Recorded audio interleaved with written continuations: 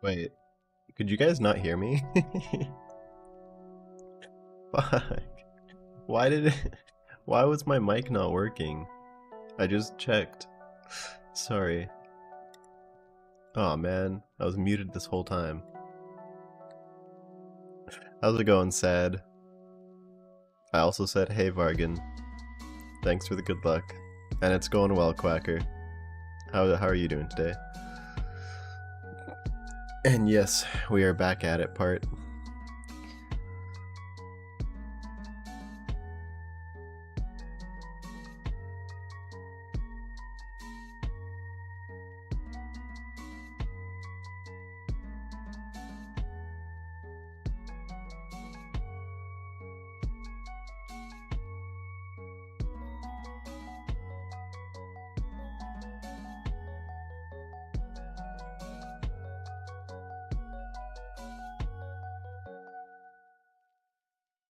Okay, I see you.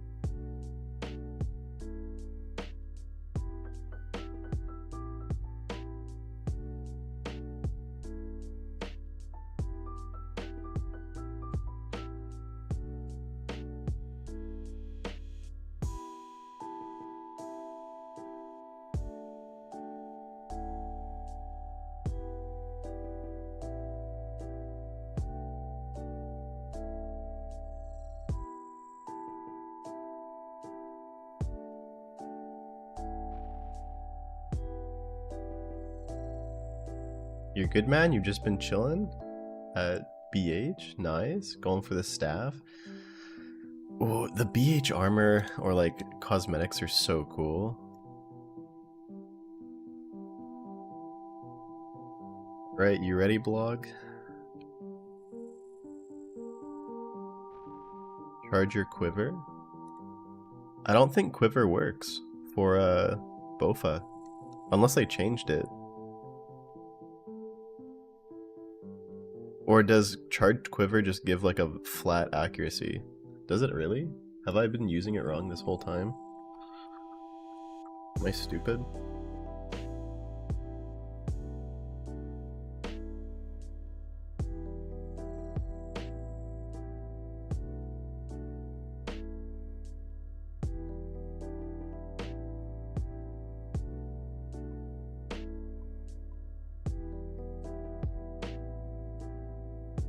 Grading.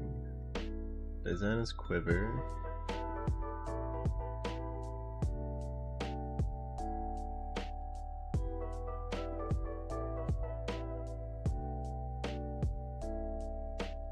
Arrows and bolts that are fired from either ammunition slot. Yeah, I don't think it works for Bofa.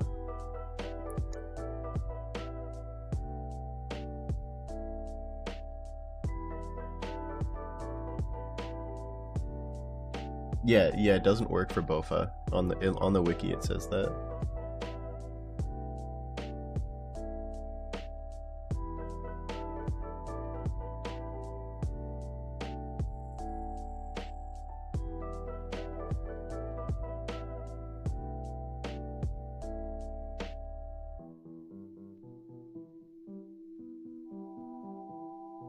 Hey zombie, how are you doing? Charged quiver, +1 range strength? Yeah, but it says that's only for arrows that are in the ammunition slot, right?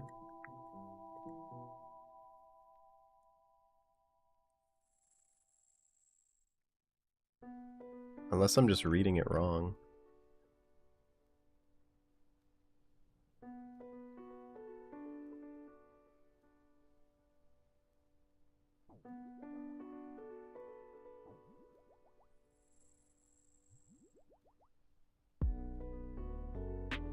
But I feel like I'm not.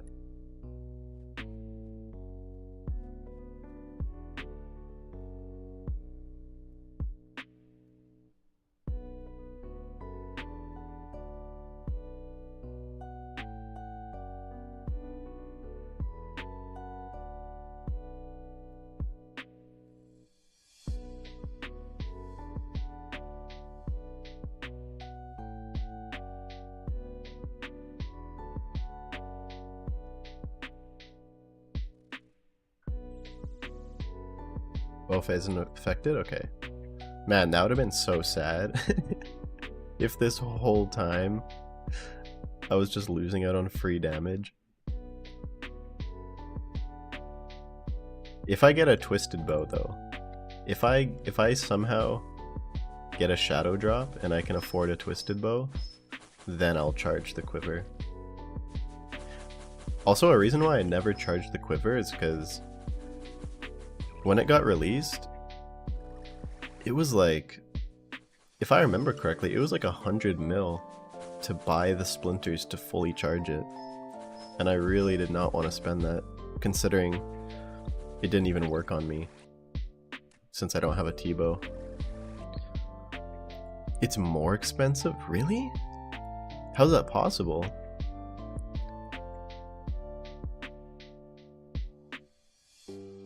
You lost a quiver in the wildy? Oh.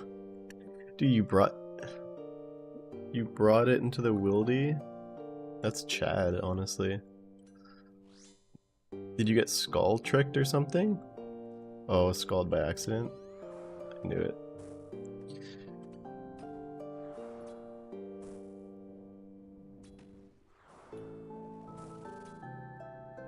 Hey Adam, how's life?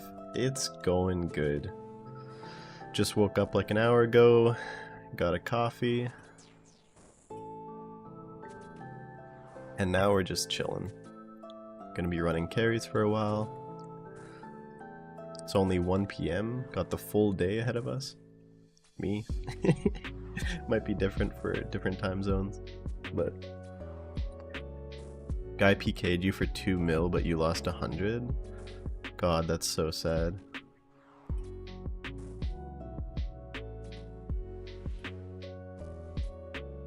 Man, that reminds me. Kind of the same thing happened to me where I was on a group Ironman, and my friend, he got 99 fire making, and on the way he got a Tomb of Fire.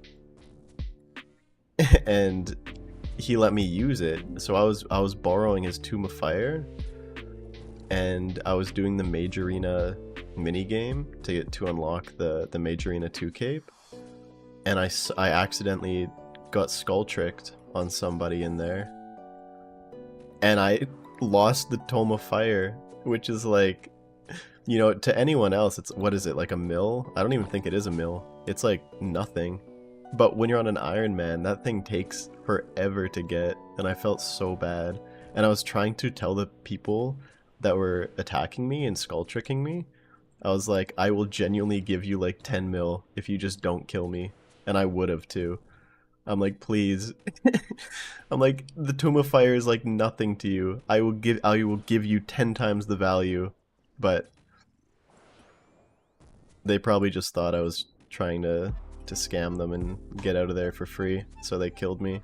And I was like, no, I genuinely would have done it. I didn't want to lose the tome. It's so much time.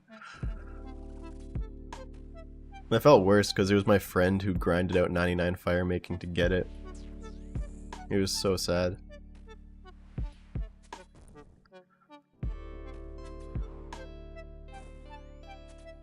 But then he had a kid and quit RuneScape, so it's not that bad.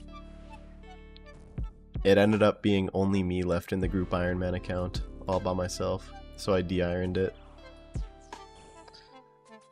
Traded all my stuff over here.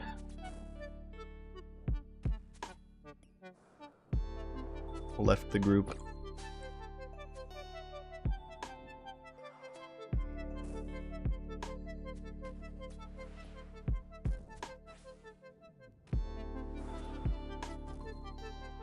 Although he still has my ranger boots.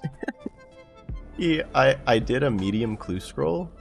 I got spooned on that account. I did like 5 medium clues and got ranger boots. And then he logged in one day to train range. And he took out the ranger boots.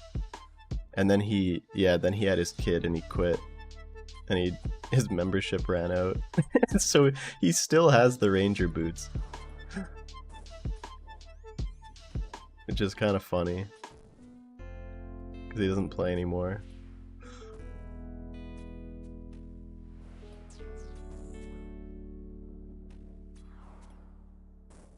Wake and bake and raid? Maybe not wake and bake. Wake and coffee and Bailey's and raid.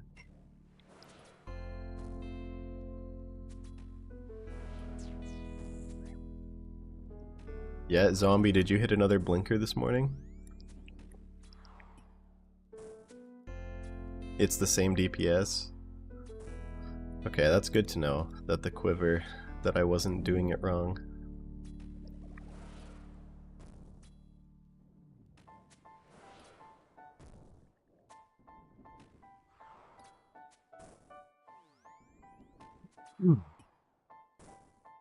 Your YouTube signed you out and you don't feel like signing back in. That's fair. I mean, I like Twitch better anyway.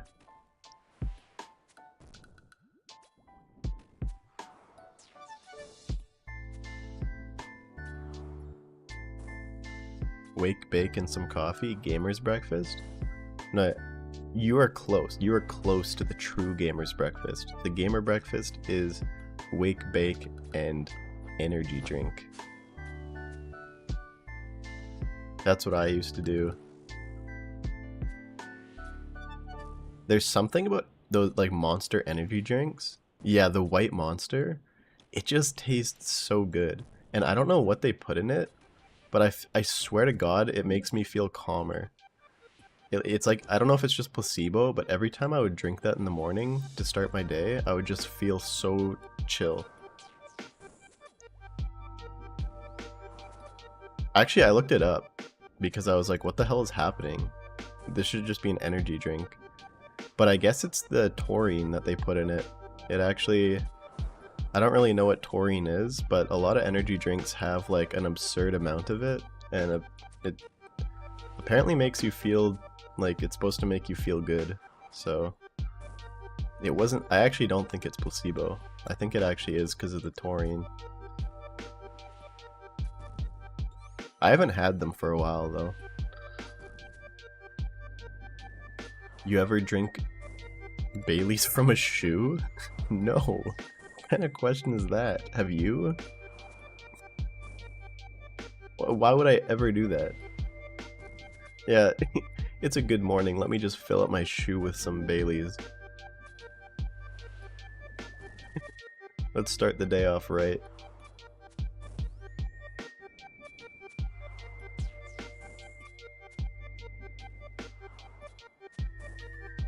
You haven't hit a blinker yet? Thinking about finishing this or packing the bong? Nice.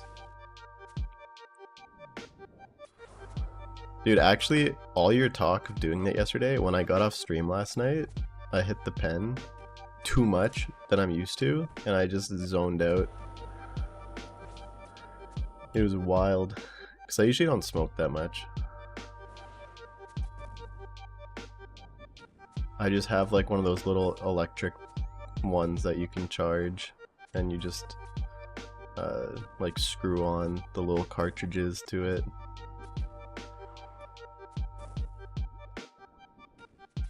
But it was funny because I bought a cartridge probably like 6 months ago,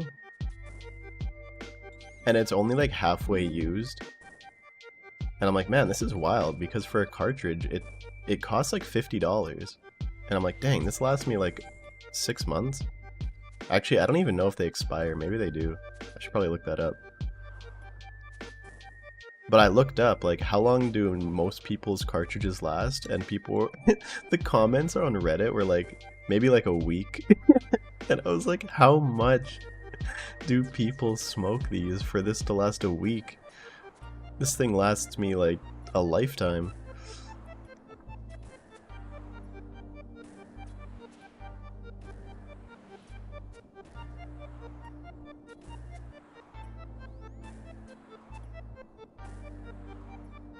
Red Bull and blinkers? You know, actually I haven't had Red Bull for a while.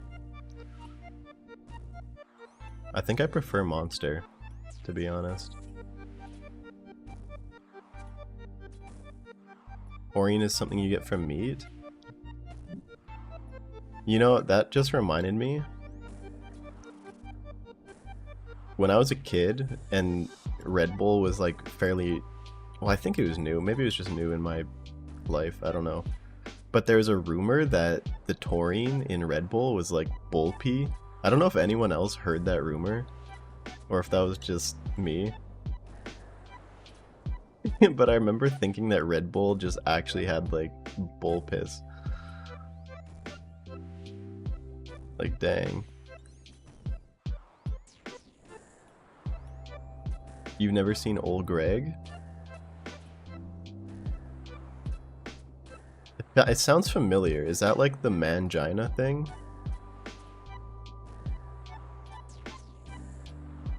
Mangina.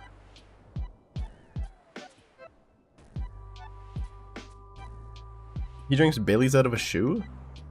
Hey Kat, how are you doing? How's your morning going? Good afternoon. Hey Juke, how are you doing today?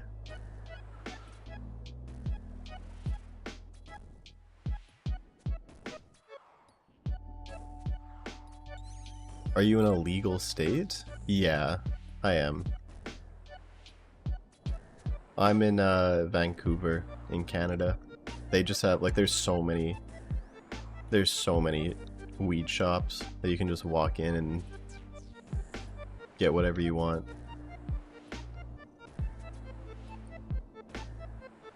You're sad you made it to Seoul again today? 98 HP? Dude, you are any of these attempts, Wheezy, you'll have it. You will have it. You are getting so close.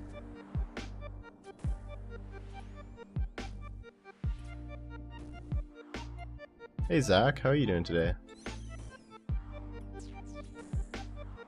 You definitely heard about the bull piss rumor? So funny. Imagine if it was actually true.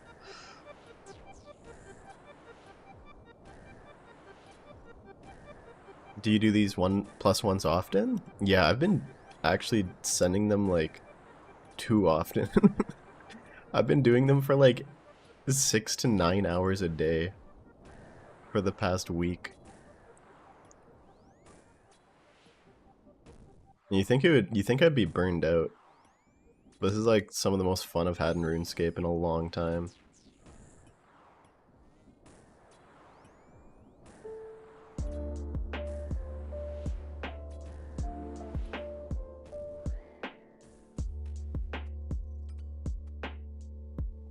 Get my super restore. Hey Bounding, how are you doing today?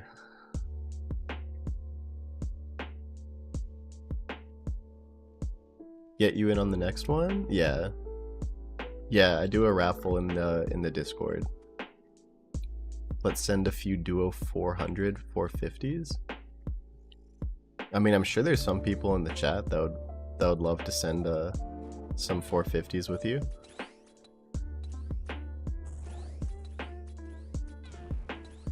Honestly, today I'll probably just keep doing 500s.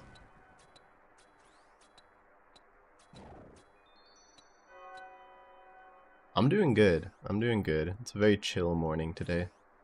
Just got up like an hour ago.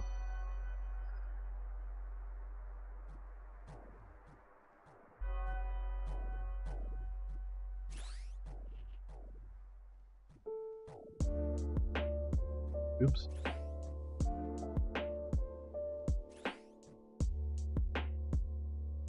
Ew.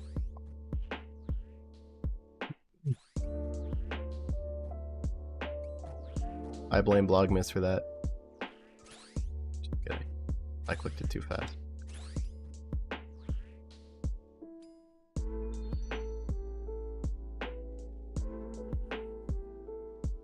Man, I already finished my coffee. Do I make another one?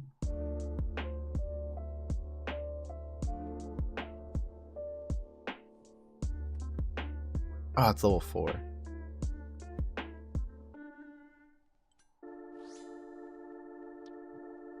Six. Wow. The bone dagger actually hit? That's impossible.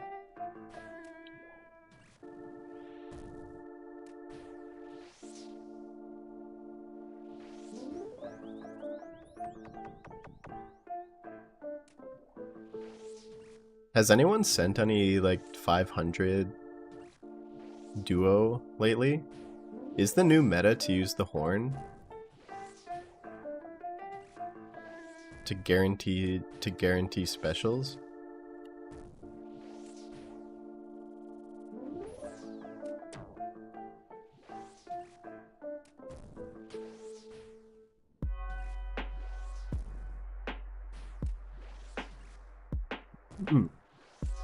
Why the bone dagger?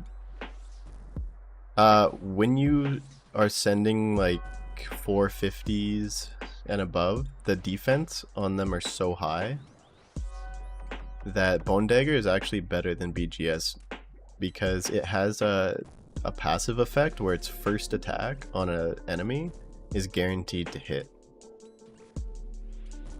And also for the reason that all ToA bosses, their max defense reduction is only 20. So you can't hit too high with the bone dagger, but the max defense is only 20 anyway. So it's just more consistent than BGS. Although it is bugged, Kefri is bugged where the guarantee hit effect doesn't work on Kefri for whatever reason. But it works on Zebak, Baba. So that's why I was wondering. I wonder if the horn would be useful if you're in a duo to horn and then spec Kefri.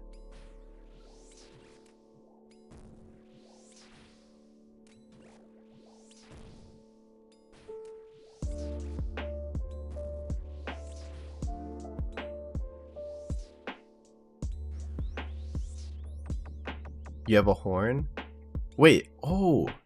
I've never thought about that. If someone being carried uses the horn, like, before we enter the room, would that work?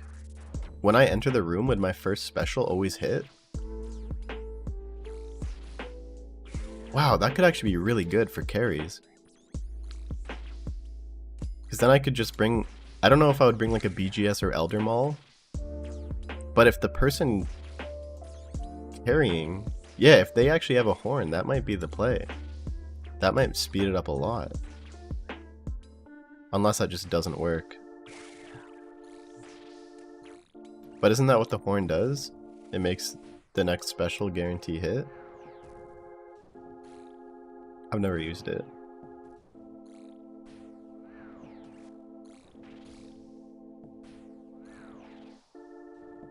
Hey Wilkins, how do you get a free run? Just in the Discord. After this run, after each run, I just pick somebody randomly. There's just like a Discord bot that you'll have to enter that I'll run. They're gonna try and fix Kefri? Yeah, that'll be so nice. I actually am looking forward to every ToA, like every change they're doing except for the purple nerf.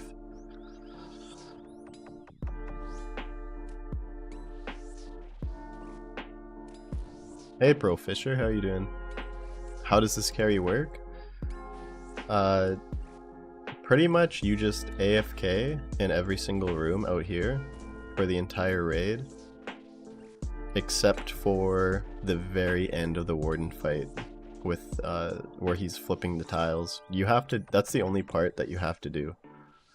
But you will have a bunch of ambrosia doses and brews to survive through it. So if you're pretty comfortable with insanity, like if you can run 300s or 350s on insanity, you can pretty much just get a Fang kit pretty easily. Since all you have to do is that part of the raid.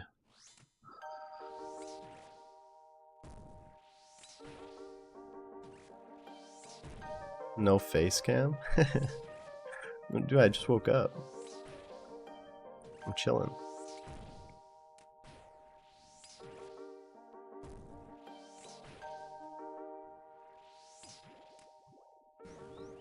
Also, I usually put the face cam on when Kirsty goes to work, because a lot of the time she's just chilling behind me, and I don't think she wants to be on stream. So, I mean, she's sleeping right now, but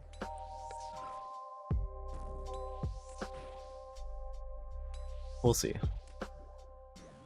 You need to be within a certain number of tiles. Attack has to be within.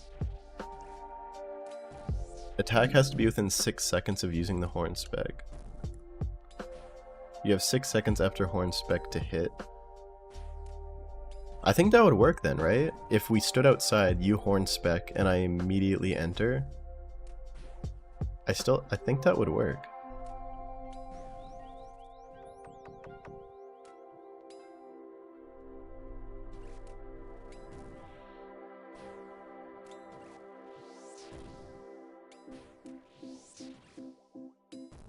Hey, sounds good, Broughton. See you in an hour.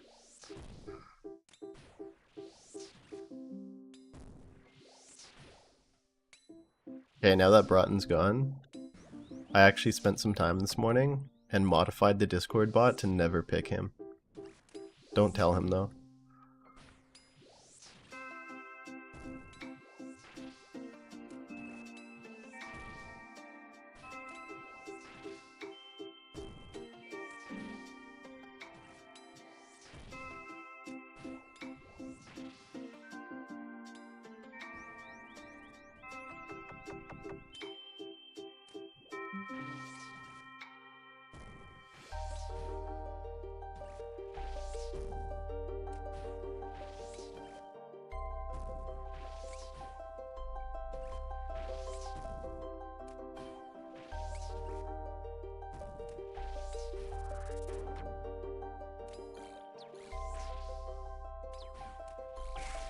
No, he definitely didn't hear it.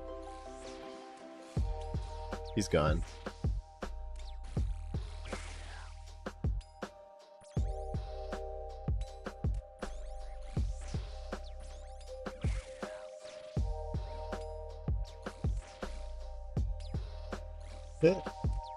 Oh my god, it's not gonna be enough. Oh, it was enough. Let's go.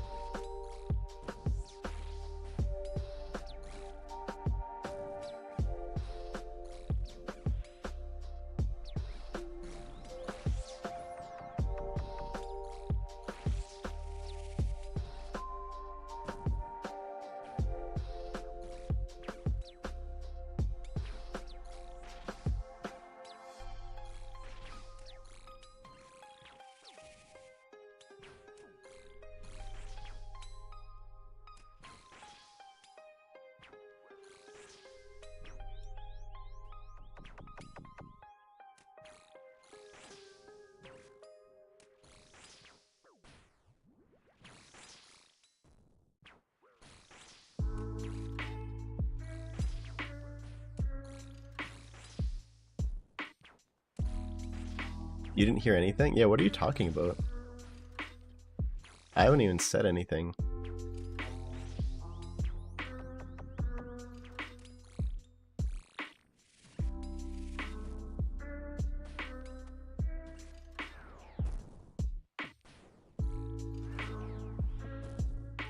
You know, actually, I was looking through the bot. I was looking through the file that stores everyone's entry chances. There's a few people that have like 4 entry chances right now. But it only shows their Discord, like, it only shows their unique ID. It doesn't actually show their Discord name, so I don't know who it is.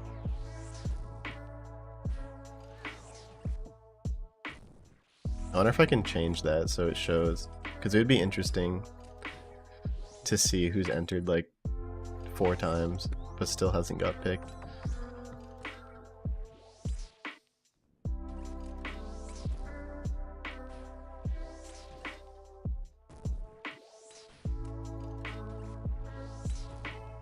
Yeah, I think after this room I'll go make another coffee.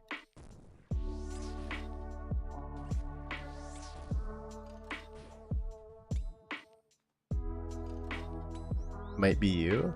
Yeah, is it?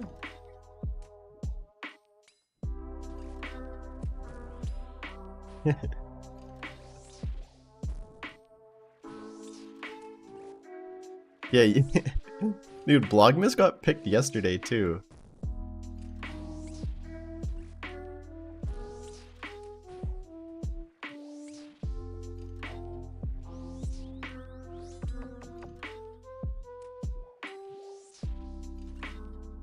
I think I should probably make like a command on Discord. I should probably make a command on Twitch and YouTube, huh? That will just like explain how everything works.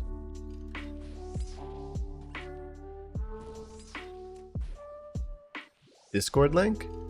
It's just in the description. There should be like a Discord button. Oh fuck, actually I don't know if I edit to change the description for this video. I forgot, I usually put the Discord link, wait. Is that, it still should be on my YouTube channel though.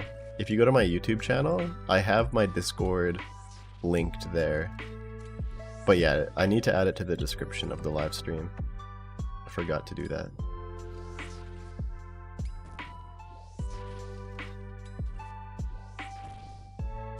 Let me do that right now, actually.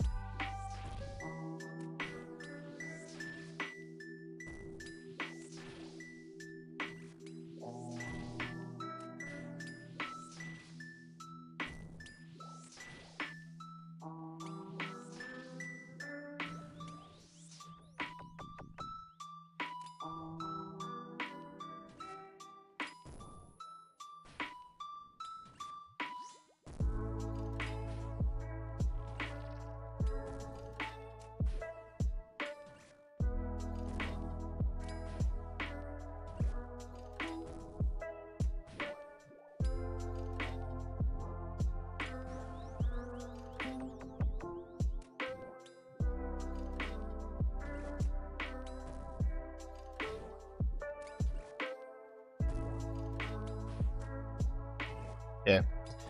If you refresh, it should be in the description now. Should be there.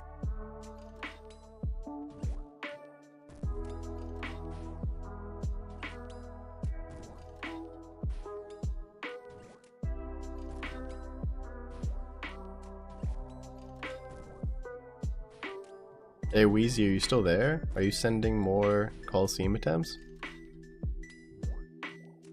Wow, this is like the most scuffed Heffrey room I've done in a while.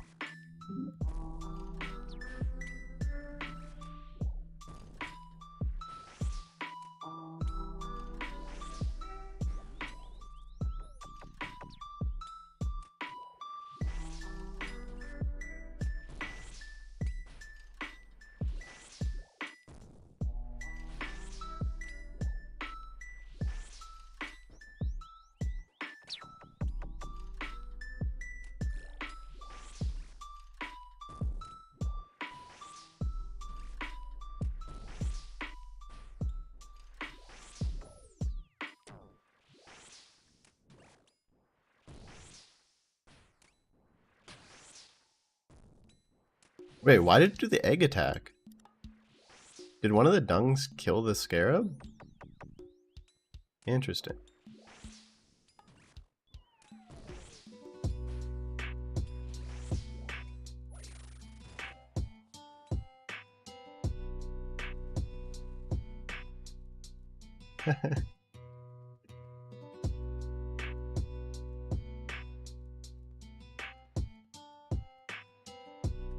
Drop that, grab that. Oh. Anyone got anything planned for today? For the Sunday? Or is everyone just chilling? You know what the best part of going outside is? Coming home.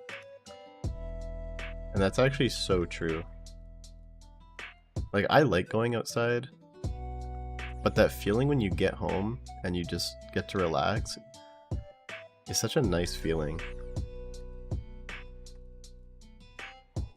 That feeling is better than going out, but you need to go out to have that feeling.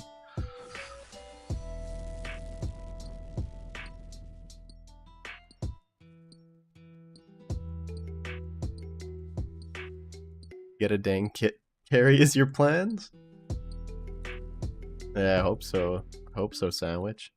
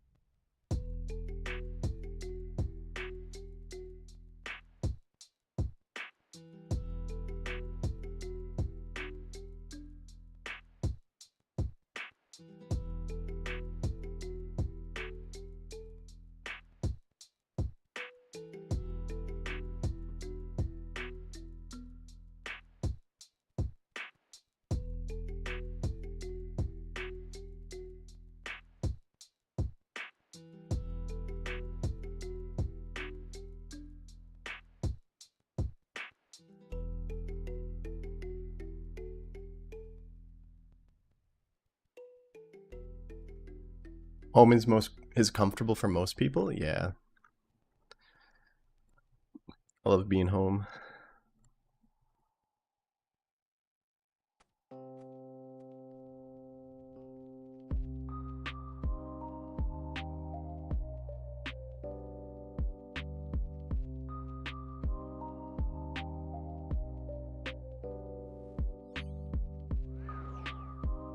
Perfection of het. I can try. I'm only playing with one hand right now, though. That sounds wrong. It's because I have my coffee cup in my other hand. Akka doesn't get me that excited.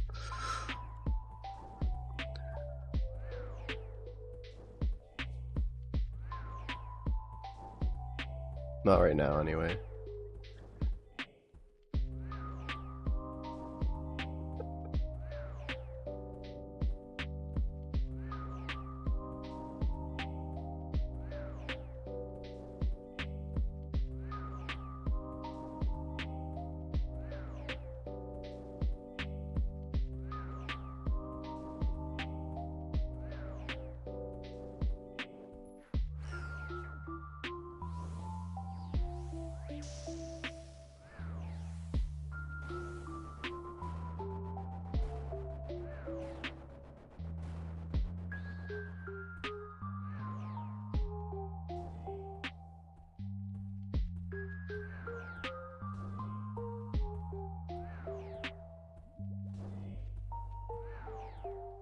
You know what they call it nowadays? Yeah.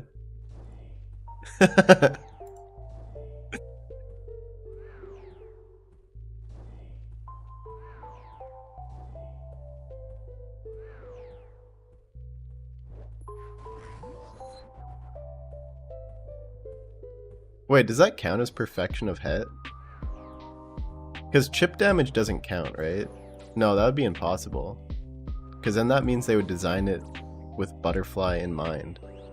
No, chip damage doesn't count. There's no way. It's still perfection.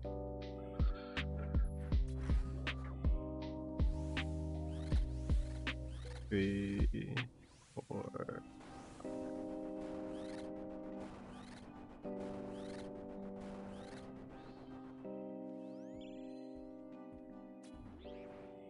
You just got insanity? Dude, hell yeah. That's huge.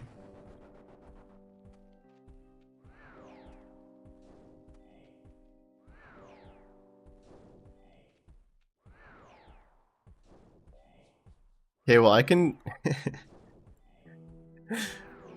Dude, I feel like every single time I do Akka, it's perfection. The only thing that I get hit by is the white orbs. Oh man. Okay, I'm gonna need to really focus then for the white orbs. A 20 mil tip?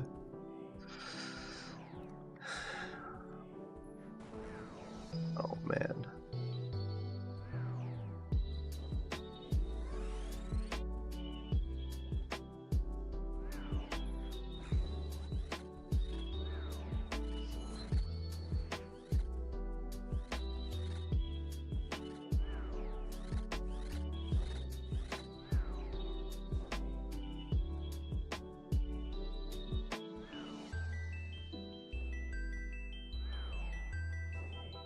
Honestly, do like a 150. Actually, no, never mind. I was gonna say do a 150 and practice for a... Oh, wait. To practice the last row of insanity. But there's actually that last row simulator that got linked in the Discord. That would... I feel like everyone who gets a carry should do that simulator, because that is the main thing that fucks up people during these Fang kit carries. I'd say most people can oh wait, I need to remember this. Okay, I feel like most people can get to the final row, but that's where like 90% of people die. is with the final row with the lightning and boulders. So definitely should practice that simulator. That got linked. I think it got linked in the Fang kick carry channel.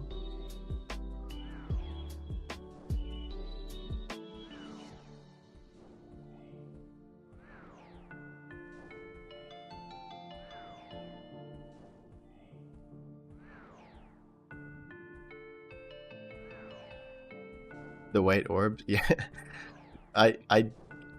I'm pretty confident I can do the perfection of het up until the white orbs, but doing the white orbs on a 1+1,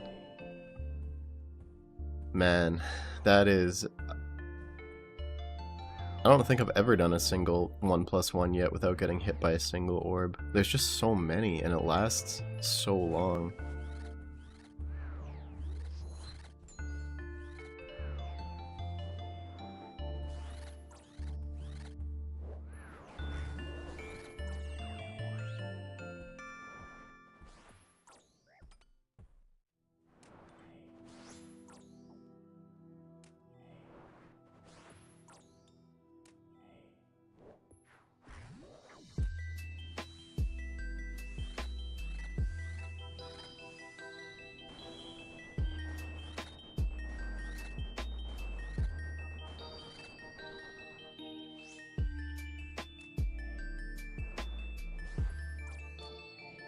The insanity difference from 350 to 500 is insane.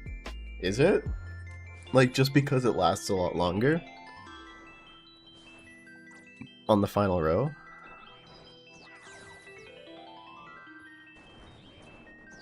Honestly, the main thing about the final row is just don't get hit by the Baba boulder.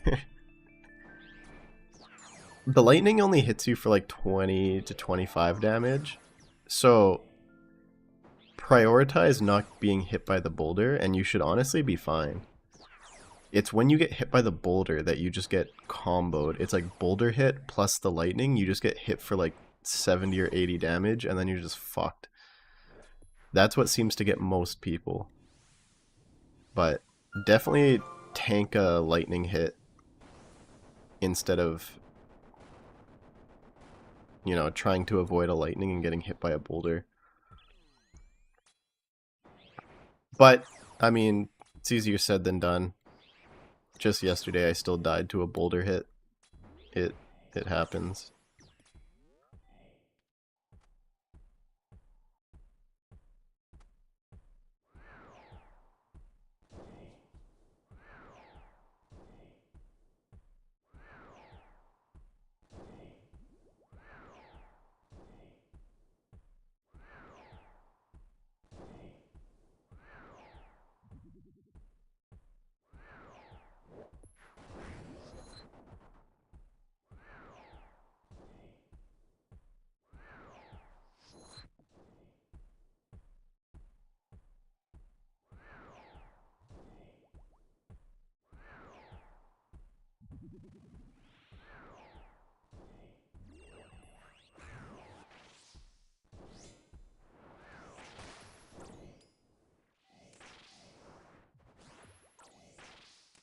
You think you can make it through without dying if you just tank the lightning?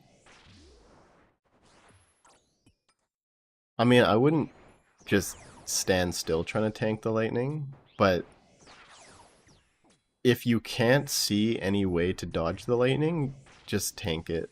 Don't risk clicking and getting hit by a boulder. If you can't see a clear way of dodging it, just accept the 20 damage and continue the fight.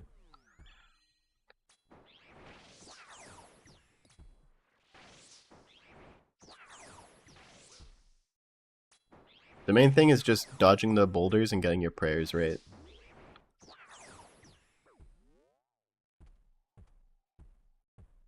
Because the lightning hits the least amount of damage out of missing your prayers and the boulders. Plus, sometimes the lightning is so annoying. Sometimes it'll just spawn like 4 lightnings in a single line right on top of you. And it's like, okay. Well, I guess I'm just taking it.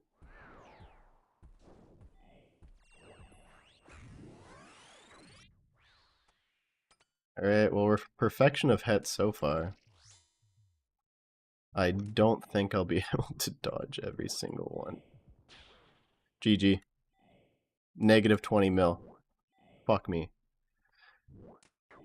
Why am I talking? I shouldn't have talked. What am I doing?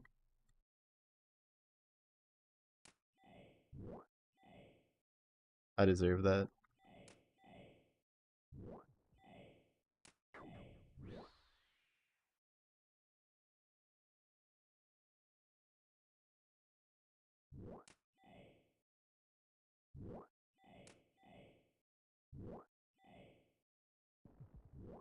Dude, if I do the rest of it without taking a hit, I'm gonna be so upset. Because that was such a dumb one to take. It was right at the start, too.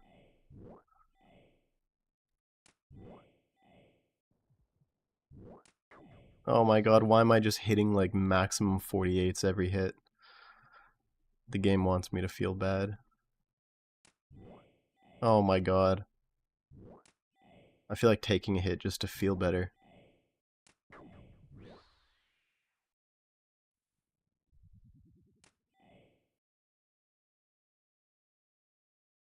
Okay. Yeah, it doesn't even matter. I would have failed it anyway. Life is good.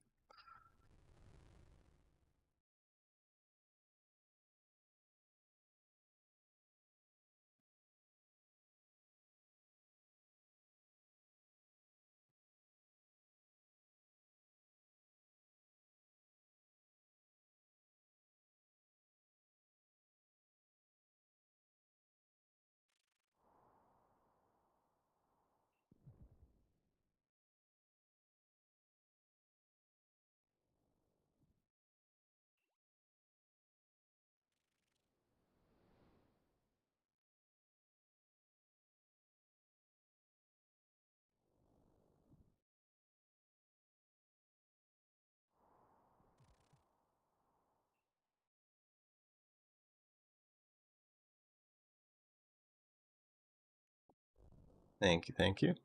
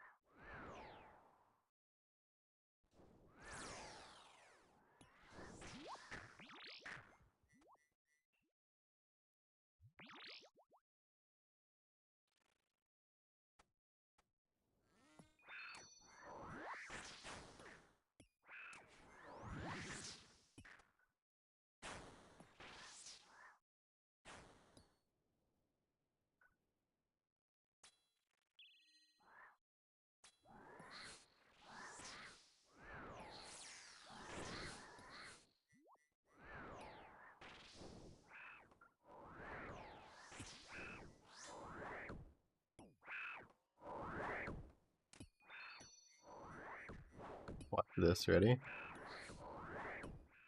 Fang. I love doing that.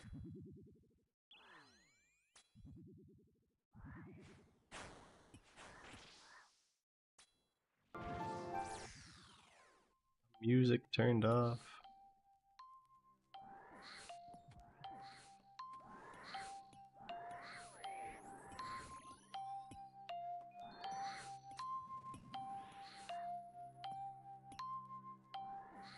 And bang.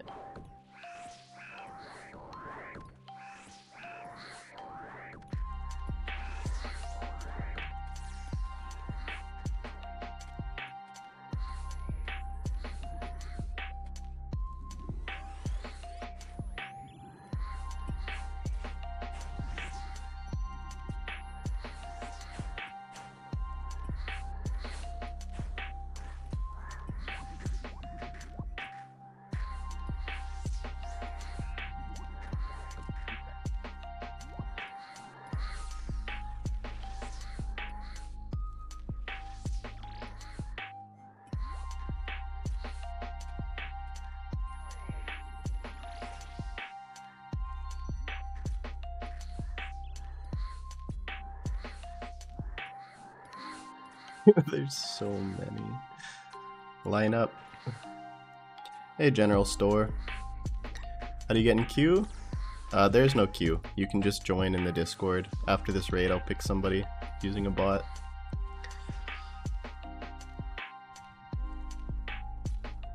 Hey, thanks for the link, Jared.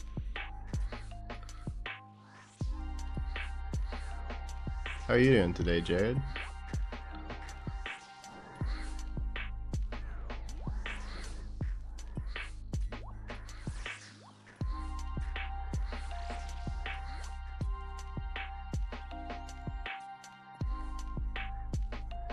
What am I doing?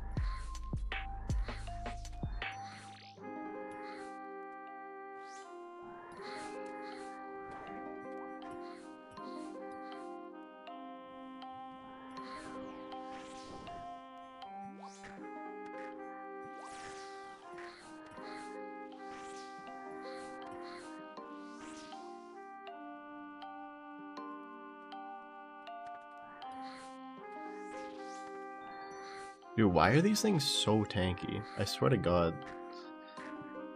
They always take like 5 hits to kill.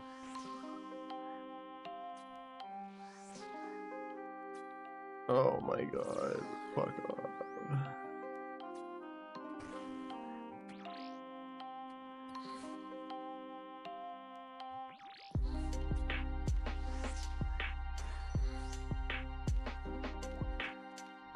You chillin'? Hell yeah. I'm doing good. I am also chilling.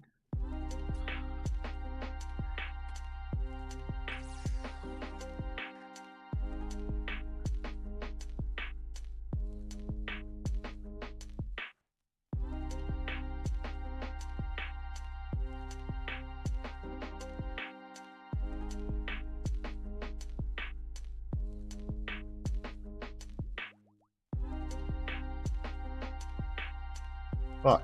How am I supposed to do this? I've been doing this whole raid with one hand, but I kind of need 2 hands for this.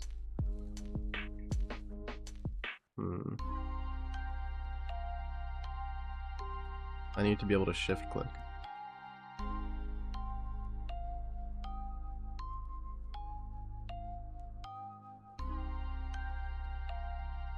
One sec, I'll be right back.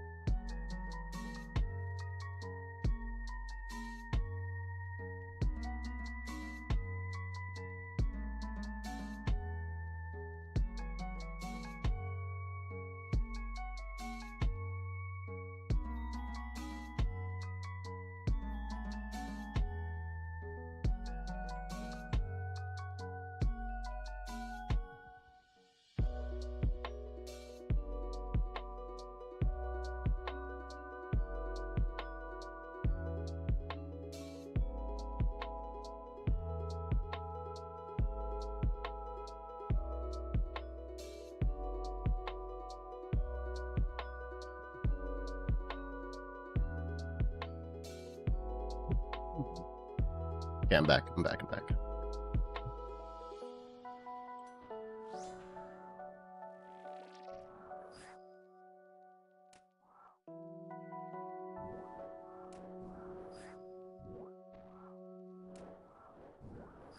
You did a lot better on the last row simulator when you were just focused on dodging.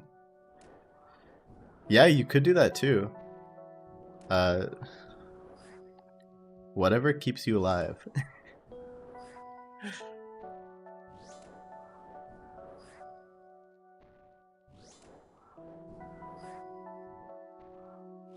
Is my game sounds off? Why don't I hear Baba?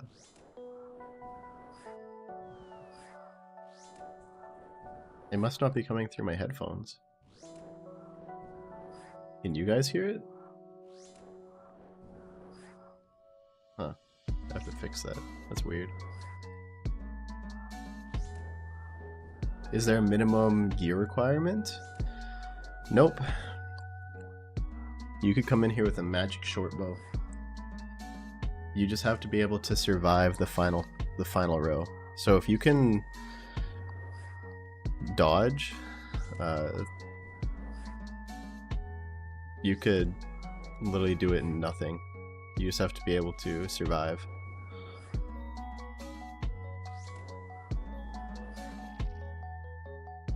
Does the Fang kit have to be a 500 invo with both players being deathless? Yes. But for a full carry, you just sit outside of the room for every single room except for the final fight. So you just have to be deathless in the very final part of the raid.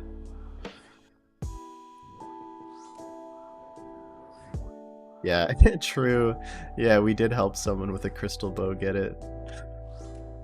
Dude, it wasn't just a crystal bow. He was like, his combat level was 77 or something. And he was an Iron Man pure, 77 combat. He was in with like monk robes and a crystal bow. And he got it because he was able to stay alive.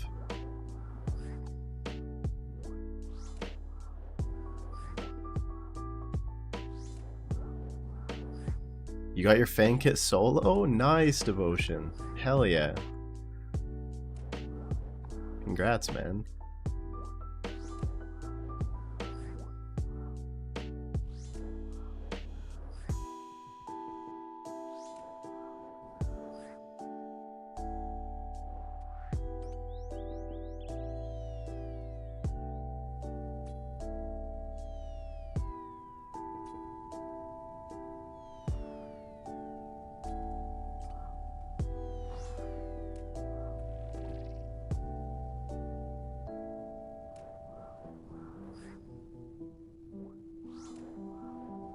Isn't it a lot less work to do the potion drop red X? A lot less work? I don't think so.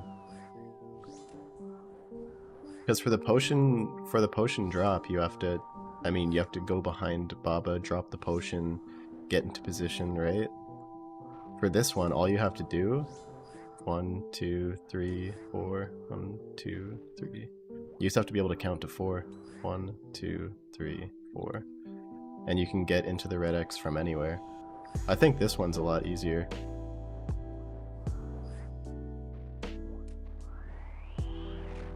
You just let her attack you and then count to 4. And if it does the slow shadow, you count to 5. 1, 2, 3, 4, 5. And then you just step onto her. So I think this one's a lot easier. Because you can do it from anywhere in the map without having any setup.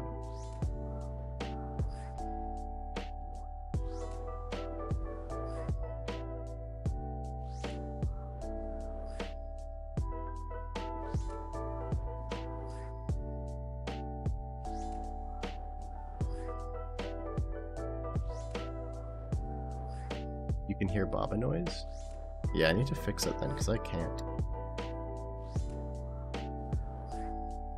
Hey Slim, how are you doing today?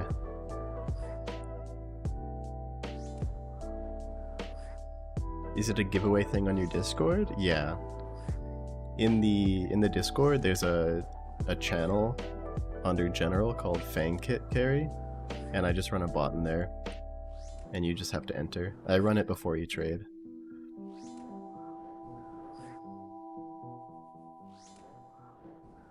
You think your shadow carried it, but you're hitting?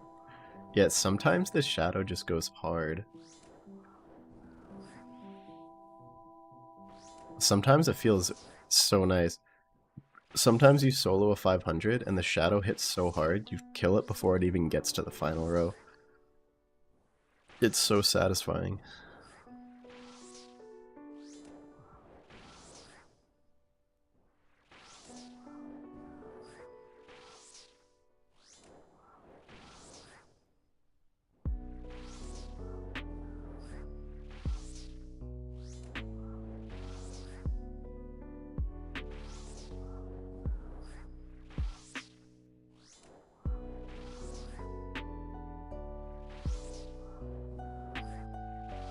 Do you get a salt dose? No. If I knew how to do medic more consistently than I could.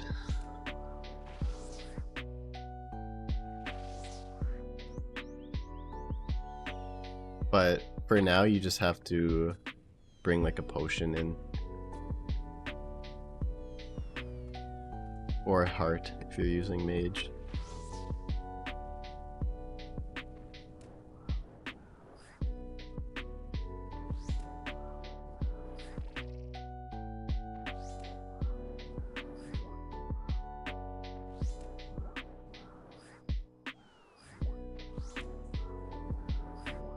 P1 you got charged 3 times but went in with 8 to 12 restores. Yeah, 8 to 12 restores, you're set. Yeah, sounds good, Magnum. Yeah, actually the horn could go good. I'm gonna ask. If anyone that gets picked has a horn, it'd be amazing.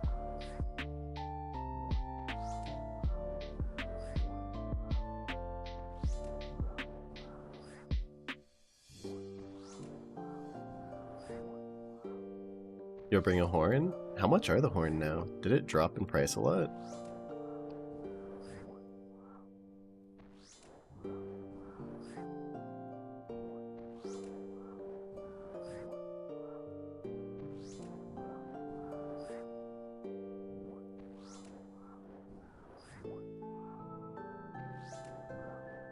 They're only 15 mil? Wow. Probably go kill these.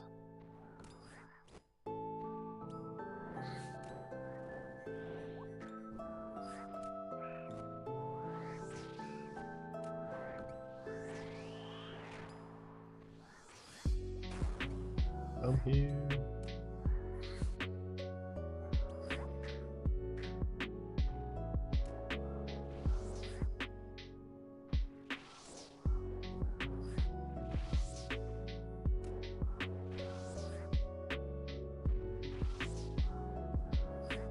Less than 10 mil? That's insane. Hey Sigma Zone, how you doing? How do you apply for the Fang kit? Just in the Discord. I run a bot. I'll run a bot that you can enter before you trade.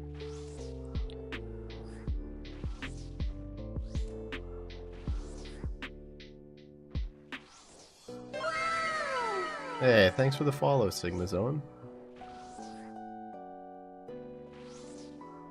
Also, thanks for the subs on YouTube. Hayne, Jordan, and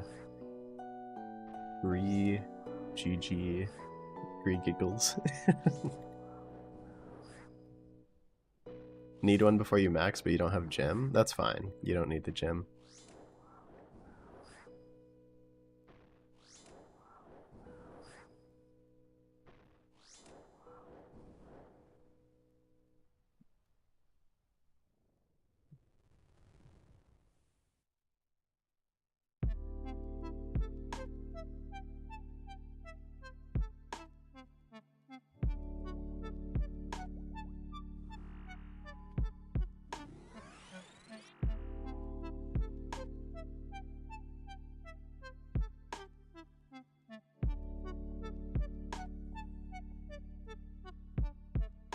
Thank you.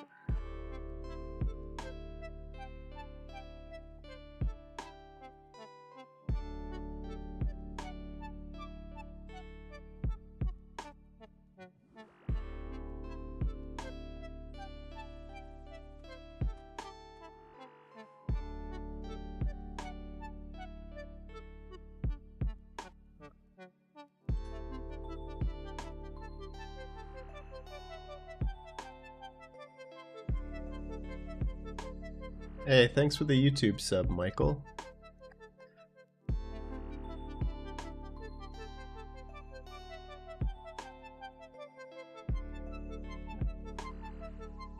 We are good.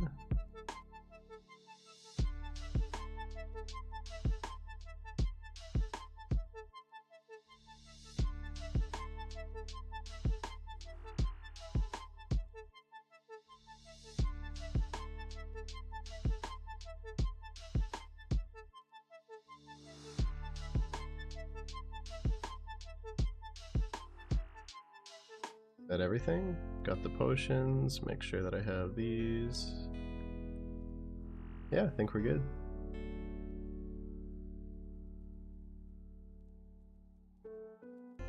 Hey SB, is this something you plan on offering in the future? Yeah, I plan on doing this for a while. It's been a lot of fun.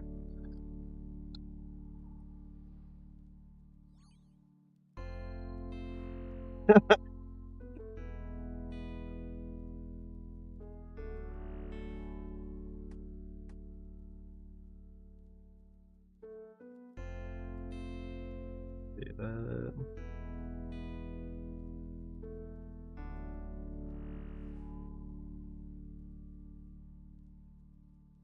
Can you carry me? Yeah, definitely, Michael. If you win the draw. Everyone is welcome. What do you have to do, Dan? You just have to enter the Discord, and then I have a bot that'll run before each raid, and you can enter the draw. And then every time you don't get selected, your chances go up for next time, to make it more fair. After this raid, I think I might make a YouTube and Discord command that says all that stuff. How? There's a Discord link in the description, and then there's in the Discord there's the Fang Kit Carry channel, and I'll just post the bot in there and you'll be able to enter.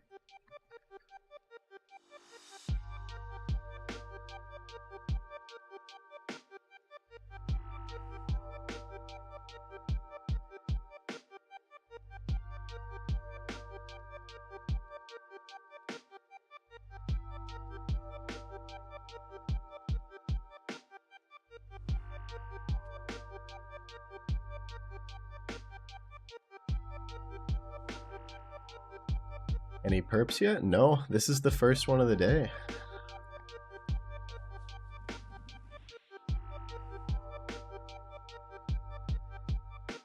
So we'll see if we can get a purple. First raid of the day.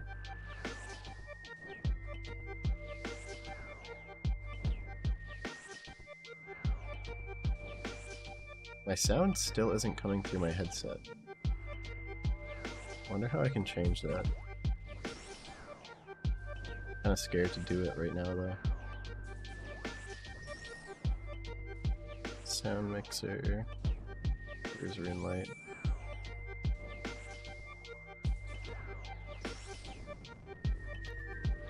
There we go, I fixed it.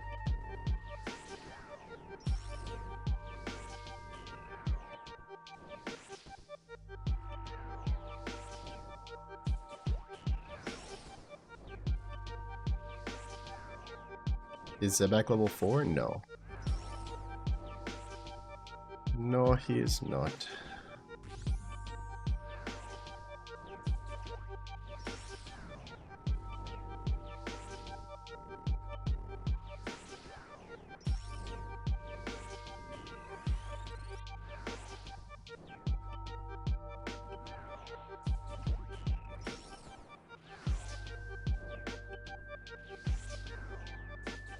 I think Zebak is level 3.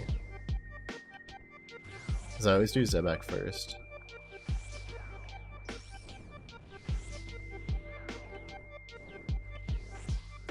Wow, the shadow is going hard right now.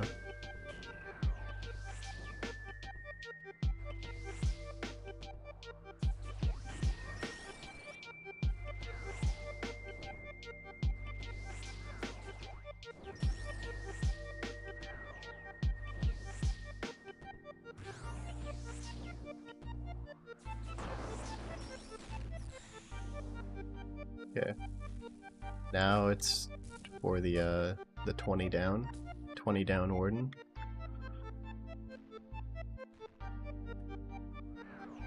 Everyone's favorite.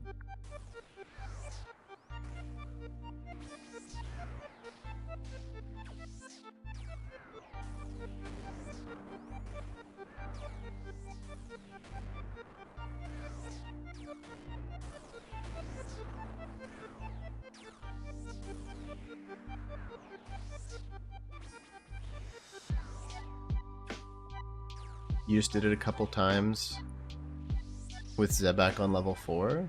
Zebak isn't level 4. Oh, I know what you mean. Like you're able to complete it even on level 4. It probably is just the nerves then, yeah.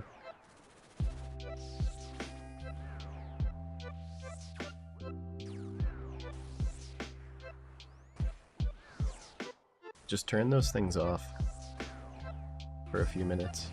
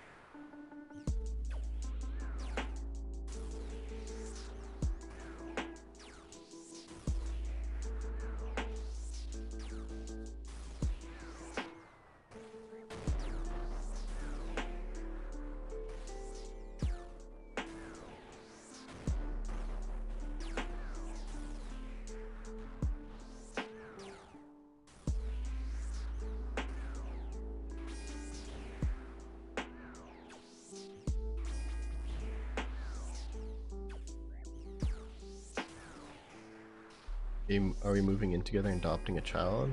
Fuck no. I'm never having a child.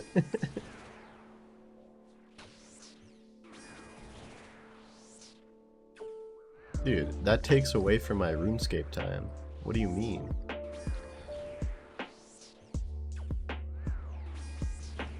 Priorities.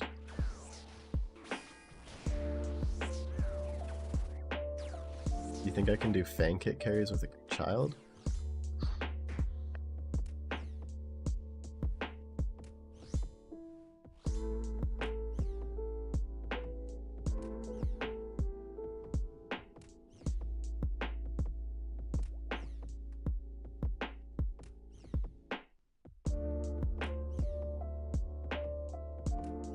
That is true.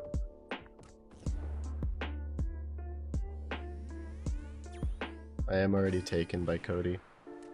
Oh.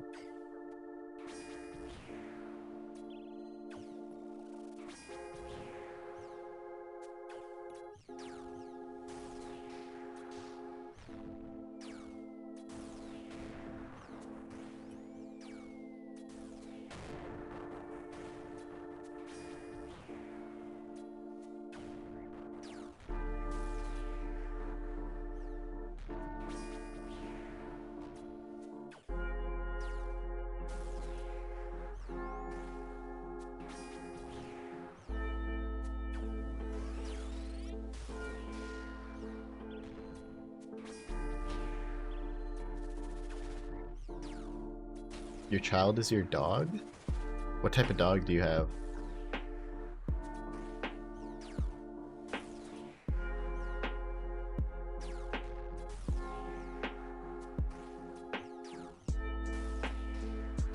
That emote is so funny.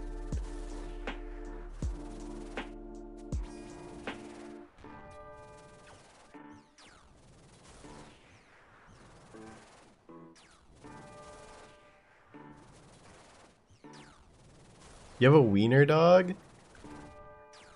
Dude, wiener dogs are awesome.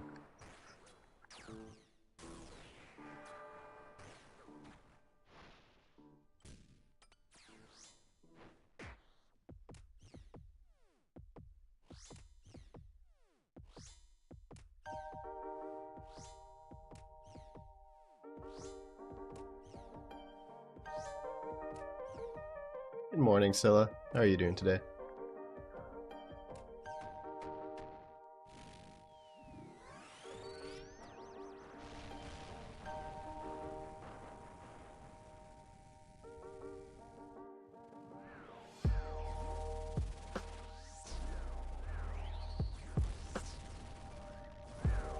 Yeah, Cody's right.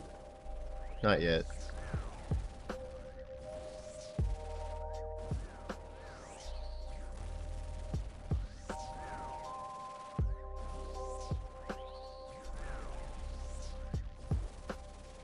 What's your wiener dog's name?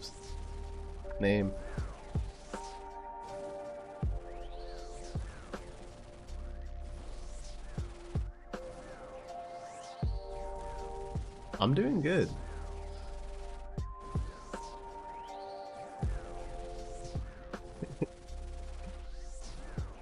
It's true, Cody. Wouldn't have it any other way.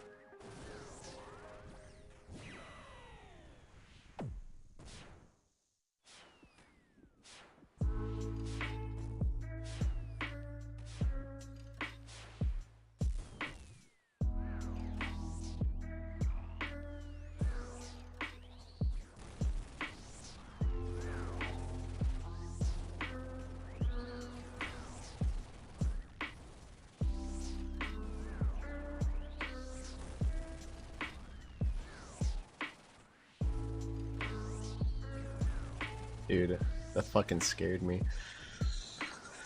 Well, we're all good. He's back to full.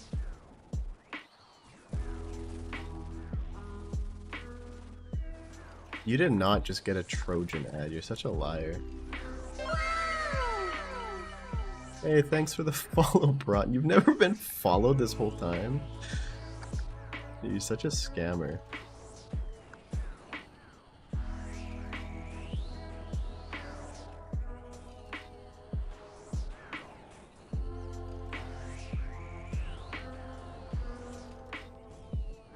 That's insane.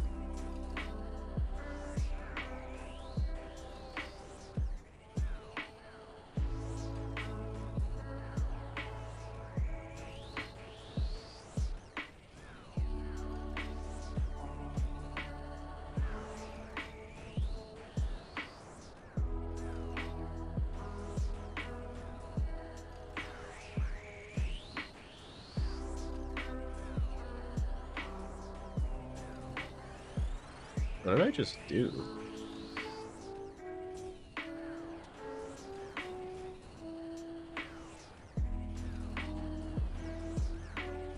Oh. Let's go! Fuck yeah, blog! There we go! Congrats, man! Do we get a purple with it too?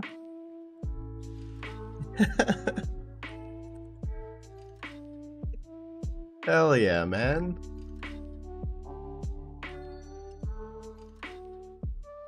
The practice paid off.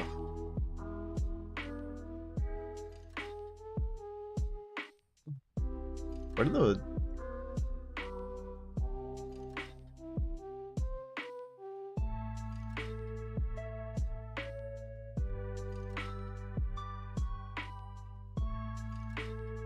Wait, I got the leech? What? Huh? How did I get the leech? Oh, and he gets the one for using the least amount of food? That's insane. I got the leech. This title is fucked. That's insane. How did I have the lowest contribution? How are they? I'm so confused. In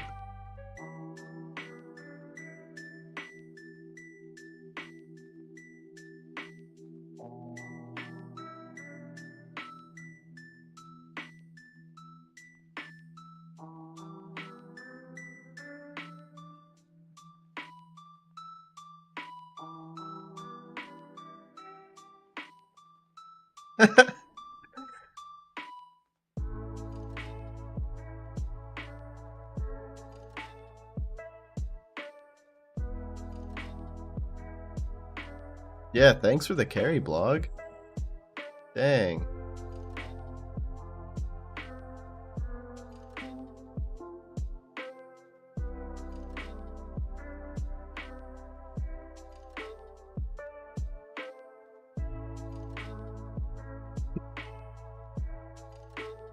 Change title of stream. Yeah, to me being carried.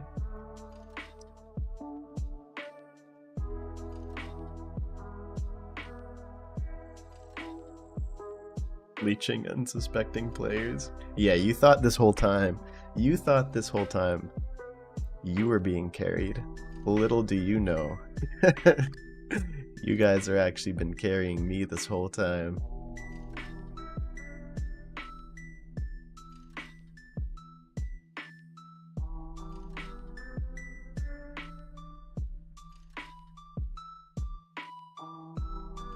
Is that the expert hilt?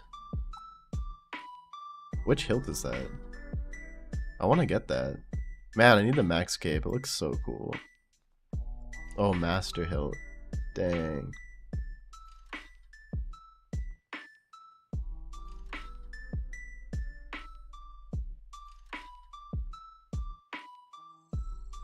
You need soul runes?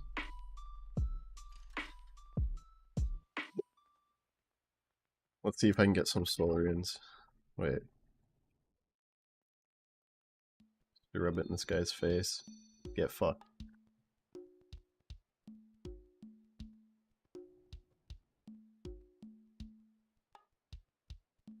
I'll let him know.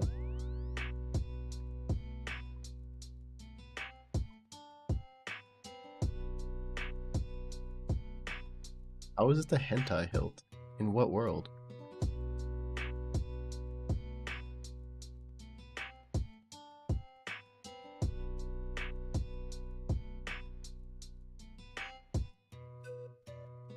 You got hella chance? Yeah, your health dropped to like 5 health. You scared me. Because you only had like 50 health left. And then I saw you got comboed hard. Oh man.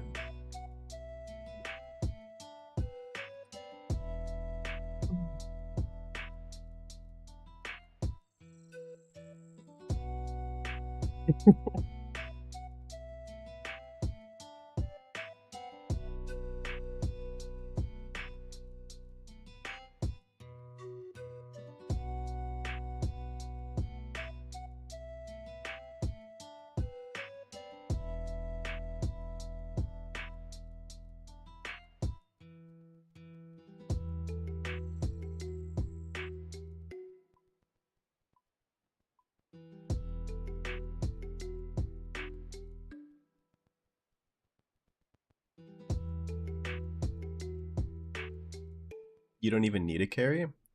I thought you wanted.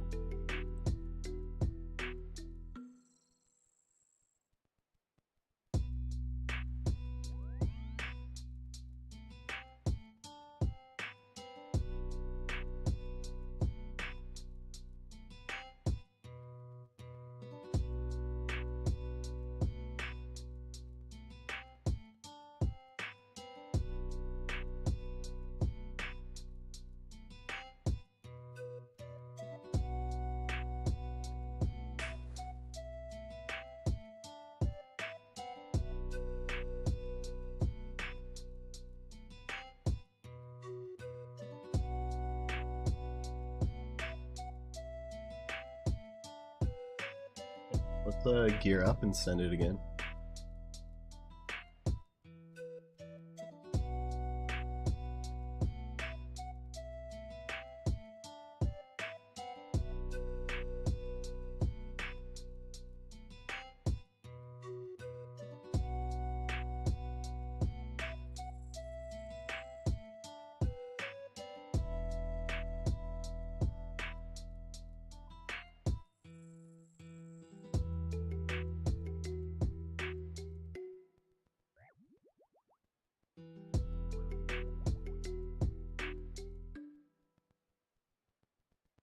Ooh, Monty got a new personal best.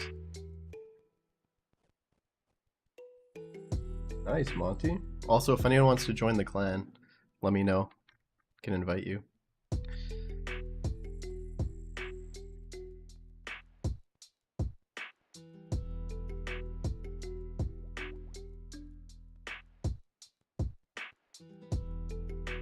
It is the best clan.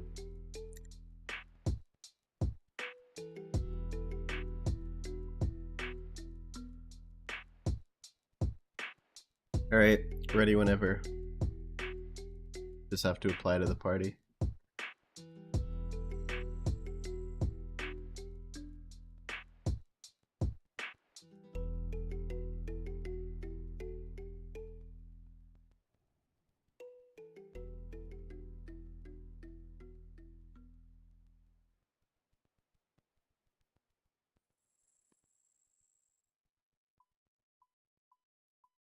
I would join, but then I'd just make you all feel inferior.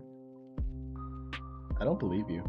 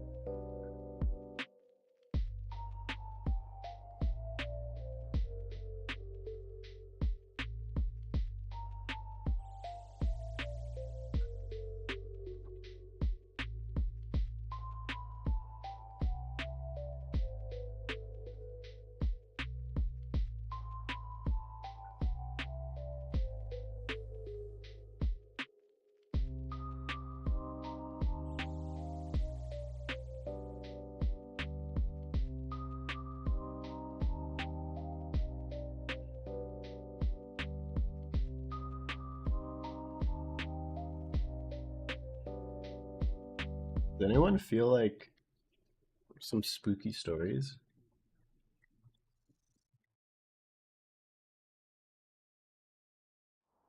Not doing carries? Oh, I'm doing carries. I'm carrying crazy Arya right now. I mean, not really a carry, because kind of. It's like a half carry. Because they're running through some of the rooms with me. They're running through Zebak and Kefri. Yeah, Zebak and Kefri.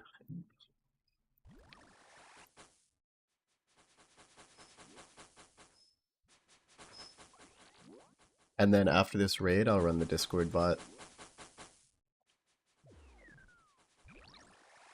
Because Arya won last night before I went to bed, but it was like 4 a.m. and I died to Akka. So I'm redoing his attempt because I'm the one who died yesterday.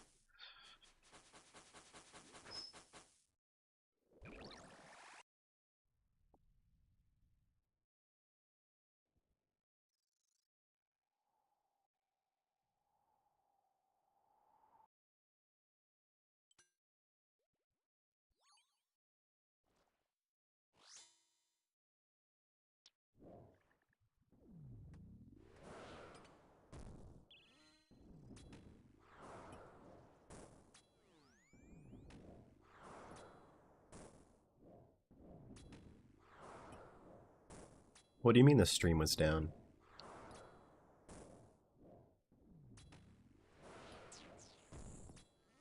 Okay, let's put on this. Oops.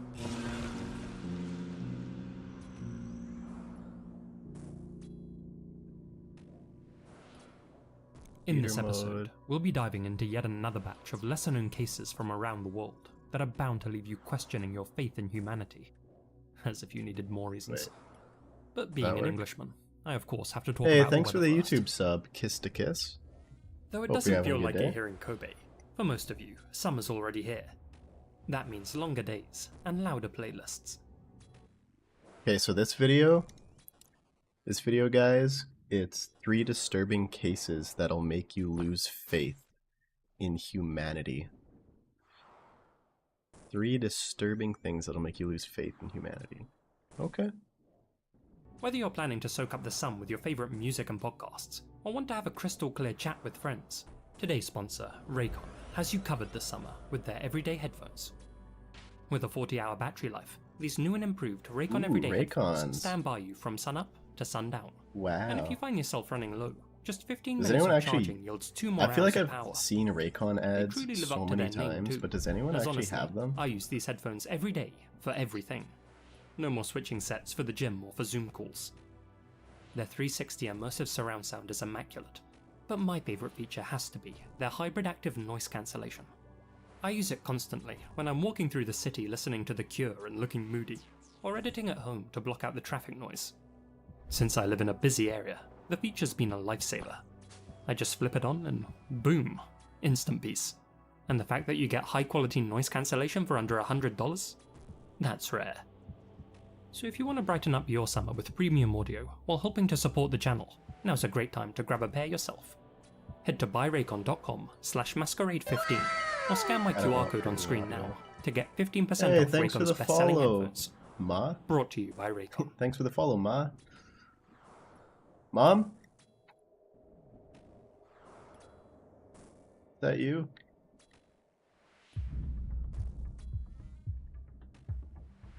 In the 80s and early 90s, New York City's nightlife scene pulsed with neon, glitter, and rebellious energy. You had Raycons? At the center of it all were the Club Kids, a group of flamboyant partygoers who blurred the line between performance art and public spectacle.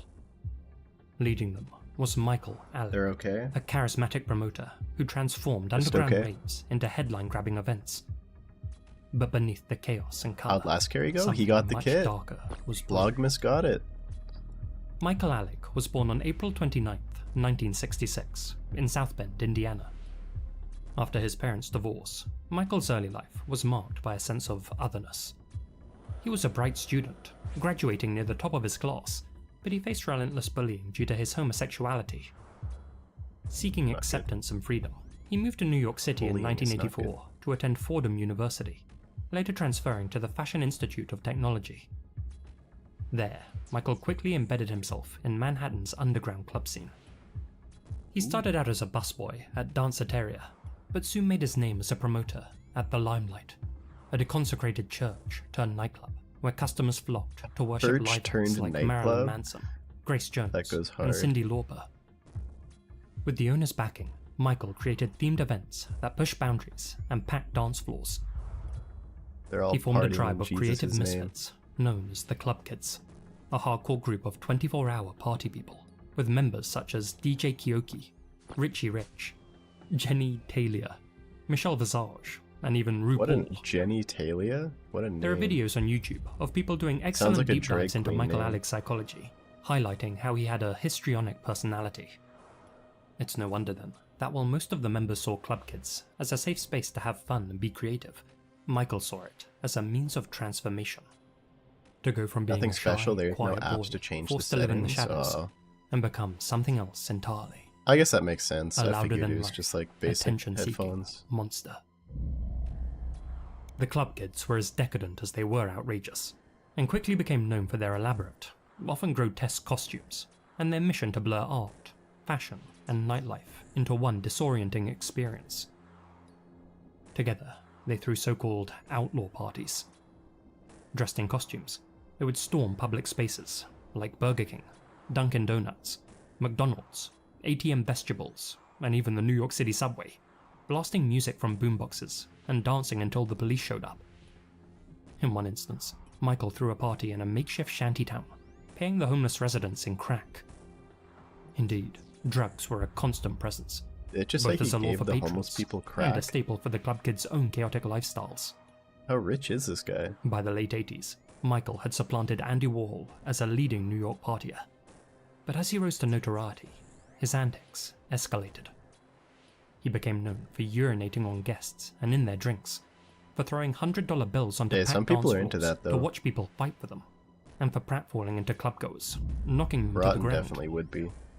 Being a fan of horror movies, he and his cohort also hosted a blood feast themed event and decorated the Limelight with fake severed limbs.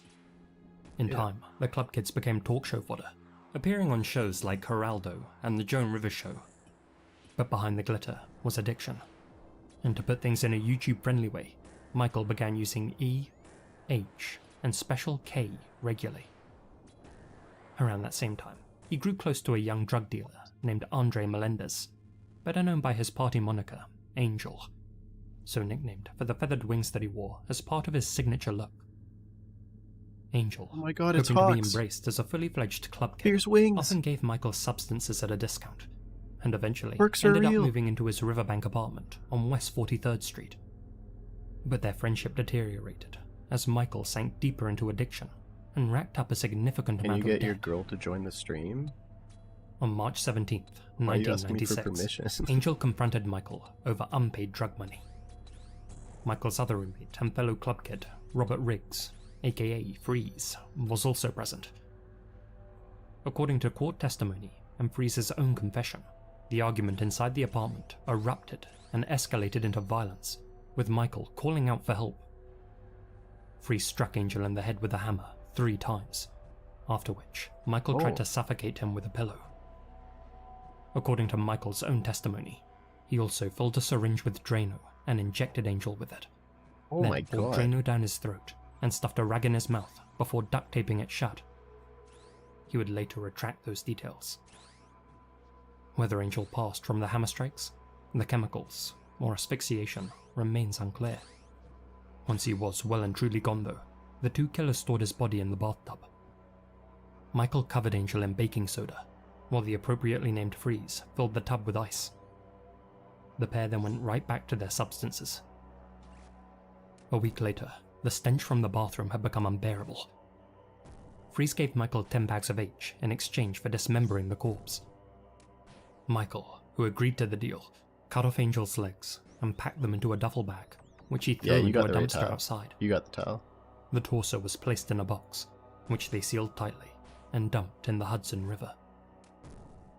In the weeks that followed, Michael continued partying and began confessing to people that he had killed Angel, going so far as to scrawl the word guilty on his forehead, and accidentally making slip-ups during press interviews. He was one of those copycats that we killed him.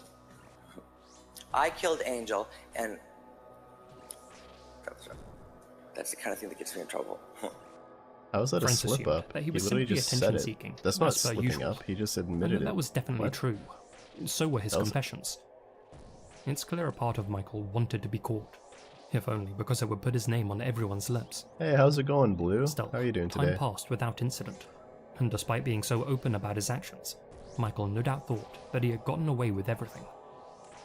That is, until a group of children found a box washed up on Staten Island. They opened it, and were greeted by the sight of a legless torso.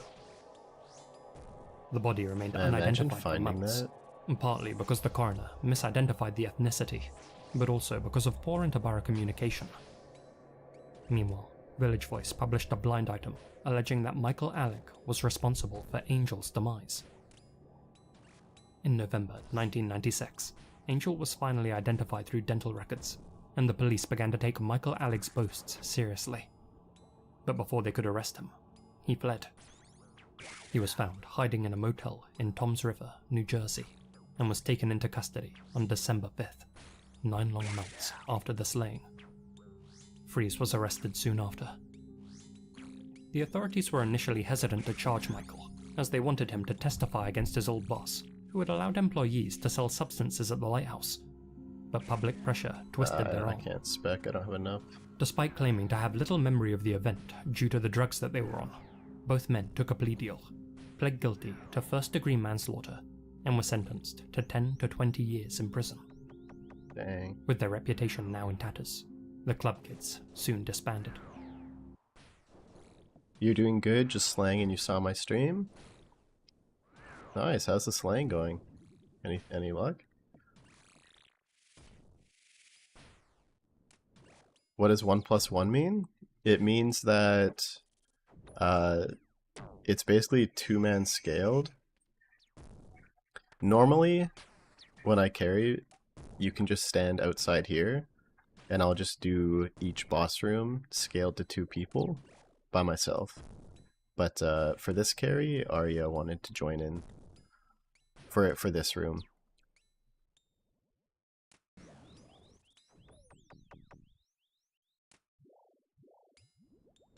Hey Charles, how are you doing today? Killing Gargs for money? You get any Zenites? Oh wait, gargoyles. For some reason I thought you meant demonic gorillas. How much are granite malls now?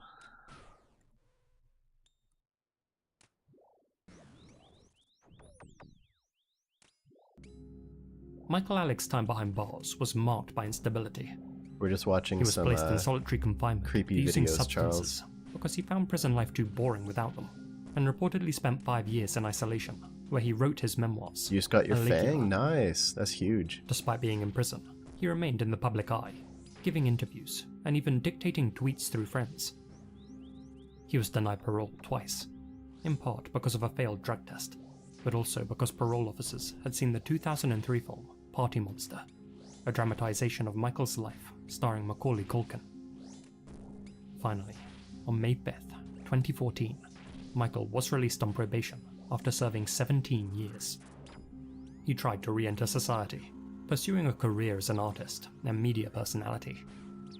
He exhibited paintings and even released a song. Yet his return to public life was controversial to say the least. Critics questioned whether he truly felt remorse or whether he was simply capitalizing on his notoriety. Those question marks only multiplied when he'd say things like this during interviews. What a nice place to dump a disposable body. Oh, a great spot. We should come back every year. We should throw another body. We should throw a body over here. Though he'd later brush this off as a dark joke, if you ask me, it's clear Michael hadn't used those years in solitary to reflect on his actions, and chose to use Angel's demise as a way to increase his own profile. Got a 2-hour drive to your apartment? If he couldn't have fame, So you're gonna watch the stream on your car screen? Hell yeah, that sounds cool. On Christmas Eve, 2020, Michael Alec fatally overdosed in his Manhattan apartment at the age of 54. His passing marked the end of a tumultuous life that had both captivated and horrified New York. Michael's story isn't just a tale of excess or tabloid-ready scandal. He was a man who mistook notoriety for significance, one who left behind a legacy that remains as controversial as it is cautionary. While Michael's actions were unforgivable, his life serves as a stark reminder of the consequences of unchecked indulgence and the human capacity for not only reinvention, but also Hey, thanks for the YouTube sub, David. I appreciate that. You're getting closer to 900. That's insane. How do you get the carry? Just after this, after each raid, Blue? There's no getting I run a bot in the Discord. Anyone who betrays the gang will be executed. You just have to enter through that. I'll sleep with my chest exposed. When I run it. If you want to leave, stab me in the heart. If you can't do that, I'll hunt you to the edge of hell. Such were the words of Kim Gi-hwan as he addressed the 6 men sat in the seedy poker den with him. This band of desperados hadn't just met to play cards, but to start a class revolution, to stamp out societal rot, to form the Chijongpa, a cult-like group of cannibal revolutionaries for whom eat the rich wasn't a slogan, but a very literal order. And a smorgasbord I guess so. Lives were on the menu. But to begin, like if you mean I carry Fang kits, then yes.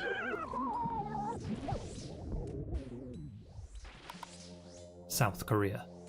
Today, an economic and cultural powerhouse. But that hasn't always been the case. In the 1950s and 60s, it ranked among the poorest. Has anyone seen this YouTube channel? Or enjoys like true crime stuff like this? His name is Lazy Masquerade. But he lives in Japan, so he covers like... He covers a lot of like Japanese cases that a lot of other channels don't cover. So it's pretty interesting. Countries on Earth. The Korean War had left the peninsula shattered. Cities Nothing is free? No, this is free, Ming. I don't charge anything. Like, even if you get a purple, you can keep it. I don't care. Like, a few days ago, I carried someone, he got the kit, and then he also got the purple too, and he got a Fang. Wow, we both got hit by that. What's happening? That was insane. If I died there, blame Ming. Just kidding. Leveled, families displaced, and an economy on life support. Foreign aid kept the nation afloat, while political chaos and military regimes gripped the government. There were no exports to speak of, little in the way of industry, and hunger was widespread. But then came the 1970s, and things began to shift, quickly. Under a state-led economic model, the government poured resources into infrastructure, heavy industry, and education. Steel, shipbuilding, and electronics became national obsessions. By the 80s, the once rundown nation was filled with neon-lit cities, sprawling highways, and booming factories, all of which were on full display at the 1988 Seoul Olympics. It was then that South Korea became a symbol of speed and success. The middle class was expanding. People were getting rich, fast. But the rural working class? Many were left in the dust. Among them was Kim Gi-hwan, a bright student from a poor family in Pulgab.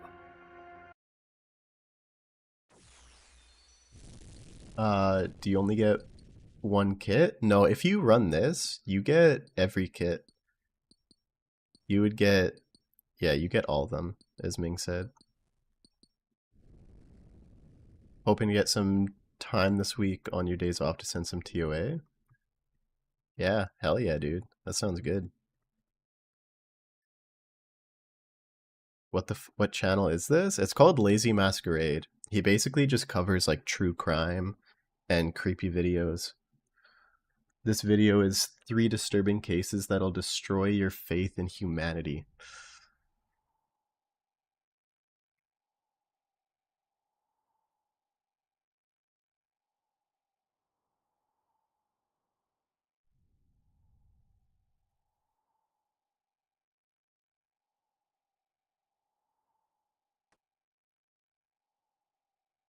Quite an uplifting video.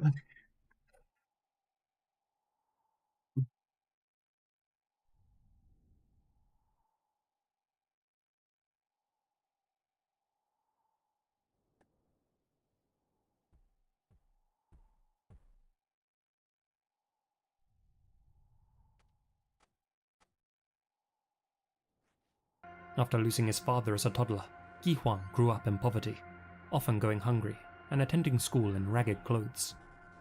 Still, he excelled academically and showed potential in both writing and sports.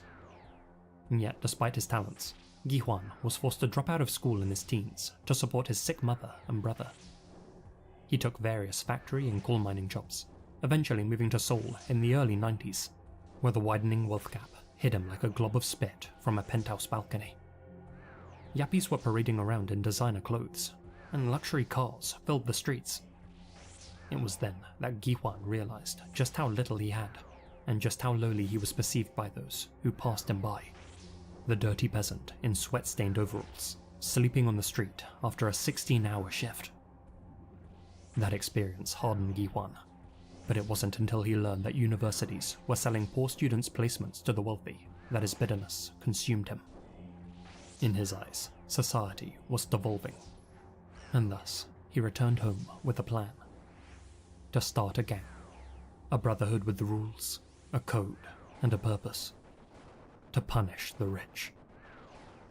In April 1993, at an underground poker game, Gi-hwan joined forces with fellow fanatics Kang Dong-eun, Kim Hyun-yan, Kang Moon-seop, Moon Sang-rok, Baek Byung-ok, and Song Bong-woo. This motley crew all shared a few things in common. They all worked low-paying jobs due to a lack of education and past criminal convictions. How does the wardens work on insanity? It basically just attacks faster, and the tiles in the very final enraged part of the fight disappear a lot quicker. Yeah, and you have less time to kill the skulls. That's right. You solo every room apart from Kefri? Normally I solo every room, but Arya is comfortable doing a lot of ToA, so so he's helping with some of the rooms just to speed it up. But if you're not comfortable with some of the rooms, or you just don't feel like it, I can also do a full carry. You meant how do you carry someone for a kit on Insanity? Pretty much I do every single room except for the Insanity part. That's the only one that you have to be a part of. Because there's no way to skip that, unfortunately. Besides YouTube, what other site are you streaming on? I'm also streaming on Twitch, if you prefer that. Let me keep... Were all deep in debt due to gambling habits, and crucially, all resented those who had more than them. Around that table, the men vowed to cleanse Korea of its filth. All those who live well, eat well, and walk around with an air of arrogance. After forming their pact, they drew up a list of 3 unbreakable rules. Hate the rich, kill all traitors, never trust a woman, not even your own mother. Originally, What? Wait, who fancied himself... did it say never trust a woman, not even your own mother? Oh my god. Yeah, if you can't trust your mother, who can you trust? Hey, thanks for the follow, Craig. This is your first ever 500? Yeah, you should probably at least learn how to do Insanity before a carry. Like run like 300s or 350s. Hey, thanks for the follow, cat. Same name? Yeah, it's the same name as my YouTube. It's also in the YouTube description. Oh my god. Thanks, guys. Thanks for the follow. Goon. Goon Platoon.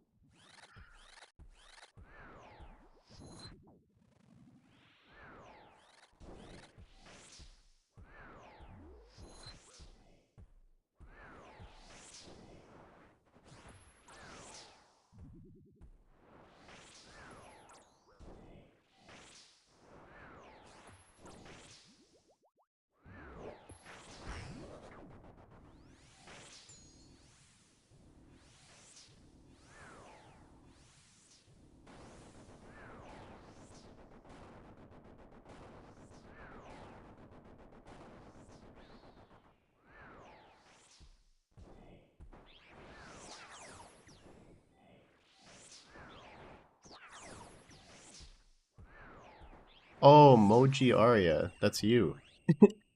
You're the one that's in the raid right now. I don't think I actually saw your YouTube name before.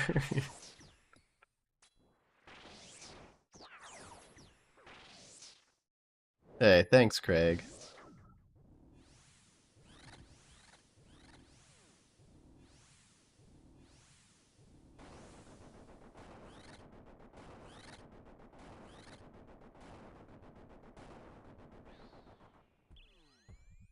You can skip the carry logs out just as it's about to transition? Wait. You can skip if the carry logs out. Wait, really? Wait, what do you mean? How does that work?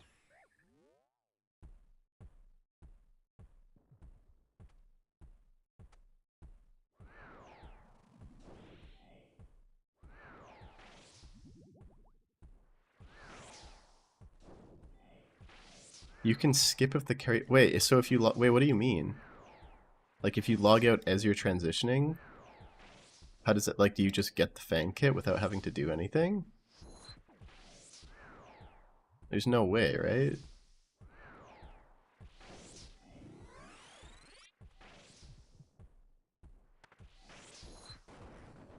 Found you?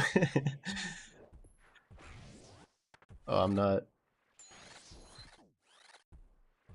fucking wearing my shadow. That's...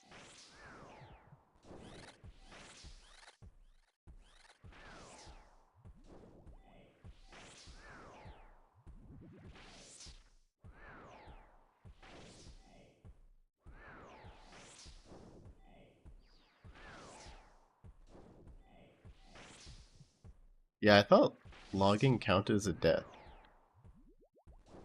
Oh, you're Blue Carlos. I see. It's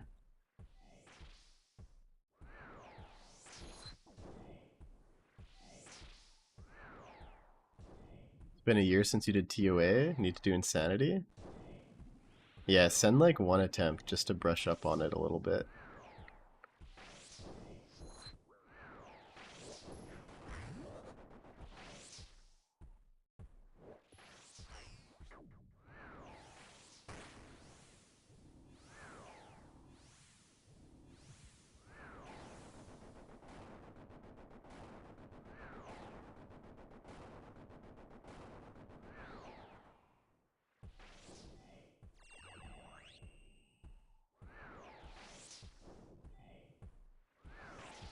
Your rap name? Yeah? Is it your rap name?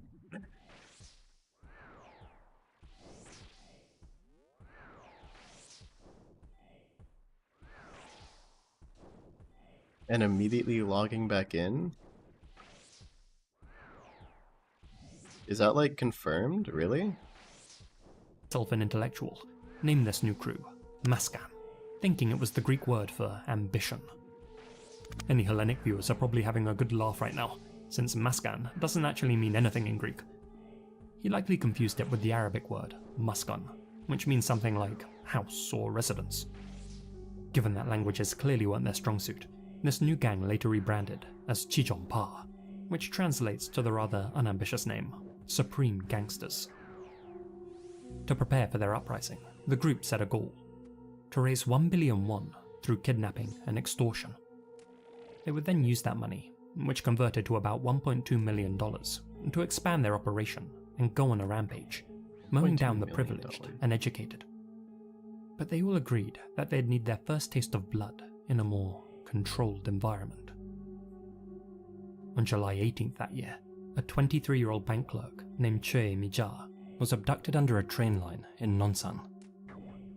Mija, a farmer's daughter who had no affiliation with the group, had been selected completely at random as a practice run. The boys brought her to Mount Jilisan, the nation's second tallest mountain, which they used for endurance training. There, they forced themselves upon her. Ew. Once they had finished, Gihwan calmly began his lesson. "I'll now show you all how to kill." He then personally strangled Mija in front of his followers. They left Mija's body there on the mountain, and though it was discovered soon after, her slaying wasn't initially linked to the Chichon Pa. Dude, some From the people are very beginning, so it was clear fucked. that this rabble of hypocrites were only masquerading as a band of Robin Hoods, when in reality, they were a bunch of Robin Gecks. Nothing more than death cultists, motivated not by principles, but bloodlust. That is, with one exception. After taking Mija's life, the youngest recruit, 18-year-old Song Bongu, was dogged with guilt and claimed to see her ghost in his dreams. He quickly realized that this wasn't the life he had signed up for, and desperately wanted out. And so, in August 1993, he withdrew 3 million won from the group's treasury. I'll have to do some more research into that bounding, because that would be wild if that actually works. When do I typically stream? Normally at 5 p.m. PST. But today's a weekend, so it's a bit early.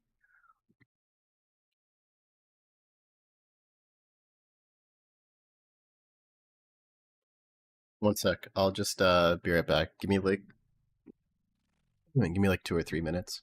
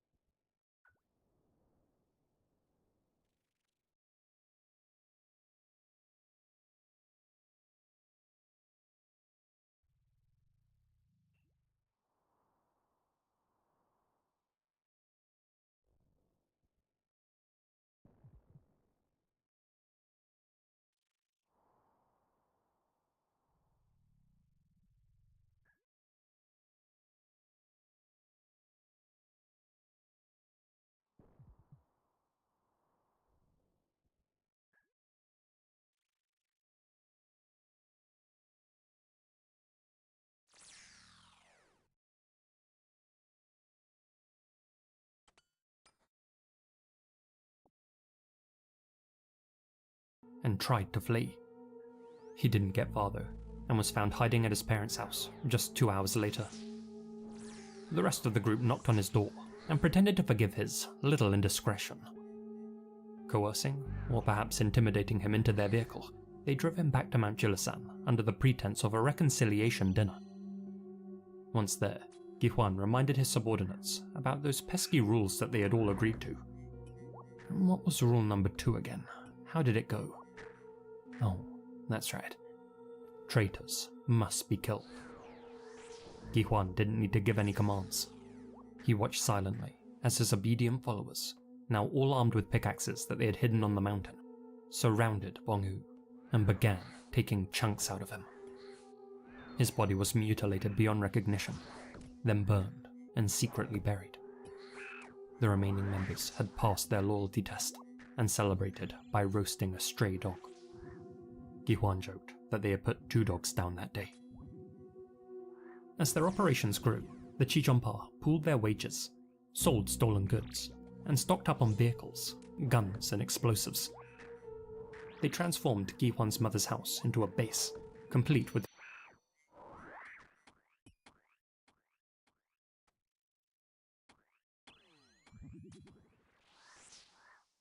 the reinforced walls, underground secret rooms, makeshift prison cells, and an incineration chamber. To their oblivious neighbors, it was just a quirky remodel. Inside, though, it was a slaughterhouse.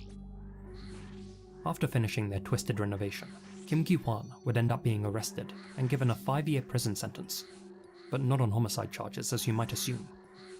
You see, the night before claiming Mi-ja's life, he had SA'd a middle schooler, his friend's niece. Gi-hwan continued directing the gang's activities from prison, ordering them to exact revenge on the police station that brought him in. But to do so, they'd need more funds and more practice. On September 7th, 1994, the gang noticed a Hyundai Grandeur passing through Yangsuri. The vehicle, which they considered a luxury model, obviously belonged to someone extremely wealthy, and so they used their own trucks to block the sedan's path. The Chijongpa then tied up and gagged the 2 occupants, 26-year-old Lee Son-young and her 36-year-old boyfriend, Lee Jong-won. They then drove them back to their cremation room for questioning. But during their interrogation, the group realized that they had made a huge mistake. The couple weren't wealthy at all. Son-young worked in a cafe, and Jong-won was a struggling bandmaster. Their car, it turned out, was an older model which they had purchased second-hand. Frustrated, the gang made Jong-won consume copious amounts of alcohol, then placed a plastic bag over his head and forced his girlfriend, Son-young, to help strangle him. Through tears, she placed her hand over his mouth as the others laughed, though of course she didn't actually apply any pressure. And so, with tasers in hand, the Chijongpa shocked the life out of Jong-won, leaving several burn marks on his body. Days later, they drove the couple's Grandeur to a ravine, placed Jong-won's body in the driver's seat, and pushed the vehicle over the edge. When the mangled car was discovered the next day, investigators smelt the booze emanating off Jong-won's body and assumed that he had crashed while intoxicated. As for his girlfriend, Son-young, she was kept as a prisoner in the group's hideout for their own personal amusement. On September 13th, the Chijongpa captured yet another couple, So Yun-oh and his wife, Pak Min, whom they had found paying respects at a cemetery. Unlike their last targets though, Yun-oh did have some money. He was the president of the Samjeong Machinery Company, but the business was a modest one, which he had built from the ground up, and he was still repaying debts associated with his factory's acquisition. Back at their hideout, the gang rigged Yun-oh's car with dynamite, and sent him to collect a ransom of 100 million won, roughly $260,000. Unable to get his hands on that much cash, the businessman called one of his colleagues and told him to get 80 million ready by any means necessary, pretending he needed it for urgent medical treatment. When he went to pick it up, Yun-oh whispered to his colleague, "I've been kidnapped. Don't follow me." That colleague immediately notified the police about the unfolding situation, but officers fumbled the response, bouncing the case between jurisdictions and not following up on the report. Returned to the hideout with the ransom, expecting to exchange it for his wife's life, but the group had a manifesto to stick to. After handing her a powerful air rifle, the members forced their prisoner, Son Young, to execute with a shot to the head. His wife, Pak Min, was subsequently butchered with an axe. Their bodies were then dismembered and reportedly served at a neighborhood barbecue mixed with pork. The gang justified the cannibalism as a ritual to help renounce their humanity, and they forced Son Young to consume the flesh of those that she had been made to kill. Now emboldened, the gang sought a more efficient way to target the wealthy. They purchased a VIP customer list from a former credit sales staffer at Hyundai, complete with full names and addresses.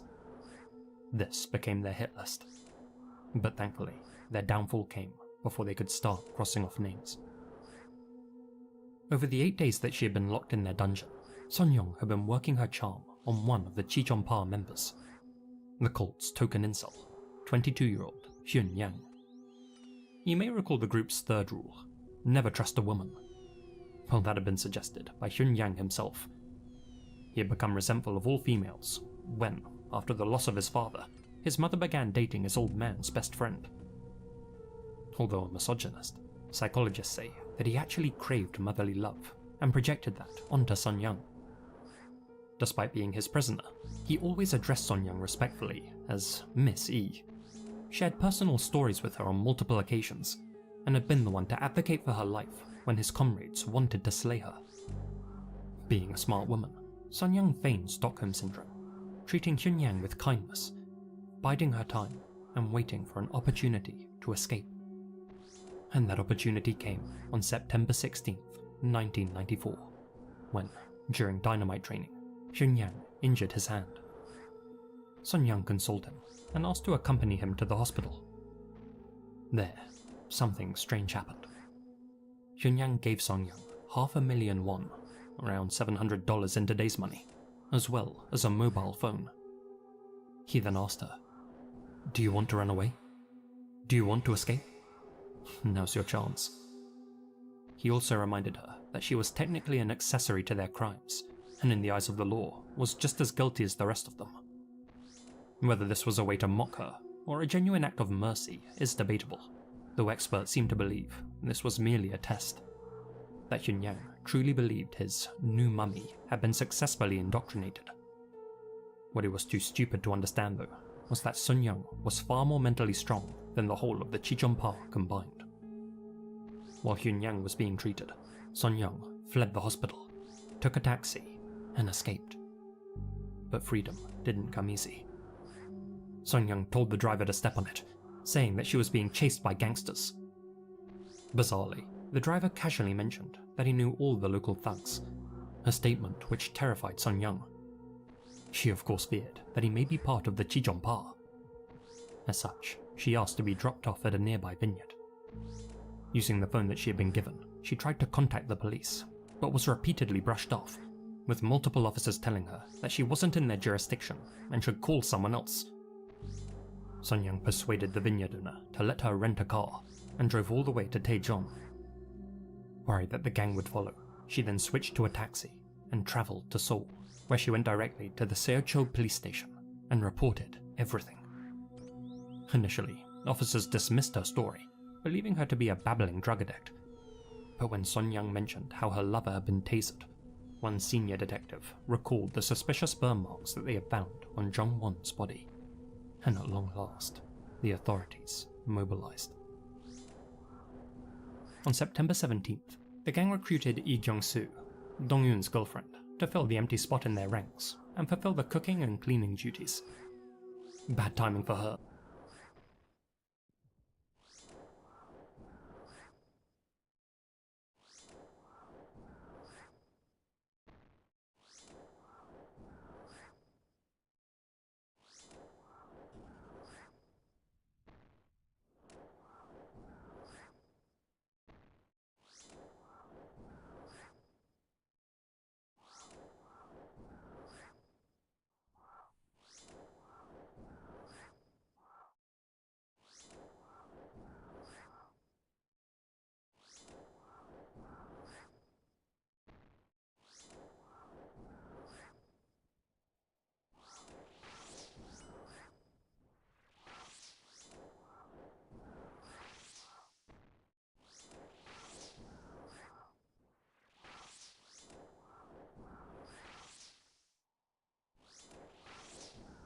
as by September 19th, she and the rest of the Chijionpa were arrested. Lucky timing for the cops, as Xiangyang, who had just disgraced himself by letting Songyang escape, was preparing to blow himself apart with stacks of dynamite. The raid on their hideout uncovered their full arsenal of weapons, as well as the cooked remains of their victims within the body incinerator. Each member of the group was charged with 5 counts of murder. Since investigators barely spent a week looking into the case after the arrests, it's entirely possible that there were more victims we still don't know about. As you can imagine, a media circus ensued, with the newspapers referring to the group as South Korea's Manson family.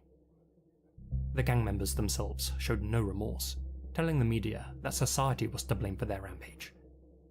One claimed that he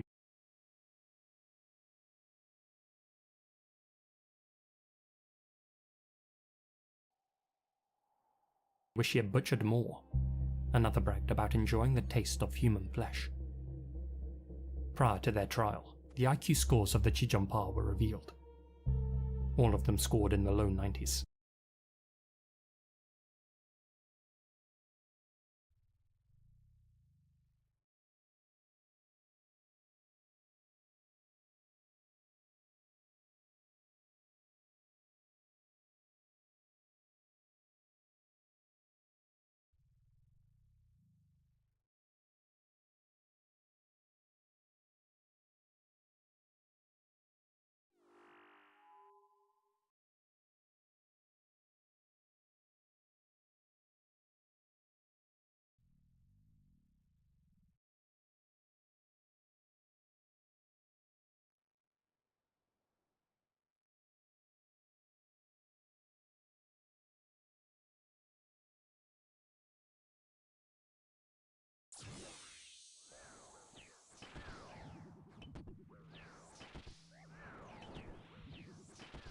With the exception of leader Kim Gi-hwan, who scored over 100.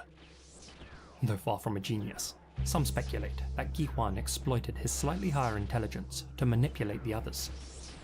In fact, some prison inmates and guards later remarked that except for Gi-hwan, the rest of the crew were shockingly naive and simple-minded. Their lack of grey matter did little to elicit public sympathy.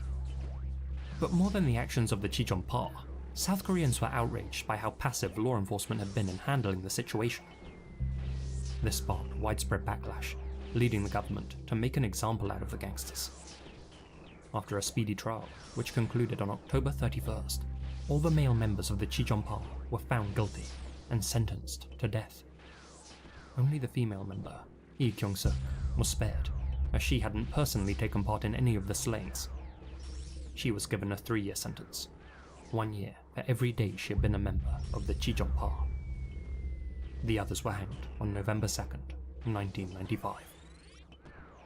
Thankfully, prosecutors didn't indict Sun Young, recognizing that her involvement was under coercion. To keep her out of the public eye, she was provided with a home and employment in the countryside.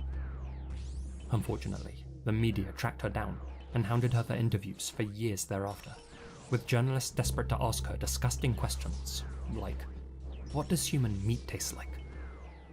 She would later criticize the near-total lack of meaningful aftercare for crime victims in South Korea. In 2020, it was reported that Son Young was battling late-stage cancer. Contrary to online speculation, a 2024 broadcast confirmed that she was still alive, had converted to Catholicism, and was still working on finding peace. Even with all the core members of the Chijionpa now gone, the memory of their actions still lingers. The town of Pulgab, where their lair once stood, carries a deep shame, and though the pink house has since been demolished, the horror committed there isn't so easily erased. For years, South Korea debated whether these monsters were made rather than born, and a lot of blame was cast on violent media. Horror movies were censored, and FPS video games were banned from release altogether. Near the end of the 90s, it was broadly accepted that the censorship had gone too far, and that the group's madness was rooted in something darker than pixelated gore. As has become clear, the Chijionpa were rebels with a cause, but without any conviction. They wanted to devour the rich, but all they ever consumed were innocent lives and their own humanity. And 3 decades on, the nation is still digesting what that says about the society which made them.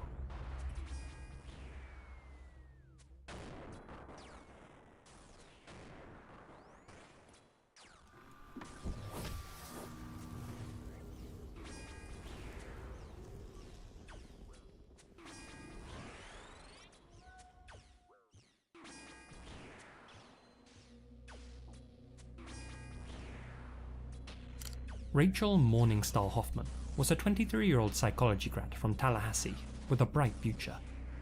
Smart, bubbly, and known for her fun-loving spirit, she was voted party animal of senior class in high school. That reputation followed her to Florida State University, where she regularly indulged in the devil's lettuce, something that in today's world might get you a slap on the wrist, or no punishment at all, depending where you live. But this was early 2000s Florida, and the law wasn't so forgiving. In spite of her recreational habits, Rachel thrived at college. She earned her bachelor's degree in psychology in 2007 and had plans to attend culinary school the following semester. Not as a fallback, mind you, but as part of an ambitious new idea: to pioneer a form of therapy built around cooking and communal eating. She believed that therapy didn't have to happen in a Wait, has stuffy my mic office. actually been muted It could this whole happen over a time? cutting board, a Oh stove, my god. a shared meal. That vision, however, would never come to That's pass. so sad. In April 2008, Rachel was busted for possessing several ounces of Mary Jane and 6 tablets of E. She refused to name her supplier. But instead of letting the charge run its course, police saw an opportunity. Specifically, Tallahassee police officer Ryan Pender took note of Rachel's clean-cut image, her lack of criminal history, and her deep fear of jail time, and Wow. decided that she would make the perfect God, how call. long is it? And So this whole Pender time. presented her with a deal: face felony charges and possible prison time, or go undercover in a sting operation to bust some actual hardened criminals. I'll go back and reply to all the Rachel comments felt then. trapped. Her future was on the line after all, and so she agreed. The briefing was short and to the point. Rachel's targets were 2 convicted felons and dealers, Dre Green and his brother-in-law, Daniello Bradshaw. Her mission? Meet with them at Bradshaw's house while wearing a wire. Buy 1,500 E's, 2 ounces of Coca-Cola, and a semi-auto handgun in exchange for $13,000 in jail. locked bills, and return to police headquarters. Okay, let me go back here. So, Prostu, you can sign up in the Discord.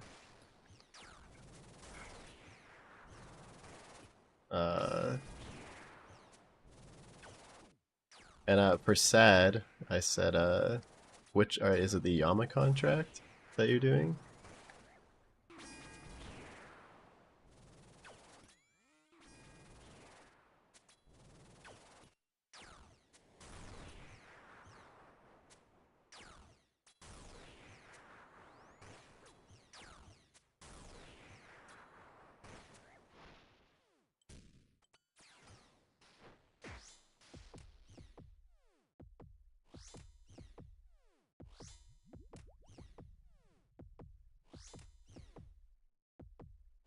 And no, I don't hate you, Broughton. Yeah, because I wasn't mute, because I was muted, I said no, and then you said I'm taking that as a yes. So I was like, the fuck? How'd you take that as a yes?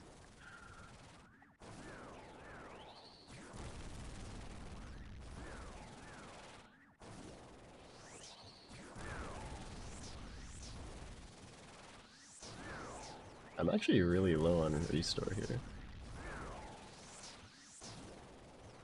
I got 1 scarab left.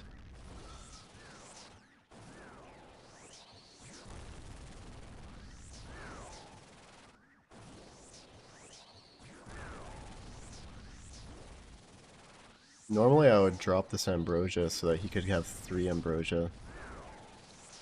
But I think I might actually need the restore. Otherwise I might just run out of prayer and die. And that would kind of defeat the whole purpose.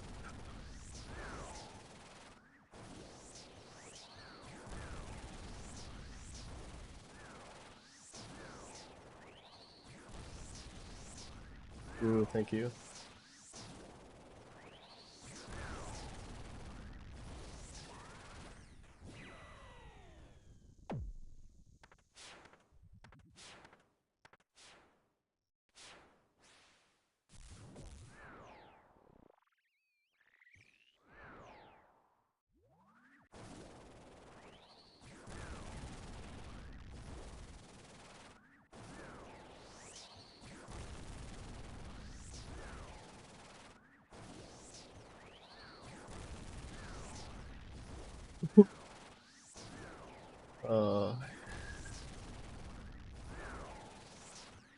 Thought it was just a video stream? No, it's not just...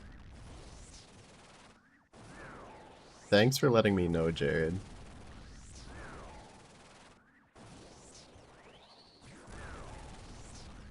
He told us his life story. Yeah, I've just been talking for like 30 minutes. Just getting into some deep stuff. Crying on stream. Muted the whole time.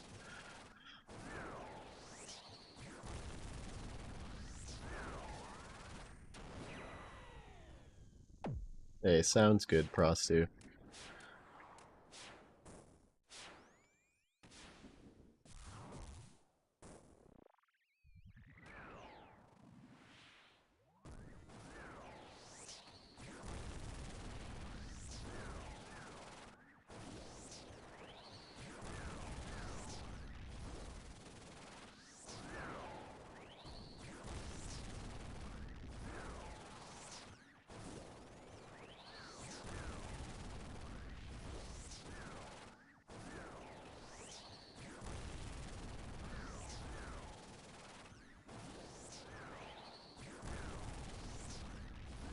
Only sensory clouding? Dang, good luck, Sad.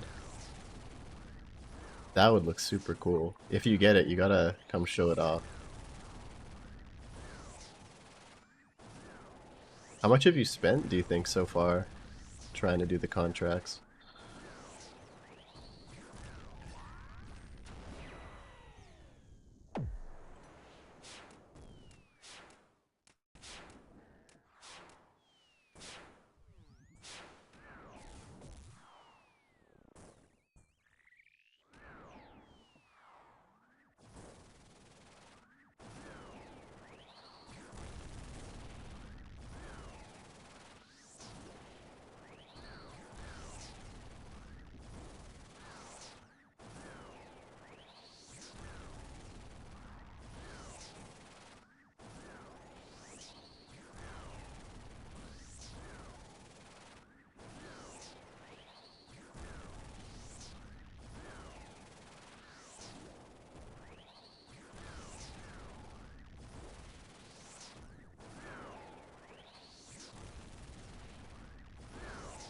On the Discord, do you just have to talk in the carry tab?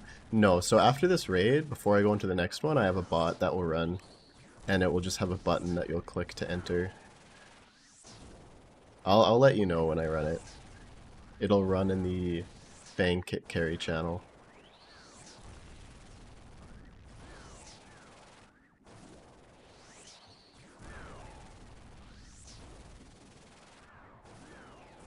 You have Radiant Oath Plate? But you sold it because it was crashing? Yeah, it crashed quite hard. How much even is Oath Plate now? I know on like close to release day, I was grinding it a lot and I got the Oath Plate legs.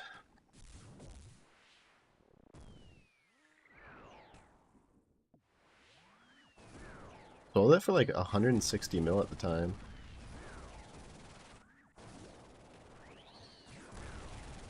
No!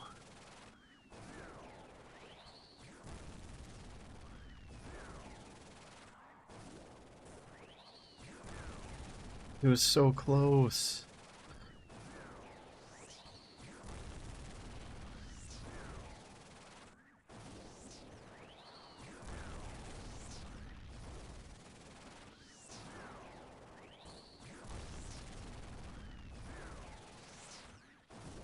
Dang. So close to the final enrage phase too.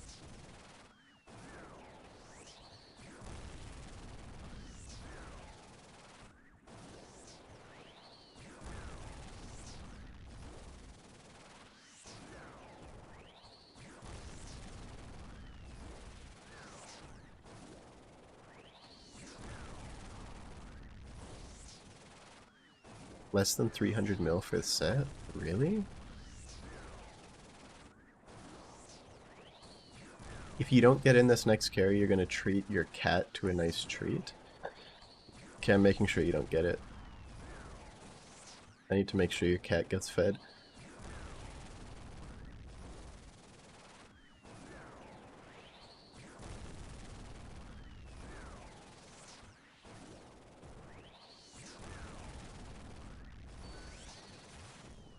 When when you apply for your hardcore and die to your own mistake.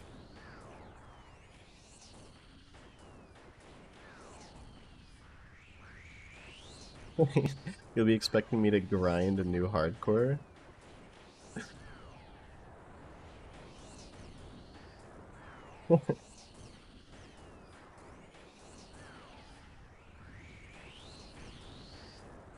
No.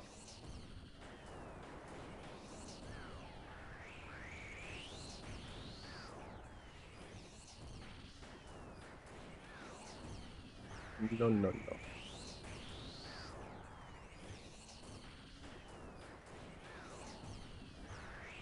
If you stand on the tiles... If you stand on the tiles that they fly away, do you die? No? That would be so troll.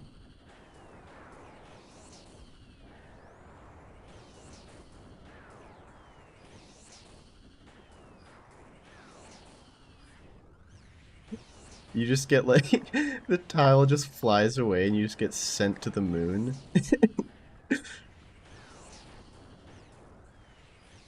Kinda wish it worked like that. That would be so funny.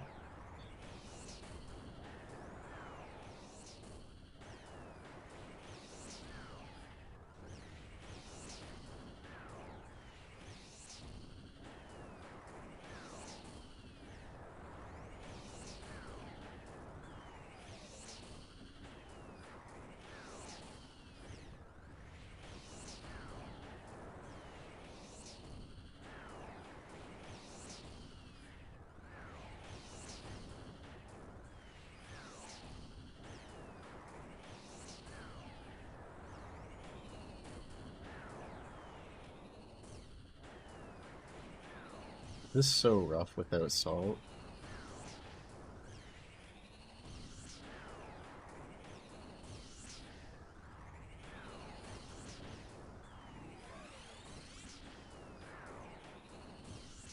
Oh my god, that 4 tile is wild.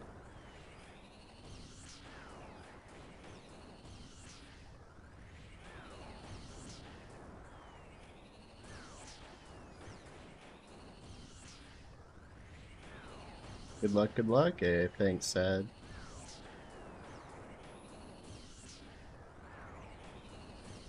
Wow, I just ran out of prayer too. I actually just ran out of prayer.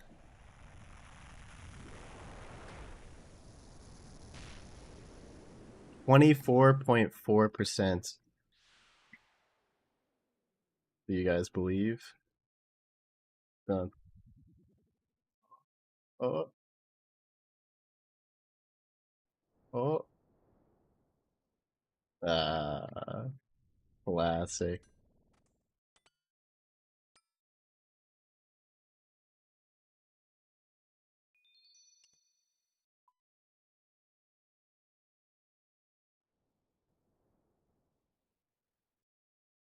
Don't worry, Spurkia. If you die, I'll grind you a full maxed hardcore tonight.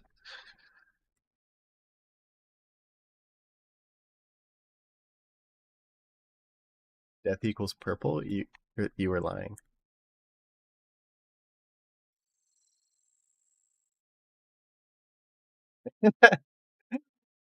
Thanks, Prostu. Hey, Jamsful, how are you doing today?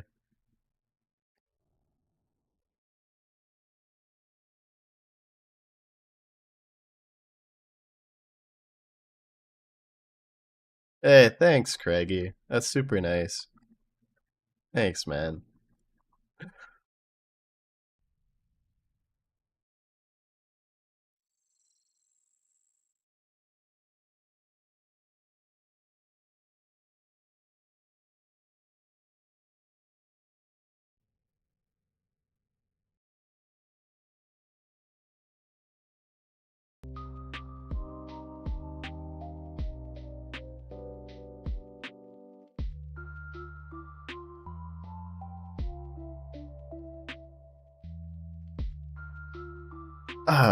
Are there requirements if you get picked? Yeah, you have to believe in yourself. If you don't believe in yourself, then you'll die. That's the only requirement. No, you have to know how to do insanity. Like minimum gear? There's actually no minimum gear. Just the other day we carried someone. He was a level 77 pure with like monk robes and a crystal bow. Just like that basic, not even a bow fight, just an actual crystal bow. But he was able to survive on that final tile with me. And hey, thanks for the follow, G2. Yeah, as long as you can survive, you could literally do it naked. Like in RuneScape, not in real life. I mean, you could in real life too if you want. If you're into that naked Fang kit. But as long as you can survive, you're fine.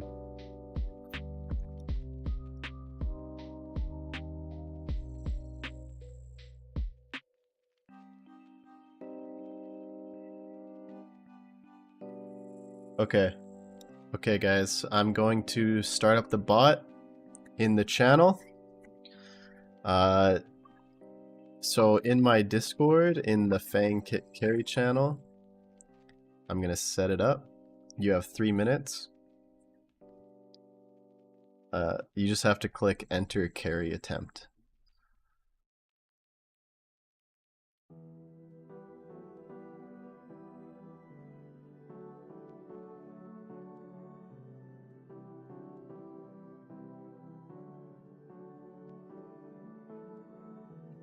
First.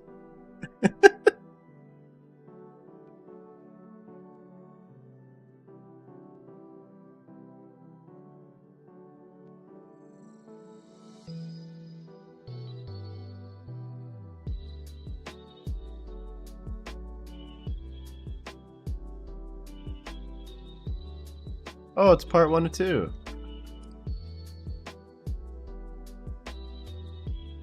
I know this name.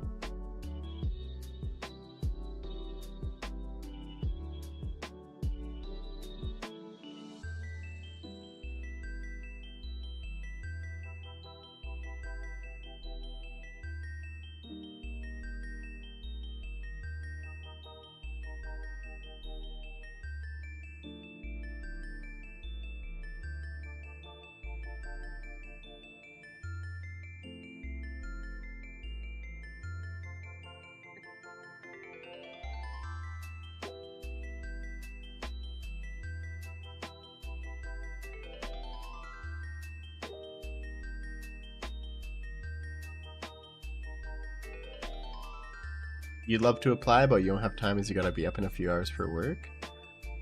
Yeah, next time for sure, Craig. Sounds good. I hope you have a good night. Good luck at work.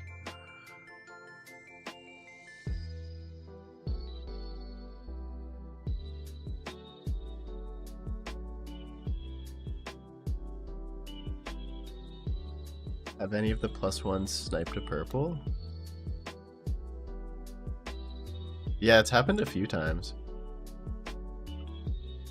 Wheezy got a purple. Actually, it's never happened during a full carry. It's only happened when they've helped me out for some of the raid. So they have like more points than normal.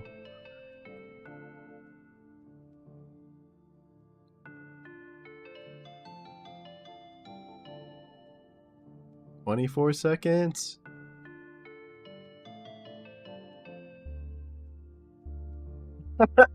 Maybe.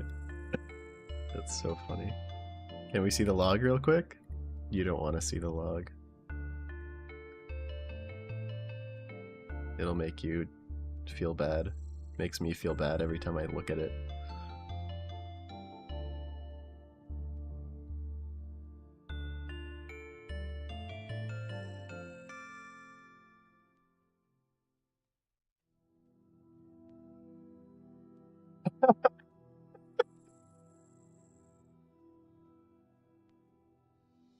How often do you run these?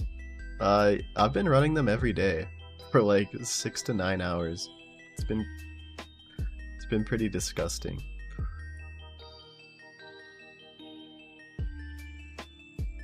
Okay, Broughton. No, you wouldn't. Is the raids FFA? Yeah, they're free for all. I mean, you can split if you want to, but It's totally up to you.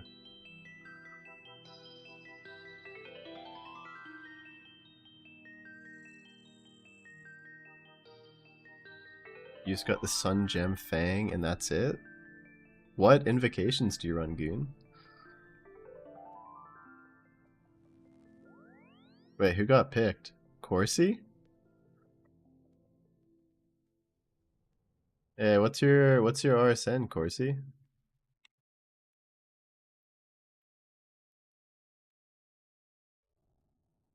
LOK?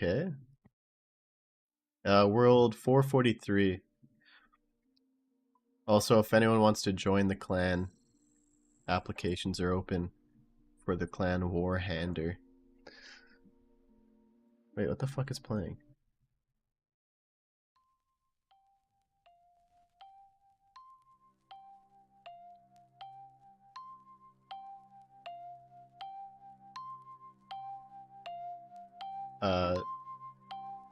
Yeah, World 443, if anyone wants to join the clan. Is the Kefri kit annoying to get? Yeah, because you have to do medic, and medic is my least favorite invocation in the entire game.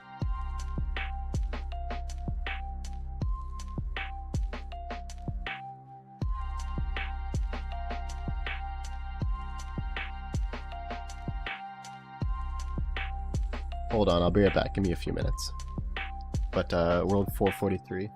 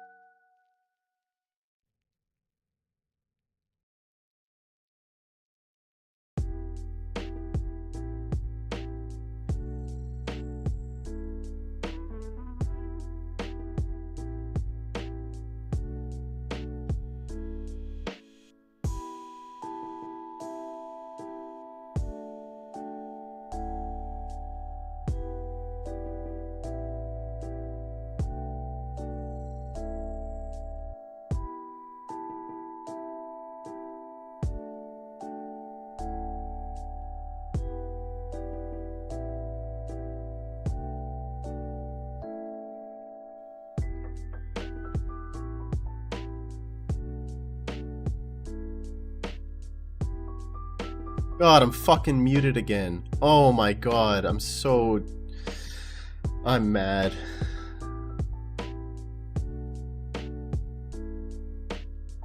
There's no way. I just responded to everything. No. No.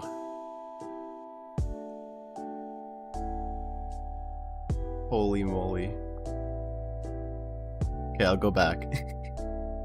You don't drop your Fang kit? No.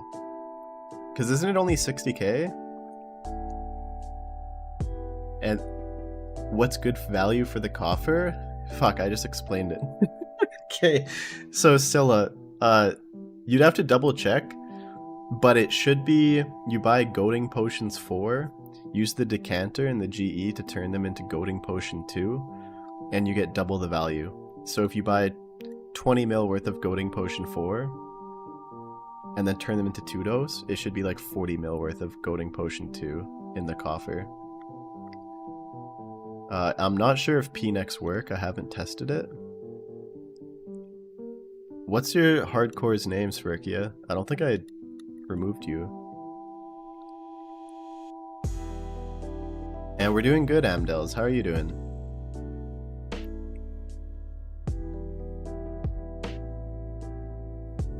ToA? Did I ever have this added?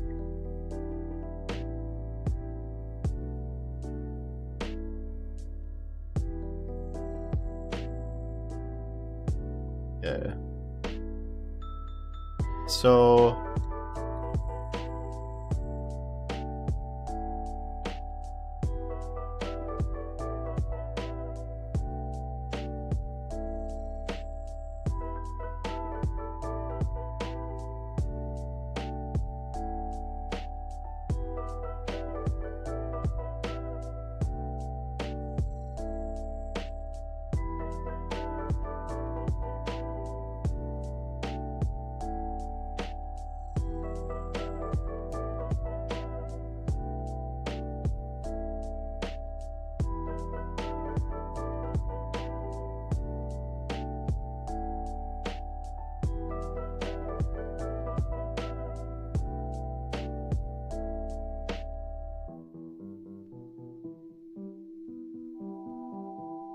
Thanks, Artie.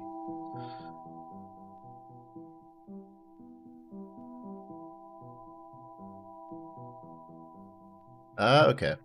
Are you ready? Hey, thanks for the follow, Big Redness. How are you doing today? You ready? Alright, let me pot up, and we will... Keep saying login expired? That's... Which one are you using? I updated them all today. I generated a new link.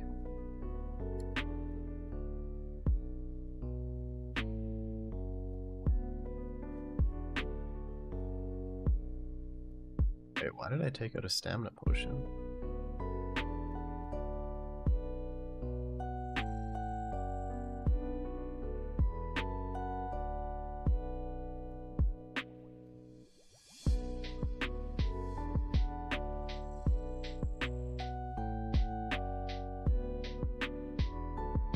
Zach, can you try...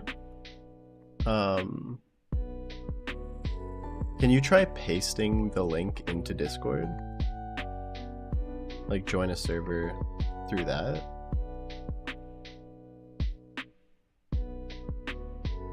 You're gonna sacrifice a snail? That's so random. Why does it say a cursed scepter? Oh, Arya... Oh, he was using a cursed scepter? Dang, what a chat. I didn't even realize that.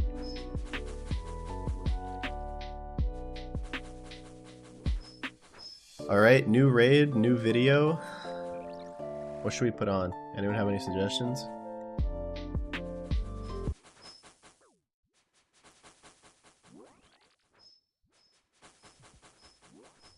You got it now? Hell yeah, Zach.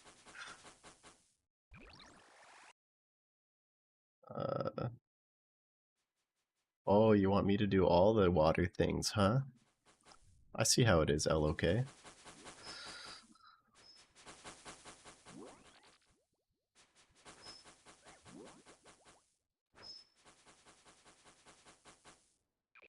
No, I got the... He feels a little light. I'm a failure.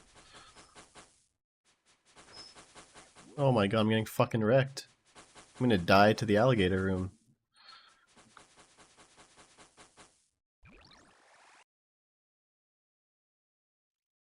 Iwu police interrogations? Oh, those are good. Man, I haven't seen those for a while. Who's the +1 here? It's, LOK. What's his Twitch name again? It's, Courses.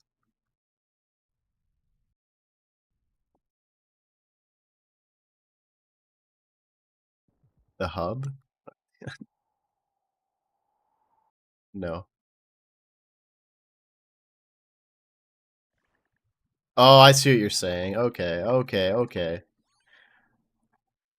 I see what you're saying. You think you're being funny, huh, Scylla?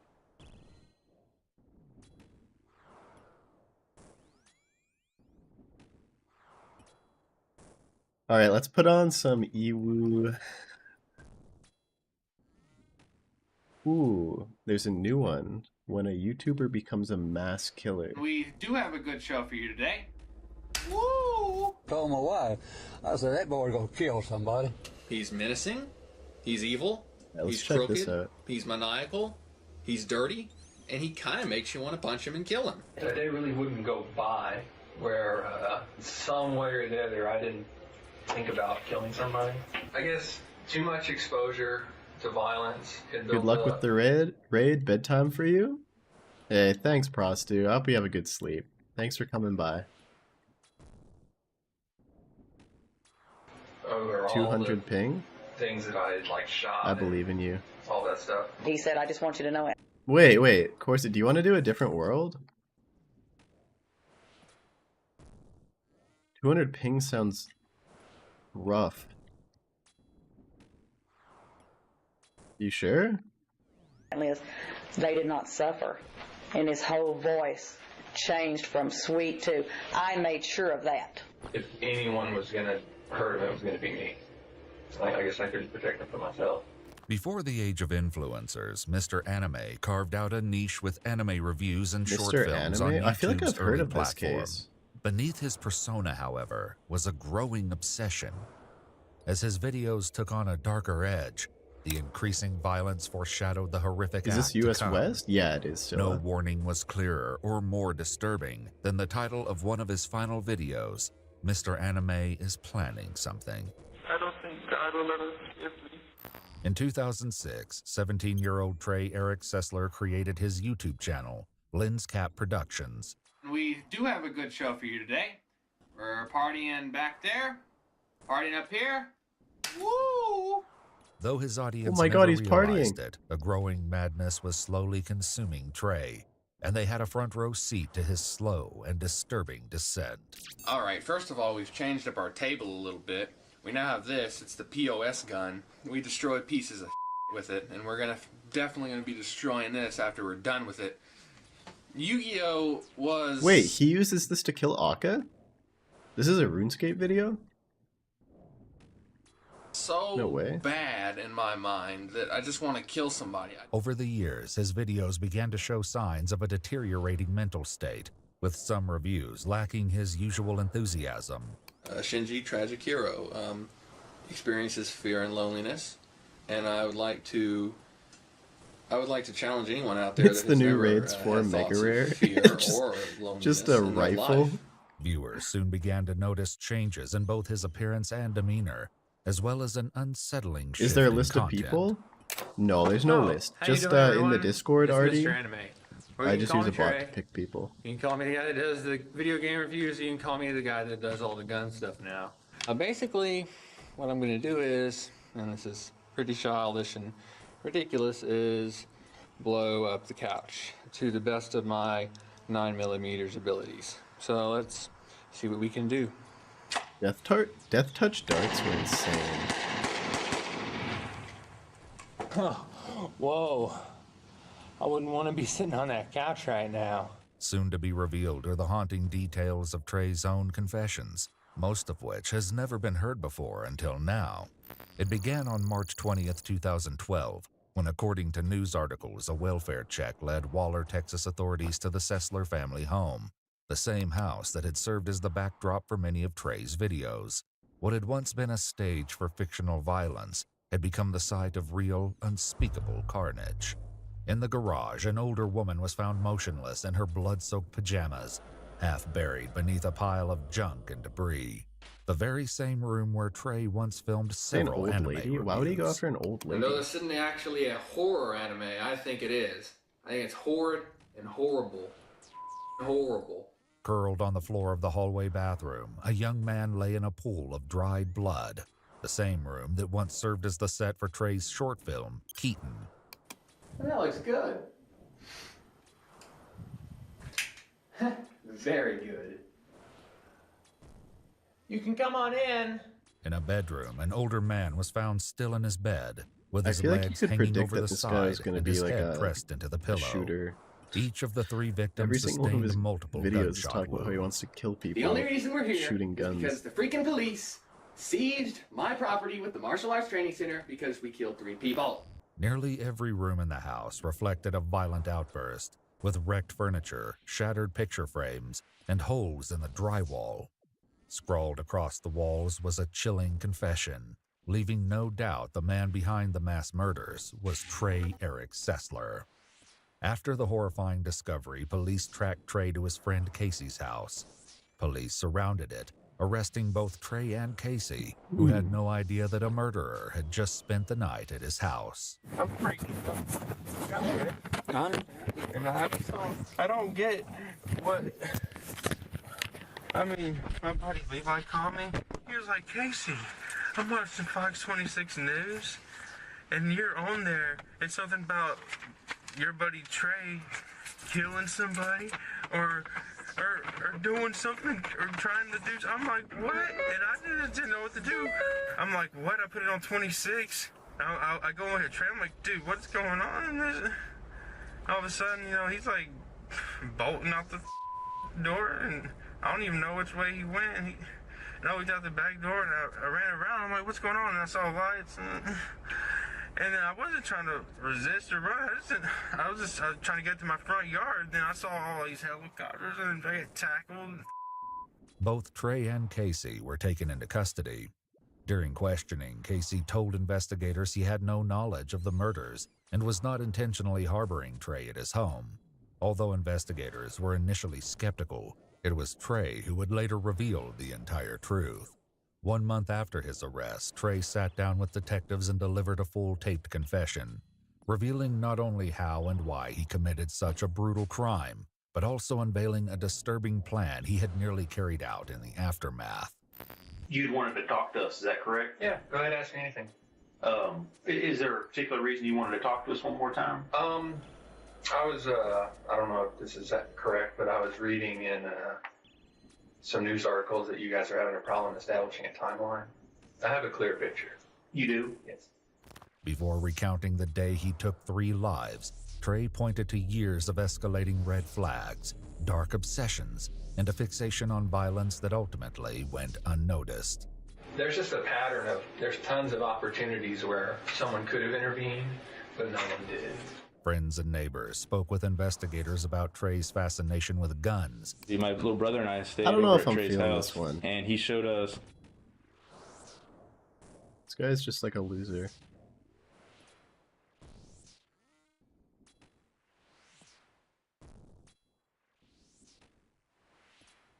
Wait. Let me find a different one.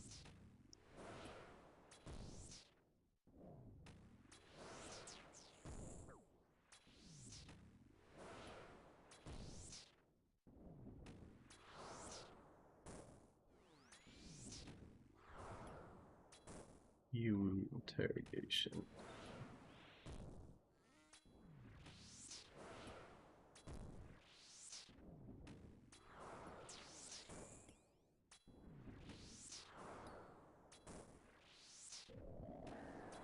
Interrogation. Oh, it's explore with us. Alright.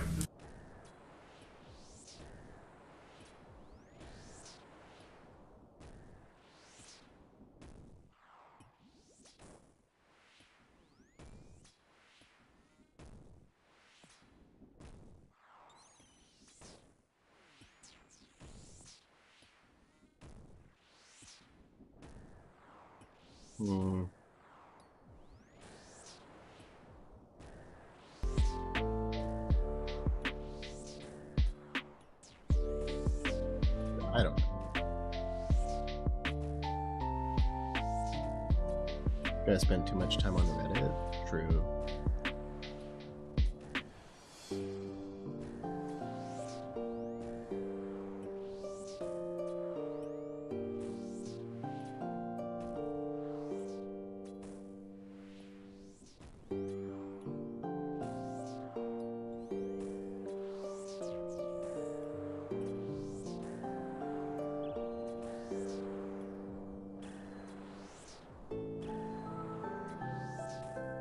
Oh, my bad. Swapped a boot too early. We can just run it back. That was dumb. Well, I haven't died at Zebak in like fucking long time. Well, we can just run it back.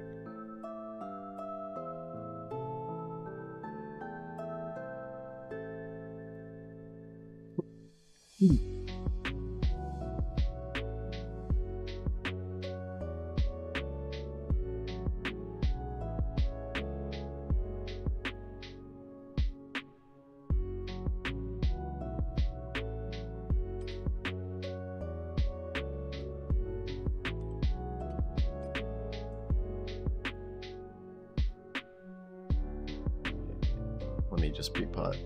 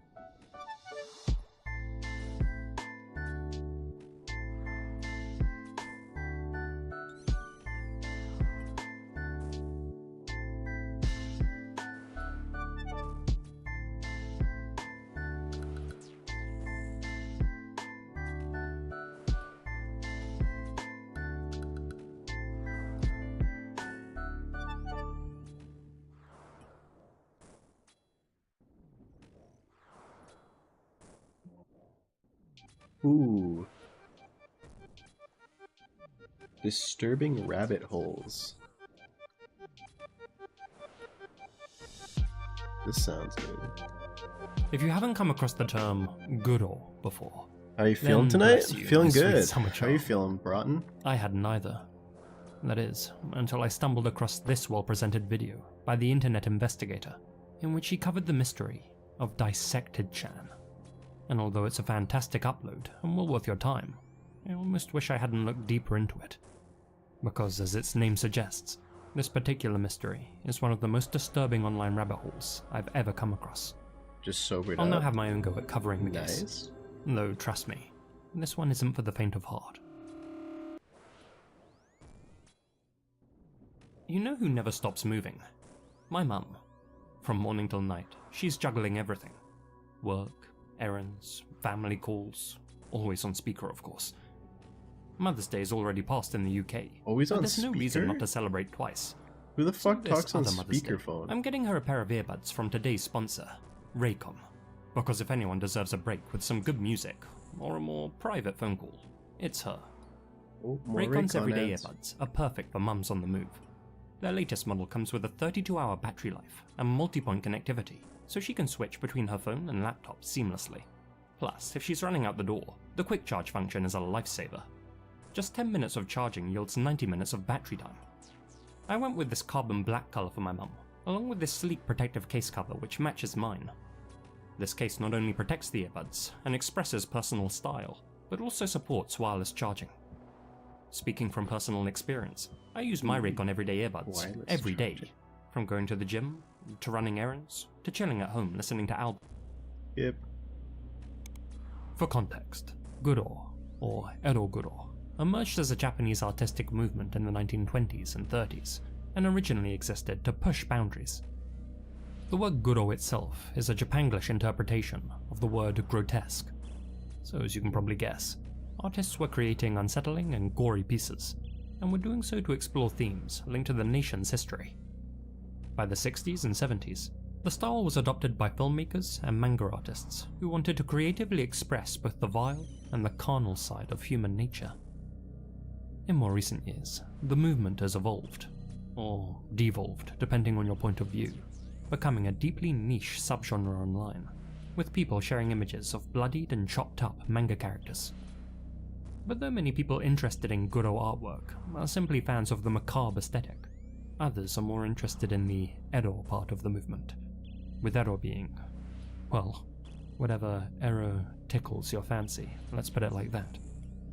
As per Rule 34, small communities of people who are really into lifeless anime waifus have formed across the internet, those who take the term body pillow a bit too literally. Enter Guro-chan, the online image board built for both sets of Guro connoisseurs. After launching in 2004, it quickly became the biggest hub for this kind of material, with users posting their original creations for others to enjoy. And yet, despite sounding like a place for snuff lovers to gather, I have to stress that the majority of its user base has absolutely no interest in real-life horror. In fact, since its inception, the site has had one firm rule: no real-life images, artwork only. However, on November 15th, 2007, one anonymous user shattered that rule. In a post titled, "I Am Mouth Goal," the OP shared a morbid collection of 10 photos. Images which featured a deceased young woman on a steel gurney. One who's since come to be known as Dissected Chan, or DC for short. The pictures show her torso split open, her organs exposed, brain removed. Another body, male, can be seen on the same table, turned opposite, feet near her face. She appears extremely fresh, to the point of almost looking alive. Her eyes are open, yet vacant. Her mouth slightly agape. Her skin waxy. Certain images show her posed to be looking into the camera, with one particularly harrowing shot being a close-up of her face with one of her eyeballs stuffed into her mouth, hence the title of the thread. Another shows the cameraman inserting needles into her. But those aren't the worst. No. Those would be the ones in which the photographer shows himself SAing the woman's remains. Oh. Guru-chan moderators deleted the thread almost immediately and permanently banned the user from the site. But Has just anyone 5 been on the minutes dark after web? appearing on Guru-chan, the OP reposted the images to 4chan's infamous random board, B, and there he gave a more detailed explanation. Ever wanted to see how Ero Guro look alike in the real? This poor girl died just yesterday. Her name was Alex. She was 19, and she died of... So I played a little with a little dead body of her. She did not complain at all. The post concluded. I was all laughing inside when I gave her body to her parents. She was all cleaned up and with makeup, just like alive. They were just stunned by her death. Such a tragedy. And I was all laughing inside. The original post on Guru-chan is now long gone, with the mods and community wanting nothing to do with real-life images of death. But the B repost? It was still accessible up until April 14th of this year, when 4chan was suddenly taken down following a hack by a rival image board, but archived versions of the dissected Chan thread can still be found. Though if you want my advice, don't go looking for it, because it's not just the images that are hard to stomach, it's the replies underneath them. On B, the photos weren't just tolerated, they were cheered on, and other users were encouraged to join in and mock the dead girl. Oh, that's so fucked. This is awesome. I love you, Anon. Only thing to outdo this would be to find her parents and mail the images to them. I certainly hope this guy won't get caught. You're too scared, but you had friends Anyone in who high school? participates in his You tracing, had friends in high contacting school that law actually bought enforcement is an ugly drugs from wreck. it? God, I would not trust This that. isn't the only time something like this has happened. The infamous Dr. Gloves springs to mind for starters. But while the identity of Dr. Gloves was never uncovered, many sleuths wanted to make sure scared of that viruses? this That's monster's fair. name and face were. And so, while most B users were content with making dark jokes, edgy memes, and childish threats, others began investigating. After looking into the metadata of the images, a few users learned that the photos had been taken just one day before they first appeared online. That ruled out the idea that they were recycled from the depths of the dark web, or some dusty, well-hidden corner of the surface net. Yeah, because that's creepy, because you have to give them your Disgustingly, it had address, almost too. certainly been taken by the original poster on Guru-chan. Hell no. According to him, Alex had supposedly passed away just a day before he made his post.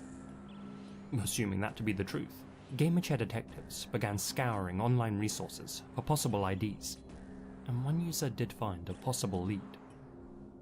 They learned that a 19-year-old woman named Kelly Nascimento had lost her life in Florida on November 11th, 2007, just 4 days prior to the DC photos appearing online. She was in a car that crashed into a canal. The timing was almost spot on. The age was a perfect match, and though she wasn't called Alex, it's possible the OP simply gave her an alias. So, could this be her? Probably not. When people compared the public photos of Kelly to DC, some of their facial features didn't seem to match up, most noticeably her nose and eye colour. More than that, the English in the original post was poor. Broken grammar, odd phrasing, words missing. That doesn't necessarily rule out the possibility of the images originating in the US, but others began to consider the possibility that they had been taken abroad. And so, users began studying the background of the images. Early on, the presence of a potential second perpetrator was pointed out. Man, when how's it already viewers noticed Sunday? this boot in one of the frames. Though I to want to me, go to work that tomorrow. looks more like a table leg with another object at the base. However, what everyone agreed on was that this was a medical facility of some sort. The OP had alluded to this incident taking place in a hospital autopsy room, but the old, cracked, hexagonal tiles suggested that this could have also taken place at a rundown medical school. Thing is, in the US, cadavers donated to science are typically stored in a secure fashion, so if that theory is to be believed, it also suggests that these images didn't originate in the States. A lot of people who saw the original post seemed to be under the impression that they had been taken somewhere in Europe, that the woman was Eastern European, and that the OP was Dutch. Though where they got those ideas from remains unclear, as the Guru-chan post was completely erased. But sticking with that European angle, could these photos have actually been taken in the UK? You see, some users began to wonder if this wasn't an isolated case, but actually the work of a repeat offender. And there was one particularly vile suspect that fit the timeline. David Fuller, a convicted murderer who operated in Royal Tunbridge Wells, England. Fuller was responsible for taking the lives of 2 women in 1987, Wendy Null, 25, and Caroline Pierce, 20, whom he had strangled after breaking into their respective homes. It would take 23 years for DNA advancements to link him to their slayings. This video is quite good, yeah. During this those is years an of freedom, one. he worked as an electrician, and eventually got himself a job at 2 local hospitals, playing the role of a mild-mannered, If anyone has any video ordinary family man. suggestions for However, after this, upon his arrest in let me know. 2020, officers discovered 4 secret hard drives hidden in his home, taped behind a chest of drawers. And what they found on those drives churned their stomachs. Between 2007 and 2020, Fuller had amassed a collection of abhorrent material.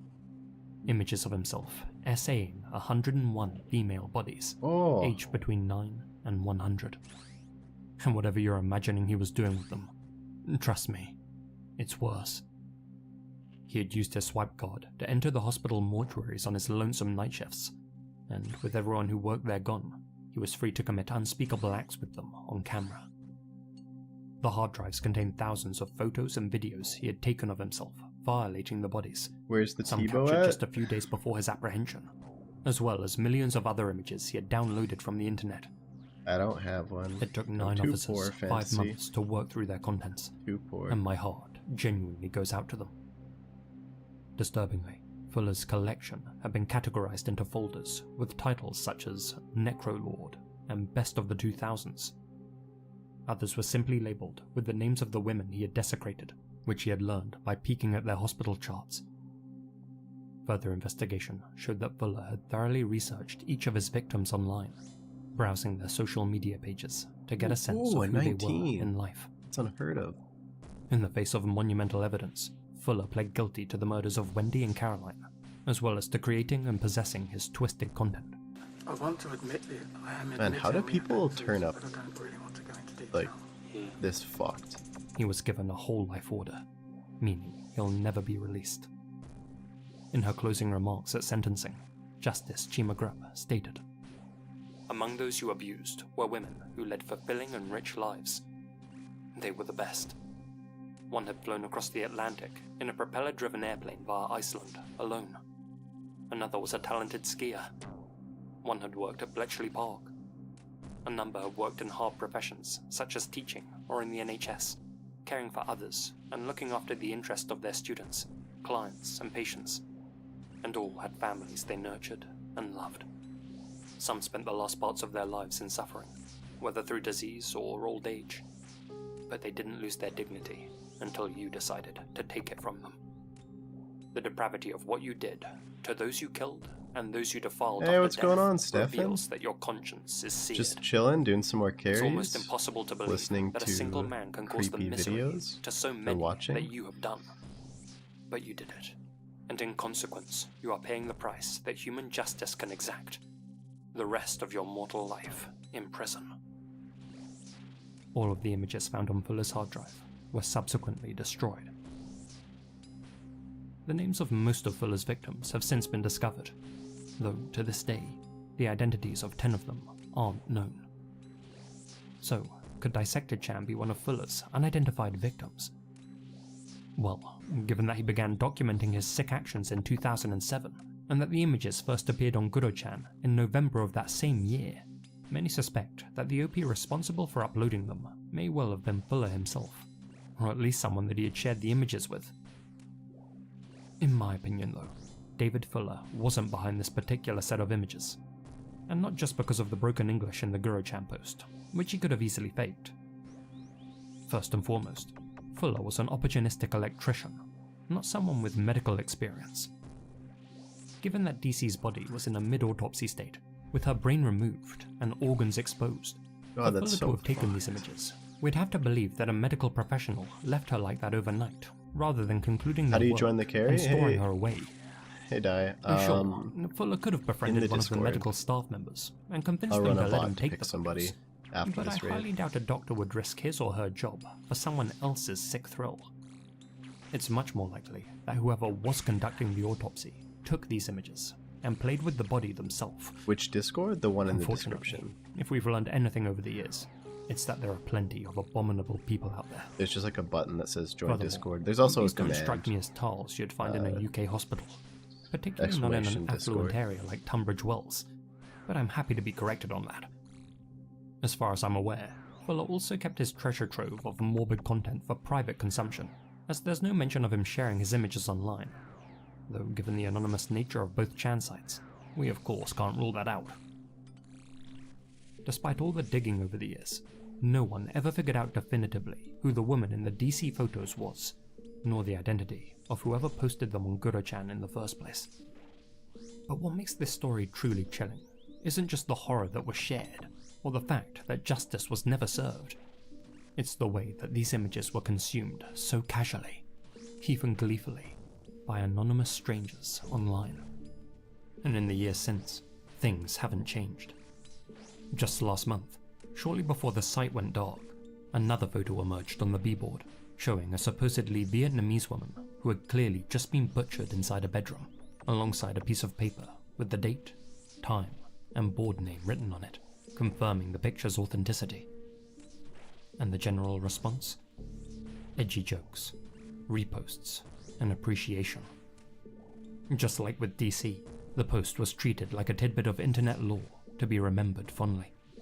And that says a lot about who some people truly are behind closed doors, where they're allowed to hide behind a keyboard.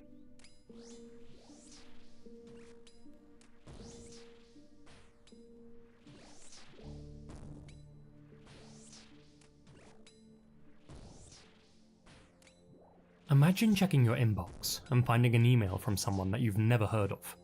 Someone with a particularly unusual name. You open it out of curiosity, and attached are dozens of videos, This is a YouTube PDFs, video JPEGs and PNGs, all by full of Lazy weird news Masquerade. topics, cryptic phrases, Disturbing and online strange rabbit messages that holes. sometimes read like a confession.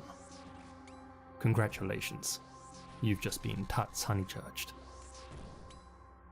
About 6 years ago, user ZubSub30 left a post on r/fake names with two simple words: Tuts Honeychurch.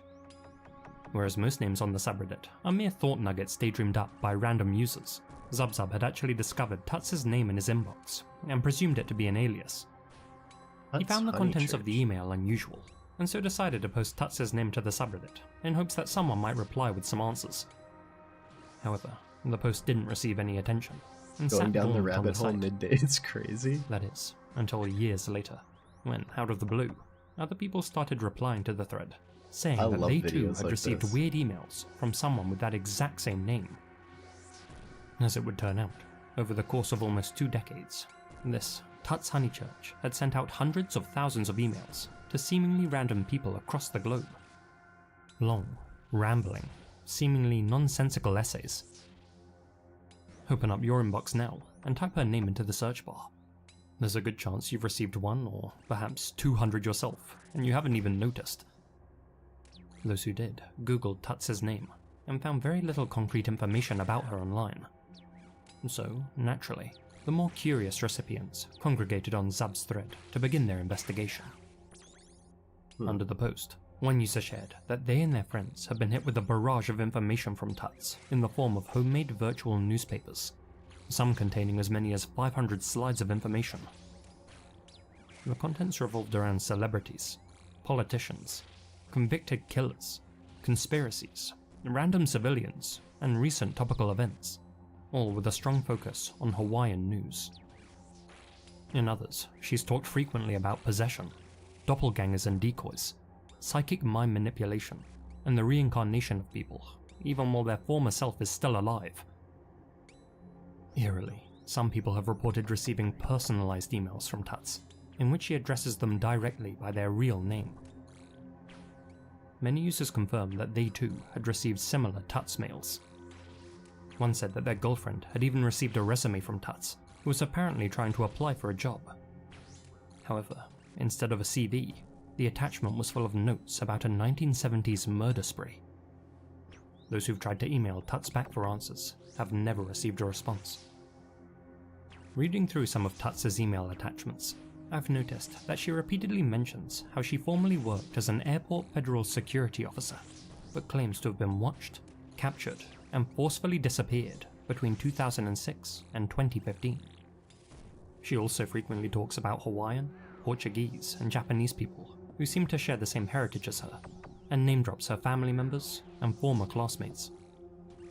After looking into each person mentioned, I can confirm they all are indeed real people with genuine links to Tuts. These names appear time and time again across her emails, mixed in with her other thoughts and musings. Some philosophical, some paranoid, most incomprehensible. Seriously, if dyslexia was contagious, this is how you'd catch it.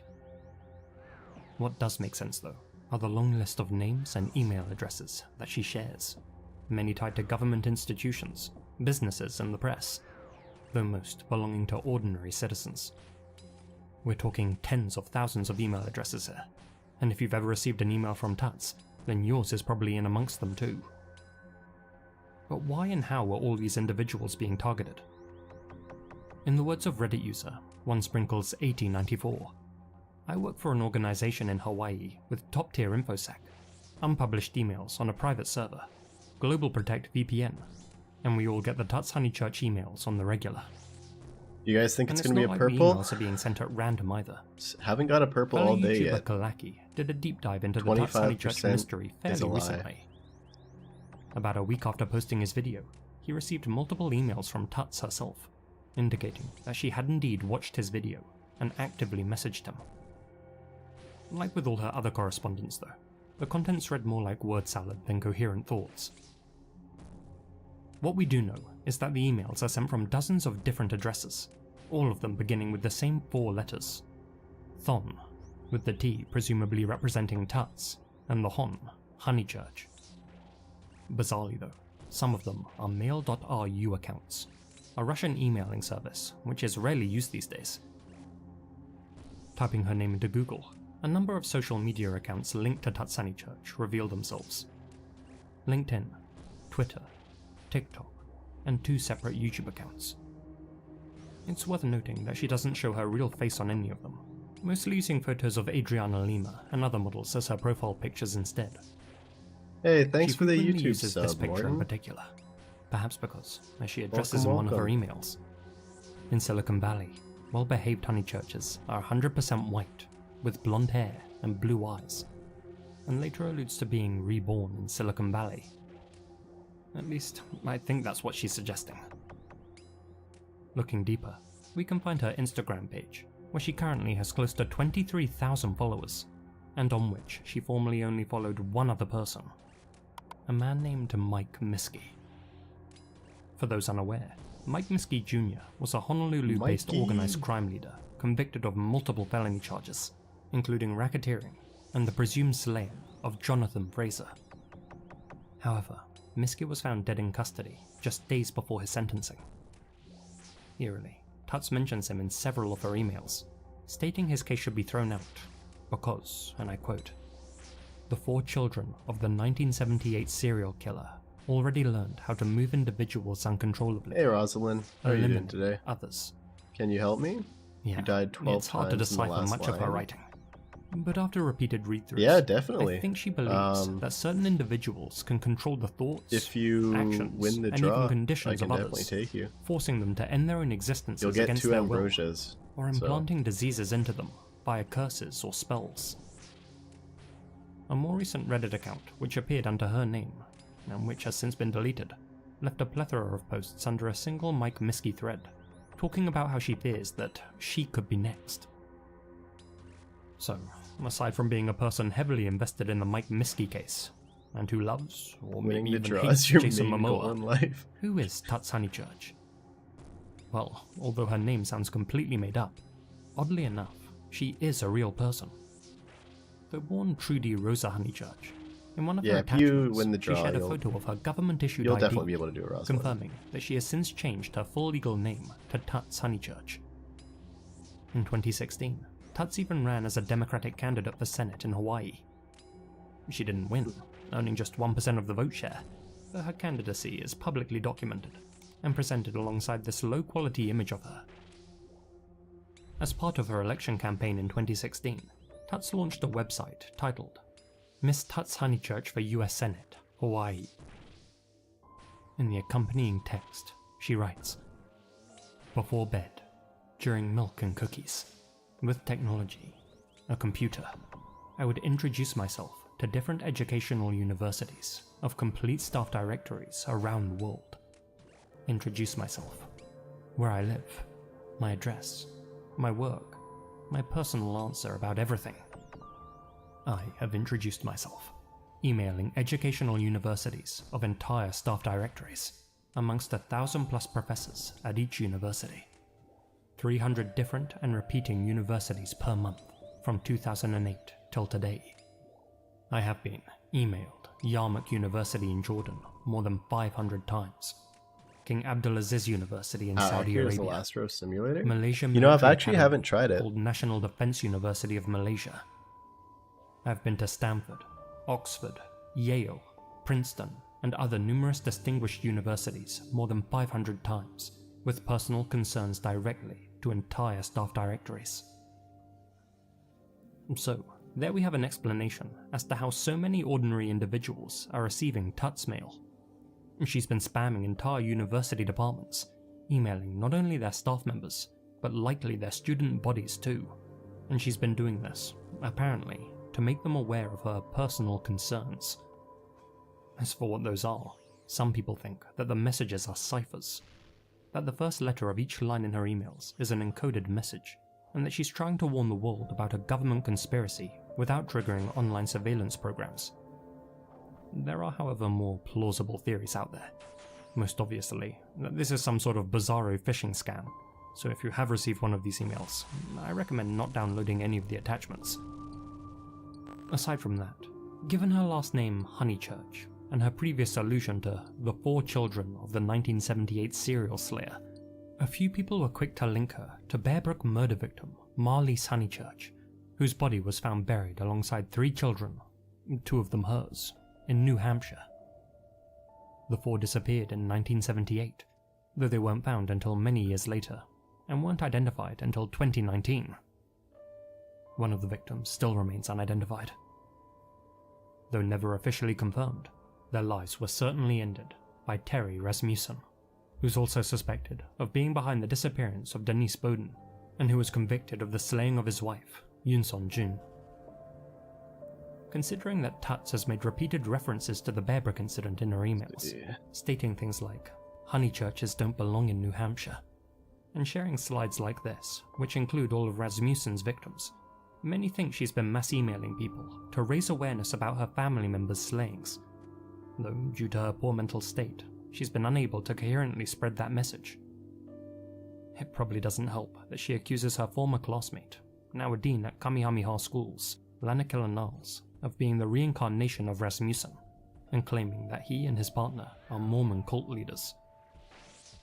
Though Tuts could indeed be related to the victims at Bear Brook, that remains unconfirmed, and for all we know, the emails are merely the digital footprint of a woman suffering from mental illness, one who's inserted herself into the case.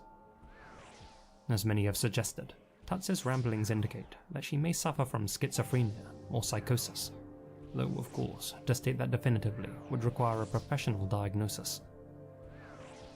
The final theory worth exploring is that these emails are being sent out by a bot, one impersonating the real Tuts Honeychurch, either as an attempt at training an AI model or an attempt at starting a strange ARG. That would help explain the mind-melting text and the sheer volume of emails that are being sent out. However, I'm inclined to believe that they have all been written by a real person. Though confusing, there's a definite through line to them, an organization to the chaos, so to speak.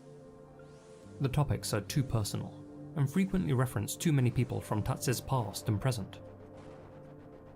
So, is Tuts Honeychurch a whistleblower? A digital prophet? A lost voice crying out into the void?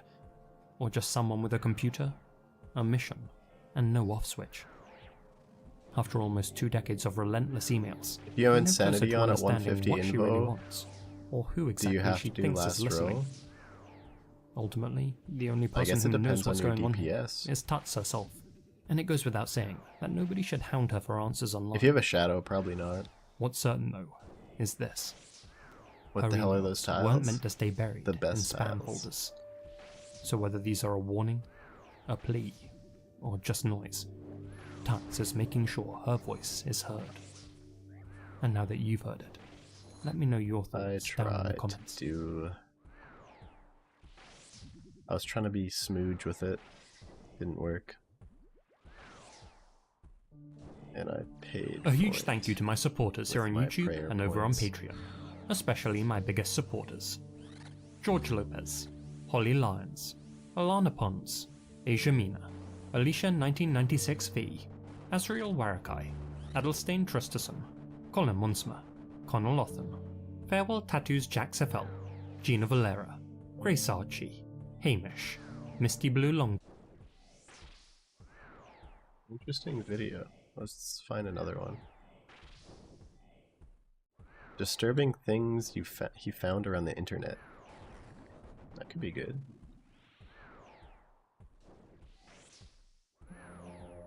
If you've been to Japan recently, there's a good chance Not you've bad. seen this woman's face plastered on a TV screen in a store window, or a passenger's smartphone on a crowded train. If you did, it's not because she's an idol or a rising star. It's because she's at the center of one of Japan's most polarizing incidents in years. One that made headlines as recently as March 2025, and one that's bound to leave a lot. Actually, I've seen this one. There's another one though. On this one. On the 21st of February 2022, Venezuelan-born taxi driver and father of 3, Leonardo Coripe, was driving his motorcycle taxi through the streets of Lima, Peru, searching for customers and ferrying them across the city. At approximately 6 PM, he parked his vehicle on Calle Las Peras in Los Olivos to chat with a group of other taxi drivers. Some witnesses reported that a heated argument erupted between Leonardo and one of the other men. After some back and forth, Leonardo walked over to the pavement, looking extremely distressed, and sat down. The man he had been arguing with then approached Leonardo with his phone and began filming him. In the now infamous footage, a defeated Leonardo solemnly looks up at the man and says, "Tu dile el patron," meaning, "You tell the boss." The cameraman then pulls out a 9mm Glock, replies, "El patron," as if to say, "Oh really?" and fires 5 shots at Leonardo's head. The first 3 shots struck him in his left temple, causing his eye to dislodge completely. Not with the shadow? The 4th and 5th rounds hit his nose and cheek, turning his face completely red. As he Wait, what do you collapses mean onto not the with the sidewalk, shadow? the camera lingers on The his last face. row? A gurgling sound and a bystander shouting can be heard near the end of the video. Many of the onlookers approach Leonardo's body to take photos and videos of their own thereafter. As would come to light, the killer was a known extortionist and sicario named Frank Lopez, otherwise known by his hitman alias, Mata por gusto, kill for pleasure. Leonardo owed him 60 soles in toll fees, around $16.50 US, and Frank decided to make an example out of him. Later that same day, Frank sent the video to other taxi drivers in the area as a warning. Pay your debts, or this could happen to you. The horrifying video soon began circulating on shock sites under the titles El Patron and One Man, 5 Bullets. It saw widespread circulation. Rosalind? After this raid in the Discord, I will draw another person. You just have to enter the draw.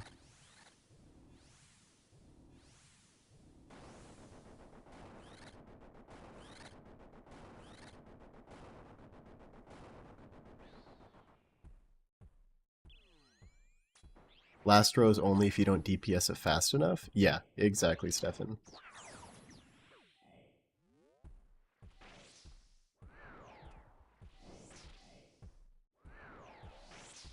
In Spanish-speaking countries, and became a popular clip among school kids who shared it around as a sort of morbid rickroll. Frank himself was arrested 1 month later, and was eventually sentenced to 17 years and 4 months in prison.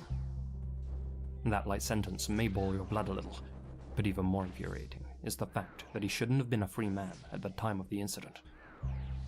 Frank had previously been arrested in 2019 for slaying 2 other people, and on top of that, was linked to the murder of 8 others, but he had been released on a technicality due to a mistake made by the judge.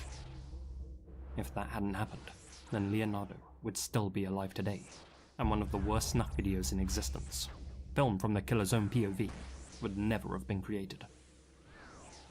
9 months after the incident, in November 2022, roughly 187 people were sent an email, simply titled, "Hello." The main body read, "My name is Leonardo Alexander Caribe Brito, and this is what I look like on video." Attached was a file named California.mp4, which couldn't be previewed and had to be downloaded to view. When opened, a deep-faked video would play, one showing Leonardo's bloodied and distorted face, singing Katy Perry's California Girls. What? Anyone who replied to the email automatically received a response containing a screenshot from the video. Most recipients didn't see the funny side, and one was able to trace the Gmail account back to a man named Jacob. His IP address, email, and phone numbers were subsequently doxed. However, it was later revealed that Jacob hadn't created the deepfake, and had instead been hired to send the emails on someone else's behalf. Another variation of the email, also titled "Hello," included the message, "My name is Leonardo. I exist," and featured a file named Leonardo.mp4. That video was a clip taken from the original El Patron footage, and zoomed in on Leonardo's dead body.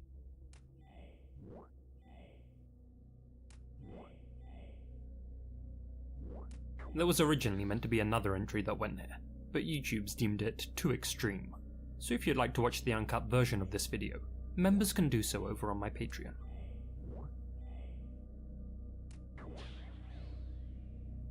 Buried in the darkest corners of YouTube is a channel that most people have never heard of.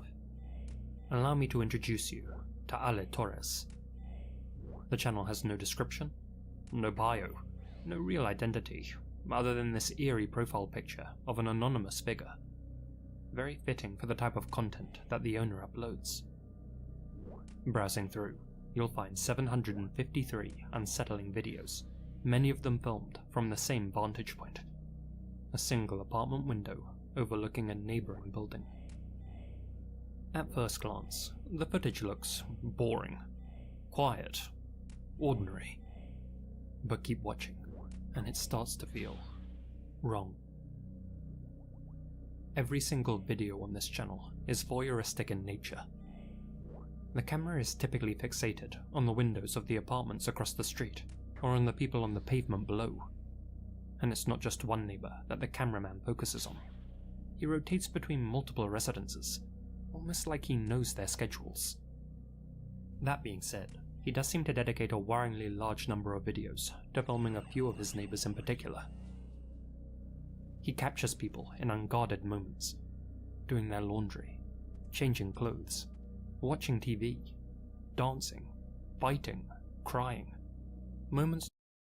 Does that apply to 500s as well? Or is it tanky that you... No, if there's times where when I'm soloing 500s, where the shadow just pops off, and you actually can defeat the warden before the final row.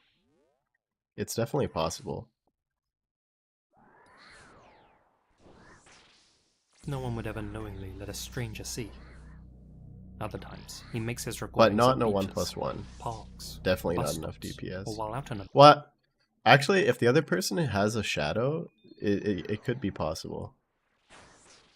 If they're also in max mage, it's definitely possible that they could help me kill the warden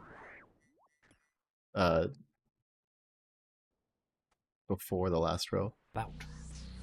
Some videos last just a few seconds, others go on for more than 20 minutes. There are no edits, no cuts, no added music or narration, just the eerie hum of city noise, distant conversations, and the unblinking gaze of Ale Torres' camera, capturing the intimate moments of oblivious strangers, stealing their privacy for his own amusement. I thought for a long time about what clips to include in this segment, because although I want to bring attention to Ale Torres and show just how inappropriate his actions are, a lot of his videos contain content that's really up close and personal. Therefore, I'm not going to include any clear shots of people's faces within the privacy of their own homes, but am showing just enough that these people might recognize themselves. That way, if they stumble upon this video, they can at least know that their fellow resident is watching and filming them. What's truly disturbing isn't just the content though, it's the reaction. The channel has barely any views, and though a few of his videos have taken off, most barely scrape 100. But the few people who do keep up with his content occasionally leave cryptic or approving comments, like a small, hidden community of watchers feeding off someone else's life. I've even come across other users asking Ale Torres if he's going live again at any point, indicating that he streams and possibly sells similar voyeuristic content on other platforms. Doing a deeper dive into his content, I found this video, the first posted to his channel, which seems to hint that some of his videos were made in Miami, Florida, though car license plates and other videos indicate that he spends a lot of his time in Chile. Perhaps this channel was just set up to chronicle the owner's time living in the US, though whether his intentions were pure or not, this kind of behavior is obviously unacceptable. Personally though, I'm convinced that Ale Torres has creepier intentions. Whatever the case, 1 month ago, the channel suddenly went silent. No new videos, no updates, nothing. It was around that same time that this post surfaced on the r/mystery subreddit, left by user okdig5478. Found a weird YouTube channel that films people from a distance. Some of the videos are through people's windows, at beaches, bus stops, walking down the street, etc. There are literally hundreds of videos, some having hundreds of thousands of views. Couldn't find the channel mentioned elsewhere. Indeed, as far as I can tell, okdig was the first person to draw attention to the Ale Torres channel. Even though their Reddit post only received 1 reply and 7 upvotes, it's possible that this small amount of 25, recognition nice. caught Ale Torres off guard and made him worry about prying eyes. Ironic, given how he shows no such concern for the privacy of those he films. If that is the case, he'll really hate being mentioned in this video. Then again, the guy behind the channel has shown his face in several videos that are still public, so if he is trying to protect his identity, he's not doing a great job. I swear while researching this video, I found uploads of him appearing alongside friends in his living room too, though those seem to have since vanished, perhaps at his friend's request. So where is Ale Torres now? Did he truly see the Reddit post and panic? Or did someone else catch him in the act and put a stop to his little hobby? After all, he has been known to make mistakes in a few of his uploads, with those he's spying on noticing his lens following them. At present, the channel is still up, with all of the videos still public, like a digital diary of stolen moments. And for all we know, it could start up again tomorrow. But whether or not he continues uploading his twisted little souvenirs, one thing is certain. Guys like Ale Torres don't just stop watching.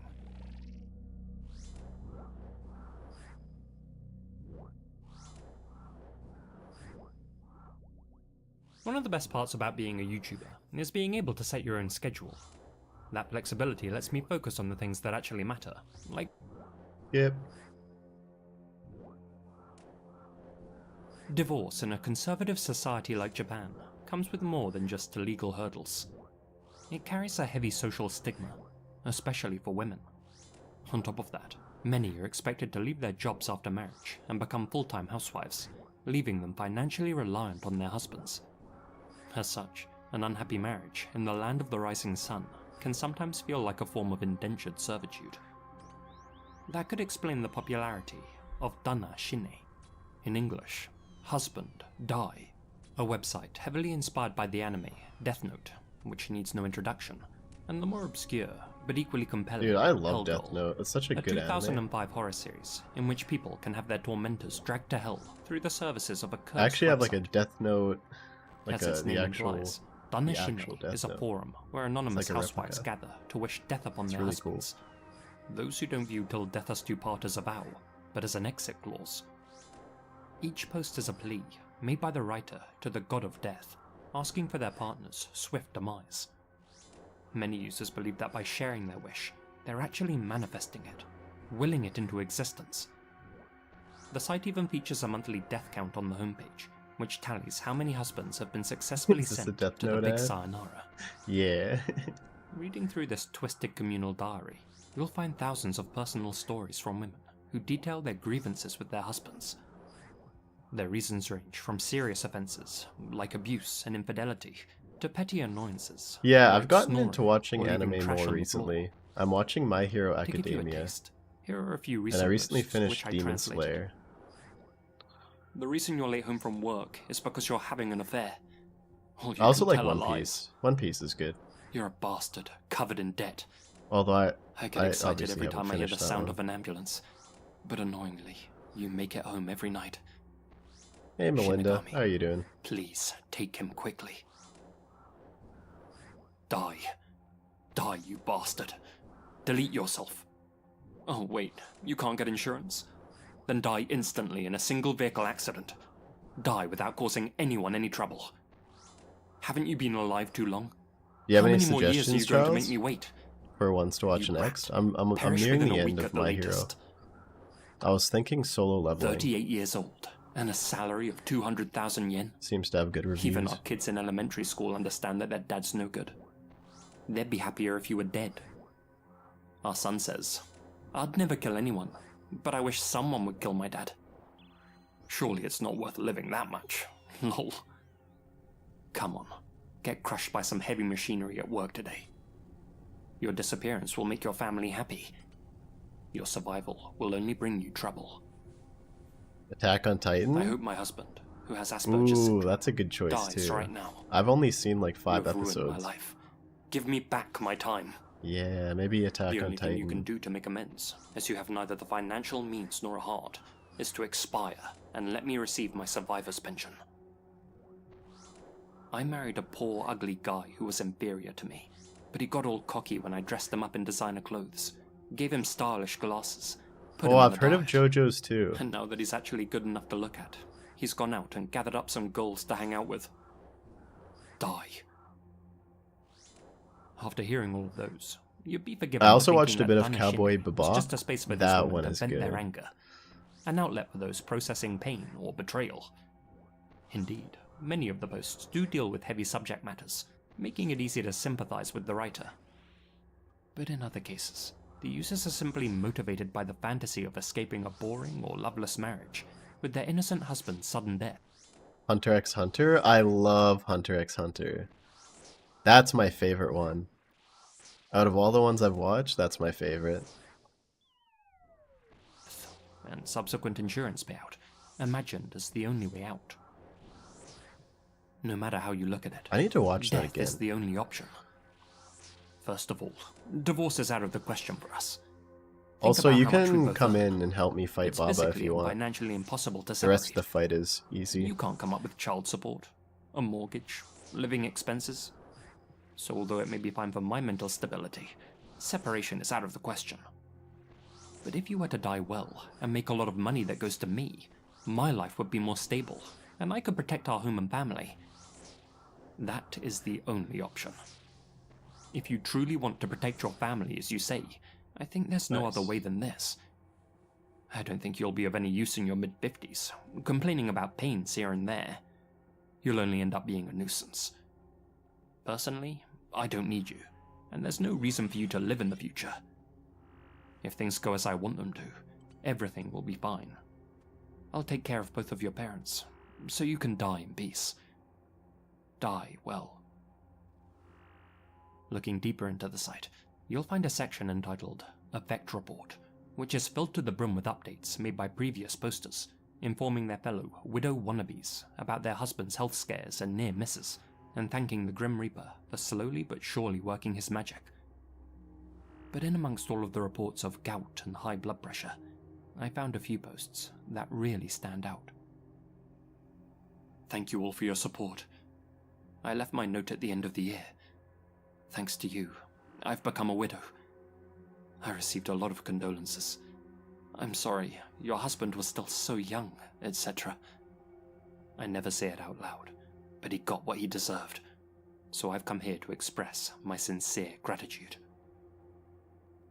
It's been a few months since I left my death note, and I can't believe it, but my husband really died. The cause of death was heart failure, caused by sleep apnea syndrome. He was cold in the morning.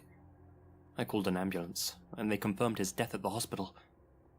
To be honest, I'm so happy. So happy. So happy. Thank you so much, Grim Reaper.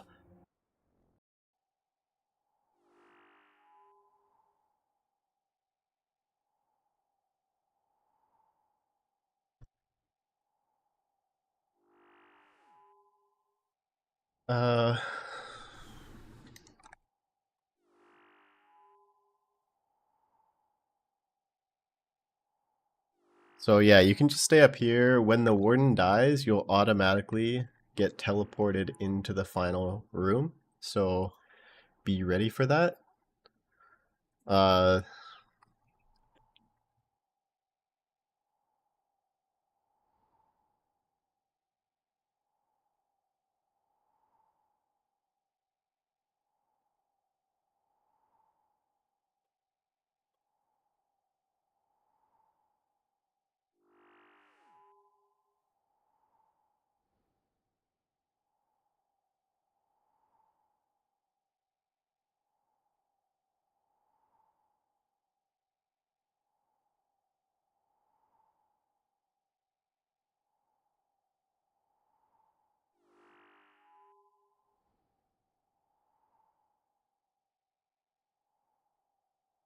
Dude, imagine if you could stream anime. Just completely watch a full anime episode while doing this, or anime series with everybody. You should watch Summertime Rendering.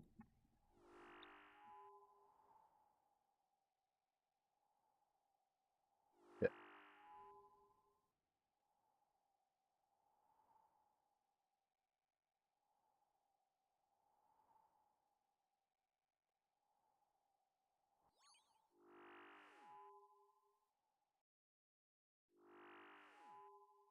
Let's start it. Get my inventory ready.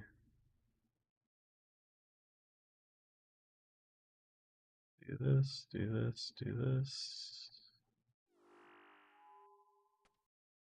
Yeah.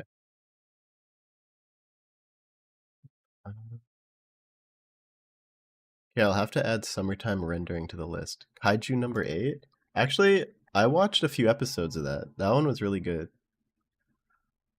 You send a message in the carry Fang? Rosalind, after this raid, check that channel, and there will be a bot, and there'll be a button that you just have to click to enter. A mystery thriller anime. That sounds good. I was overwhelmed with joy when my husband, who I had just spoken ill of in this death note, Hopefully we was can in get a a traffic purple. accident the Still next haven't day. gotten one today. I've been lurking on this site for a long time, but I refrained from posting because I thought mine was a mild case. A while ago, there was a show about Danashine on TV, and I watched it with my husband. Recently, Yahoo News featured an article about the administrator, Makita-san, and my husband said a lot of bad things about him. The next day, my husband went to work in his car and was hit by a truck and taken to a hospital. A terrible accident, they said. He broke his left leg, broke his pelvis, and ruptured some internal organs. He's in a critical condition and hasn't regained consciousness. I'm writing this from the hospital toilet. It's a strange feeling. I thought it would be painful, but I'm happy. Are you What still is this driving, happiness? Charles? As time passes, my happiness and expectations are overflowing more and more. I hated my husband. He was just trying to act like a good person on the surface, but was filled with hatred himself. I thought by leaving my death note, my husband, or caretaker, as he'd say, Wow, these guys would are somehow turning find Death out Note into and a become real angry. thing. That's so I figured funny. it's the same as saying something bad about the gods at a shrine. Of course, I'd be punished. But I'm so happy. Let me say more and more. I'm so happy. So happy. So much fun. You're home now? Just Oh, die. nice. Stay like this. Please. I can't show my smiling face in front of my parents-in-law, so I'll laugh a lot now, here. I'm smiling in this bathroom like I've never done before. I'm a weird person, sure. Other people will definitely Ooh, that think I'm sounds weird super if they nice, see me. Charles. But I'm That sounds so really happy. relaxing. I can't stop smiling. Laughing even. I can't stop laughing as I write this. I can't write enough. Thank you, Grim Reaper. My husband is in a serious condition and won't last long, so I will let you all know when he dies. Just thank you so much. If you On hate any your other husband forum, this much, why don't you just almost any other forum, leave? such posts would be met with outright hostility. You know? But on Danashine, 100% of the replies I don't got understand been people that supportive. Here's just a small taste of the responses to that that lost kill post I their read. I'm like jealous. wife or husband. My husband was also involved in a traffic accident, and I hope we receive a death notice tomorrow. What great fortune. I wish it were my husband instead of my pet who died today. Even though it's Christmas Eve, he yelled at me in front of our child and left the house. And when he came back, he forced me to obey him. When my husband's around, I want to kill my child, and then myself, just to hurt him. Oh, it's the same for me. When my husband's a jerk, I think about taking the kids and killing them. Seriously, I hope he dies soon. Shadow Last isn't year, hitting, when I hey? told mine I was going to the company's year-end party on the 29th, he complained a lot about how it was impossible at that time of year. What is the But then video today- playing on the side? It's disturbing things found on the internet. On the 30th, he took the trouble to go out drinking with his friends, driving 90 minutes on his motorcycle. I prayed that he'd get crushed in an accident, but he called me to say that he had arrived safely.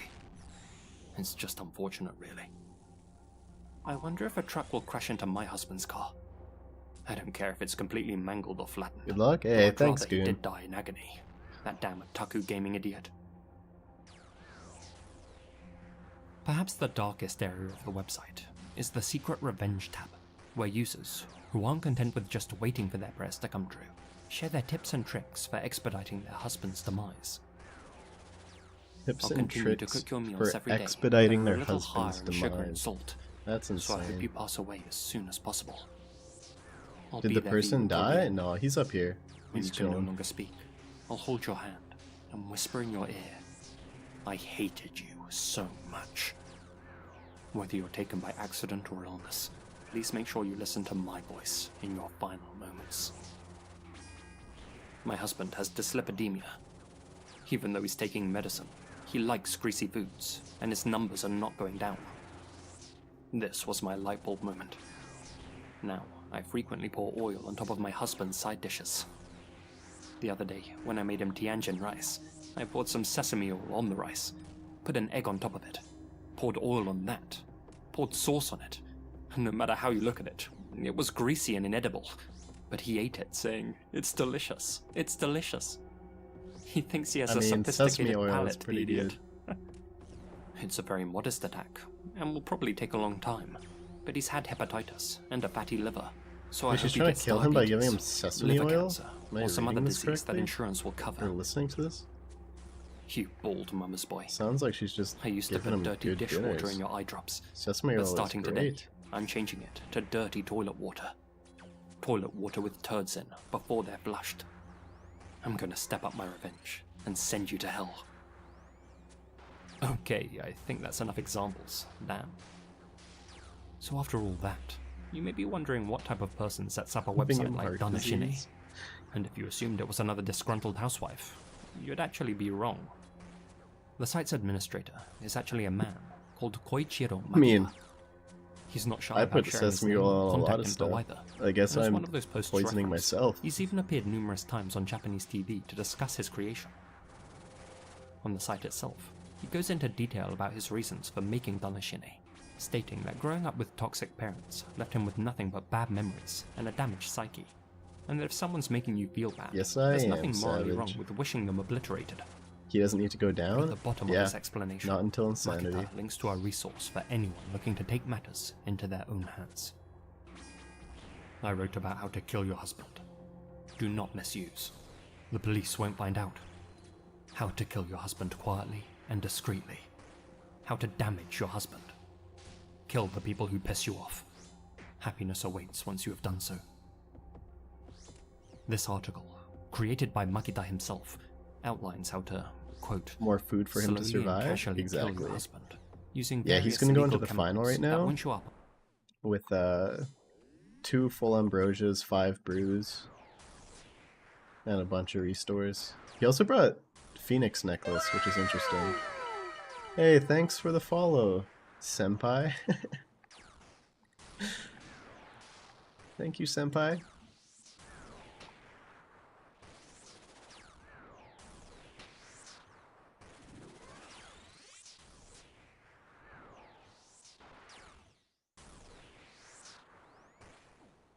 It's Majin? Oh. I see. You haven't been followed this whole time, Majin? Disappointing. I'm just kidding.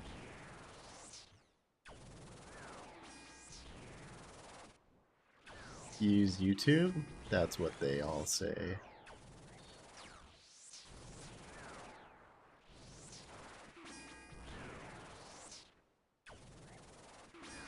Oh yeah, you get no ads with YouTube Premium. That's true.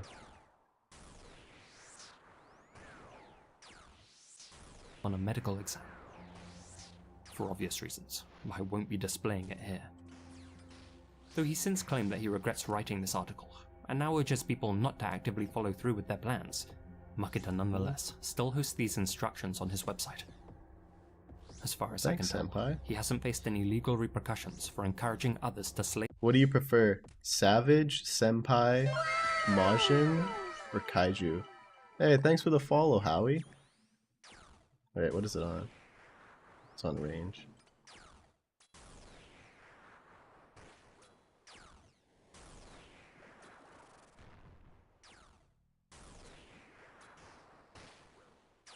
Their partners and spreading awareness on how to covertly. Is go the about volume in the YouTube video okay?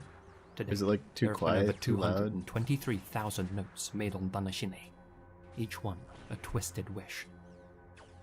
The site is still extremely active and receives dozens, sometimes hundreds of new submissions each day.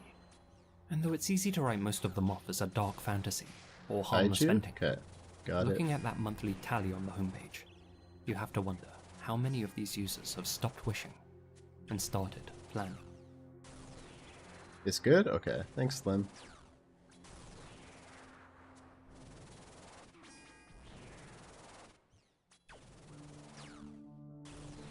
Is that the Hey video? guys, Lizzie here, and thank you very much for listening.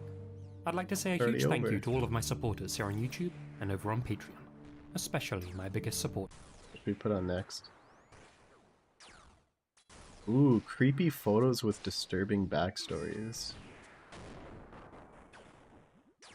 We put on that?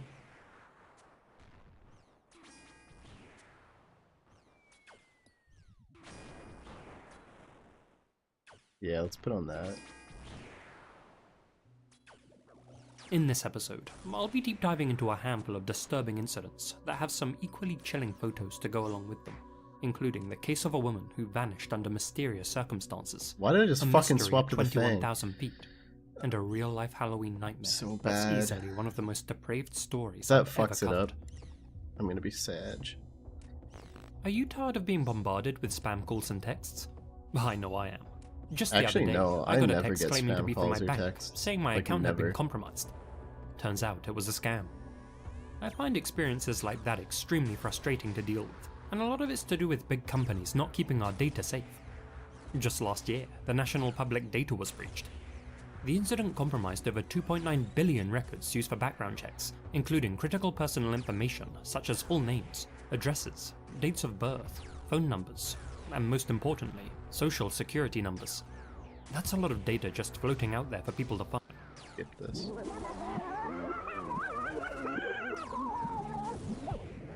Have you seen the YouTuber Casper site? No. Is it good? It was Halloween night, 1984, and 31-year-old Doreen Herbert was cuddled up on the sofa at her Ever heard of 2792 Y Guildhall Files Drive YouTube? home No, I in haven't San heard of that Jose, either. watching a Is it tame true horror movie crime? with her husband, Charles, and her daughter, Deanna. Deanna was almost 5 years old at that point, and had been enjoying the magic of her first proper Halloween. Charles had already taken her trick-or-treating Dude, I around used the to neighborhood, love Halloween and when I was Doreen a had kid. decorated the driveway with jack-o'-lanterns, signaling Running to the around local getting kids candy that was their so house fun. was a safe bet to score some sweets.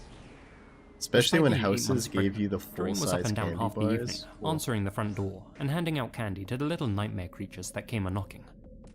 It truly was a happy Halloween. Like You have their it as daughter, background noise while Doreen and playing? Charles were also in high spirits. What type of excited videos to is be it, Goon? welcoming another child into the world, and to be putting some personal losses behind them. Not only had Doreen's sister died in a house fire in 1980, but around that same time, she had lost her first child from a previous marriage. It had been a rough few years, but finally, there was a light at the end of the tunnel. As Okay, the night after wore this on, next Charles down, told Doreen that he was running to the we're store gonna be to in grab a bottle insanity, of wine, so and that he'd be get back in ready. about 15 minutes. He set off out the front door, I will leaving take Doreen and the Deanna alone the at the right house. side for Shortly skulls. thereafter, there came a loud banging on the front door. It was approximately 9 PM at that point, a little too late for trick-or-treaters, Doreen thought. However, being overtaken by the excitement of her first Halloween night, Deanna begged her mother to open the door so that she could see the other children's costumes. Doreen slowly lifted herself off the couch and made her way through the hallway, Deanna sticking close to her side. They unlocked the door together with a "Happy Halloween," expecting to see a handful of little terrors dressed in bedsheets and Dracula masks. But their smiles faded when they noticed the lone figure standing on their porch. It wasn't.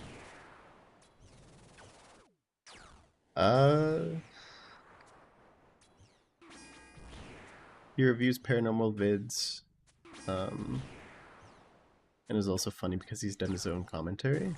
That could be good.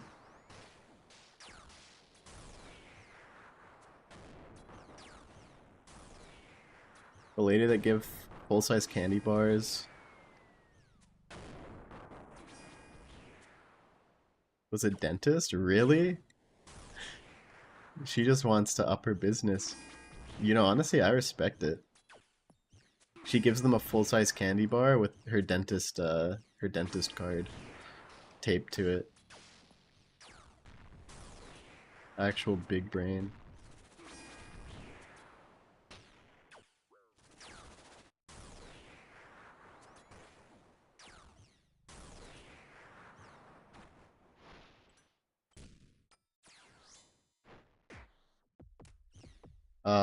Facing Warden.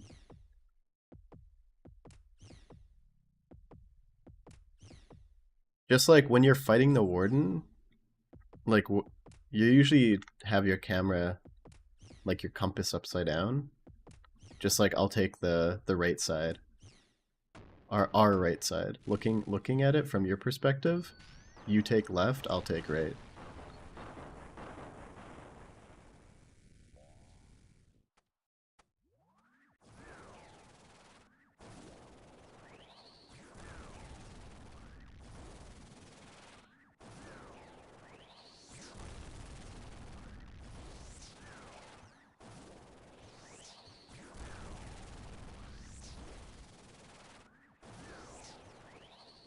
The Y-Files is like a channel that breaks down stories ranging from... I don't know what that is. I know what Atlantis is, though. He tells you the story, then breaks it down. That could also be an interesting one to put on. You've heard of the Y-Files, too? Good luck, good luck. Hey, thanks. Thanks, Slim and Ricky. Let's put Than a this on. child, but rather a fully grown man, dressed in boots, work overalls, and a rubber wolf mask with matching rubber gloves. A look of realization flashed across Doreen's face, and she sternly told the visitor to leave. But from behind his wolf mask, the man simply replied, "I'm going to kill you," and revealed a machete that he had been hiding behind his back. Doreen yelled for Deanna to run and hide. Heart racing, the youngster scrambled back into the living Purp is set in room, stone? squeezed I herself hope so. behind the sofa, and covered herself with a blanket. She remained still as the sound of screams and thuds from the hallway were replaced by an eerie silence. Peeking out from under her blanket, she watched as the masked man made his way inside and past the couch. He searched the room, aware someone else was home, but thankfully didn't notice her. "If you say anything," he shouted, "I'll come back and kill you too." The masked figure then fled the house and disappeared into the night. Several minutes later, Charles returned from the store and found his wife Doreen lying in a pool of blood in the hallway, and his daughter, Deanna, hiding behind the sofa. He immediately called emergency services. Paramedics arrived quickly, and though Doreen was still breathing, the prognosis was bleak. Her left hand had been severed and dropped by her attacker in the living room, and she had gouges to the head and face that reached the brain. Severed? But most disturbingly, the wolfman had targeted her abdomen. As one responder put it, she'd been flayed open like a gutted deer, and her unborn son was found placed under a stool with a jack-o'-lantern atop it, as if the pumpkin was smiling over the baby. Officers arrived while medics were working on Doreen and found Charles covered in blood and tears, clutching tightly to his daughter. When they tried to pry Deanna from his arms, he flew into a panic-stricken and uncontrollable state. They placed him in a patrol car for his own safety, but he proceeded to try and break free, kicking and smashing his head against the window to get back to his family. Meanwhile, other investigators found an object on the front porch. Such a good channel to get lost into. Cartoonish wolf mask. Man, I love when you find a channel like and that. And a wagging tongue. Doreen Wood, Just relax, we'll play succumbed to her RuneScape. wounds while en route to the hospital, and Charles, who was immediately considered the prime suspect, was taken to the local police headquarters for questioning. After all, Doreen's murder had taken place in the brief window of time that he had left for the store, and he had reportedly returned mere moments after the wolfman had fled the scene. The timing was suspicious. However, after chatting with Doreen's neighbors and loved ones, it soon became clear that there was another potential suspect. Her bitter ex-husband, William Michael Dennis, known to most simply as Mike. Doreen and Mike had been married in 1975. By 76, they had a son together, Paul. Mike, who was typically a glum and moody character, doted over Paul and was determined to give him a better childhood than he had had. No. However, his focus on Paul reportedly led to his neglect of Doreen, whom he kept at home, isolated from her social circle. Their marriage inevitably broke down as a result, and the couple agreed to separate. Although Doreen gained full custody of Paul, she was always civil towards Mike, and welcomed him in for visits The whenever ping he was pleased, so delayed. hoping to win Doreen back. Yeah, doing Mike this moved on into a house 200 6 ping blocks away, sounds though he kept up a cheerful front. Inside, really Mike rough, presented man. how happy Doreen appeared after their divorce. He had always been socially awkward and found it difficult to form relationships, while she was busy reconnecting with old pals and going to events. Mike's resentment only grew when Doreen met and fell in love with Charles, a successful, well-adjusted and happy-go-lucky guy who ran his own business and who served as an amazing role model for young Paul. When Deanna was born, it became all too clear to Mike that Doreen had Yeah, well that's and so truly sad. moved You were on. doing really good. I don't think you made a single mistake. But with insanity, a single mistake snowballs into so much more so easily. All it took was that one click. And, it was over.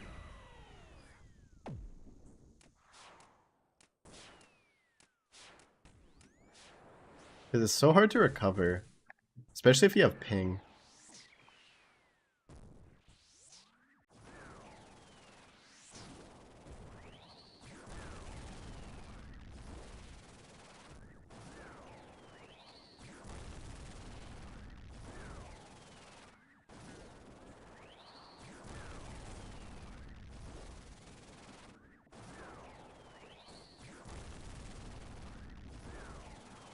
Hey, welcome back, Wheezy. You're having your birthday dinner and Father's Day? Nice. How was that?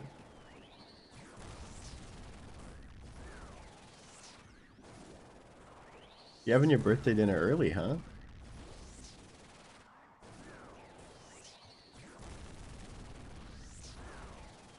Hey, Abdul. How are you doing?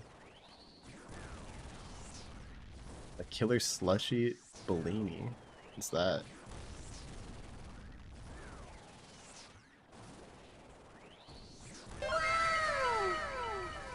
Who is that?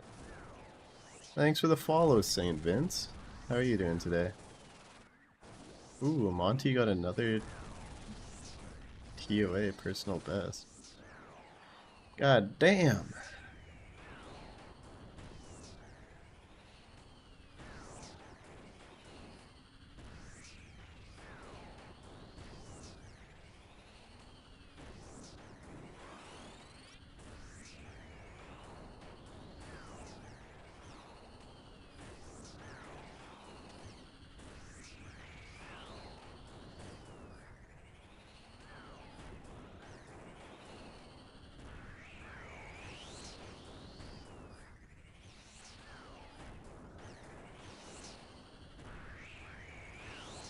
Can you carry me?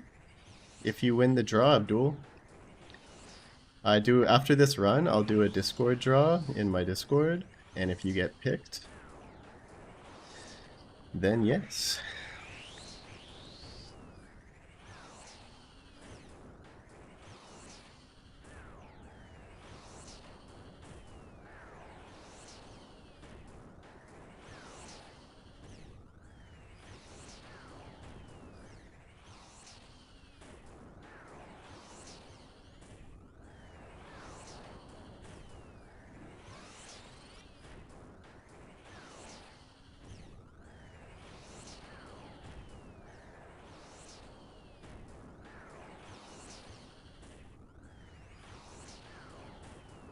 Is that a dead click?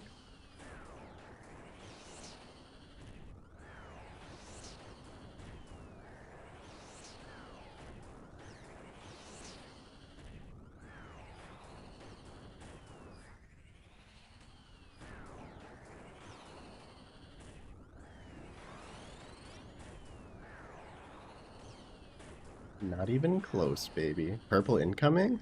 You think so? Dude, if it's a shadow, I'll give you 100k.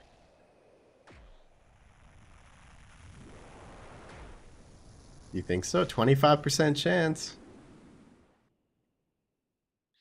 What's his reaction? No reaction? It's ruined.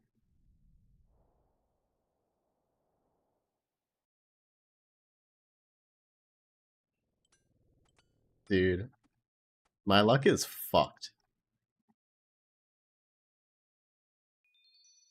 A 4 dry streak on 25% purple chance. That is crazy.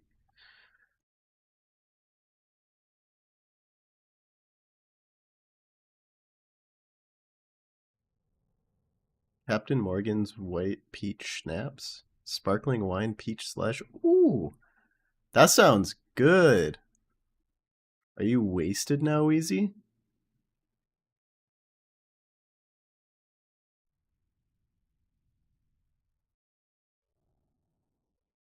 I'm sad. What was your last purple? A ring. Cody, you don't even have to ask. You already know. If you ever have to ask what my last purple is, the answer is always a ring. You already know. When you do 500 carries, is it possible to not get last row? It probably not. If you have a shadow, then there's, if we both demolish it, then there's a chance that you could get there without the last row.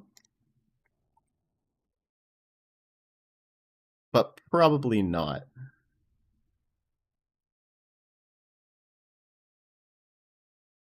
You only had 2 drinks? Oh.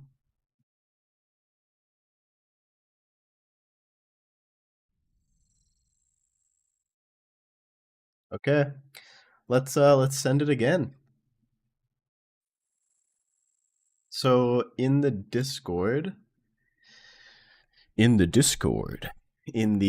Fang Kit carry channel, I will post the bot, and you have 3 minutes to enter.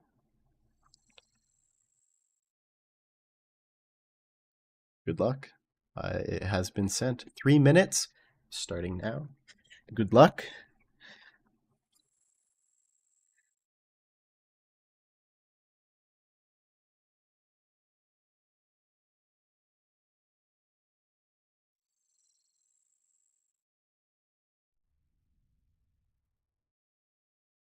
Dang.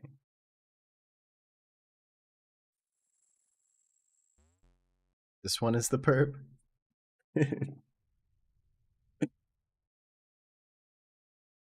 Why would you?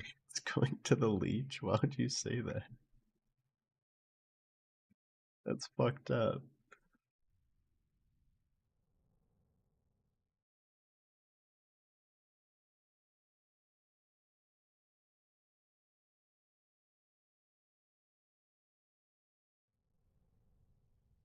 It wouldn't be ToA if it wasn't true. Yeah. Can't argue with you there. But he still Yes, regularly let's went over keep to watching play with this Paul and take him on outings, until fearful that he was being replaced by Charles. Till someone's chosen. However, in 1980, tragedy struck when 4-year-old Paul drowned in a pool behind Doreen and Charles's home. Wait. Also, I always mention this. If you want to join the in-game clan, there's only 7 of us. You could be the lucky number 8. If you want to join a chill clan, if you don't have a clan and you just want to chill, everyone's welcome. I'm on roll 443 if you want an invite, or you can just apply through the UI, the clan UI, to find clans. Anyway, back to the video. While outside playing in the garden, the boy had snuck out of eyeshot for a few short minutes, and in that time dug a hole in the barrier surrounding the pool. Though an unfortunate I have a accident, nice-looking family. Mike blamed Doreen for the loss of their son, wrongly believing that she had intentionally drowned Paul so that he would stop visiting. You know my He even family, brought a RD. wrongful death lawsuit against her, but the court ruled in her favor, determining that she had taken precautions to wall off the pool and that the accident was just one of those unfortunate things. Though heartbroken, Doreen and Charles went on as best they could, putting on a brave face as they raised Deanna, determined that the incident shouldn't deprive her of a normal and happy upbringing. Meanwhile, Mike stewed in his anger. Seeing his ex smile after all that had happened made his dark thoughts fester, and when news reached him that she was now pregnant with another son, those who knew him say he was consumed by rage. He's pregnant Which with brings another us son. back to that fateful night No! in 1984. 2.5 hours before the attack, several residents of Guildhall Drive had noticed a man wearing a wolf mask staring at the Herbert residence from across the street, holding a grocery bag with a heavy object inside. Those who had RD seen Brew, him suspected it could be Mike you Dennis. have been selected. Deanna also believed that she had heard her mother shout out the name World Michael 443. just before the intruder butchered her. Detectives decided to pay Mike a visit at 12:20 a.m. on November 1st. They could hear the distinct sound of running water coming from inside, and, fearing that Mike may be trying to wash away evidence, banged on the door several times. Eventually, they had dispatch call his number. That's when Mike answered the door Rigged? in a calm and collected fashion, wearing only a dressing gown. Officers couldn't help but notice a large, fresh cut on his right hand. He explained this away, saying that he'd been pumpkin carving. The news of his ex-wife's slaying barely registered on Mike's face, and he casually invited the investigators inside to chat further. Mike, followed by one officer, entered his bedroom to dig out his ID. That same officer noticed how Mike's eyes kept darting towards the headboard of his bed, and how he was slowly inching closer towards it. Suspicious, the officer ordered Mike to freeze as he checked behind it. There, he found a holster containing a loaded magnum. Mike was promptly taken into custody. Charles was eventually cleared of suspicion when a clerk recalled seeing him at the store on the night of his wife's death. This bot Video is surveillance confirmed his presence there at the time of Doreen's slaying. But to build a case against their prime suspect, Mike, detectives needed more evidence. Investigators found a little black book in Mike's possession at the time of his arrest and contacted his acquaintances and romantic partners. One woman revealed that she had attended a Halloween Wait, party RD, what's your RuneScape name? Is this you? A party where he dressed as the Big Bad Wolf.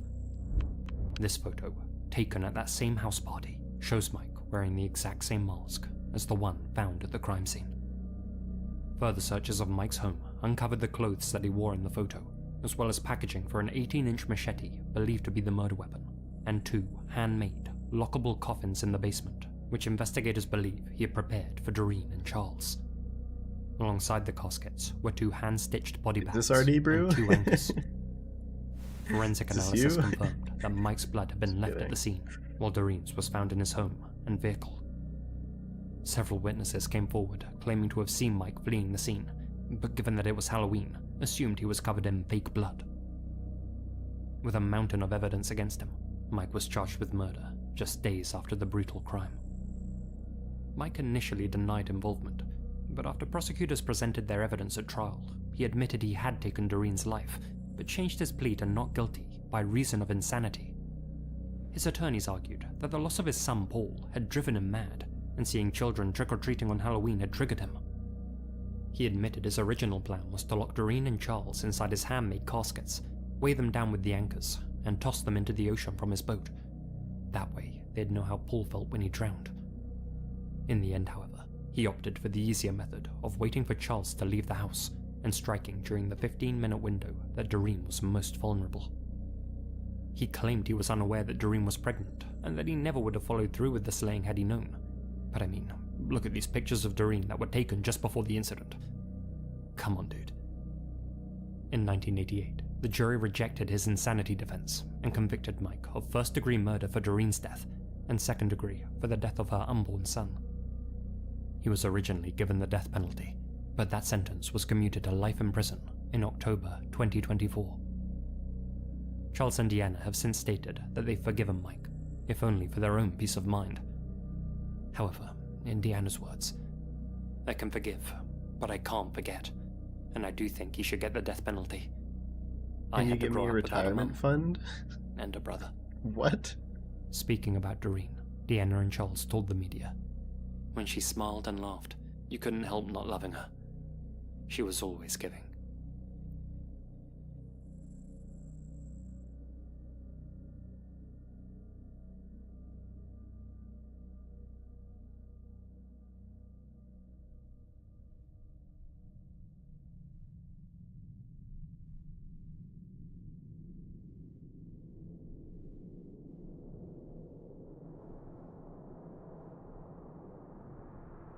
Mount Aconcagua. Standing at almost 23,000 feet, it's the highest mountain in the Western Hemisphere, and one of the most dangerous.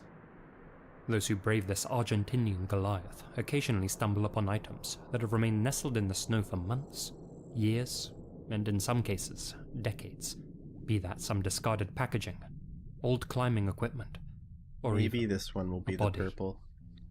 At least 153 people are known to have perished while ascending Aconcagua over the years, among them number 26, John Cooper, and number 27, Janet Johnson, both experienced mountaineers who attempted to reach the summit 52 years ago. Unfortunately, they'd never make it back alive. Even stranger, lead investigators believe they may not have succumbed to the elements or an accidental fall, but rather met their end at the hands of their fellow climbers. It was January 1973, and a desperate band of mostly amateur climbers from the US had come together to conquer Mount Aconcagua. Their leader, a lawyer named Carmi Defoe, was the one to organize the expedition, and formed a team consisting of Mazamas Climbing Club members Jim Petrosky, Bill Eubank, Arnold McMillan, Okay, Bill looks Zeller, good to me. Oh, and John Shelton. The second to last member to join the team was John Cooper, a almost highly 6 hour intelligent log. NASA Holy engineer fuck, the who'd time helped goes put by men on so the moon. fast. It's Last wild. to sign up was Janet Johnson, It's already been 5 a quiet hours and today. reclusive school librarian from Denver, who was easily the most experienced climber in the group. Whereas most other members were described as weekend you can hikers, reply. Janet had scaled some of the highest peaks in the world, and did so regularly. Their guide was to be Miguel Alfonso, a local who had reached the summit 5 times, and who really should have been allowed to lead the team. But Carmi was determined to have that honor. The team reached base camp on January 21st, and met with the manager, I hope you have Roberto my lucky Bustos. charm. He and Miguel quickly realized that they were dealing with an unprepared group of strangers Some who had no M&Ms. allegiance to one another, and, as one news outlet put it, an every man for himself attitude. Indeed, a reporter covering the story of their climb decided to take a picture of each member before their attempt, as, in his words, he didn't think they'd all be coming back. As expected, things started poorly, with the members bickering amongst themselves about hiking speeds and targets. Still, they all made it to Camp 1, navigating their way through icy stalagmites and rugged terrain. But as the climb wore on, the party became more and more fragmented, both figuratively and literally, splitting off into 2 different groups. 3 of them stayed behind at Camp 1, having become disoriented and irrational. Wait, Slim, do you have your Twitch connected to your Discord? I have it set up so if you're a Twitch sub, you automatically get the sub tag in Discord. But I think you have to have it linked for it to work. But if you don't want to link it, I can also just manually give you after this.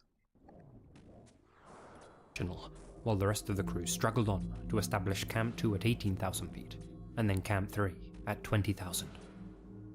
That's where they sheltered for the night. By breakfast, one member, Jim Petrosky, began showing signs of high-altitude cerebral edema, a swelling of the brain. As such, their guide Miguel escorted him back down the mountain. Now out in front were Janet and John, along with police officer Bill Zeller and dairy farmer Arnold McMillan. How good would that be? The 4 of them didn't know the mountain and barely knew each other, but thankfully, weather conditions looked good for that day. Today. And so they soldiered on, making it to 21,000 feet and reaching a sheet of ice called the Polish Glacier. Where's your mod tag in Discord? You're not a mod in the Discord. You're only a dirty Twitch mod. There are no Discord mods. Sudden bad weather and darkness forced them to set up a makeshift camp. Using their ice axes, the 4 desperados carved a shallow shelter into the glacier. They spread space blankets to cover the icy ground, You were not their only gonna barrier offer my against the cold, pizza. in the absence of their tents or sleeping bags, which they had left with most of That's their what other they all equipment say. at Camp 3.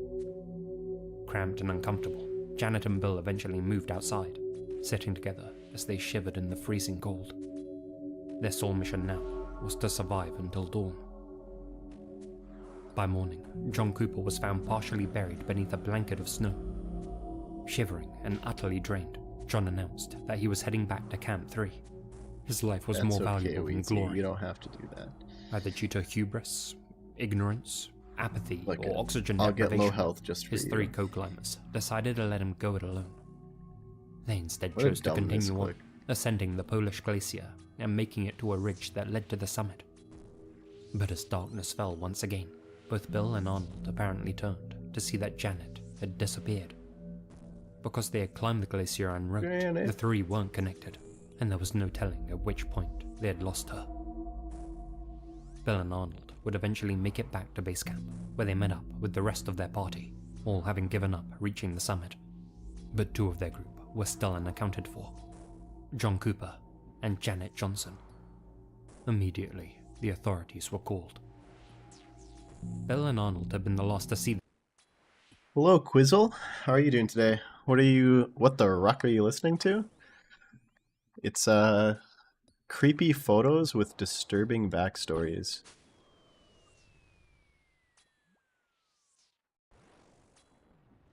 It's spooky. Spooky Sunday.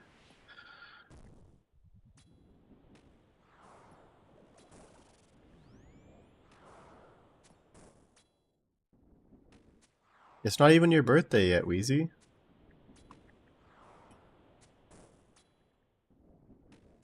Wait, it's not your birthday today, is it? I thought it was later.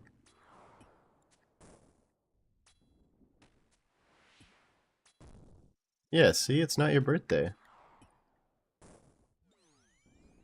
You want a birthday pizza when it's not your birthday?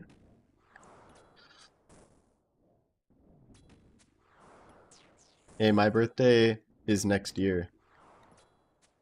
I want an early pizza. I'm just kidding. How long are we going today? Did I answer that? I don't know. Oh, I have no idea.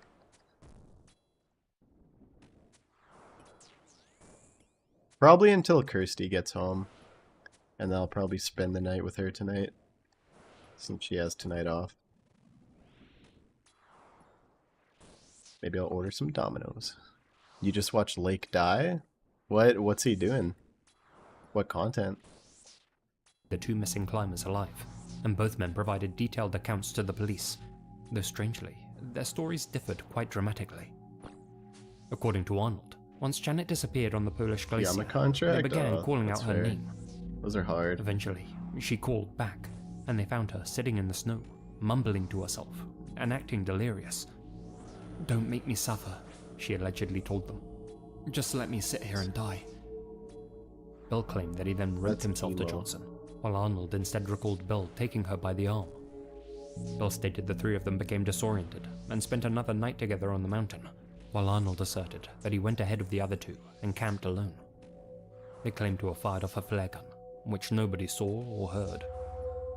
When the weather let up, Arnold attempted to make his way down the mountain solo to get help, when he stumbled upon what he thought was a dead soldier. But that was a hallucination. What he had really found was John's body. According to Arnold, John was sitting with his head in his hands and frozen, completely solid.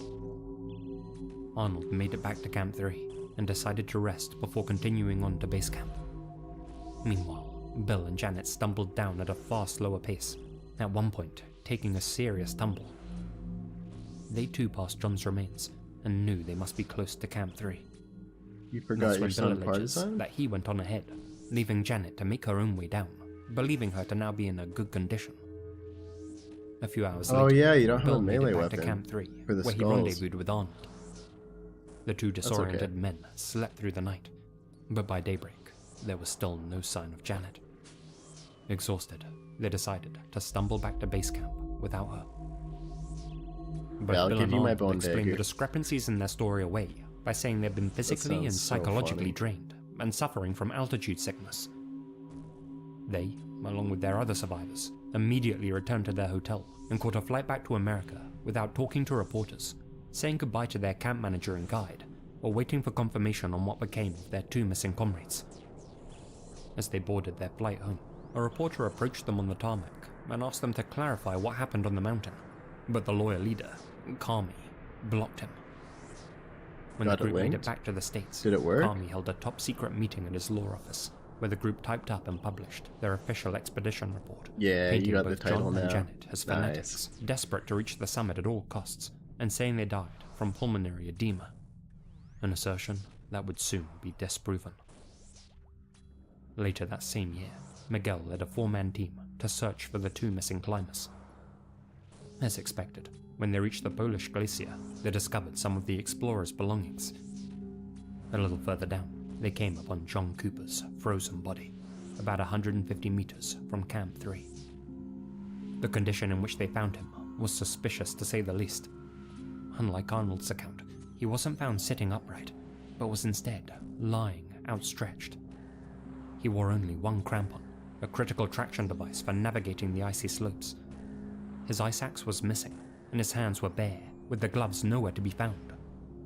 The slope where he was discovered was gentle, not the type of terrain where an experienced climber might struggle or fall.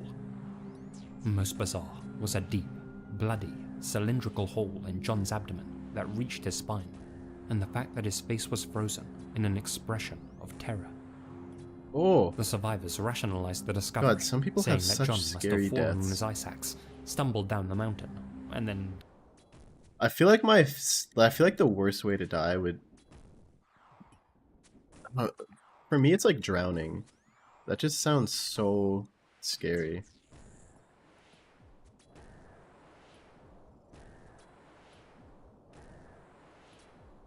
God, that just reminded me. I remember there was a show. I forget what it was, but there was like a serial killer. I don't think it was real. I think it was like like CSI or like one of those made up crime shows. But there's a serial killer who would investigate the people he wanted to kill, and he would find out their worst fear. Like he would become friends with them, figure out what their most feared way of dying is, and then kill them that way. And I'm like, that, I wonder if anyone has, like any serial killers in real life has ever done that. Because that's like a next level of fucked.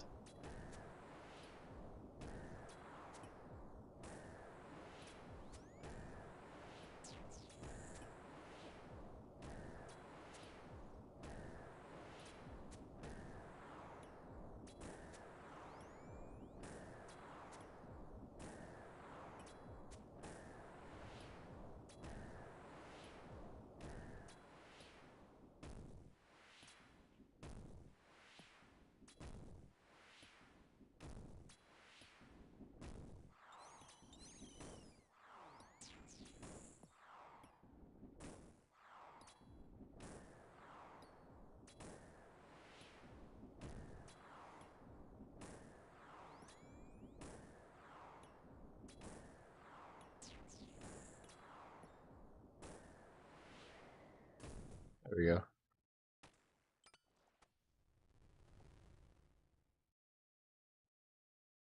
Fire would be the worst? You think so? Over drowning?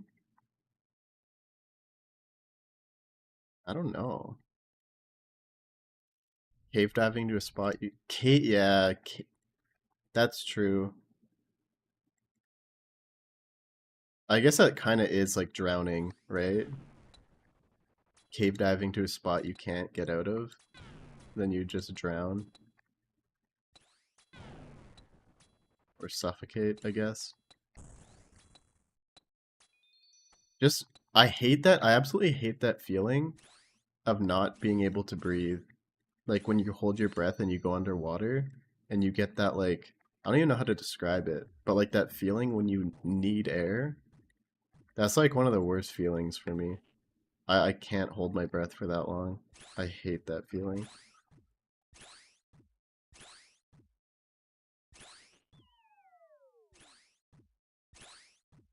If I was drowning and I knew I was gonna die, I'd just fucking take a massive deep breath.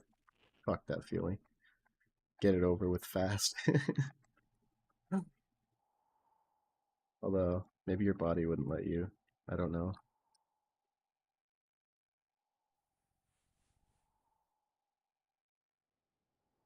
How do you get a free carry? Hey Sky, in the Discord. After each run, I pick somebody randomly from there.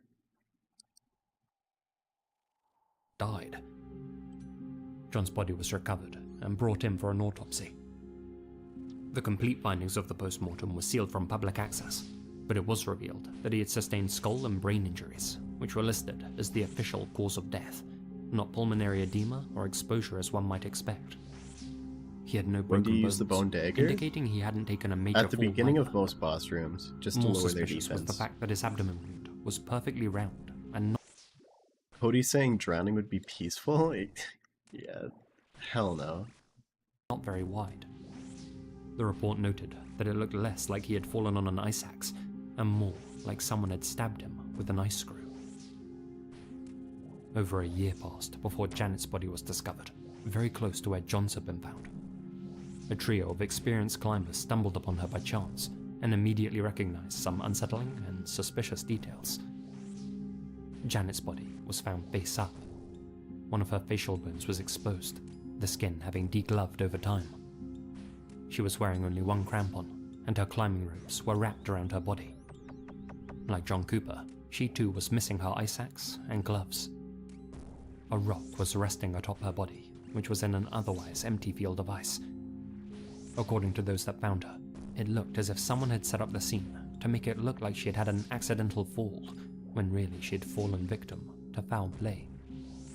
The coroner in Mendoza agreed, and once again, documented the cause of death as injuries to the skull and brain. In the assistant medical examiner's words, they were killed, no doubt about it. Needless to say, the authorities began to seriously question whether they were dealing with homicides, and the Argentinian press had a field day speculating about possible motives for murder, ranging from a heated disagreement to altitude-induced hallucinations to simply John and Janet slowing the others down. Still, with no concrete evidence to work with, no charges could be pursued, and when Argentina fell victim to a military coup in 1976, the case froze over entirely. That is, until 2020, almost 50 years after the incident, when two climbers scaling the Polish glacier made an extraordinary find. Nestled in the snow was an almost perfectly preserved Nicomet camera with the name Janet Johnson embossed on the holster. And amazingly, technicians in Canada were able to develop the film. The camera contained 24 photos, each offering a glimpse into Janet's final hours. She captured images of her fellow climbers and the serene, snow-covered landscape surrounding them. Wow, that's weird. One photo, taken by one of her party, shows Janet smiling with her ice axe in hand. This is the last photo of Janet ever taken. Notably, the photos suggest that she continued taking pictures after John had turned back, all of them well composed. So if she were suffering from altitude sickness, it didn't show in her camera work. One of the last images was taken on the Polish glacier itself and shows one climber ahead of Janet, probably Bill Zeller. Both Bill and Arnold said that they had climbed the Polish glacier unroped, hence how they were able to lose Janet in the first place. But this image proves otherwise, clearly showing that she was roped up to her fellow climbers. What happened after this image was taken remains a mystery. Though an invaluable piece of evidence, the camera provided no concrete answers, but it did serve to reignite interest in Janet and John's case, and 5 decades after their deaths, had people questioning once again whether they were victims of unfortunate accidents or something more sinister. The condition of their bodies is hard to overlook, but it is conceivable that the pair, frozen and confused, were killed by Aconcagua herself and not their fellow party members. But even if that is the case, should Bill and Arnold still be held responsible for leaving them to fend for themselves? Or, when up in Hey, those thanks for the cold and lonesome follow. heights with a team who knew the risks, is it fair How are you enough to doing look tonight? out only for oneself? As the base camp just manager, woke up, it's 2 Roberto a.m.? Bustos, told the New How York was your Times, sleep? it's a Your sleep different schedule world is at so 6,000 weird. meters, with different laws and rules. And the behavior. You go down to 5,000 meters and think these people are crazy. All the other climbers are now gone, having passed in accidents or from old age. But today, 52 years later, the mystery of what happened on Aconcagua still lives on, and likely will forever. Gotta practice insanity, Broughton.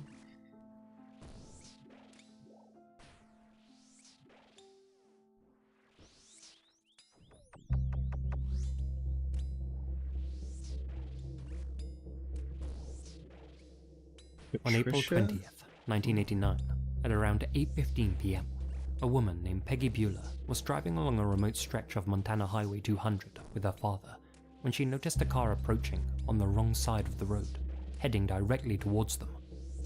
She swerved to avoid. Did that happen to anybody? That actually happened to me like a few months ago. I was driving the car with my dad, and there's like an actual cement barrier between both lanes. And there's a car driving in the opposite lane, coming towards us.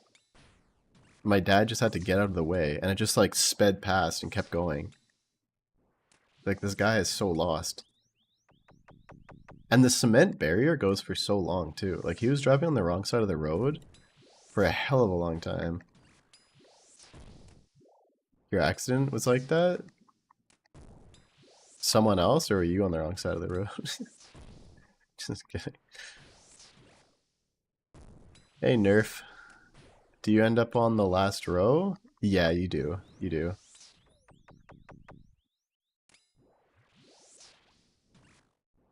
Unless you have Shadow. If you are full max mage with a Shadow, there's a chance that we could DPS it fast enough to not end up on the last row.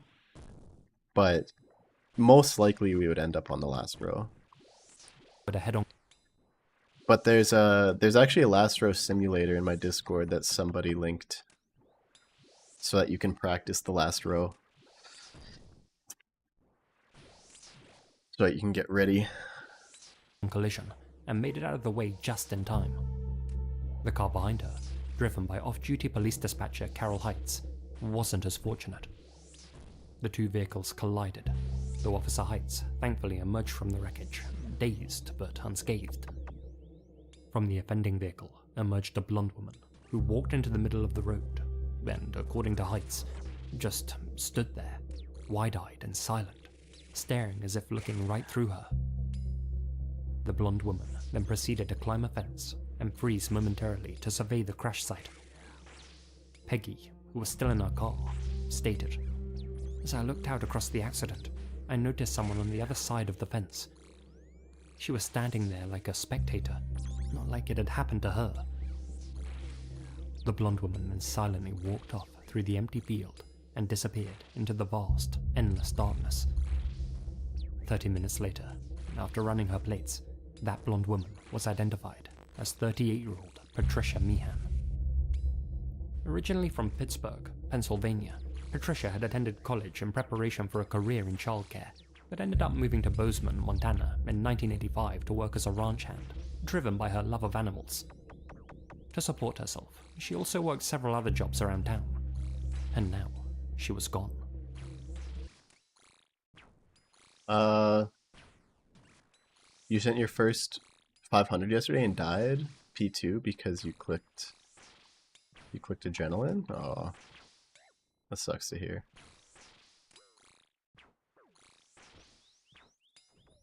You seen that? Decided not to click on links? That's fair. That's fair. It's usually a better idea to not click on links. I usually don't click on links either.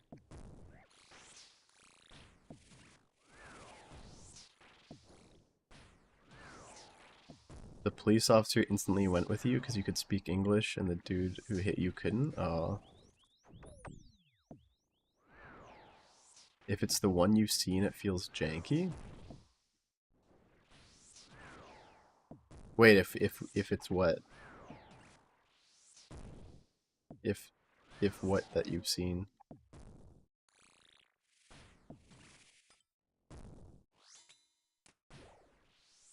The other dude had to pay for everything? Damn.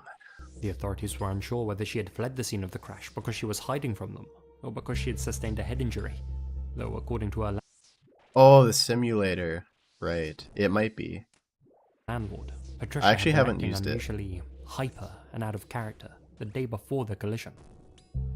Indeed, that same day, Patricia had spoken with her father over the phone, expressing feelings of stress and a desire to return home to Pittsburgh. She did seem to be traveling in that general direction. EA servers are down. Sucks to suck. When she crashed, albeit still 1,500 miles away. In the immediate aftermath of the collision, police discovered footprints in a remote field, roughly 3/4 of a mile from the crash site. The prints matched Patricia's footwear and size. Investigators followed the trail until the early hours of April 21st, when the footprints vanished feels into nothing the like the rugged game? terrain, Oh, prompting them okay. to That's suspend not their too search useful until then. daylight. Patricia's family traveled to Montana soon thereafter and distributed 2,000 missing person flyers throughout the area. Local volunteers combed the surrounding mountains, while helicopters scoured the area from above, all to no avail. Searches of abandoned coal mines in the vicinity yielded no signs of Patricia. The crash site, located nearly 400 You could always miles send from like a her home in 150 with Bozeman, insanity. also puzzled both law enforcement just to and her practice it. family, as Get there nobody could super explain fast. why she had traveled so close And to the just circle. bring a bunch of food and see how long Initially, you can last. police theorized that Patricia may have left the scene by hitchhiking or by hiding on a hay truck. However, no sightings were reported to corroborate either theory. Among Patricia's belongings, her family found an undeveloped roll of film, which included a self-portrait taken in front of a mirror, one that shows Patricia staring blankly. Would you guys, I could make a YouTube quick guide, like a 3-minute guide on how to walk the last row. Think that would help? That I could just send to people before a carry? That could be kind of fun to make.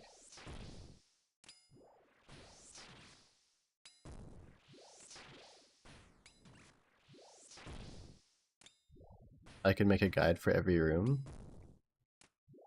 Yeah, so far I only have a guide on Zebak. Warm-ups has a very good one. Yeah, I actually linked Warm-ups' one to Kaiju when he was running his attempt. I think it was Kaiju who I linked it to.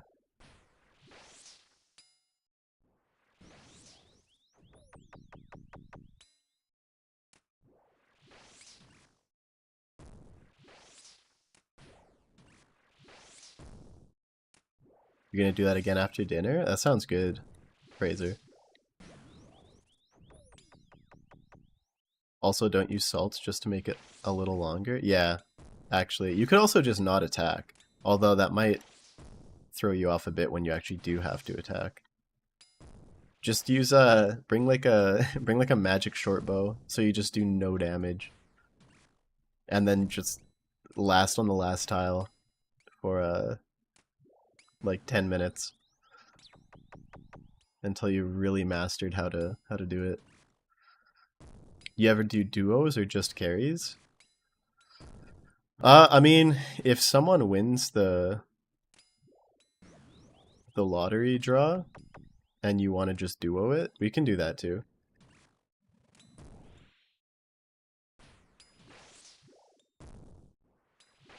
Like Wheezy, to get his Fang kit, we basically just duoed it. The only thing that I did was I soloed Akka Double Trouble so that he could get Ambrosia. But other than that, it was basically a duo.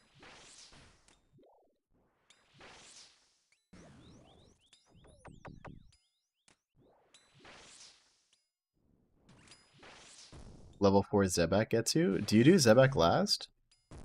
I always do Zebak first. Hey Flo. How does carrying work? You solo all the rooms except Warden? Yeah. You just stay out here for all the rooms.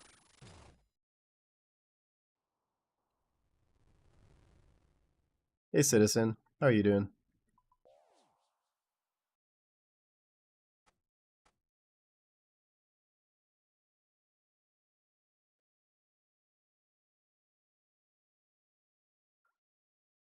Get life both times, so you can get 2 Ambrosia.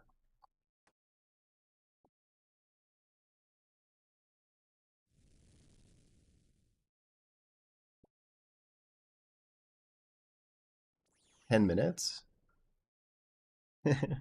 If you can last 10 minutes, then you would be set. Might as well try.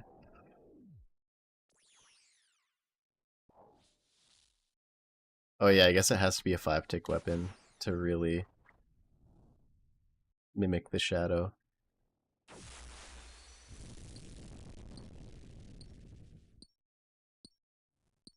You learned ladder skip the other day? I've still never learned that one.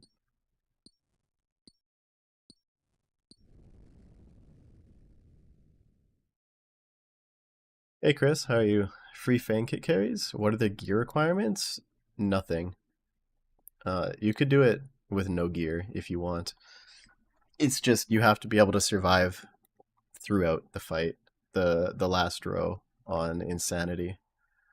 But if you can survive, you technically don't need anything. How do you sign up? Just on the Discord. Before each raid, I'll pick somebody using a bot. Okay.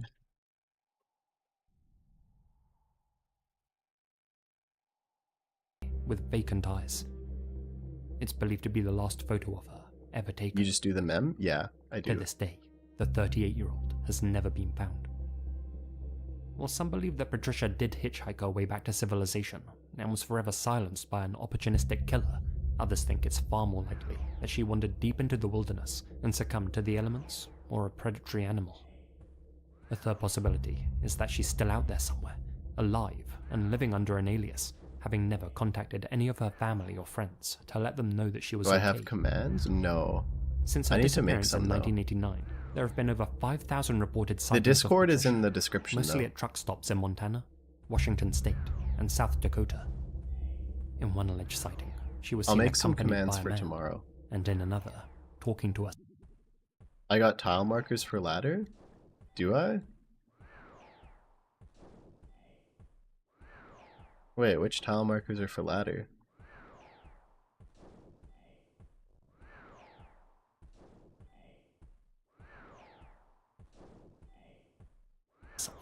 And crying. Patricia's own parents would go on to verify some of those sightings after viewing photographs and video footage which supposedly showed her. Several diner waitresses have reported seeing an identical, spaced-out woman drinking coffee at their restaurants for hours on end.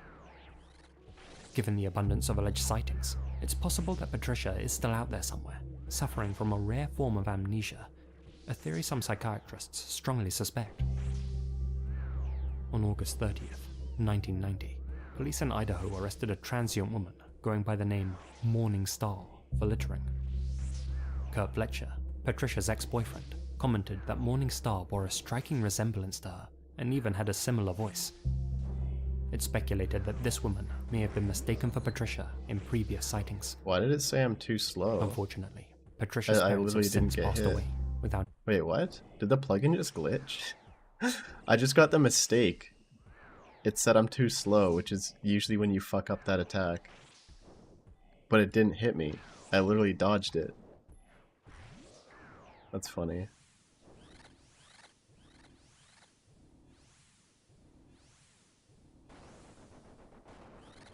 Hope? Okay.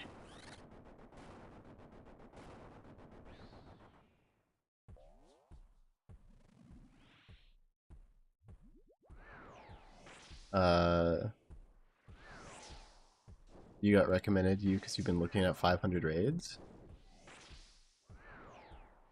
That would make sense. It's like all I do.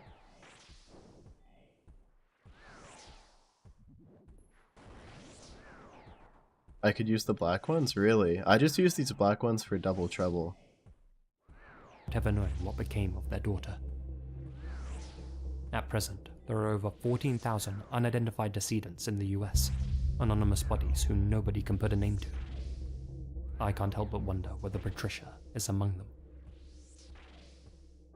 That'd be scary if you had amnesia. If you just like forgot who you were.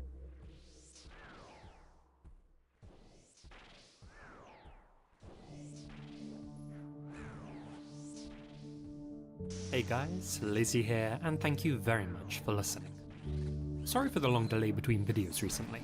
I've had a bit of a crazy few weeks settling back into Japan. But at long last, my wife and I have finally moved into our new apartment, so I can thankfully get back to recording videos at regular intervals again. But just before the video ends, I'd like to say a huge thank you to all of my supporters here on YouTube and over on Patreon, especially my biggest supporters. George Lopez, Holly Lyons, Zach Horgan, Alana Pons, Asia Mina, Azrael Warakai, Colin Monsma, Connor Lothan, Farewell Tattoos Jack Seffel, Gina Valera, Grace Archie, Hamish, Ian Billock, Itai Alon, LJB, Misty Blue Longi, Peter Oldrach, Pray to Jesus. Can you off insanity in the level Carrie Ford, and 500 level? Thank you guys so much for your continued support. Not for a carry.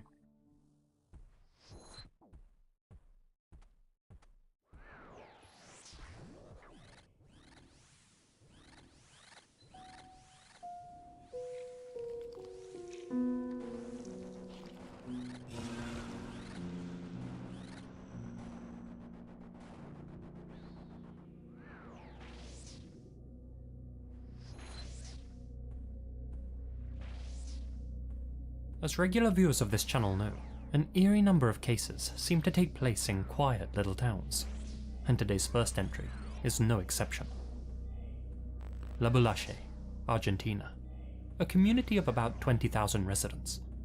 A peaceful place, far removed from the violence of You sent Yama today and it felt good? Hell yeah. Yama's a fun boss. and seen in larger cities. The perfect place for a kid to grow up. On the afternoon of June 29th, 2023, 14-year-old Joaquin Sperani rode his bike to school as per usual, though strangely didn't attend any of his classes.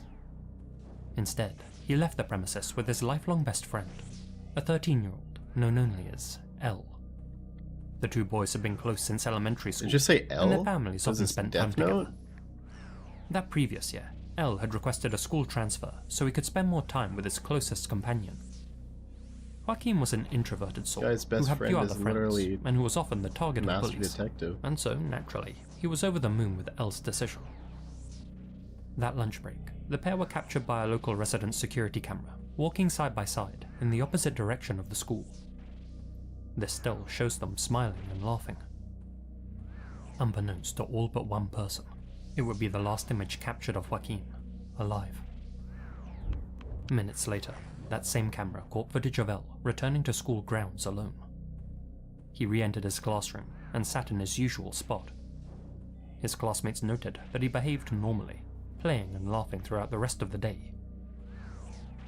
When Joaquin didn't return home that evening, his parents contacted the school's headmaster. When they learned that their son hadn't even attended any of his classes, the Speranis immediately reported him missing. Investigators quickly found Joaquin's bicycle, I think which you was can still do it, chained Artie. up outside the I school. believe in you. Yet there was no trace of the boy. Hey, anywhere. thanks for the follow. After talking with members of staff, One eagle eyed teacher mentioned that their student, L, had been using a different cell phone to the one he typically carried. L was questioned by detectives shortly thereafter, and they quickly determined that the boy's new cell phone was actually Joaquin's. The case had been painted in an effort to disguise it. L claimed that Joaquin had given him the phone as a present before running away from home, apparently fed up with the school bullies. Frustrated with what they considered to be passive police work, the missing boy's neighbors and family members took to the streets and conducted their own investigation. On Sunday, July 2nd, a search party entered an abandoned house on 480 Sarmiento Street, just 100 meters from the school. One member recalled what they found. "We were walking with two of Joaquin's cousins when we passed an abandoned house. We went inside, and as soon as we entered, we saw the corpse. The cousins started screaming. It was like a horror movie." After discovering the body, El confessed that he and Joaquin had gone to the house together. They had apparently gotten into an argument there. A fight broke out, and El killed Joaquin in self-defense. Thing is, Joaquin had suffered 18 blows to the head. At the crime scene, police found an iron pipe and a piece of concrete, both stained with blood. A lack of defensive wounds suggested that Joaquin had actually been caught unawares and struck from behind. Certain that there hadn't been any argument and that Joaquin's murder was actually premeditated, officers conducted a search of El's house. In the young boy's room, they found a stuffed animal with a piece of paper hidden You were inside. slacking, hadn't done A note which bore Joaquin's name what's and that of another boy, WGS? along with the unsettling message: "Mum will soon forget about this." This discovery led Joaquin's family to fear that another classmate may have been El's next intended victim. Due to his age, El couldn't be prosecuted in Argentina. He was held in a juvenile detention center for 3 months before being released to live with his family. He'll face no further consequences for his actions. In the minds of many local residents, it's only a matter of time before he indulges in his twisted fantasies once again.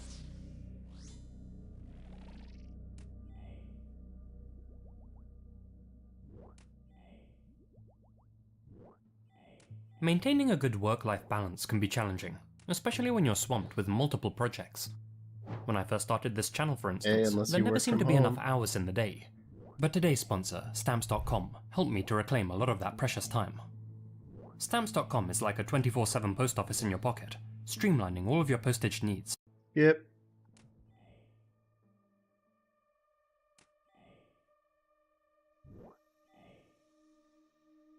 Shrouded in secrecy, North Korea remains one of the most enigmatic places on Earth. The rogue nation has long been a magnet for the morbidly curious, in large part because her all-powerful leaders have such a tight grip over their subjects. They have full control over what people can and can't say, how they can and can't style their hair, even over who can and can't exist. One of the few ordinary Damn. North Koreans to improve their lot in life was Woo In-hee. Born in Kaohsiung, her exact date of birth remains a mystery, though it's believed she was born either in the late 1930s or early 1940s. Described by her family as a selfless, bubbly girl who loved to dance, a young In-hee spent the Korean War helping her relatives scrape by, and came close to losing her life several times as bombs struck her hometown. That tough childhood instilled in her a desire to live in the moment and chase her dreams, and so, after the conflict, In-hee moved to Pyongyang to pursue a career as an actress.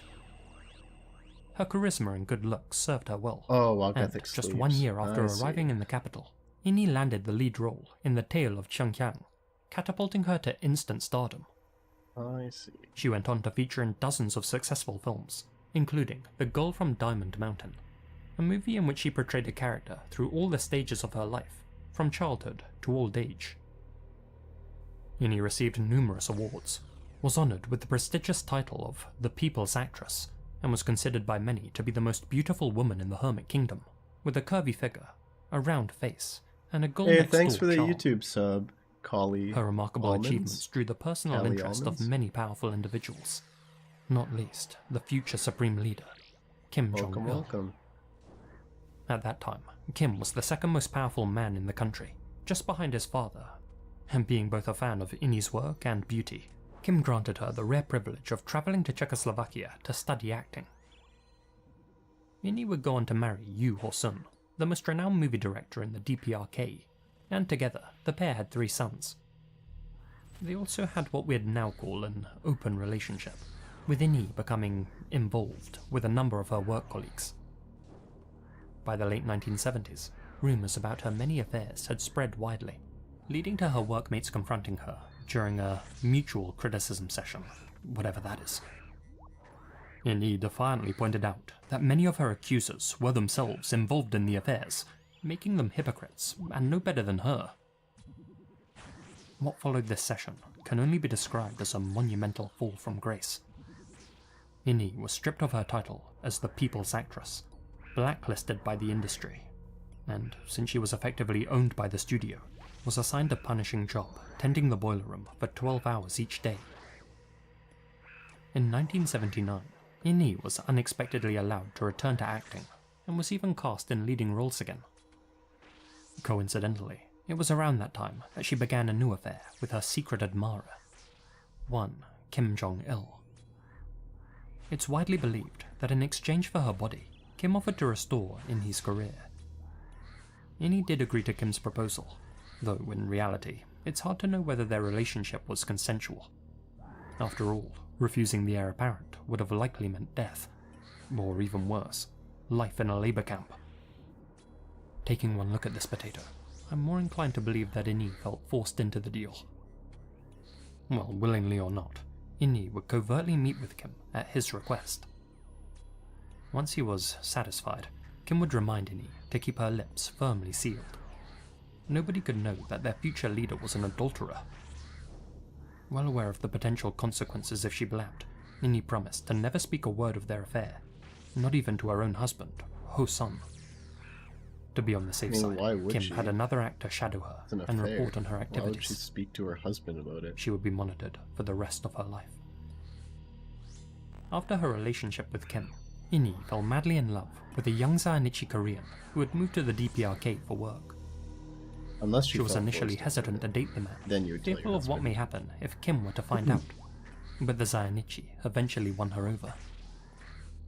Since it was too risky to meet in public, they spent their time together, driving around in his Mercedes.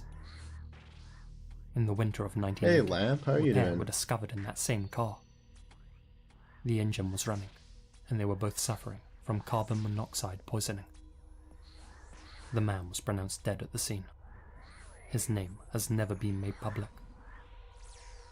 Innie miraculously survived and spent 2 weeks recovering in hospital. She was approached by the police while still in a disoriented and distraught state, and was subsequently forced to give a witness statement in which she let slip her belief that Kim Jong-il had tried to have her killed, citing their past romance as the motive. In her mind, Kim was either too jealous to let her move on, or feared that she would eventually make their affair public knowledge.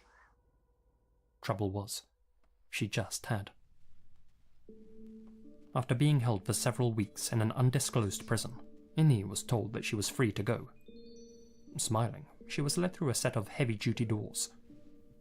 Ones that didn't lead onto the street, but rather onto the Kangkon shooting grounds. Before she could ask any questions, Innie was tied to a post in front of a crowd of 6,000 spectators. In the front row was Kim Jong-il. He had ordered Innie to be executed for revealing details about their affair. 12 gunmen then fired 10 rounds each at her from their AK-47s, mutilating her body beyond recognition. Best way? Her husband, Ho-sun, was forced to witness the proceedings. Following her death, Kim annulled Innie and Ho-sun's marriage and forced the bereaved husband to star in the propaganda film Unsung Heroes. The 6,000 attendees who had been forced to watch the event were all ordered to remain silent, for if they spoke about what they had seen, they would face the same fate as Innie. Despite that warning, the incident soon became common knowledge. In an effort to destroy not only her body, but also any evidence of her existence, Innie's name and image were systematically erased from magazines and film catalogues, and she was edited out of the films that she had starred in. Hey George, why is the bone dagger used over Dragon Warhammer? It's it has a passive where its first attack against an enemy is guaranteed to hit. And in these 500s, the enemies have super high defense. With the new horn from Yama though, that might be the new best way to do it. But if you don't have the horn, the bone dagger hits more frequently. And also the enemies in ToA can only have their defense reduced by 20. So you don't need to hit too high. In some cases, her scenes were reshot with a different actress, and in others, her scenes were deleted entirely, rendering their plots incomprehensible. You can't use the horn on yourself though, right? Given that she only enjoyed fame within North Korea, Kim Jong-il's erasing of Ini was hugely successful, with later generations believing her existence to be nothing more than a Horn myth. plus Dragon Warhammer? Indeed, this once household name may well have been deleted from the annals of history, had director Shin Sang-ok not managed to smuggle a photo of her out of the country. Sang-ok was a South Korean who was abducted by Kim Jong-il in 1978 and forced to make movies for him. But the wily filmmaker refused to let Kim have the last laugh. He made secret audio recordings of his conversations The team with Kim, thing? Oh, which okay. further exposed his tyrannical nature. And thankfully, Sang-ok was able to escape the country in 1986 with his wife. In 1988, he released a book, one titled The Kingdom of Kim Jong-il. It was published in South Korea and Japan. One section tells the story of Woo In-hee, and that page's accompanying picture, a still frame from the tale of Chongyang, is one of the last images of the actress that exists today.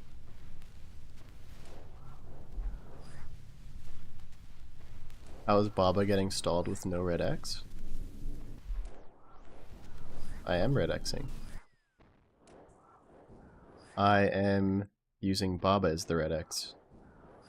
Right here, that's the red X click.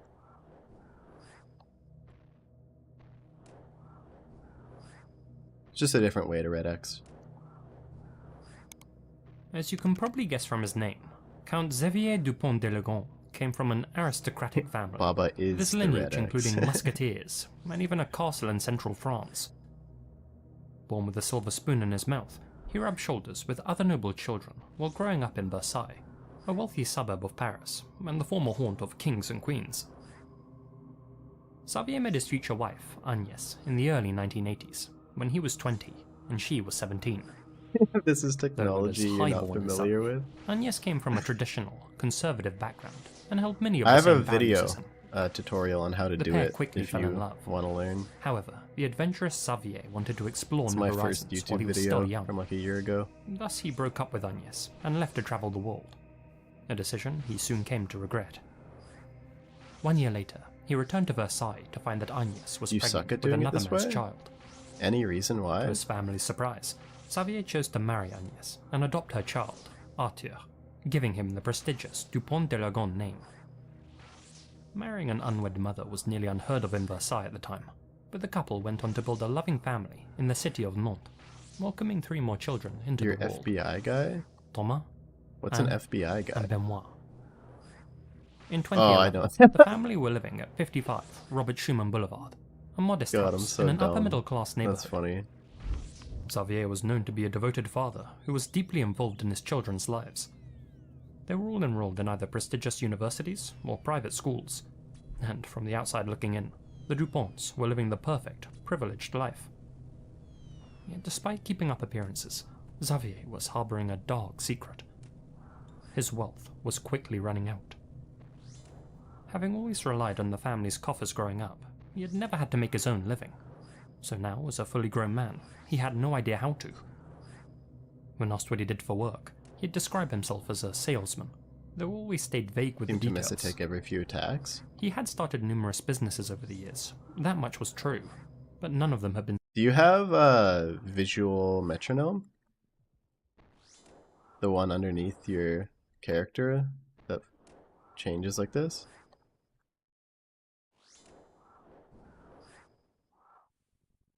successful. Between 2001 and 2011, he was in a, quote, downward spiral of failure and was being hounded by debt collectors. This was playing havoc on the now middle-aged man's mind. Okay. Concerned, Because it helps so took to much. the online medical But yeah, chat if you already forum, have it, that's good. Doctissimo, where she described how Xavier had subtly commented, "A group death as a family wouldn't be a catastrophe." Ominous. You do not. I thought you just At said around yes. 2 p.m. on April That's 11th, probably something 2011, else. a neighbor noted that the Dupont family's house, which was typically full of life and noise, had been eerily silent Just for true about a tile? week. Getting this one underneath your character that flickers makes it so easy. You just count how many times it flickers every time she attacks you. Like, watch, when she attacks, you just count 1, 2. 1, 2. She attacks. 1, 2. And so it makes it super consistent to not miss any ticks.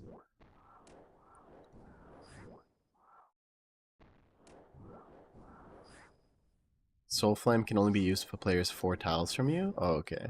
Okay. Interesting.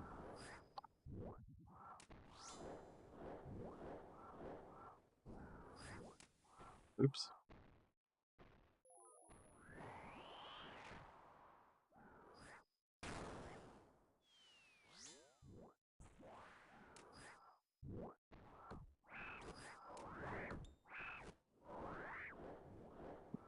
Run!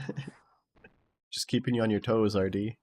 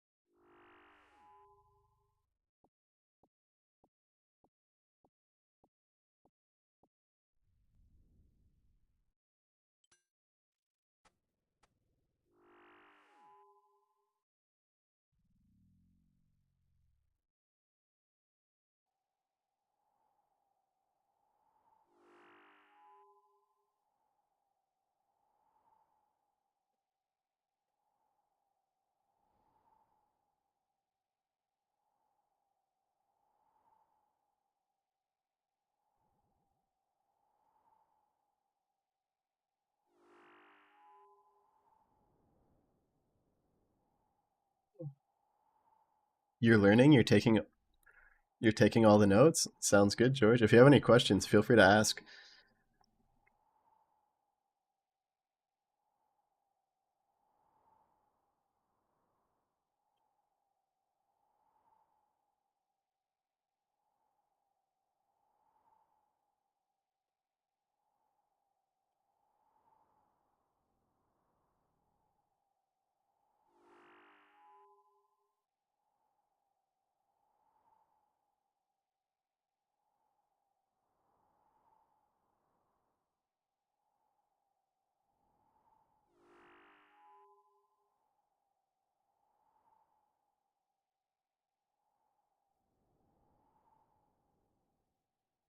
Could you show your plugin quick after so you can screenshot your colors? Oh, yeah, for sure.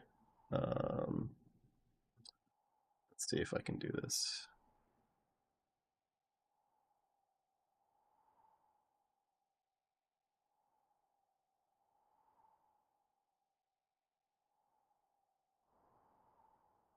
I'll post it in the Discord. I'll post it in the, where should I post it?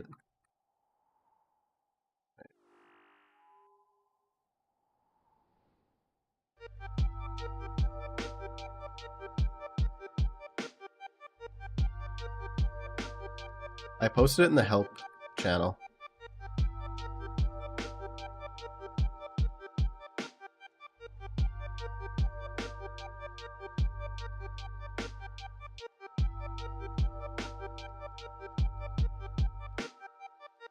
Yeah, I posted it.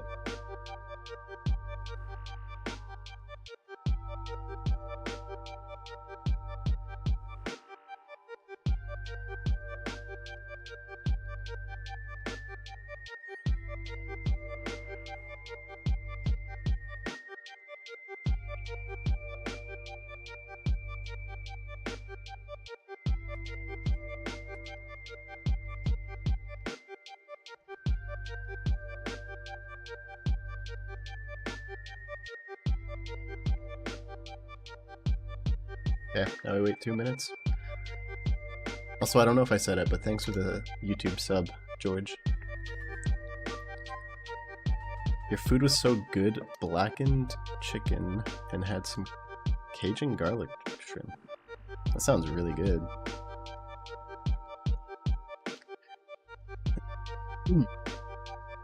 Hey Nick, how are you doing today? You randomly saw my stream video yesterday. At least have them able to do insanity. The thing is, a lot of people do know how to do insanity. It's just their nerves get to them. That's what I've heard from a lot of people. Because a lot of people die before they even get to the last tile. So I know there's a lot of people who can consistently do insanity from what they've said, but it's just like the nerves of fucking up after being carried for like an hour and a half gets to them, from what I've been told. But I do think a lot of the people do know how to do insanity. But yeah.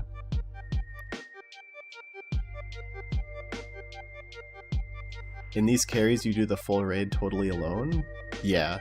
Except for the final. Like, after I kill the warden here, it automatically drags him into the final fight. So, I do everything except for the very last part.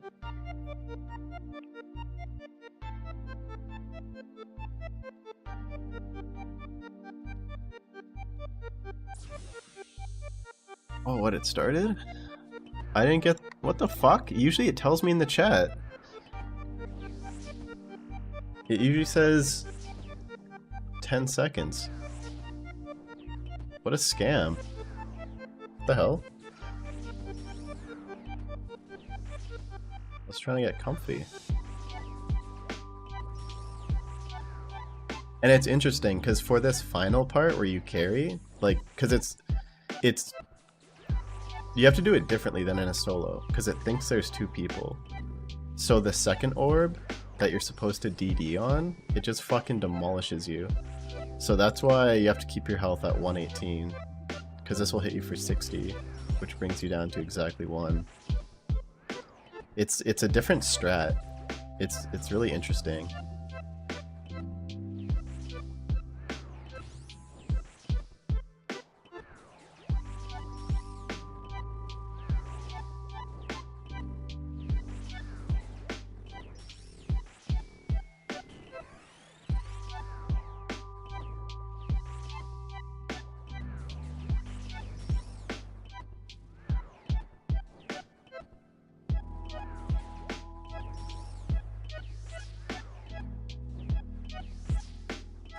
But it's kind of cool how it works out. What did you tank to 61? Wait, what do you mean?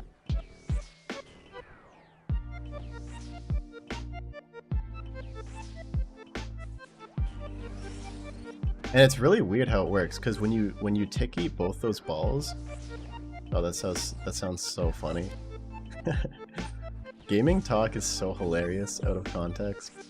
I'm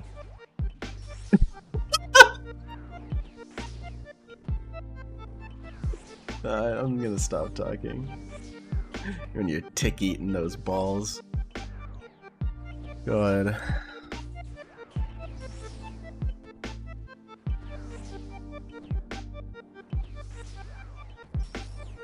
The shadow just is not hitting, huh?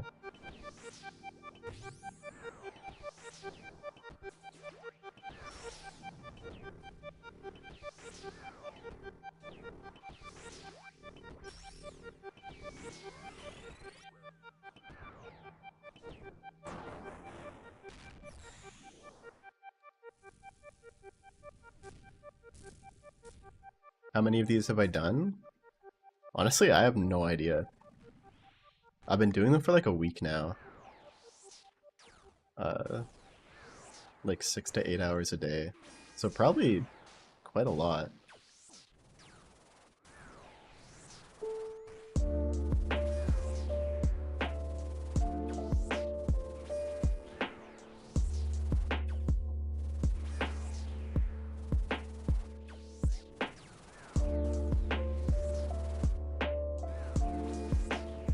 You think they're asking about the orbs you tanked on the side of the obelisk? Yeah, it was one of the orbs that hit the 60. The one that you're normally supposed to DD.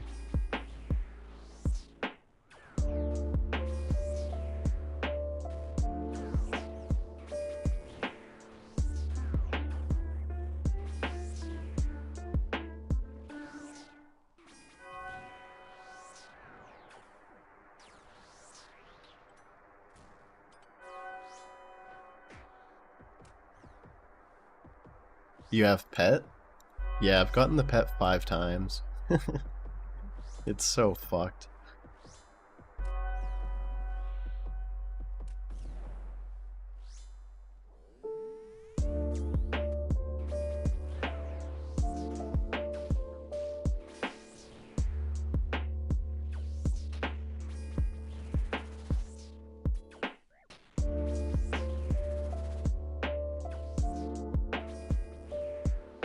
Oh, my liquid adrenaline didn't go off there. I was like, why is it not working?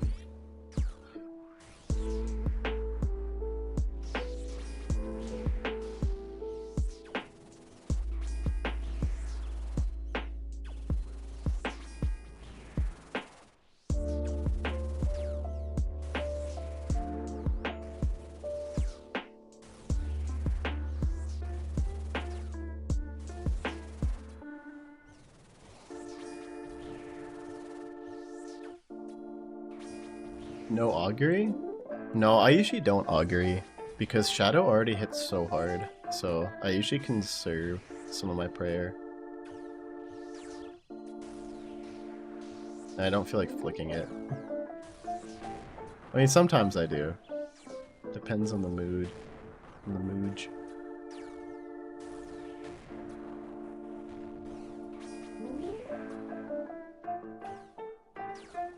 Thank you, Infinity.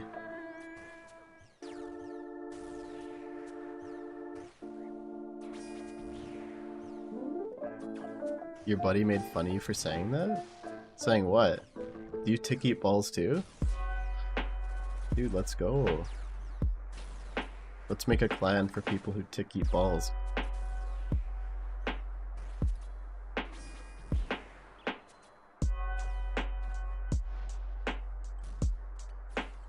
That's one of the requirements to get a carry from now on. Recovered from your hardcore today, only like 30 combat. Dude, early game Iron Man is so fun though. Enjoy it.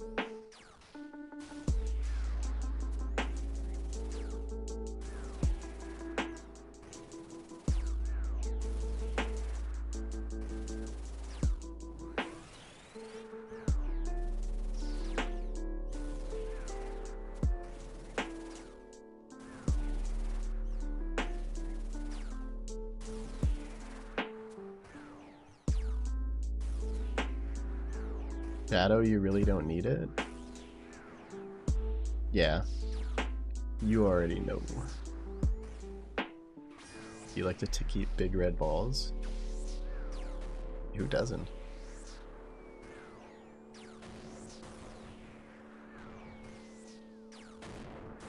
I'm getting bombed.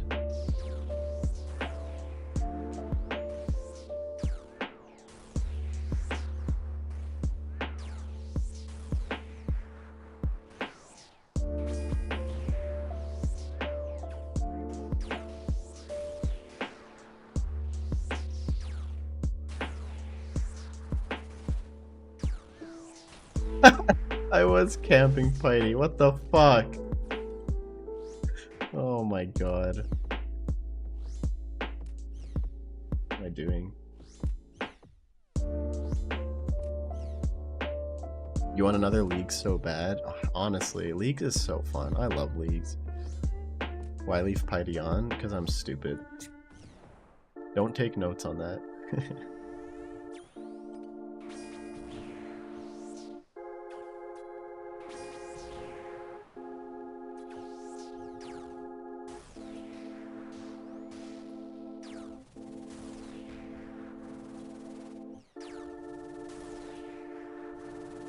Why did I just summon the Mage Thrall?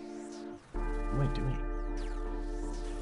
Goes my extra DPS.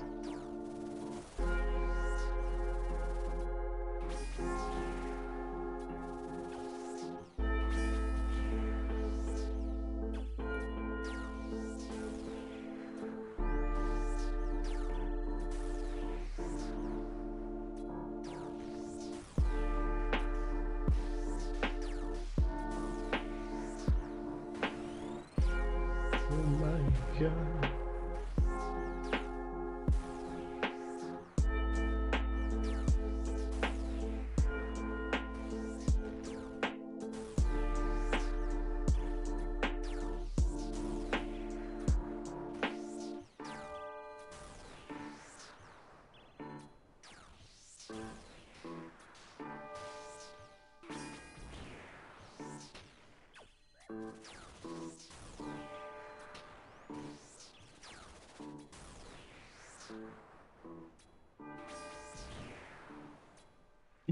Erasing the notes. Good.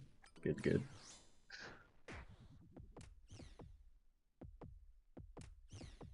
You got a 1 down P2 Warden?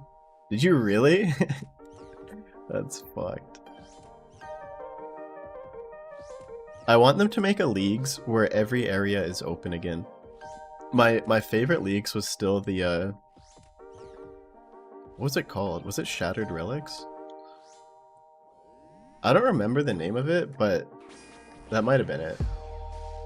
But you basically, you didn't like pick your augments. You could swap them out on the fly. Like you had to unlock them first from bossing or doing whatever, but once you unlocked them, you had like 7 slots and you could mix and match your augments depending on what you wanted to do. So it's like if you're going to Nex, you can put on your range augments. And then you're like, oh, I feel like doing some skilling. You can go put on all your skilling augments. Like, I like that one way more. That one was my favorite one.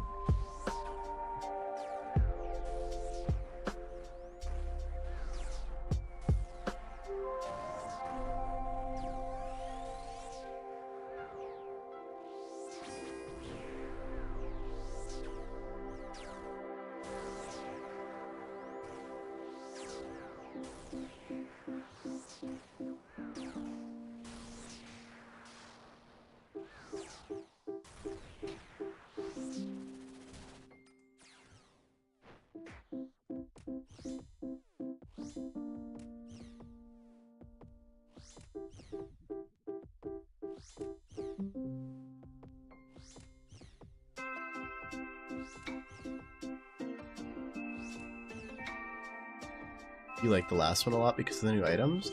Yeah, the Echo bosses were super fun. I really enjoyed that too. If they had like a mix of that one and Shattered Relics, it would be perfection.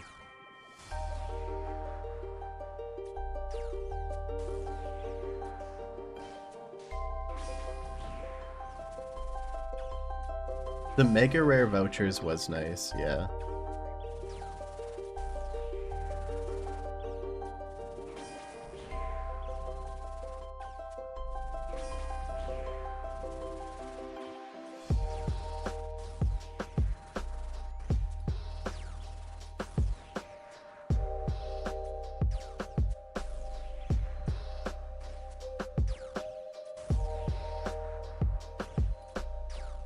Have I ever thought about starting a Ultimate Iron Man?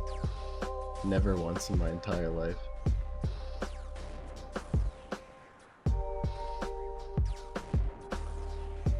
I can say that confidently.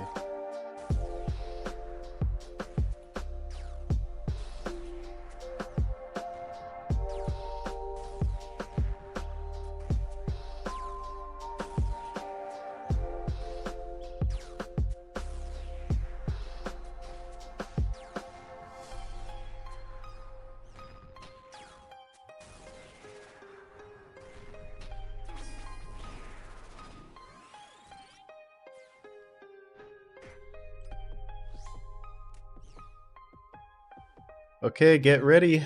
Get ready. This is it.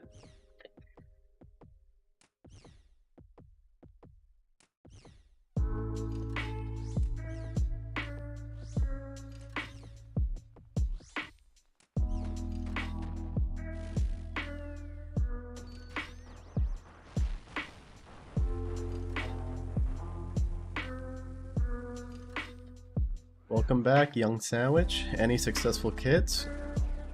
I don't think so, no. I think Vlogmas, I think it's just him today.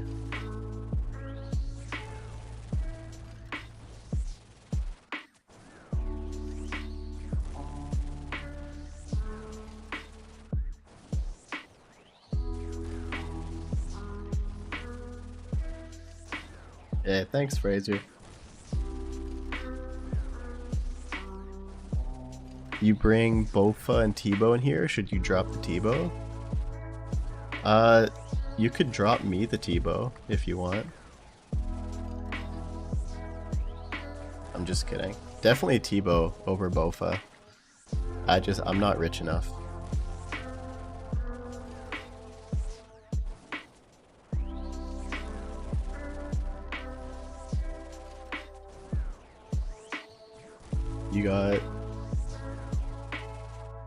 You got bee gloves? Wait a second, I can't do this. I just have to do this. Or can I do it? Well, maybe I had enough time. I wasn't sure.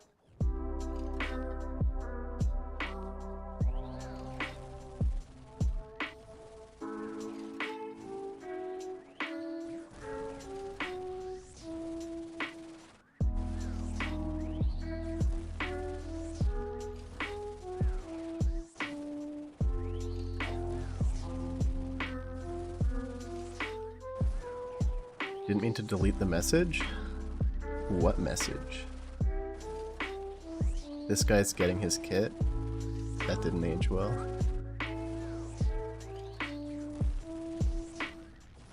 It was jinxed.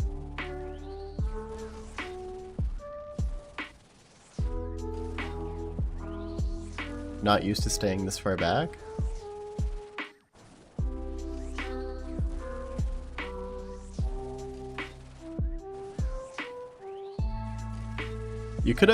You could go up here. You don't have to stay on top of me.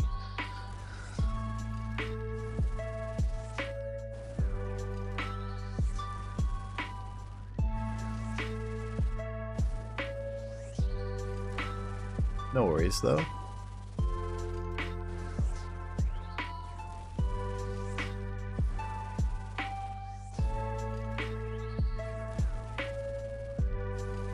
It scales it for 2 people's time?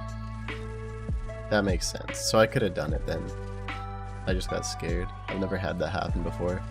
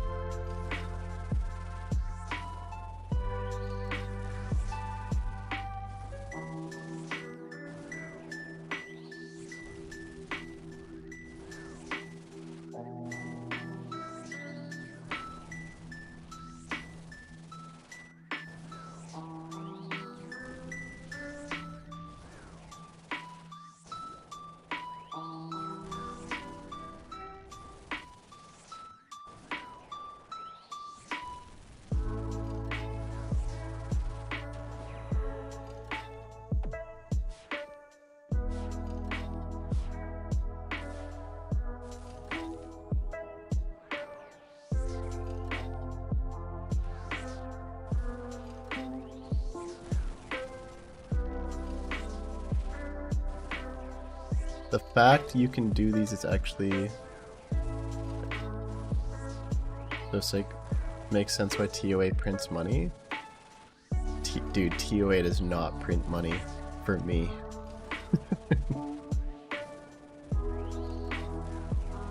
I wish it did.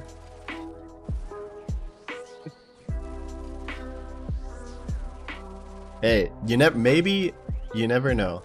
Maybe this is the shadow. How many light bearers today? Dude, actually none. I've been doing this all day for 6 hours now. Still no purple. Every raid is a 25% chance at a purple. Have not got a single one today. It's pretty wild.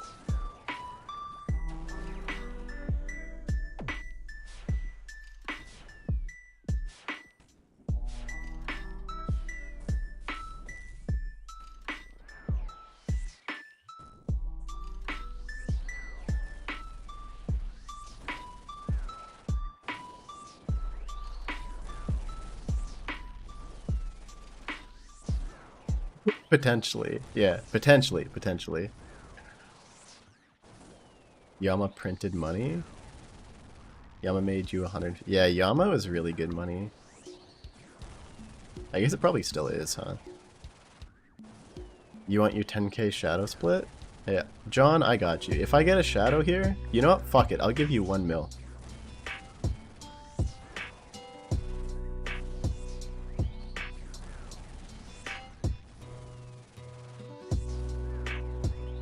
You're like 420s dry right now. I feel like it's actually rare to get purples on high invocations. It's secretly in the code. What if they added the nerf already? What if it's already in the game? It's raining. Fuck. I'm trolling. Wait, did I? Oh wait, never mind. It's all good. Hey, thanks for the follow, Michael.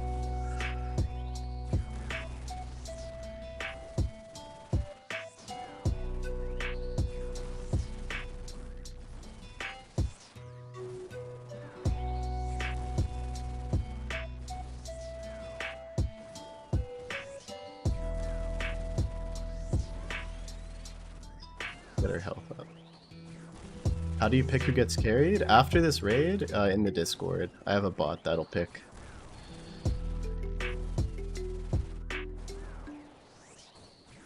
This is the run? I hope so.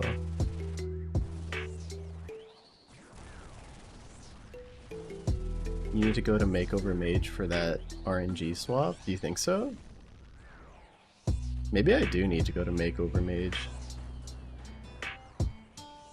Maybe I'm just like a very unlucky character right now.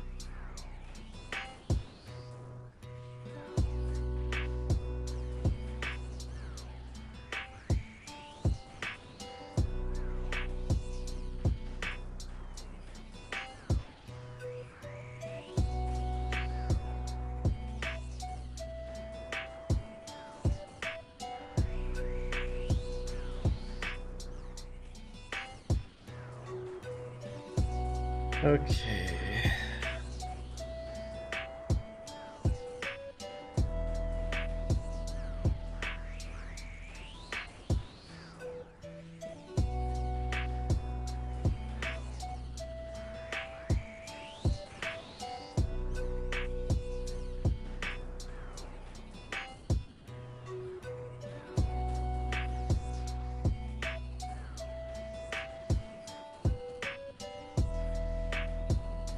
Is it just me or am I hitting nothing? It's still 700 health?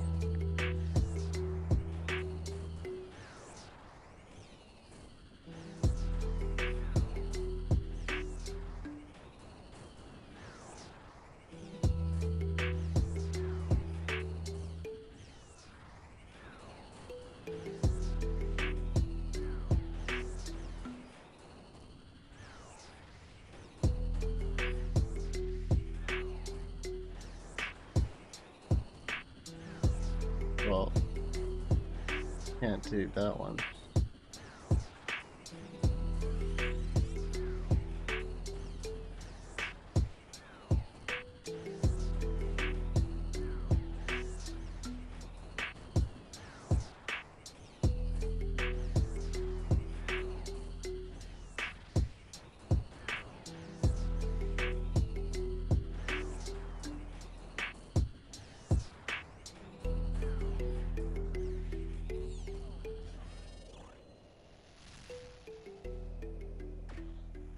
Good luck.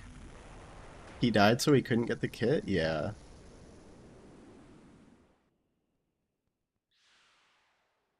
Okay.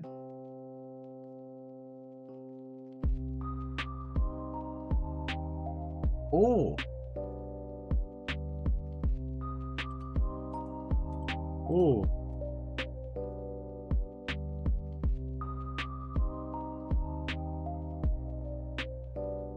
Close your eyes. Wait. Here, wait, what can I do here? I'm not gonna look. I'm only gonna look at the chat.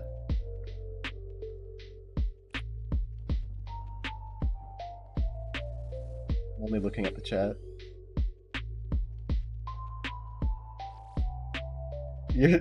You're not.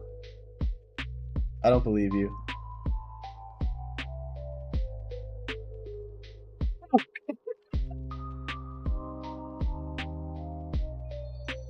You actually got me excited for a second. Dude, I hate this game. 17. What is that? What is that? 17? What is this? 17 cock rings.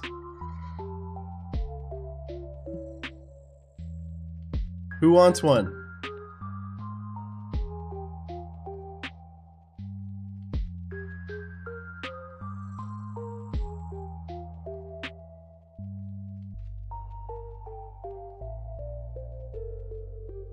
I'm just kidding. I actually need the money. I'm saving up for a Tebow. Get wrecked.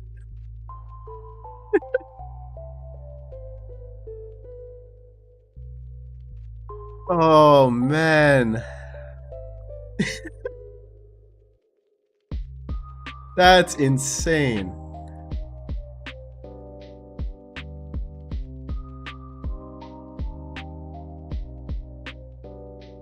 Alright. Alright.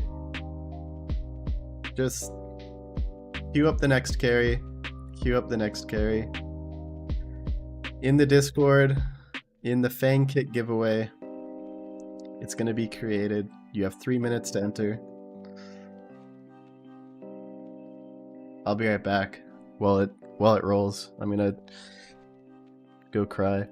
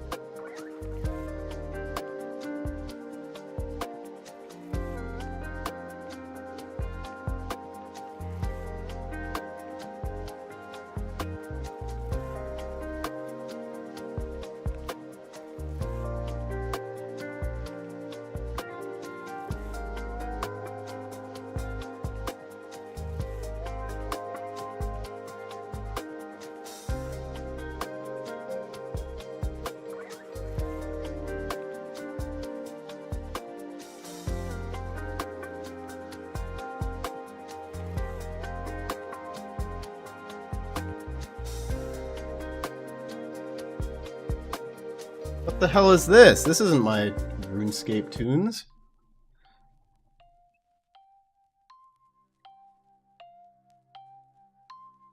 Who won? Talapalapapa. Talapalatapa. What's your RuneScape name?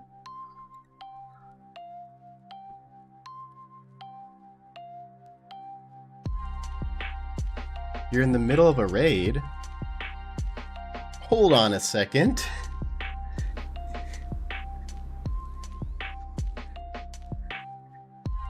How long?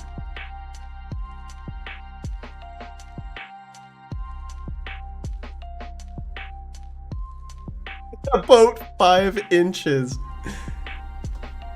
That's average, right? That's pretty long, actually. That's huge. 5 inches?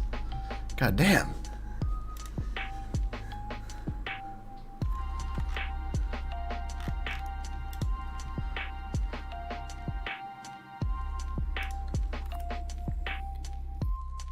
Yeah, that has to be way above average for sure.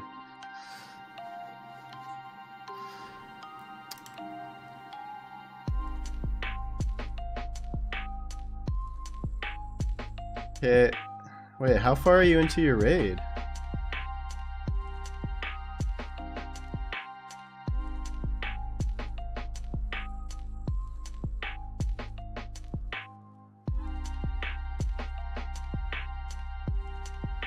Wait, why is my screen black? Oh, there we go.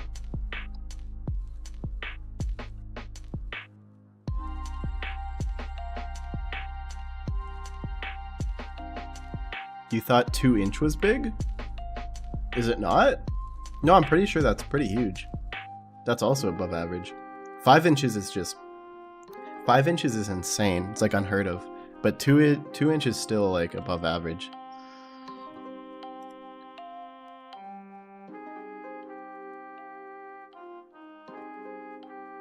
What's the plugin that shows the tick on the tile? It's called Visual Metronome. Okay, I'm not sure how long he's in his raid.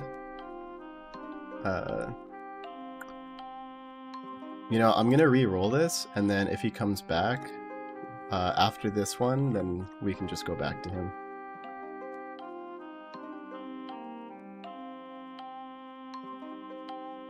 So we'll definitely get to him because he won, but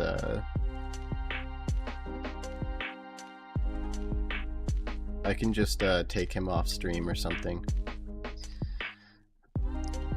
Yeah, Mdels. I can save it for another time. Don't worry. All right, are you who won? You're Talaptaltic?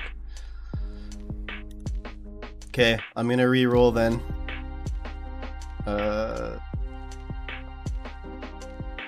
Let's see who wins. That's you? Okay, we can do it another time.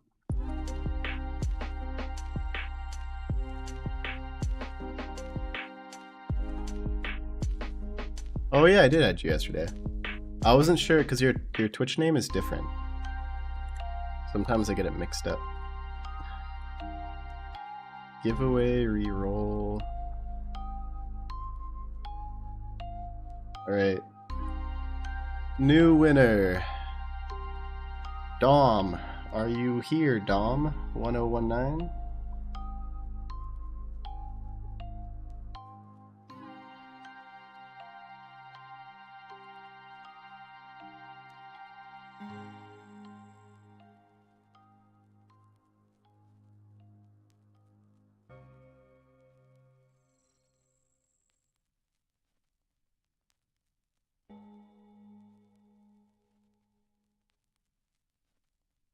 World 443, and then while we wait for Dom, if anyone wants to join the clan, meet me at ToA World 443, and I can invite you.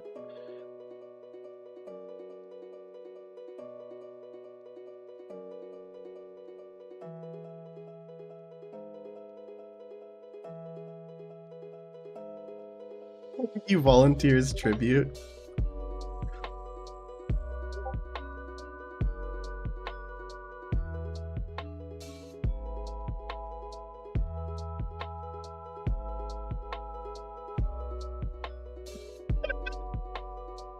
That's so funny.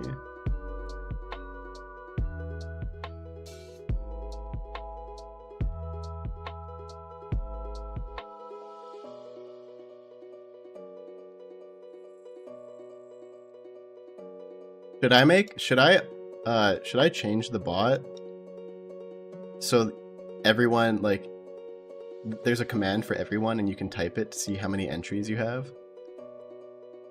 Wait, I want to look at it. Somebody is up to 6 entries. I wonder who that is. Most people are at 1. It's like 1 1 1 1 2 1 1 2 1 1 1 1 2 1 3 3 1 1 1 0. Oh, that must have been the person who just won. 4 6. Yeah. 7. There's one person at 7. Yeah, I'm so curious who it is because I can't see their name. It's just their like unique Discord ID.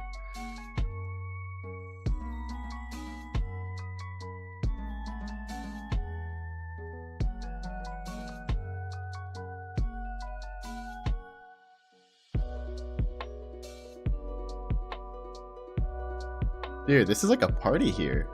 This is sick. Did anyone come because you want to be invited to the clan?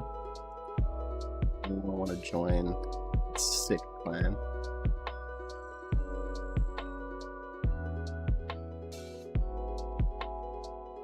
One of us. You would join?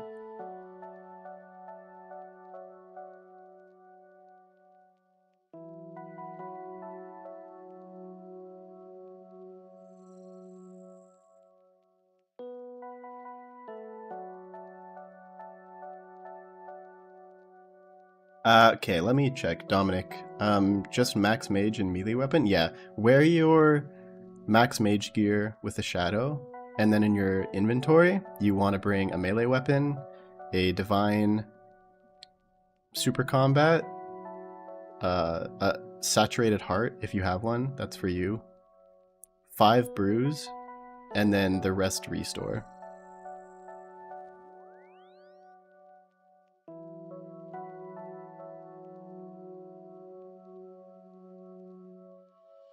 Me?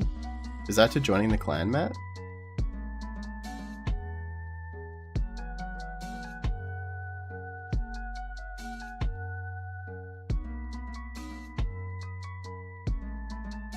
Flippy's you? Alright. The party is open whenever you want to join. How do the entries work? How do you get more? Every time you apply to the giveaway, or like the whatever it's called, if you don't win, you get an extra entry next time. It's just all automatically. So every time you don't win, your chances are just higher next time. So the person that has 7 entries has tried to enter 7 times, but they still haven't won.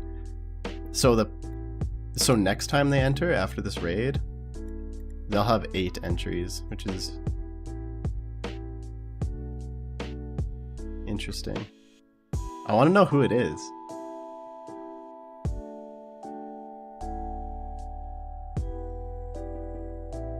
Can you repeat one more time?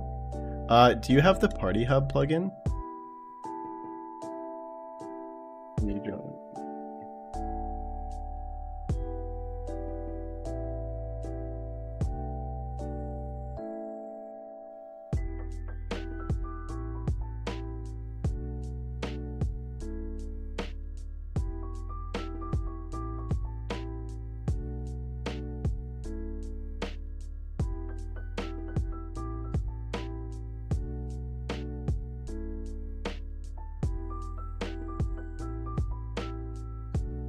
There's a bit of a stream delay? Hey, no worries. No worries. Let me accept you into the party. Bang.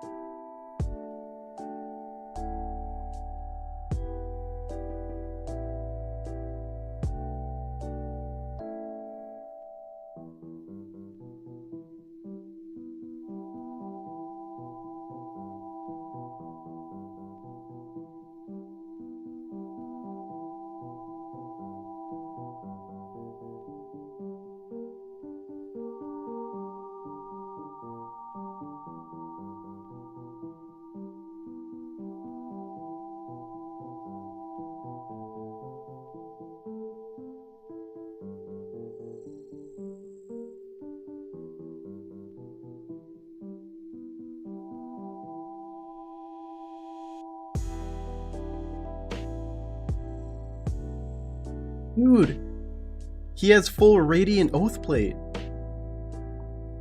Oh my god.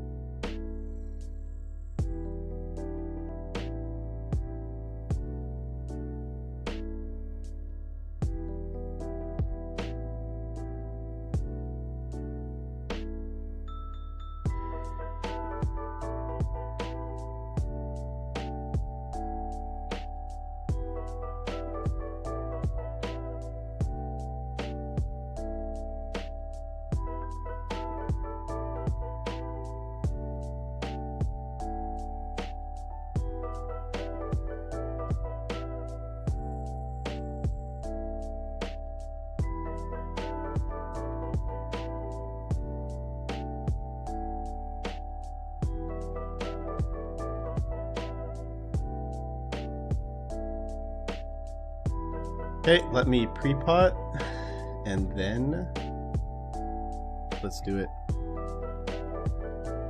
Bang, bang.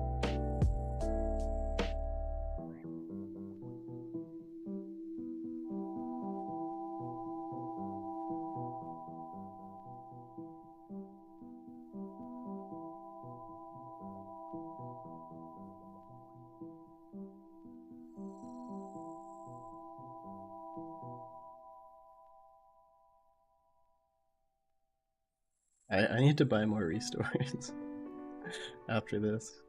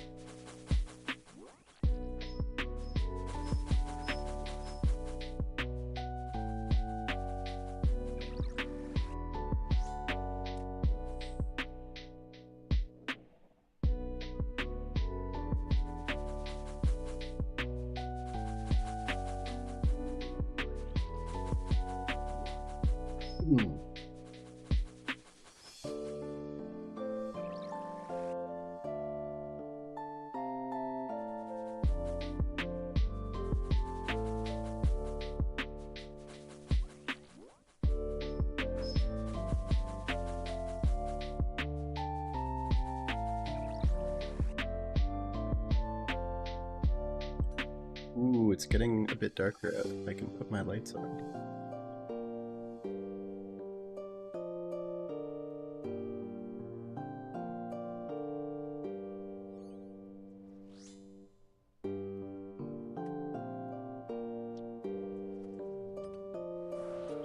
Hello, Ollie.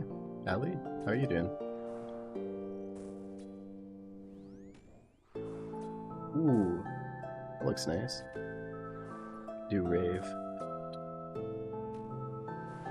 It's not dark enough to do that.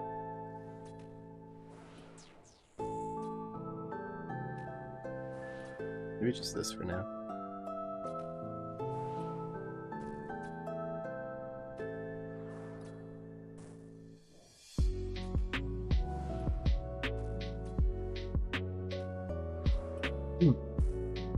Hey, does anyone here play League of Legends?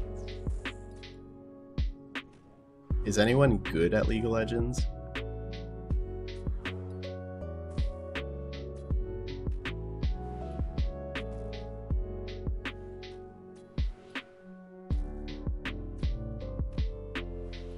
Used to, back in the day?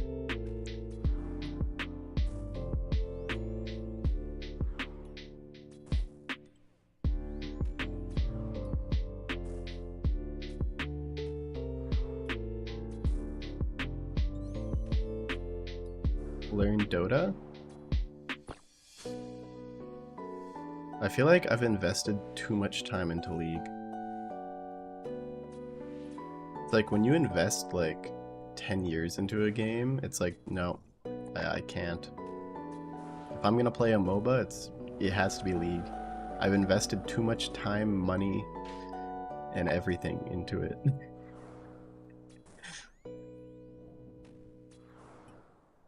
You play Wild Rift on the phone? Yeah, Wild Rift. Wild Rift. Wild Rift is a good game. Sounds like a cartoon character there.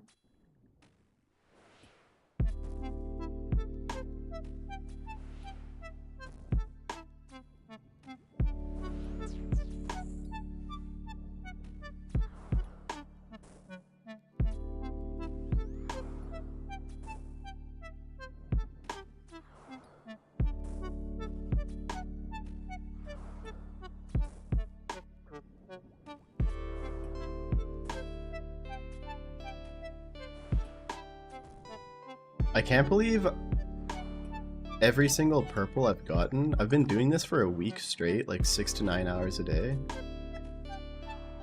I can't believe I've only got light berries. That's actually insane. I mean, I don't know why I'm acting surprised, but you'd think 9 hours of 25% purple rate for a week straight would give you more than just like 7 light berries. That's because I'm pretty sure that's all. I'm pretty sure it's only been light berries. I wonder what the chance of that is. That has to be super rare to get like that many in a row. Questing your hardcore? Hell yeah.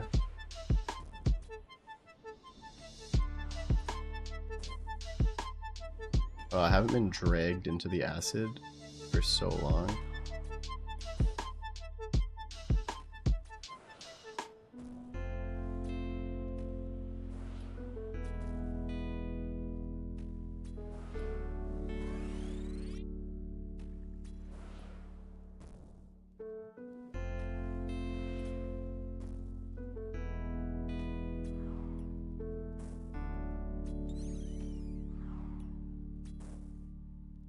I hope I pull a shadow though. If I actually do manage to pull a shadow during one of these, I'm instantly just gonna sell it.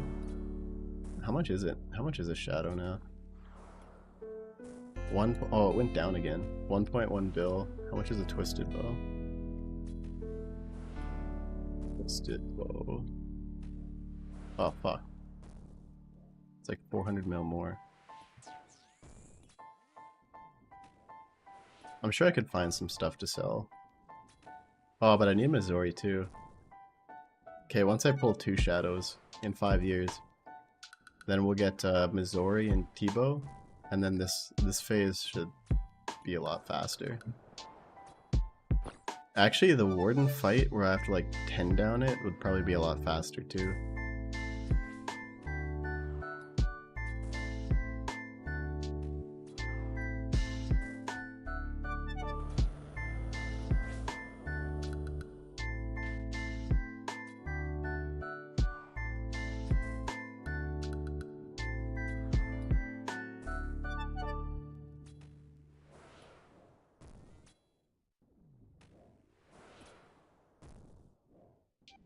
What sounds like a good video to watch right now? What's the mood feel like?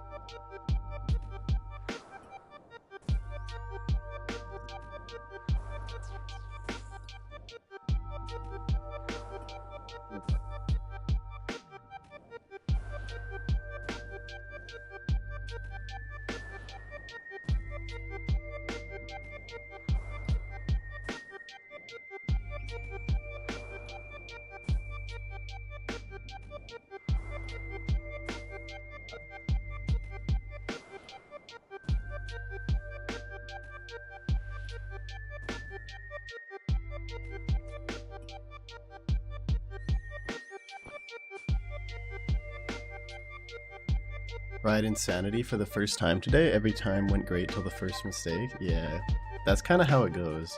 It's super smooth until you misclick once, and then you get hit a 40, and then you're like, oh fuck, and then you misclick again because you're panicking, then you get hit for double 40s and die. It's so hard. It's so easy to snowball from 100 health to just nothing. Especially during the final tile. If you get hit by a lightning bolt and a boulder, you're just fucked.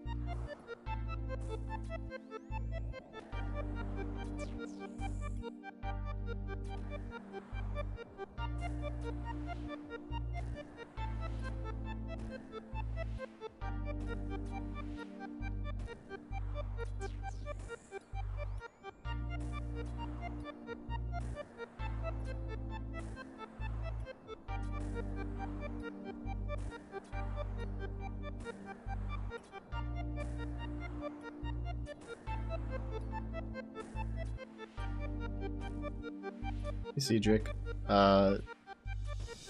Is the other person just stays outside the room? Yeah. Up here.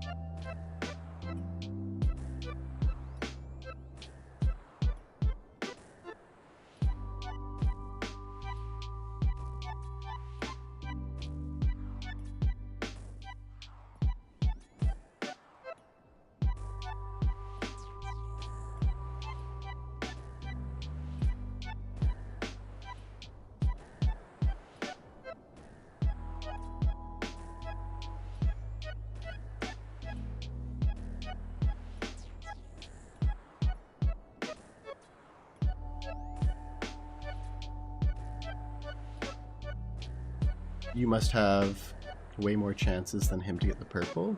Yeah, definitely.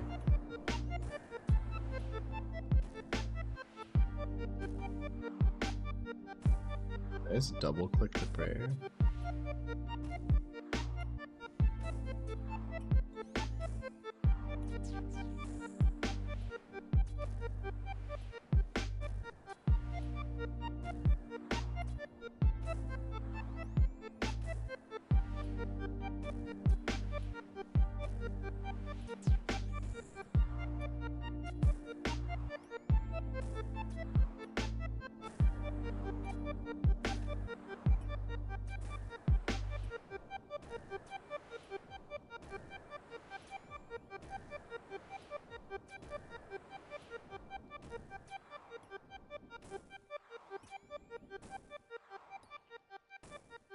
There you go.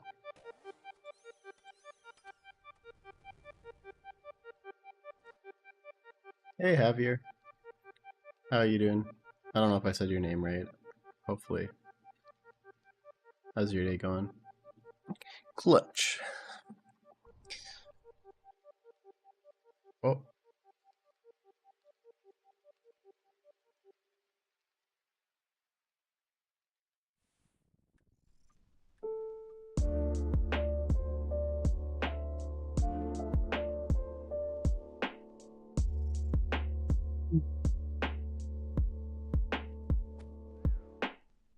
Where's the other guy?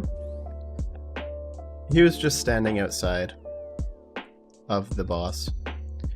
Why Bofa over Shadow? I don't have a saturated heart.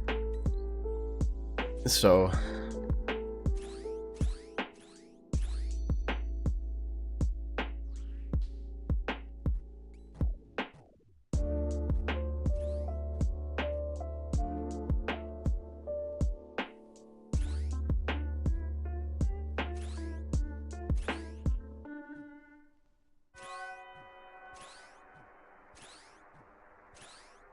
Actually, you know what? I always show my ToA log and everyone is always like, God, your log sucks. I don't think I've ever showed my... Well, I have a few times, but not as much. So this is my Chambers log. Which is... It is what it is. Wait. Look at this one. These are like mainly solos too.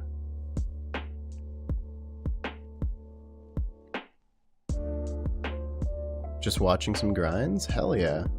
Is it better unsalted? It's if you have what's it called? Saturated hard. If you have saturated heart, it's better than Bofa. But I don't.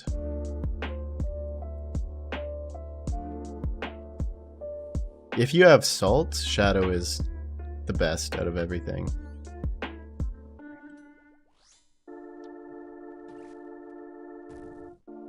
But then that means you have to do Zebak last, which I'm not doing that.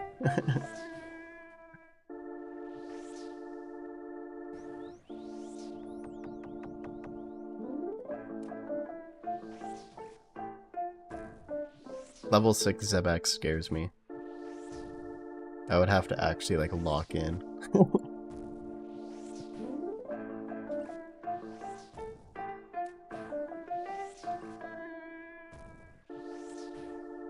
Hey Velt, you remind me of... God, why are these names so hard to pronounce? Joaquin Phoenix. Wait, I feel like I've heard of that name. Who is that? Is that the guy who plays Joker? Or am I getting that mixed up with someone?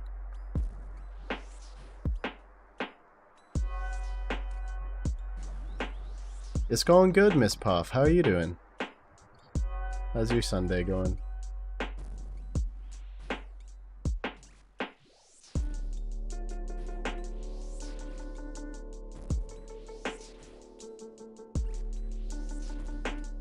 That's the latest Joker?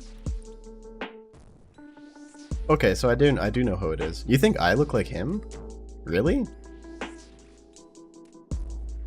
I've never heard that before.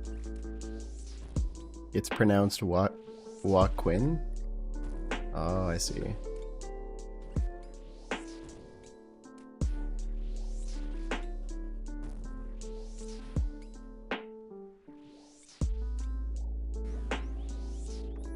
You guys didn't know that Joaquin streams RuneScape?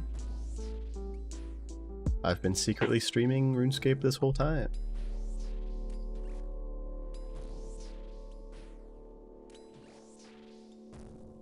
Joaquin. Oh, Joaquin.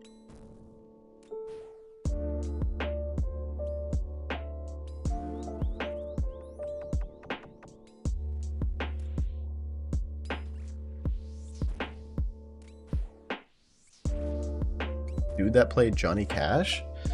He played Johnny Cash in the Joker? Just kidding.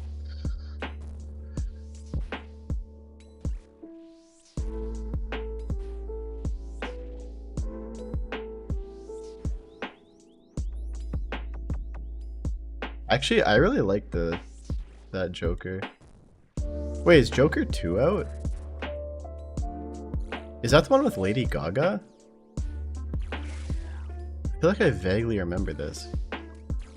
Is it the same guy? Was that the musical? I feel like I watched that and I was like, what the fuck is this? I feel like I vaguely remember it, but I probably like put it out of my memory because I just remember it being so boring. The first one was cool though, like the most recent one, but before the one with Lady Gaga.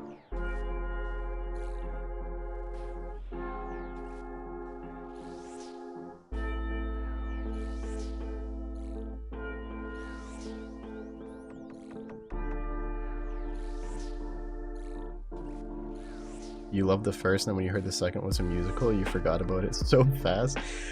Okay, at least you knew it was a musical. I just heard Joker 2 and I'm like, oh, let's go! And I went and watched it. I had no idea it was a musical. And I was like, what the fuck is happening? I was so confused.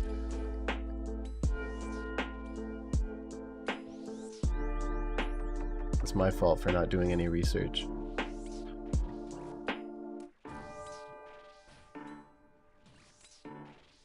You don't mind musicals? You don't like being tricked into watching them? That's true, musicals are good. High School Musical? Ooh. Peak musical.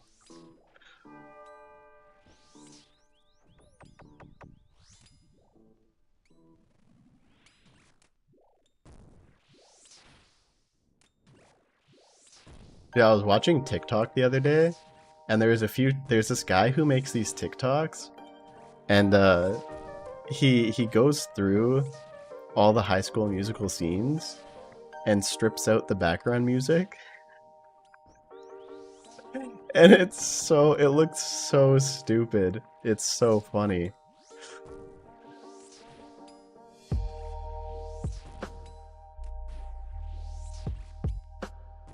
Dark Knight Joker Heth was one of the best performances ever. Yeah, definitely felt.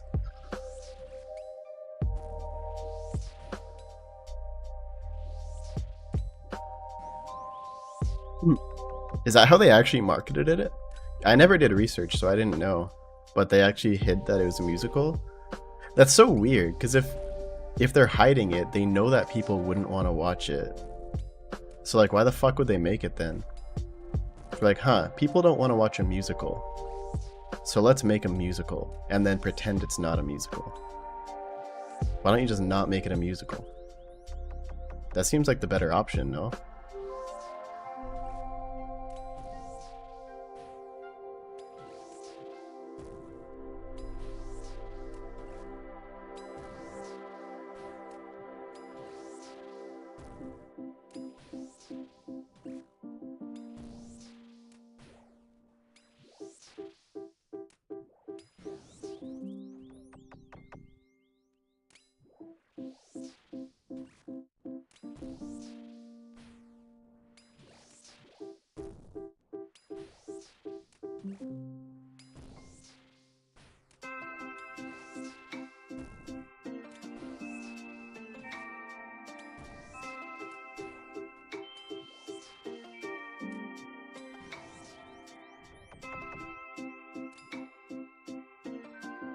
If you could go back in time and forget... Okay, not back in time. If you could stay in the current time, but forget all of your knowledge about RuneScape, so you could experience it for the first time, would you do it? Or are you happy with all the knowledge that you've gained?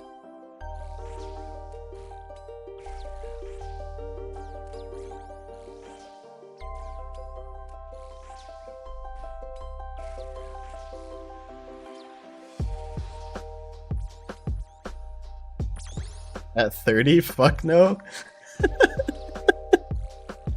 That's probably one of the best answers. That's so true.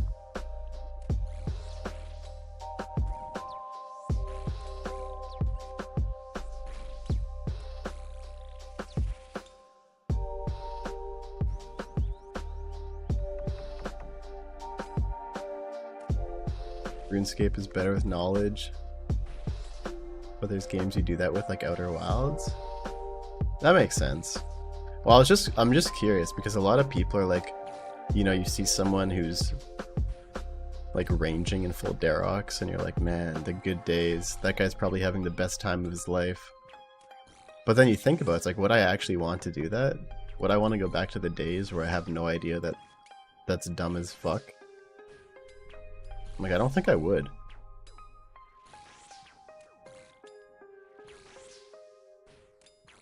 I feel like I enjoy the game more now that I know so much more than when I was a kid.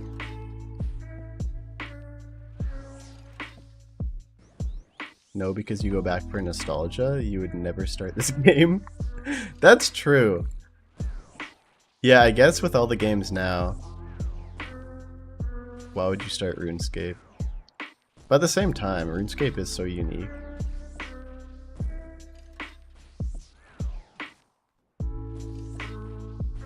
You got 113 challenge modes, just got your second Twisted Kit? Hell yeah, dude. Only one more to go. I need to go for my Twisted Kit eventually. It looks so cool. Man, I really want the Twisted Kit.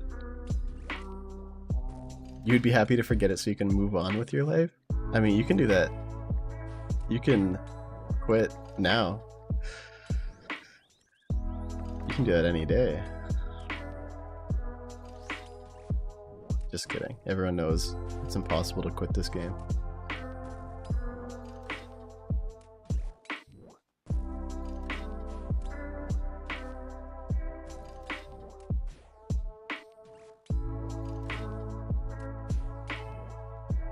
You enjoy doing quests on release without guides? Yeah, actually me too. I really enjoy doing quests without guides.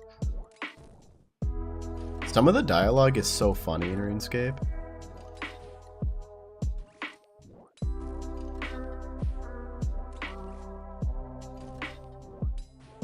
You're already dumb, you don't need to be more dumb.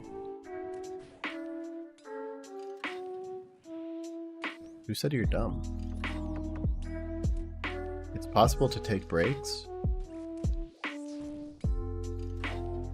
Ow. Yeah.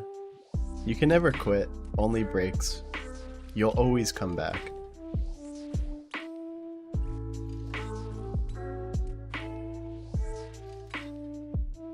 Used to be 13 making fun of 30-year-olds.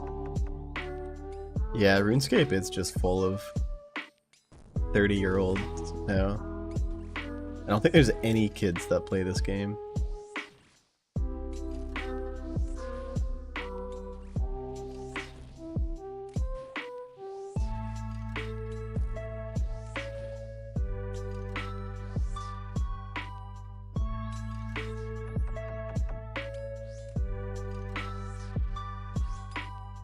I mean, why would you play RuneScape when you're a kid nowadays, when there's Roblox and Fortnite? Wouldn't you rather play that than RuneScape? Just kidding. I've never actually played Roblox.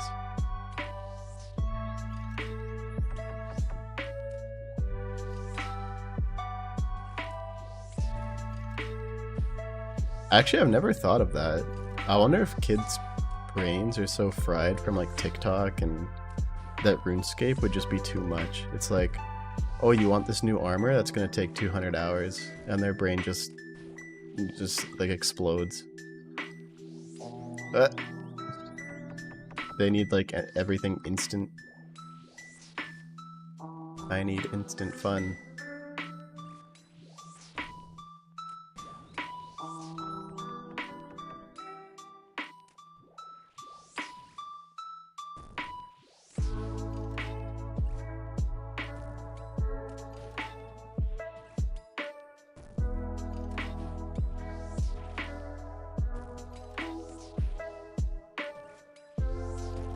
No, Slim, Fortnite is actually a good game.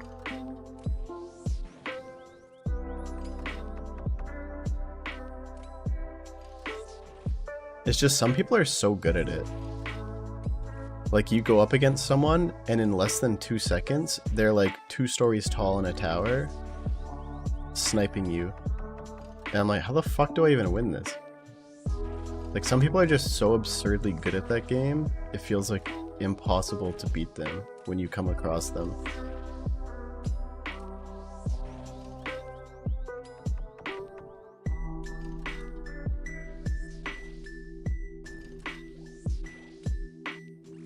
You don't win them. Yeah, you actually do just accept your fate. That's why I actually really enjoyed when I used to play Fortnite. I would just play no build.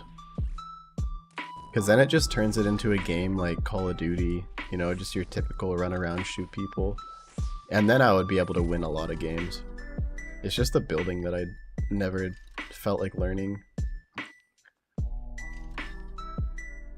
I much prefer no build.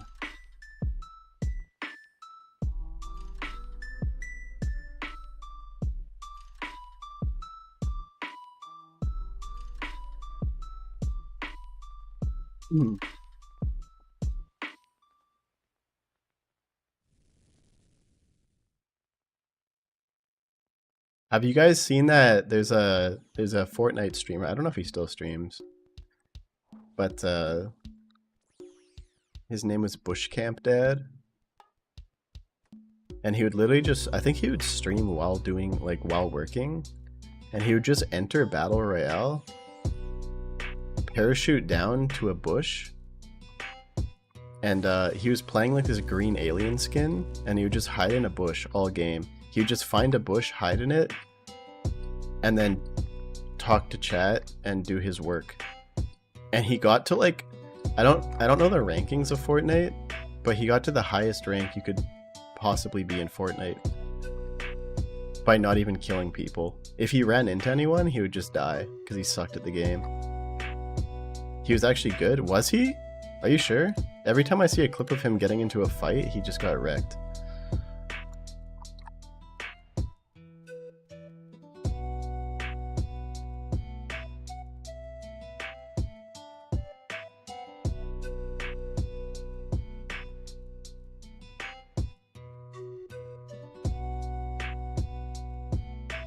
Dang, 9-player Chambers of Zarek? God damn. He's famous? Is he? Does he still stream? It's because he was so wholesome, people wouldn't stream Snape to kill, they'd stream Snape to get him the W. He definitely wasn't good. He was not good. Yeah, every time I saw him get into an actual fight, he just got one shot.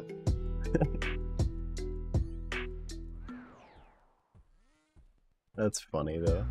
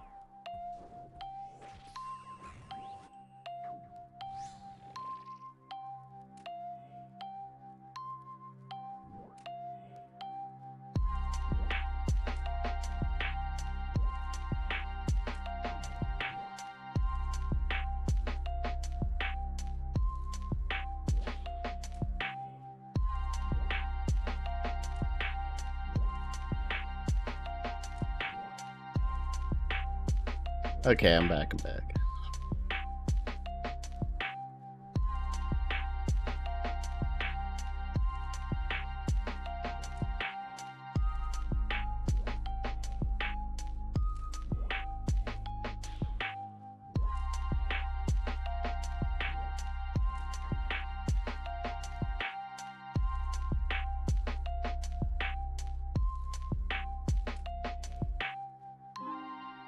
Man, so it's 200 health.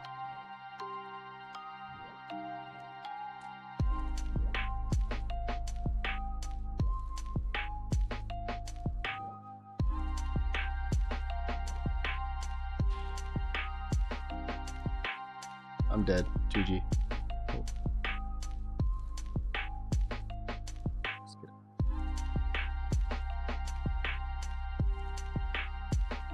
And he's back in the game.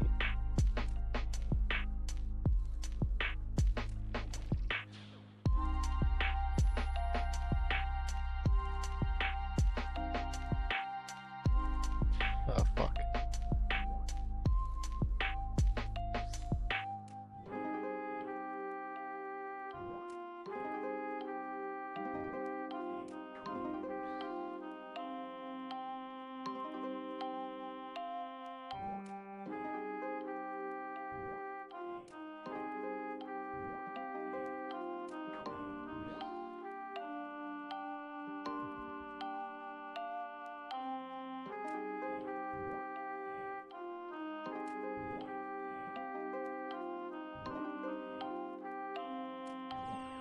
There we go. You finished Radiant! Vlogmas!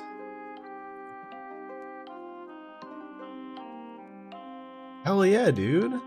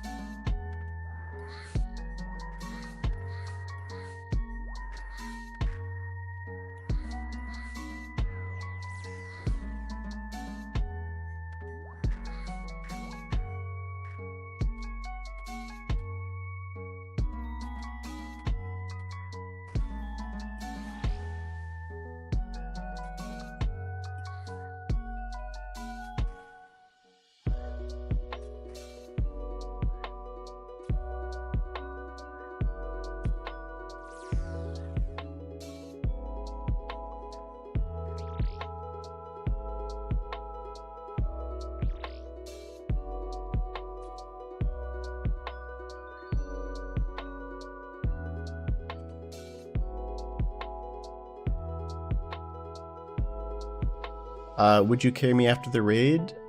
If you win the draw, then yes. Can you get yellow carrots from any invo? I'm actually not sure, McDaniel.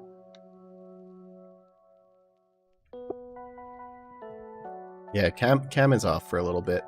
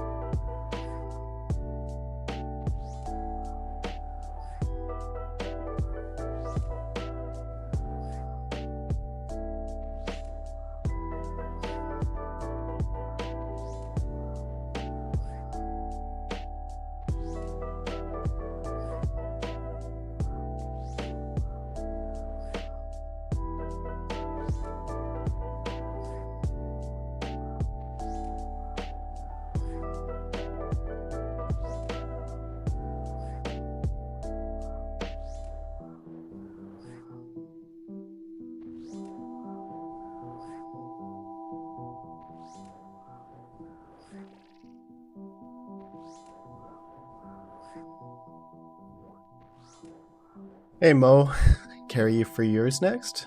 If you win the Discord draw, then I will.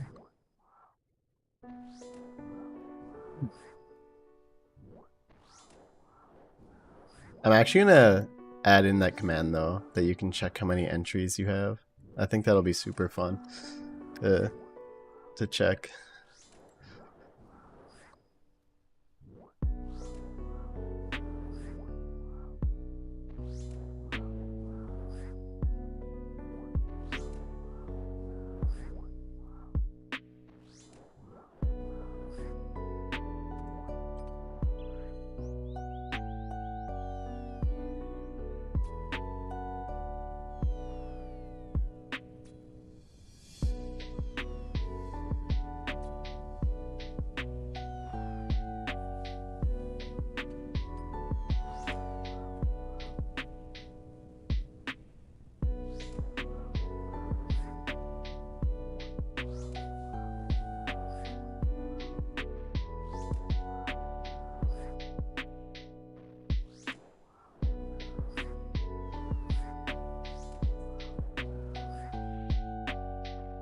Also, feel free to enter if you want. I mean, I don't know how well the shadow is against Baba, but if you just want some free hits in, might speed it up a tiny bit. That's up to you.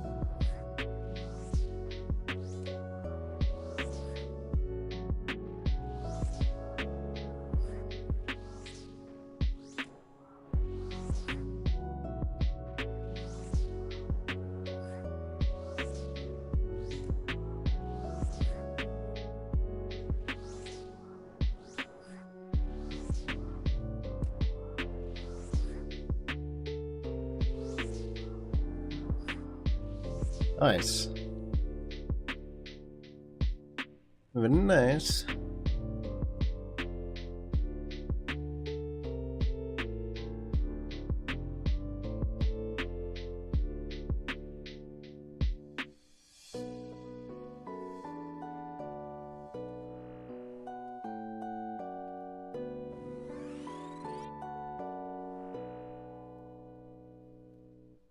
Wait, why did that only bring me to 109?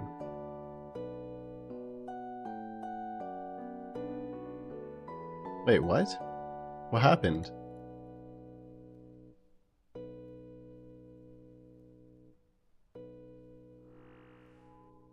Wait, why am I not 118? I thought Karis always brings you to 118 health. What just happened? Am I stupid?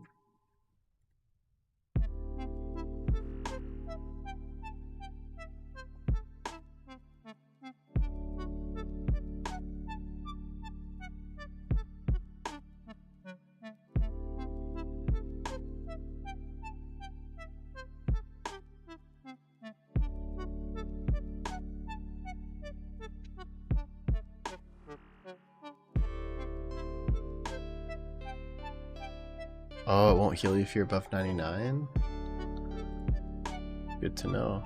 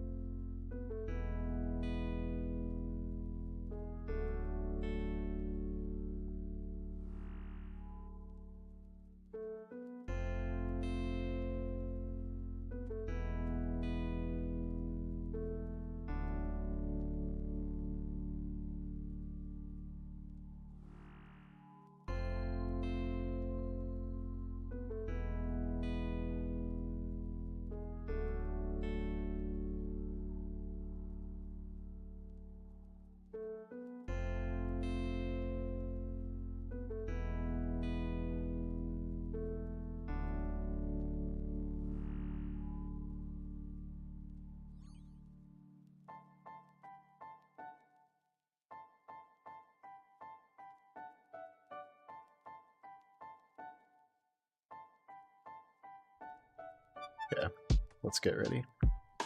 Take out this. Wait, keep that there.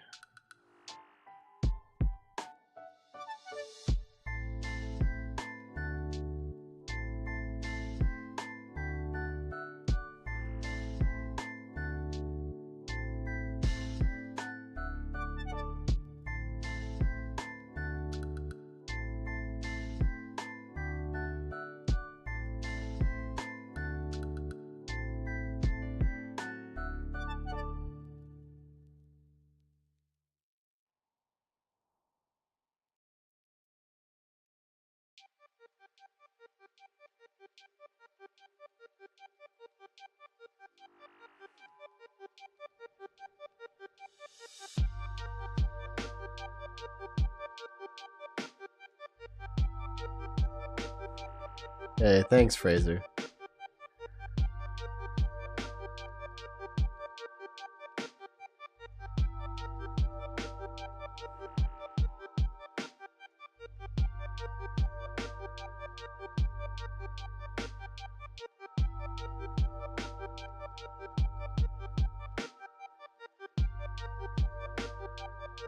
Hmm? No, it's fine, it's fine. I don't mind keeping it off. It's fine. Yeah, don't worry about it. No, honestly, I don't mind.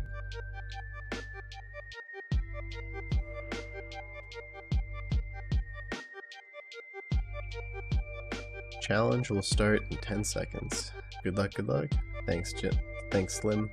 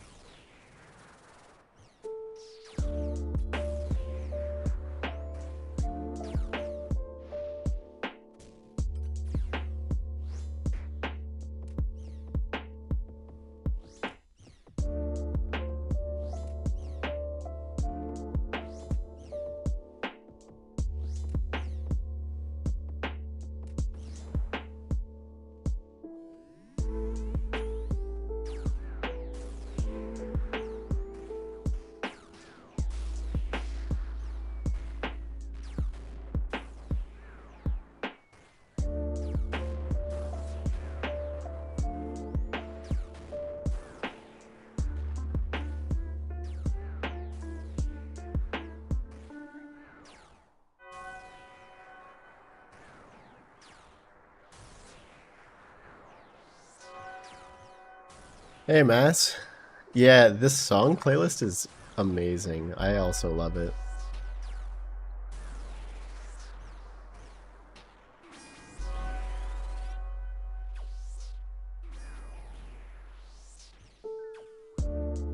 For a sec, I thought you meant you love my stream, and I was like, that can't be right. But yeah, good thing you clarified, and you meant the song.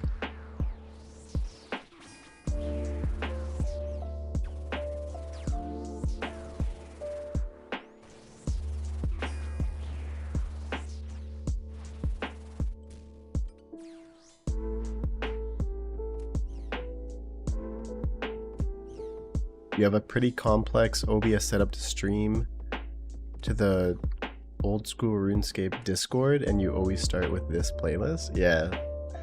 This playlist is so good. What do you mean stream to the old school RuneScape Discord?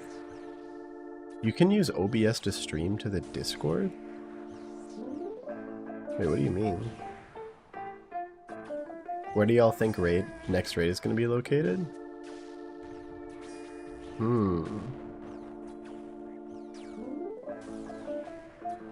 Maybe Varlamore?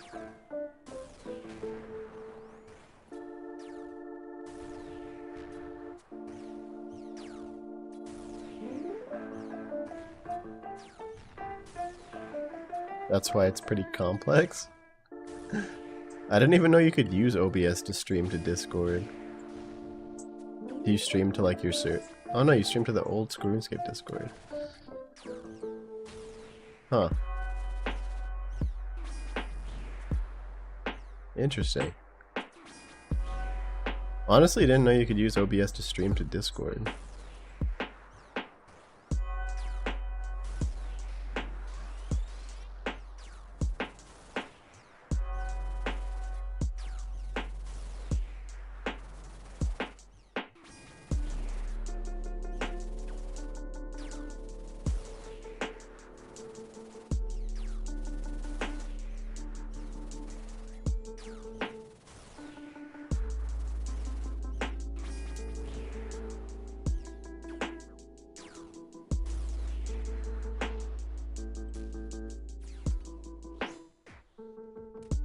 You screen share your OBS to Discord and use Voice Meter to do some funky stuff with audio so they can hear audio in stream without it going through my mic. Oh, that's really cool. I know what you mean. Yeah, you know, it's funny you mentioned that because I was actually trying to do that in Discord to get audio to go through to the other people in the call using Voice Meter, but I couldn't figure it out.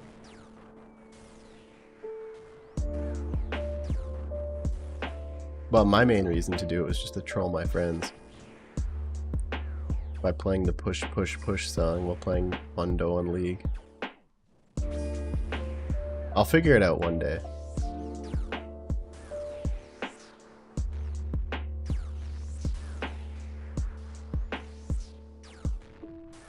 And it's gonna be a great day when I figure that out.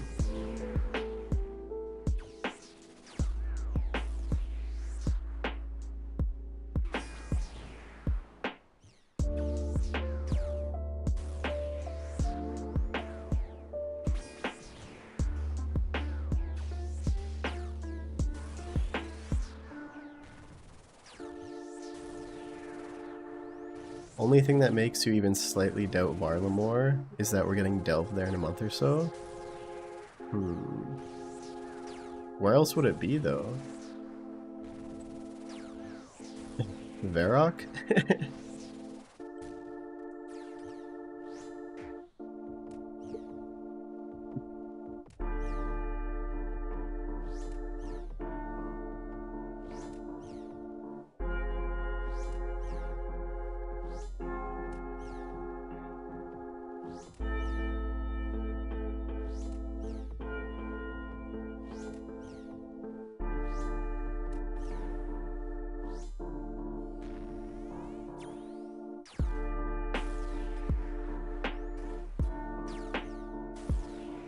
if they didn't publicly say they wanted to do it in Fremi, like they said they wanted to, but they couldn't.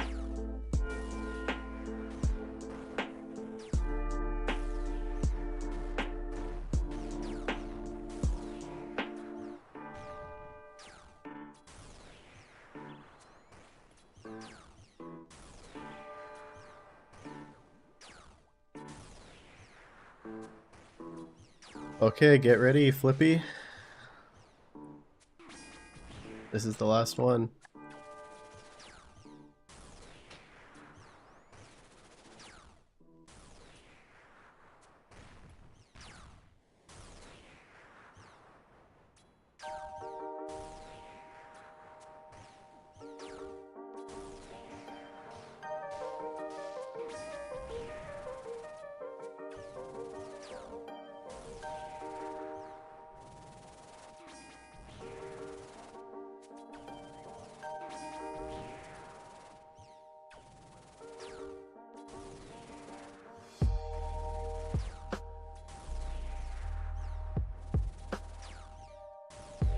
Make your monitor device and OBS a virtual input. Dude, I accidentally just clicked my scarab. Why is it there?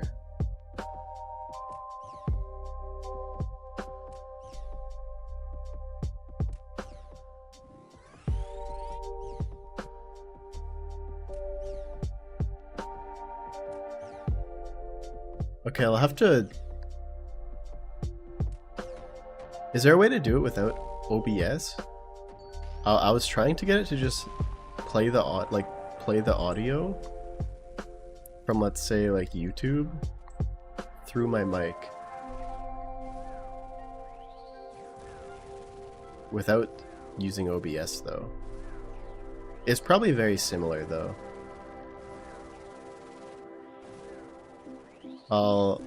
I'm gonna mark down what you said here so I can figure this out later. But thanks for sending that to me, Mass. They envisioned a sailing raid using Fremi lore environments? Ooh, that would be cool. The next raid is called Blood Moon Rises. Oh, that has to be involved in more then, right?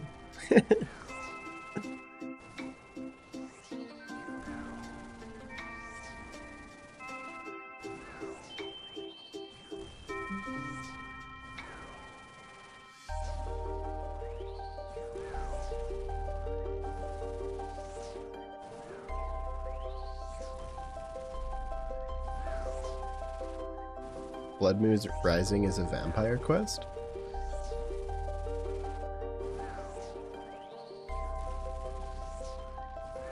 What's the truth?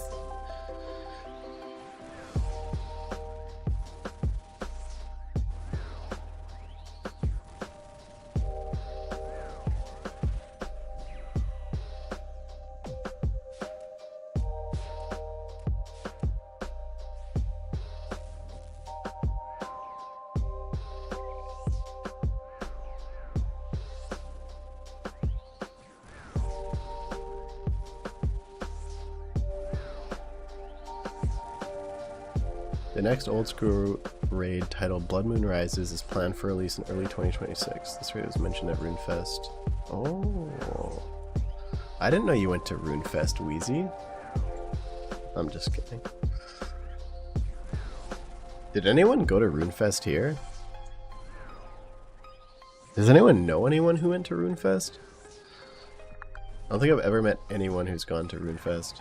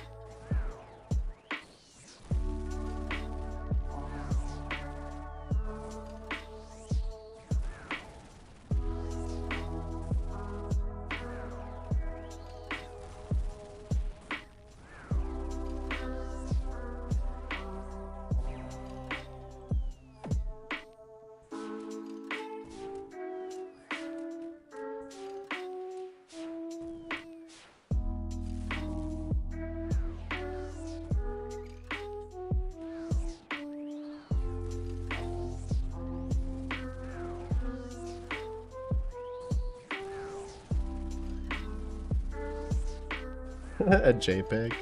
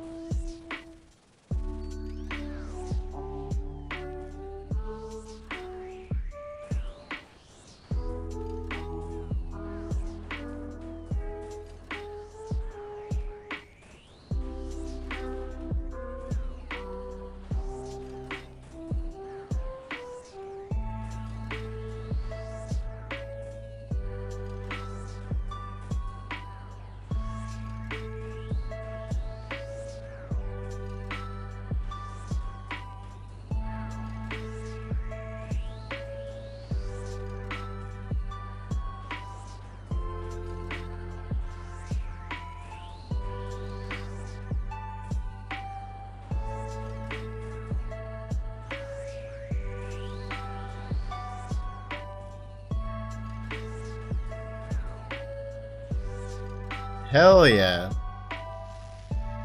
Very clean. Wow, you played that really well. You barely got hit by anything. He only used one ambrosia dose. Oh! Back to back. It's unheard of.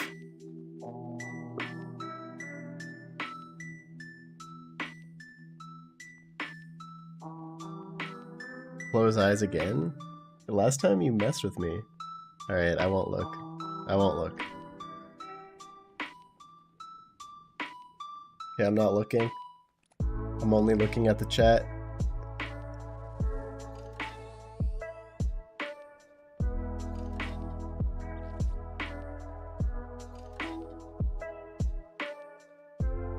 Chaps? Is it? Oh! That's actually, you know what, I'll take chaps. I'll take chaps.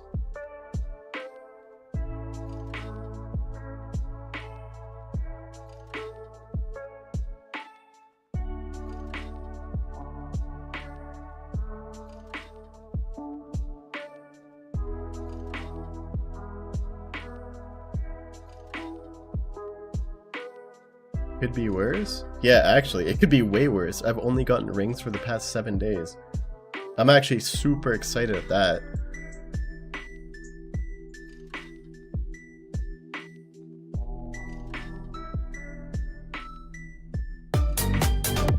Ooh. Part 1 of 2. Wait, you're streaming? Hey, thanks for the raid, part 1 of 2. How are you doing, man?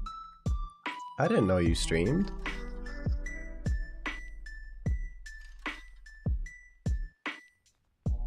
Wait, Flippy, do you have a Fang to attach it to yet?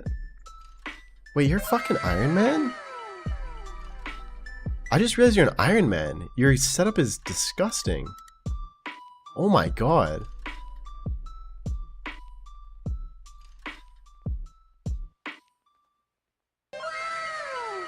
Hey, thanks for all the follows, guys. Alpha W, Claw Mall, 2 Pump It, 2 Pump It, 2 Pump Pete. Wow, what a name. Thanks for the raid, part. How was your stream?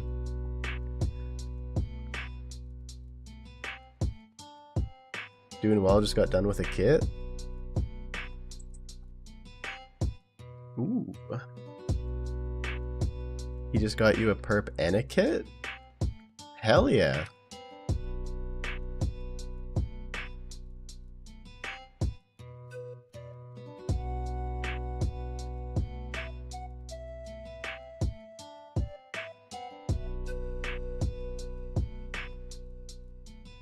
Ooh, here's Blogmas with his Radiant Oath Plate. He just got this. Dang, that looks so cool. The Radiant Oath Plate looks so much better than just the original. The original just looks like a hardcore armor, but this one looks so cool.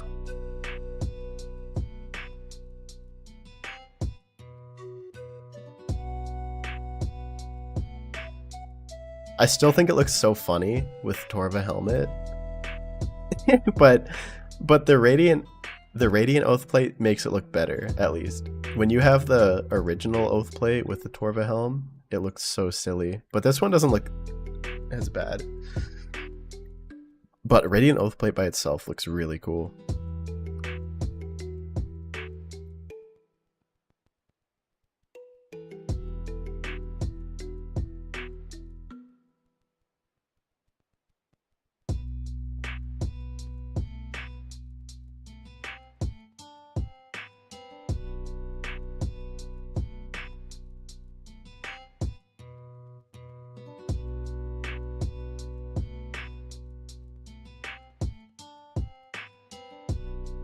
Hey, there's the Fang kit. Dang, this is such a crazy iron account. I'm surprised you didn't have the Fang kit already. Your account is insane. He already has full Oath Plate.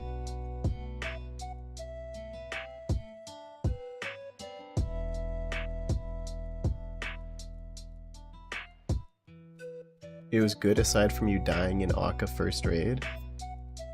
Did you die to the White Orbs? Oh yeah, also make sure to check out part 1 of 2's stream.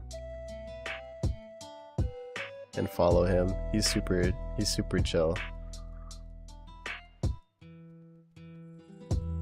You just did something really dumb during Double Trouble.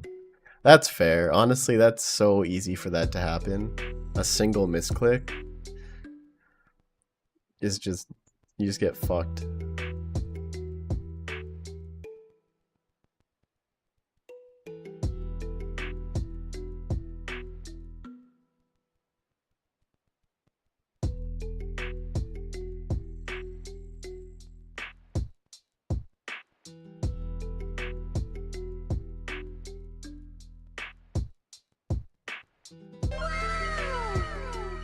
Hey, thanks for the follow, Ange.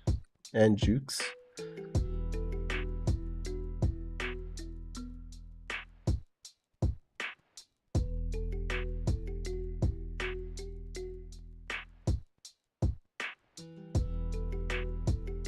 Are you going to run any more tonight? Yeah, I'll run one more. I'll run one more. I mean, part 1 of 2 rated me. I kind of have to.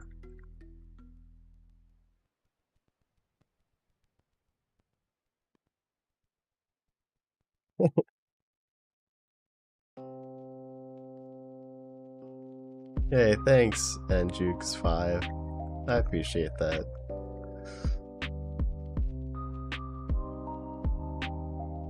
Okay, let me run another one in the Discord.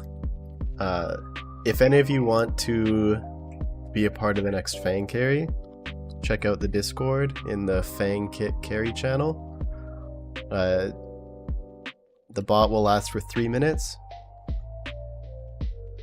Good luck.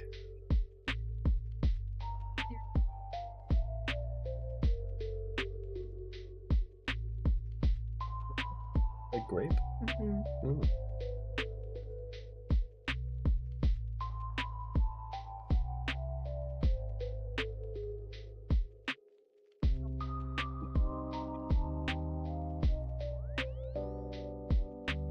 If you win, you're coming unannulled.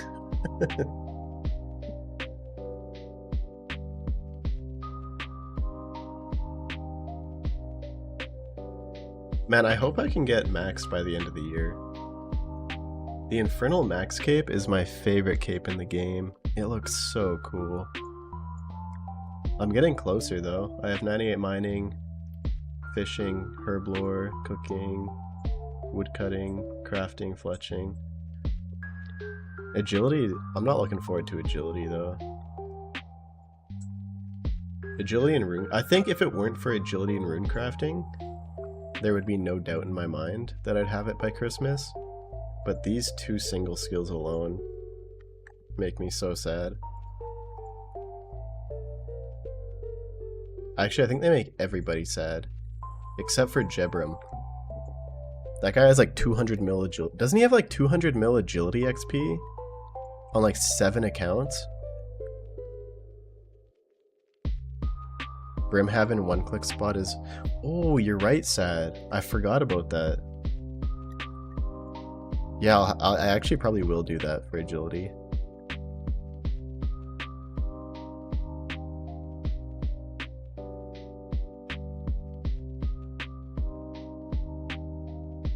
Is Aleph... This is the one who got the Fang kit, right? From you, part?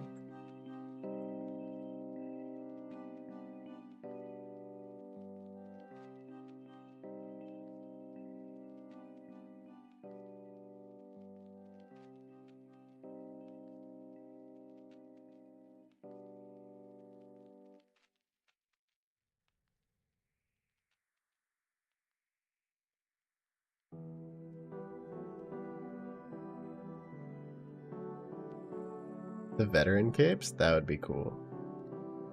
Also, 30 seconds left until the next draw. 9th time's the charm.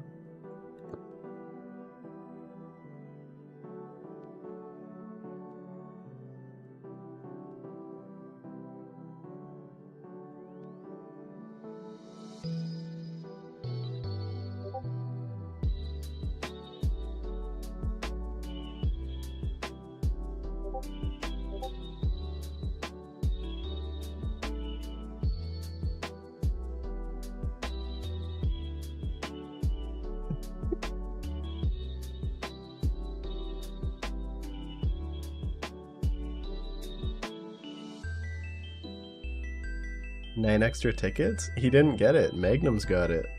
But I also think Magnum's has been trying for a while.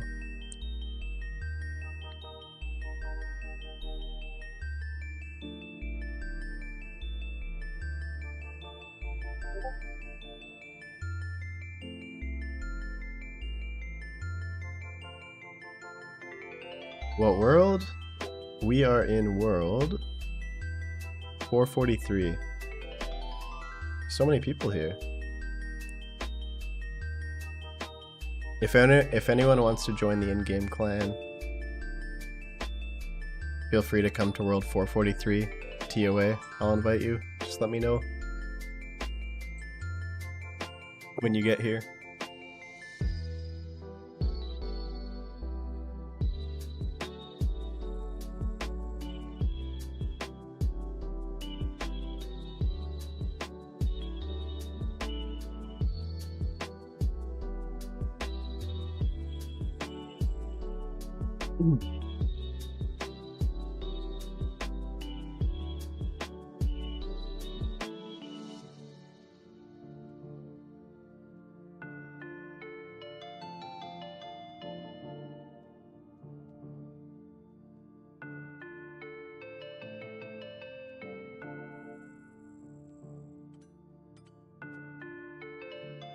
There's an imposter among us.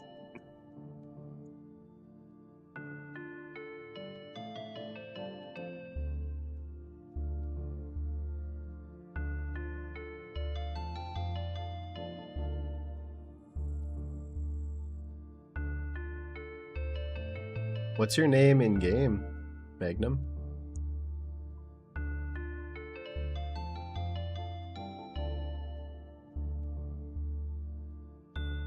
Oh, it's the exact same. Okay.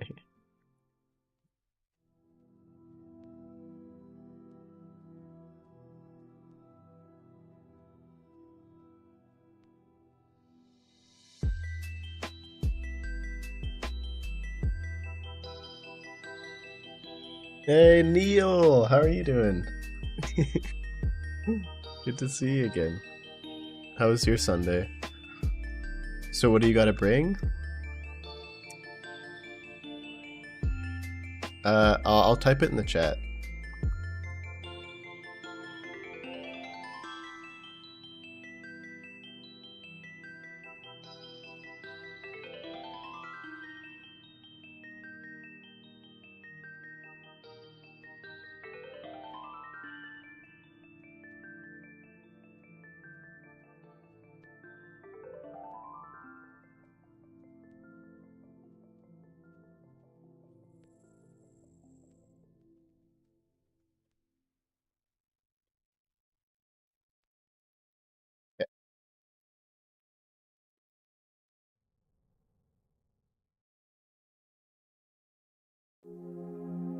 Hey, thanks, Dominic.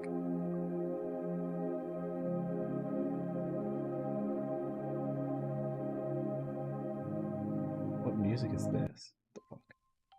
Yeah, every time the RuneScape playlist ends, it just puts on some random weird trance music.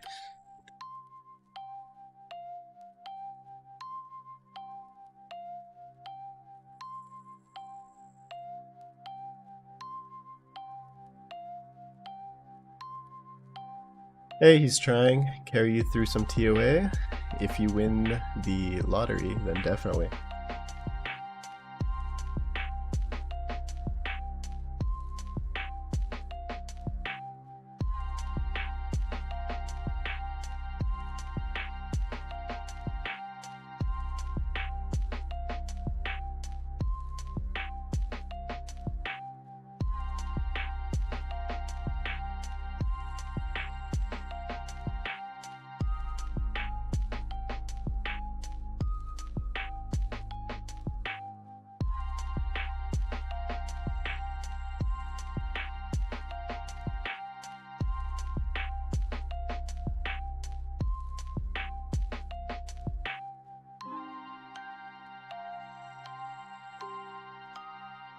Wait, what is this stance? How do you do that?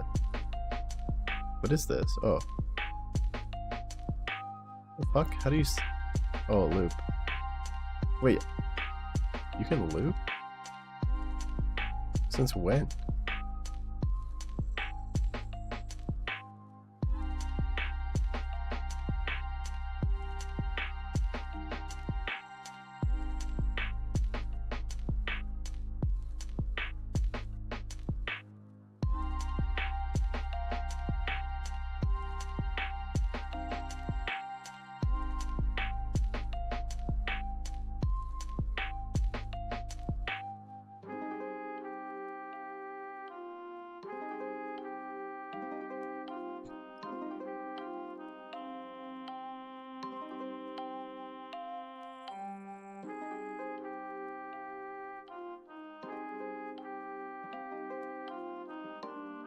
You haven't done Drill Sergeant?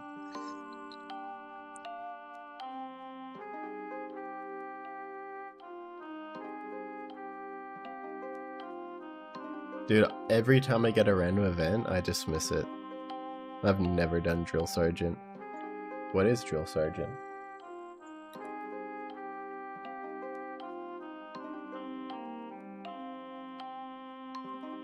Just kidding. I know what Drill Sergeant is.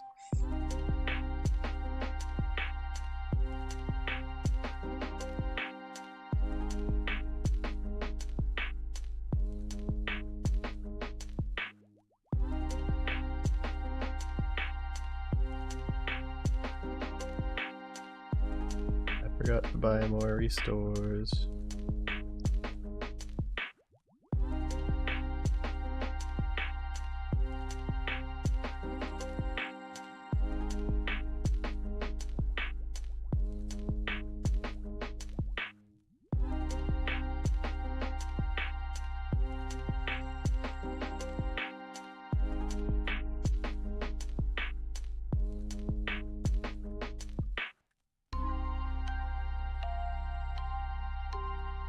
And collect your rewards.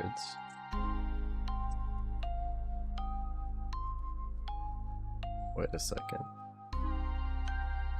There's a shadow in here. Imagine.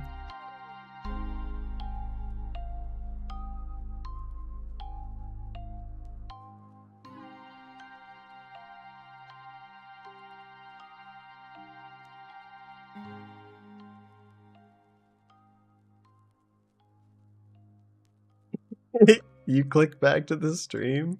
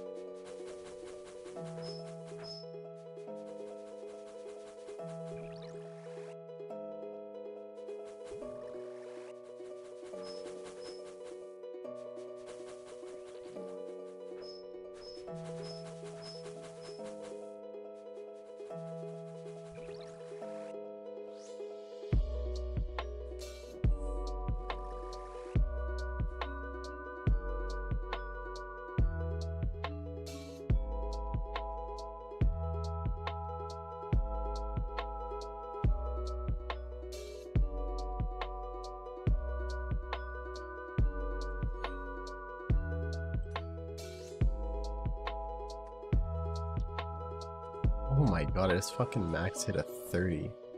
That's insane.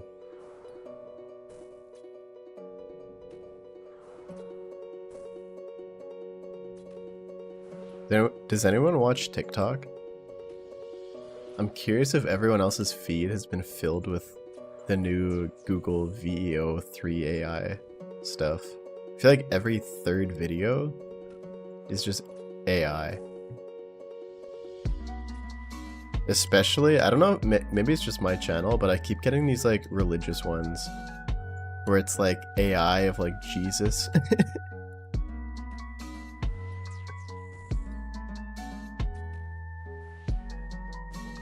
Like, I don't know why, I'm not even religious. First time hearing about it? Fraser, look up look up Gemini VEO3. I think it's Gemini. It's wild. It actually looks real. It's scary. If you guys haven't heard of VEO3, it's basically, you can give it a prompt and it will generate a video with audio. It's really creepy how real it looks. It's expensive though. I think it's like $150 a month, or maybe $250 a month. It's really expensive to use it, but it's so realistic. It's like the most realistic AI video generation. You love AI slop? No, you don't.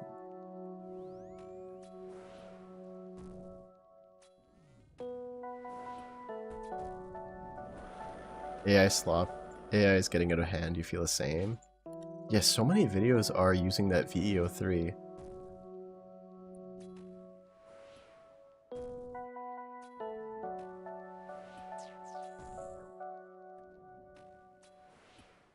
Too much AI everywhere? Yeah, actually, Jimmy. But people use that to make vids and make the money back. It's actually true. Those, like the religious ones where it's like AI Jesus talking about, or one of them I saw was like Noah's Ark. It was like an AI video of him gathering up all the animals. And he was basically doing like this vlog type style of how he's making the ark and building it. And he's like and subscribe. It was actually kind of funny. But yeah, it had like millions of views. So they definitely just pay the $200 a month or whatever it is to access the AI. And then just make it back with all the views they get. And it's such low effort. All they do is just type in a prompt and then upload it to TikTok and get millions of views. It's crazy.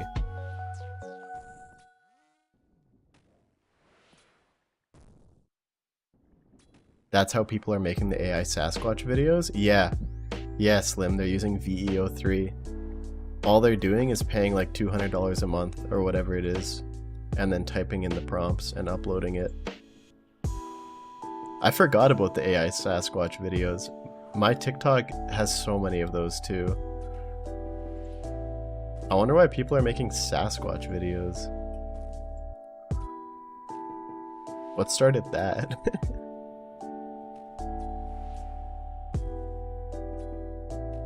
Can you ban him for that comment? What comment? Who?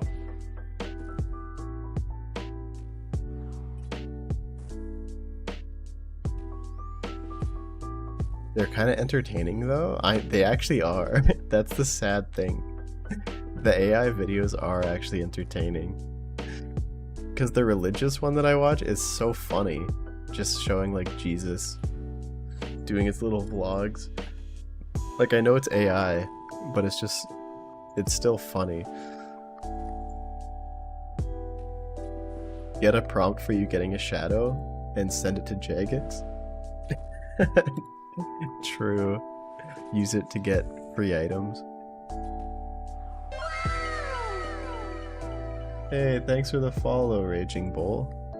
How's your Sunday going? Your vids are way better and more organic? What?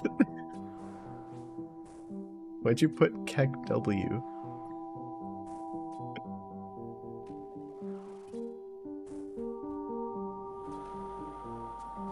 They're like vlogging? Yeah, like all the AI videos are them vlogging. It's so funny. But I've started watching so many of them that like every second scroll is just an AI vlog video, and now it's kind of getting too much.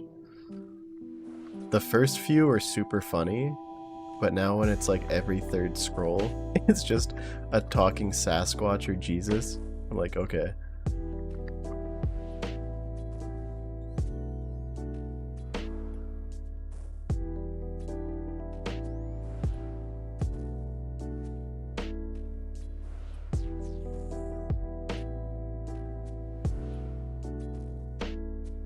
Just found you from YouTube, just pulled up here. Hell yeah, Raging Bull.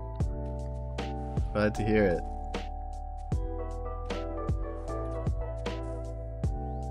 Twitch is much better.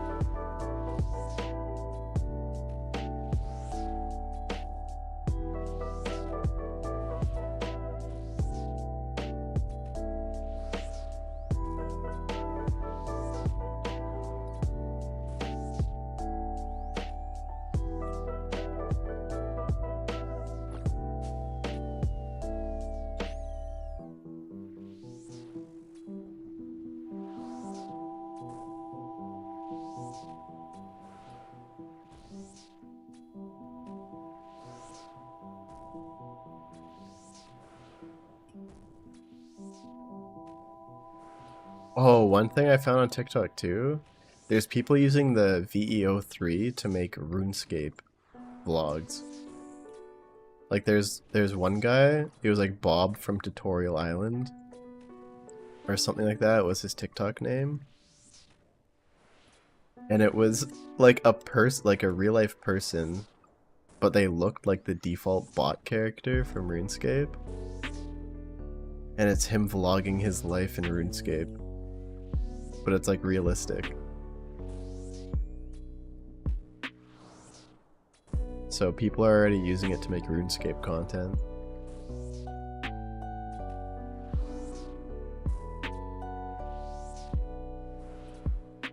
I would love to use it, but $250 a month is fucked.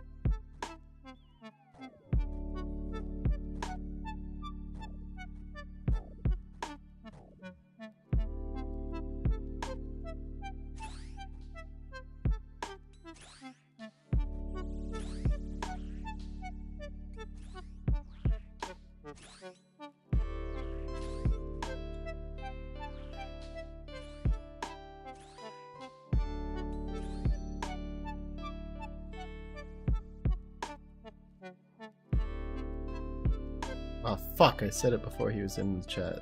Or he was here. Oh, he already knows. Yes. He already knows.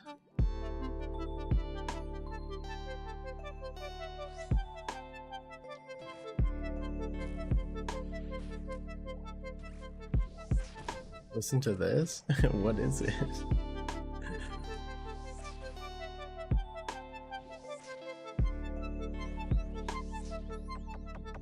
Oh my god. Dude. That's amazing, wait.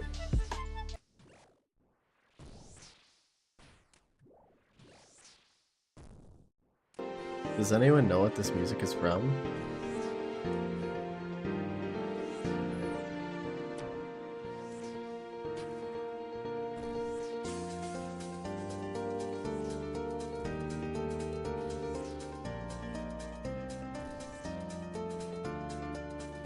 If you know what this music is from, you're amazing.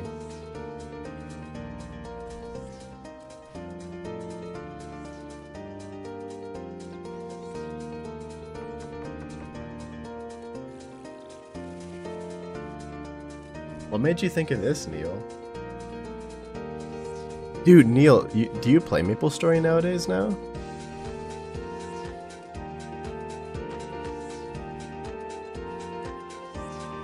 Is this MapleStory? Yeah, it is. Neil sent it.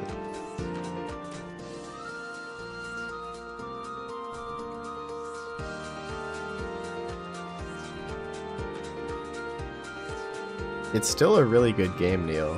I actually recommend it still. I still play it. It's a lot of fun. And just saying, Neil, there's a new event that started literally 2 days ago. So if you want to play, now is the time.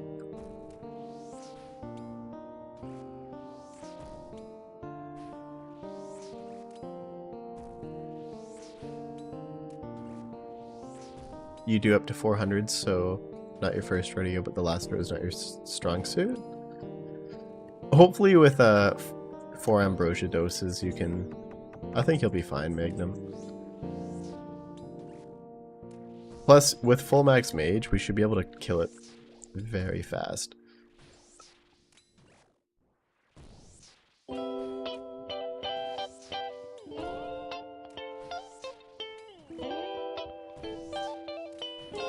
You woke up again? Yeah, how was your sleep, Rotten?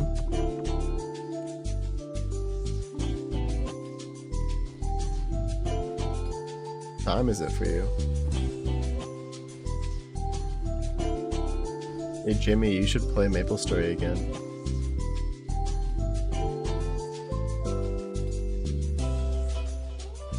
"5:25 a.m. Dang.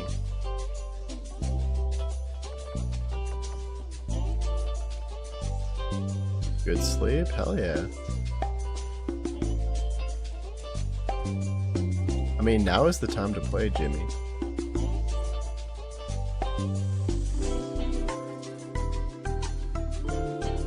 There's an event right now going on where you can pick a single character, and every level you get 4 more levels. It's disgusting. Every level, like if you're level 10 and you level up, you're level 15. All the way to level 260. They've never done anything like it. It's super fast to get a character to 260 now.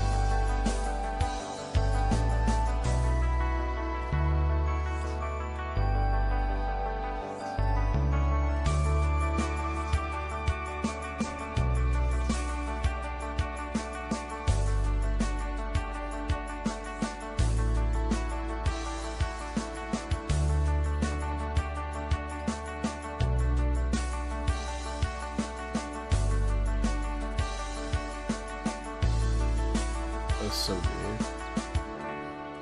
Chambers of Zarek personal best. 34 minutes.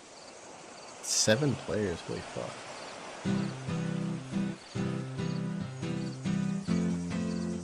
This is a Maple Story song? Doesn't sound like a Maple Story.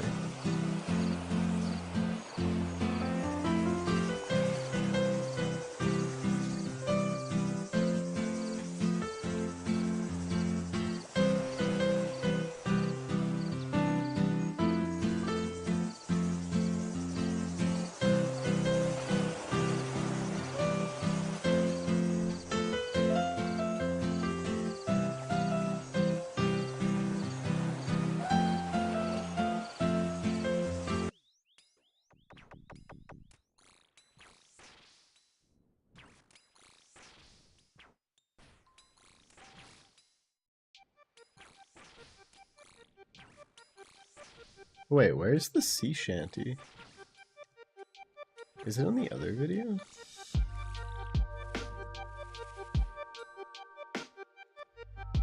What's happening? Oh, my auto retaliator's on. Since when?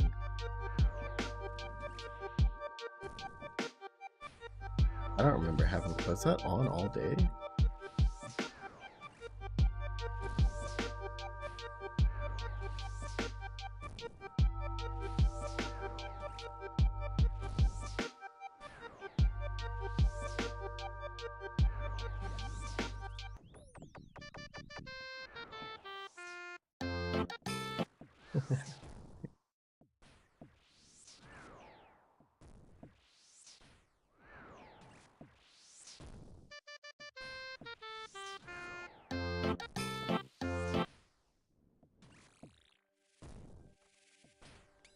No, it's this one.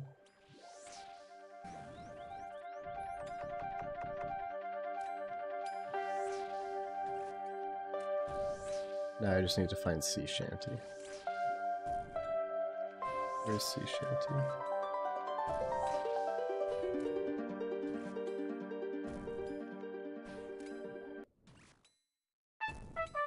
Let's go.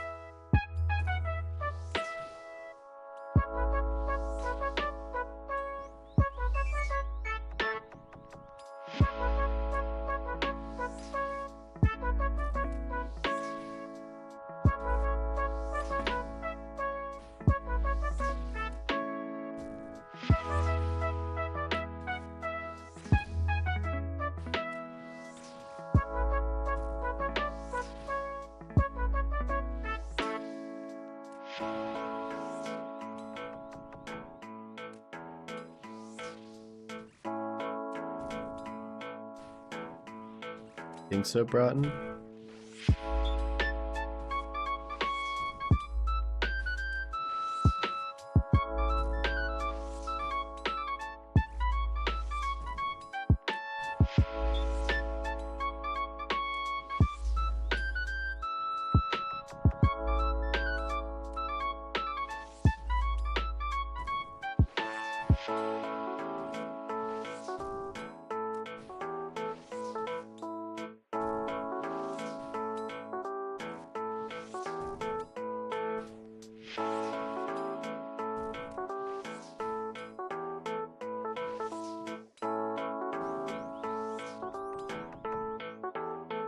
A god Earth? What's a god Earth?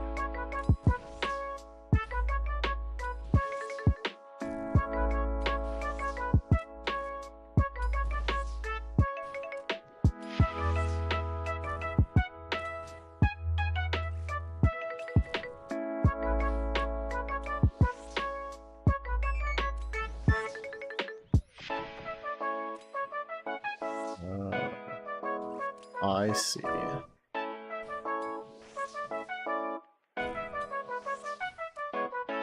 Classic Broughton.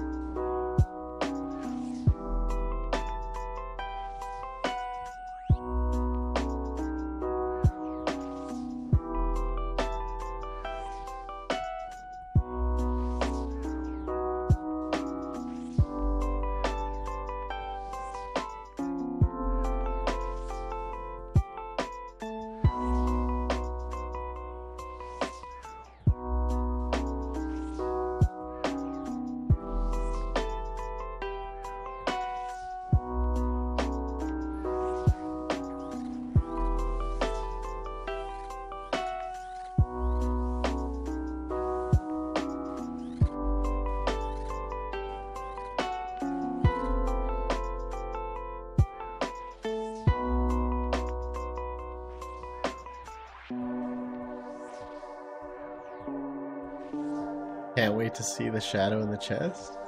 Imagine.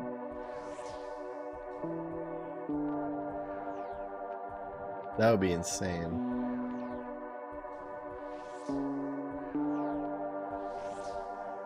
I mean, even if it's not a shadow, even if it's just a purple, back to back to back, that would be crazy.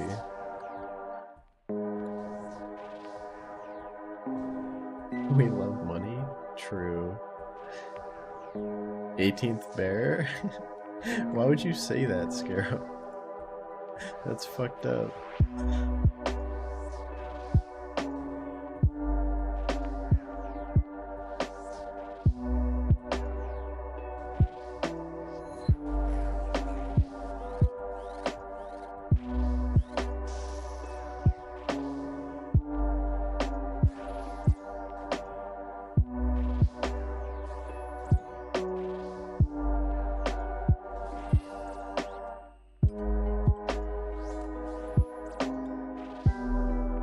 Try on previous stream. Yeah, I'm due like a back to back to back to back to back to back to back. Are you ready for it?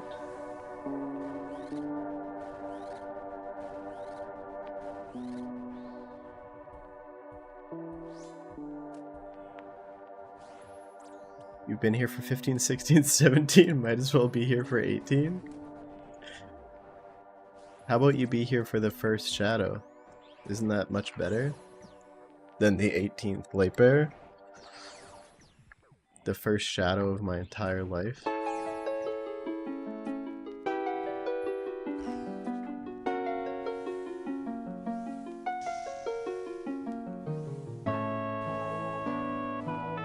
Settle for 6th pet? Don't even say that.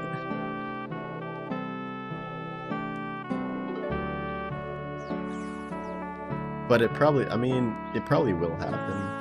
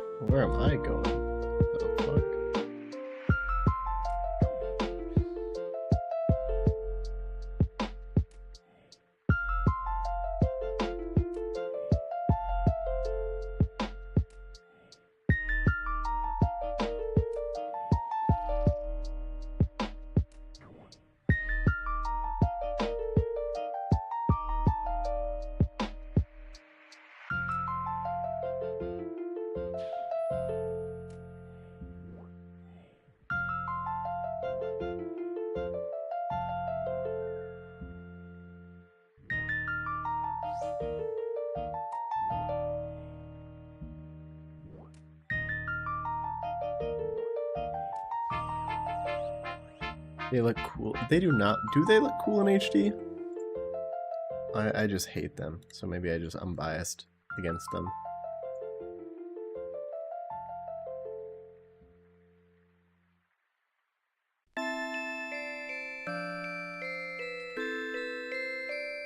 I'm saving up for Snipe Next Drop and yoinking it. Hey, the rule with that Twitch redemption though, the Snipe Next Drop,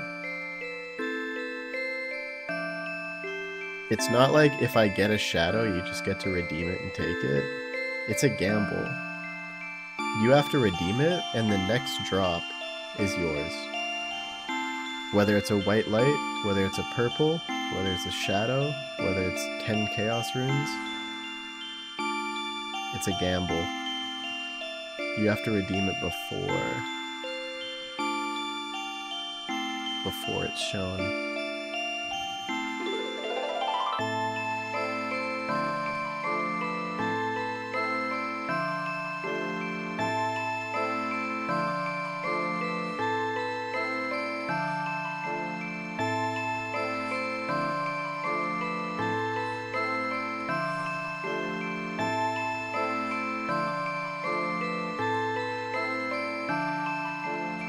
Hey, thanks for the YouTube sub, Austin.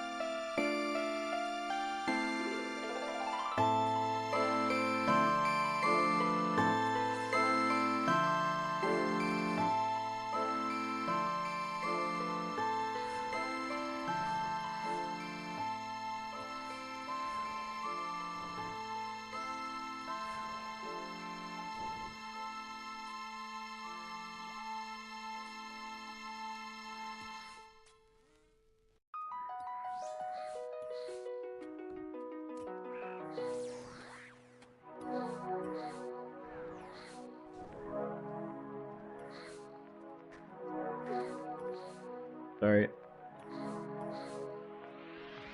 I don't know if that went through, but I sneezed.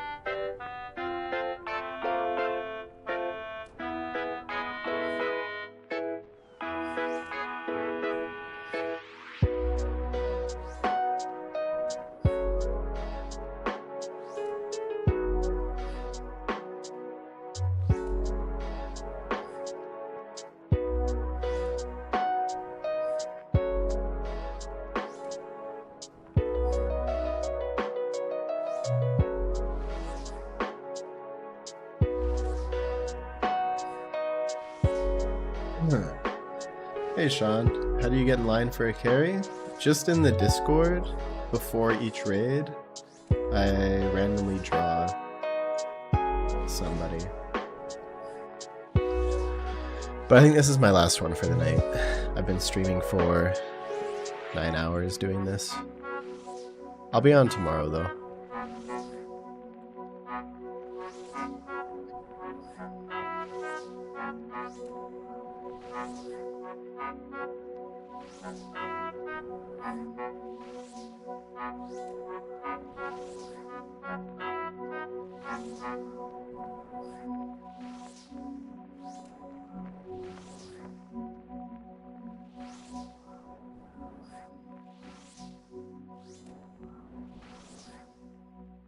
Hell yeah, sounds good, Sean.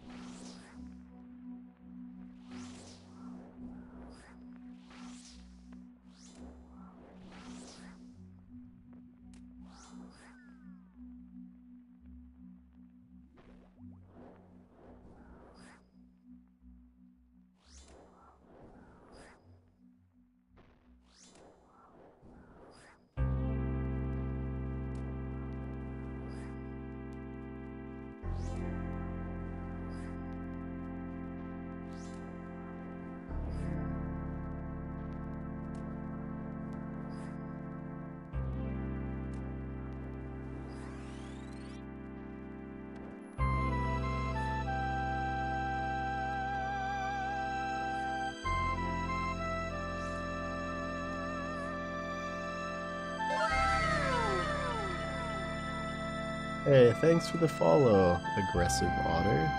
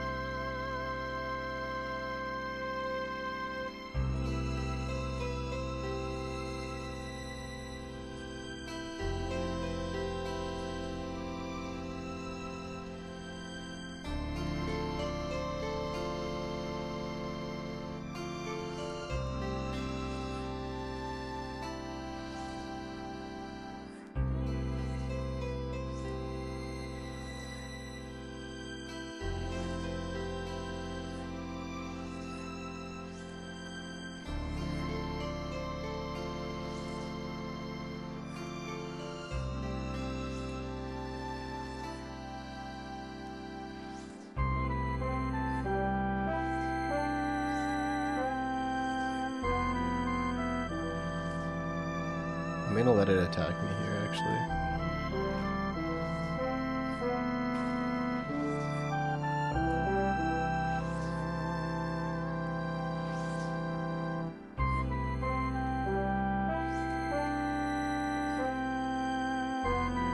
When you get T-bow, are you gonna start bringing blowpipe to these? Does T-bow not one-shot them?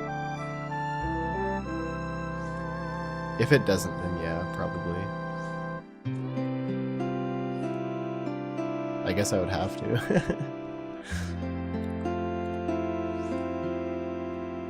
T-bow hits 15? Okay, I guess, yeah, I'd probably have to bring blowpipe then. It's okay, we don't have to worry about that for a few years.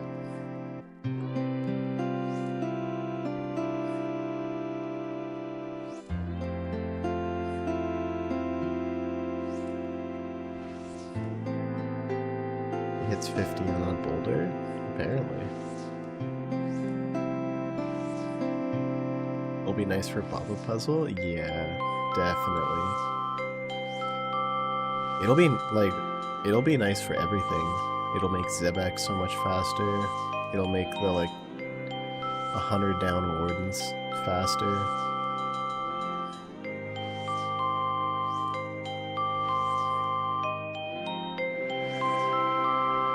Also, feel free to enter if you want. Could make it go a little bit faster.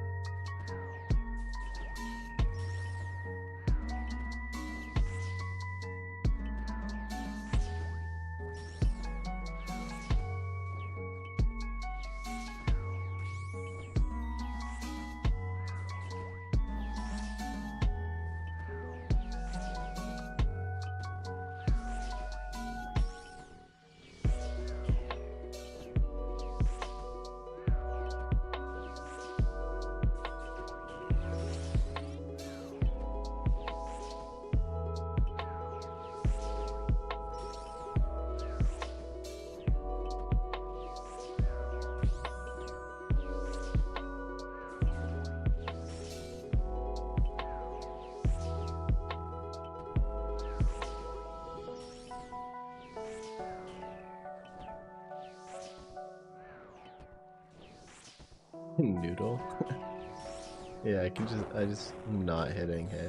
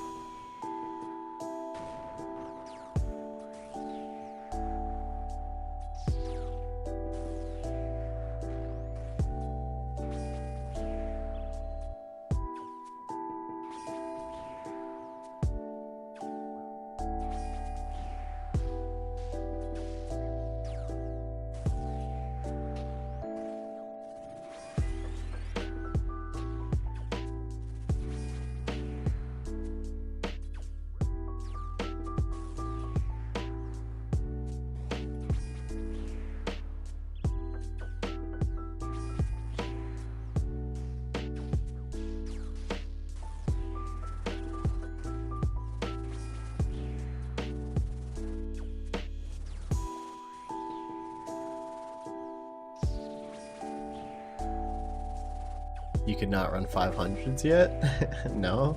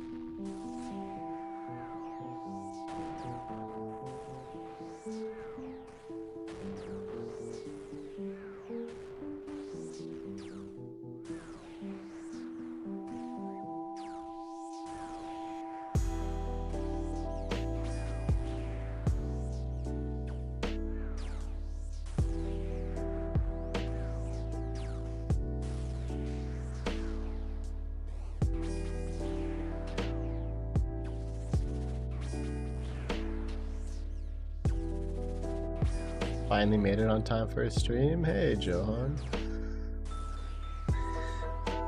This is the last one of the night.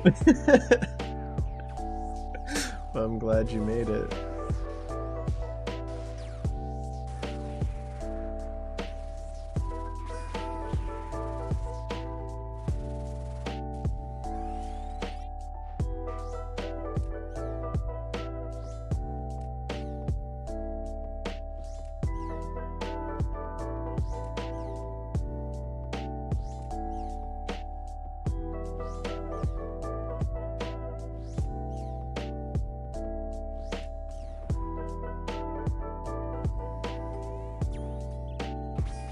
Yeah, unfortunately it is. I mean, I've been streaming for almost 10 hours now. And it's getting quite late. So it's 10 o'clock, and I got work tomorrow, so...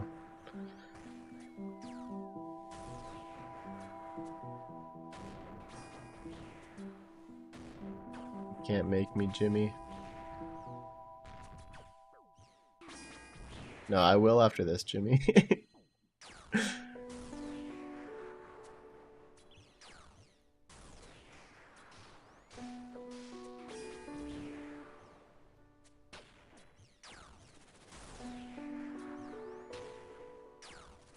Yeah, well, you're a TFT addict.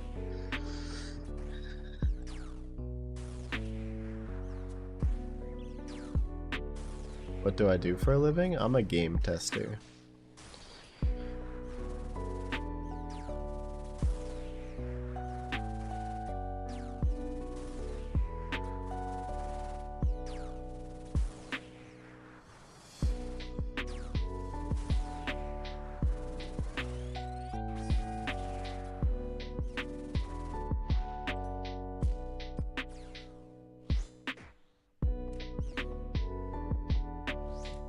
More accurate? I'm sure you've answered this, but why Bofa? I can't afford a T-bow guy.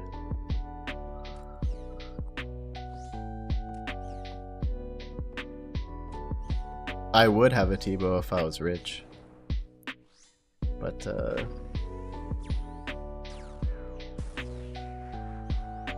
yeah, actually it's kind of funny. I get asked that question a lot. I guess a lot of people assume that I'm rich since I'm running these, but not really.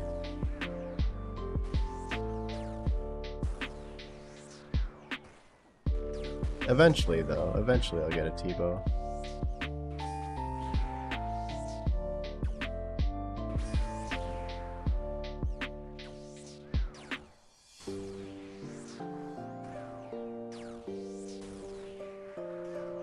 He doesn't have to know.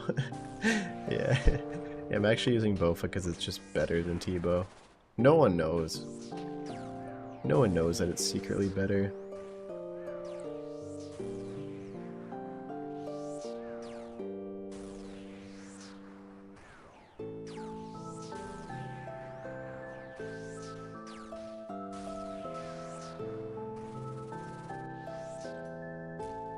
His real job is doing this? Yeah, at this point. Fucking streaming more than my actual job.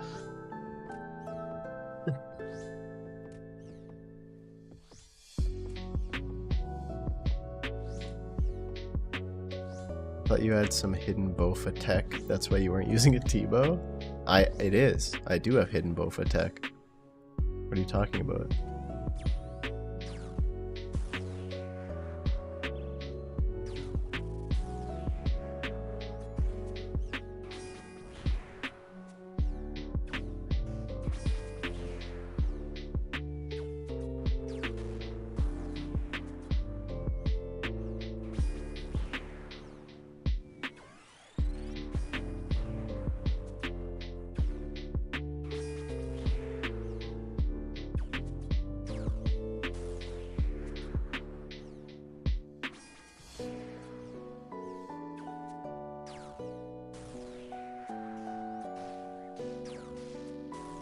I thought you had to be one tile away from the shadow drop so it doesn't damage you? Do you mean for the skulls? When the skulls come out of the obelisk and there's the shadows on the ground? You can step up to 2 tiles away. Like if this was where the shadow was, you can be here, here, here, or here.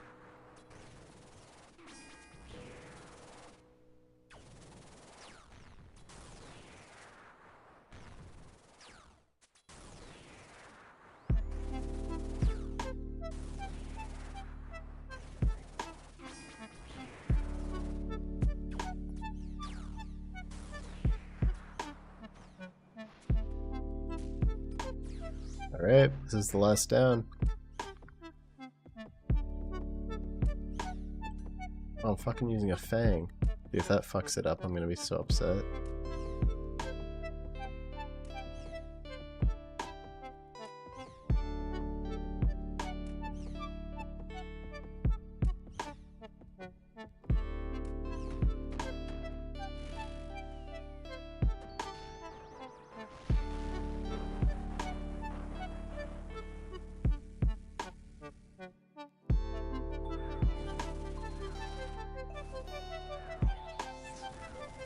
He, to be fair, T-Bow necessitates a second ranged weapon. That is true, Scylla. Yeah. I think it's worth it though. T-Bow is just so cool.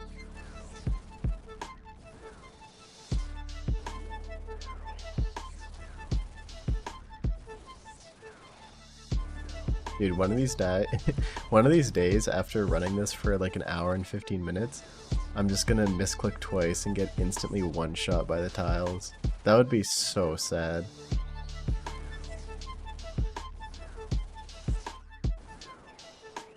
Good luck. Hey, thanks Dominic and said.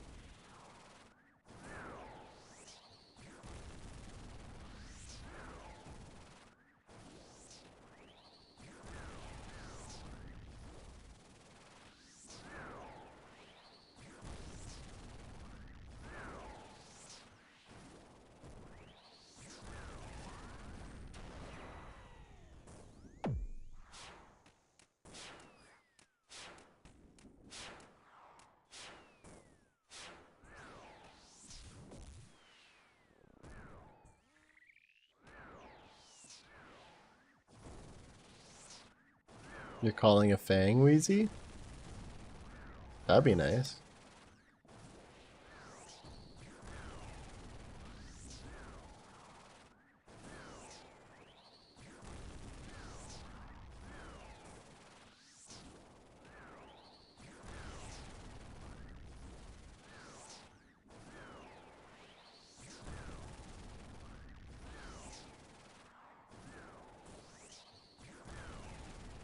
You know, anything but a light bear is welcome.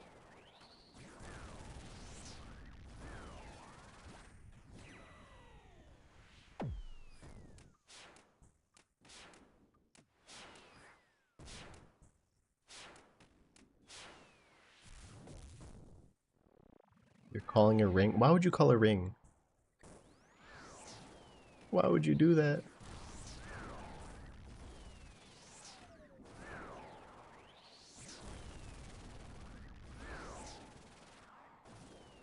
If it's a ring, I'm banning you, Johan.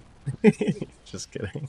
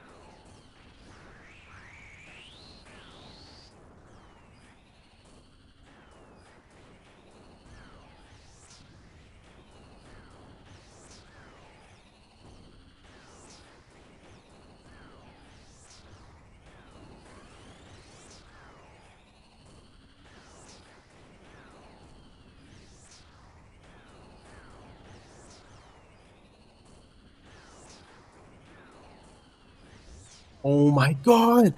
Oh my god! Oh my god!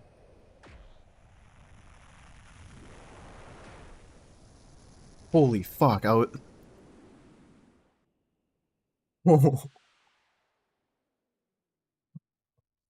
my god! That was so. I was so nervous for you.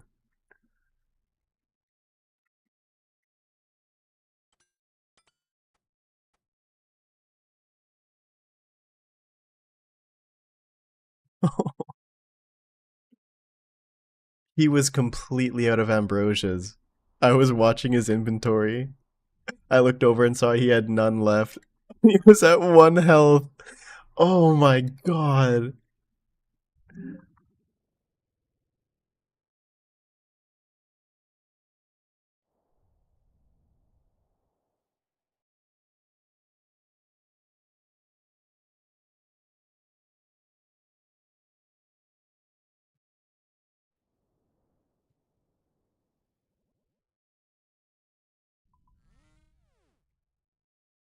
Oh, let's see. Pet number 6?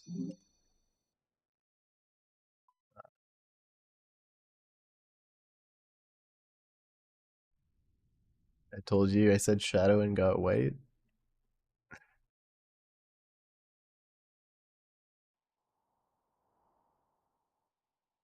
Wow, that was insane. What a run to end the night.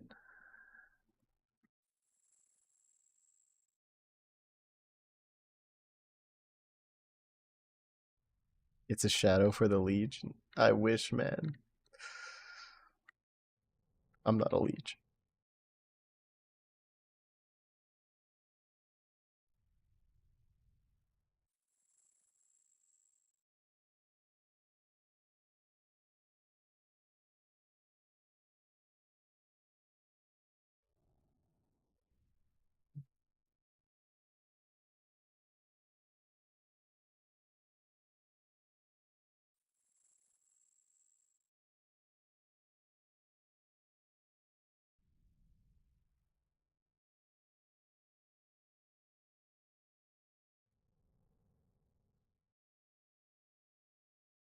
Let's see it.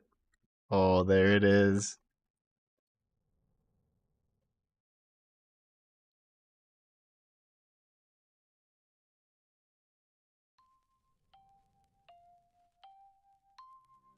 Dang, that was a good one. Okay.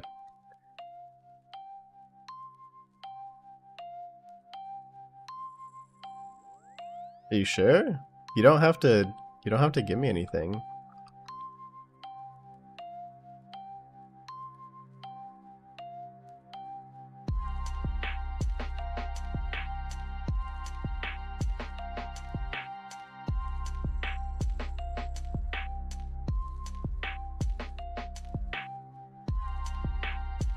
Thanks, dude.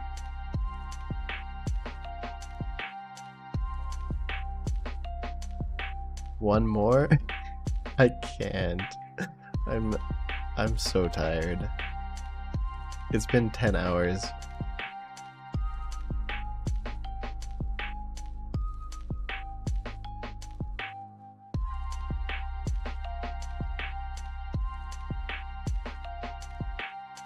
Go spend 10 super restores.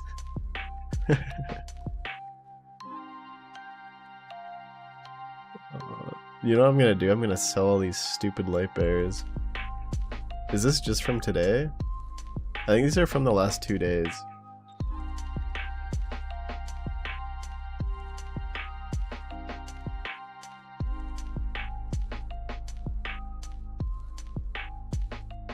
Don't forget to sell chavs. Oh, you're right.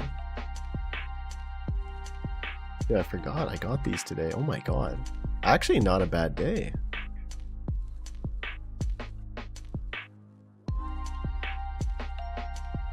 Ooh. Not bad.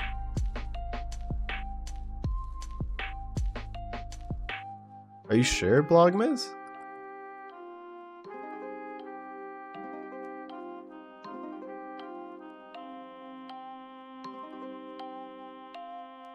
Thanks, man.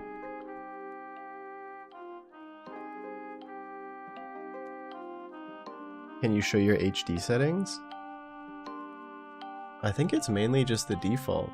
It's just the 117 HD plugin.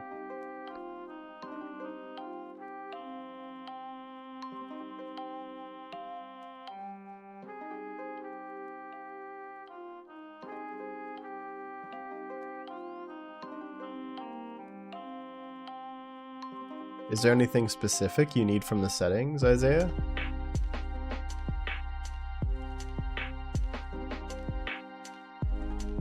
Dang, thanks again, Blog and Magnum.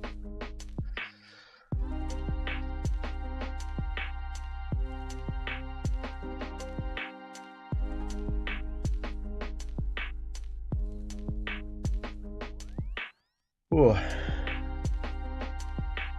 Hey Isaiah, if there's anything specific you need from the HD settings, feel free to ping me on Discord.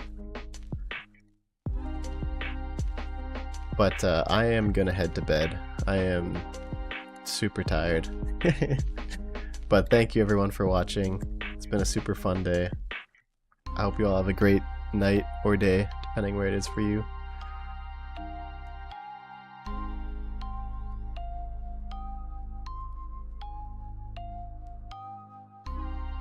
Good night, guys.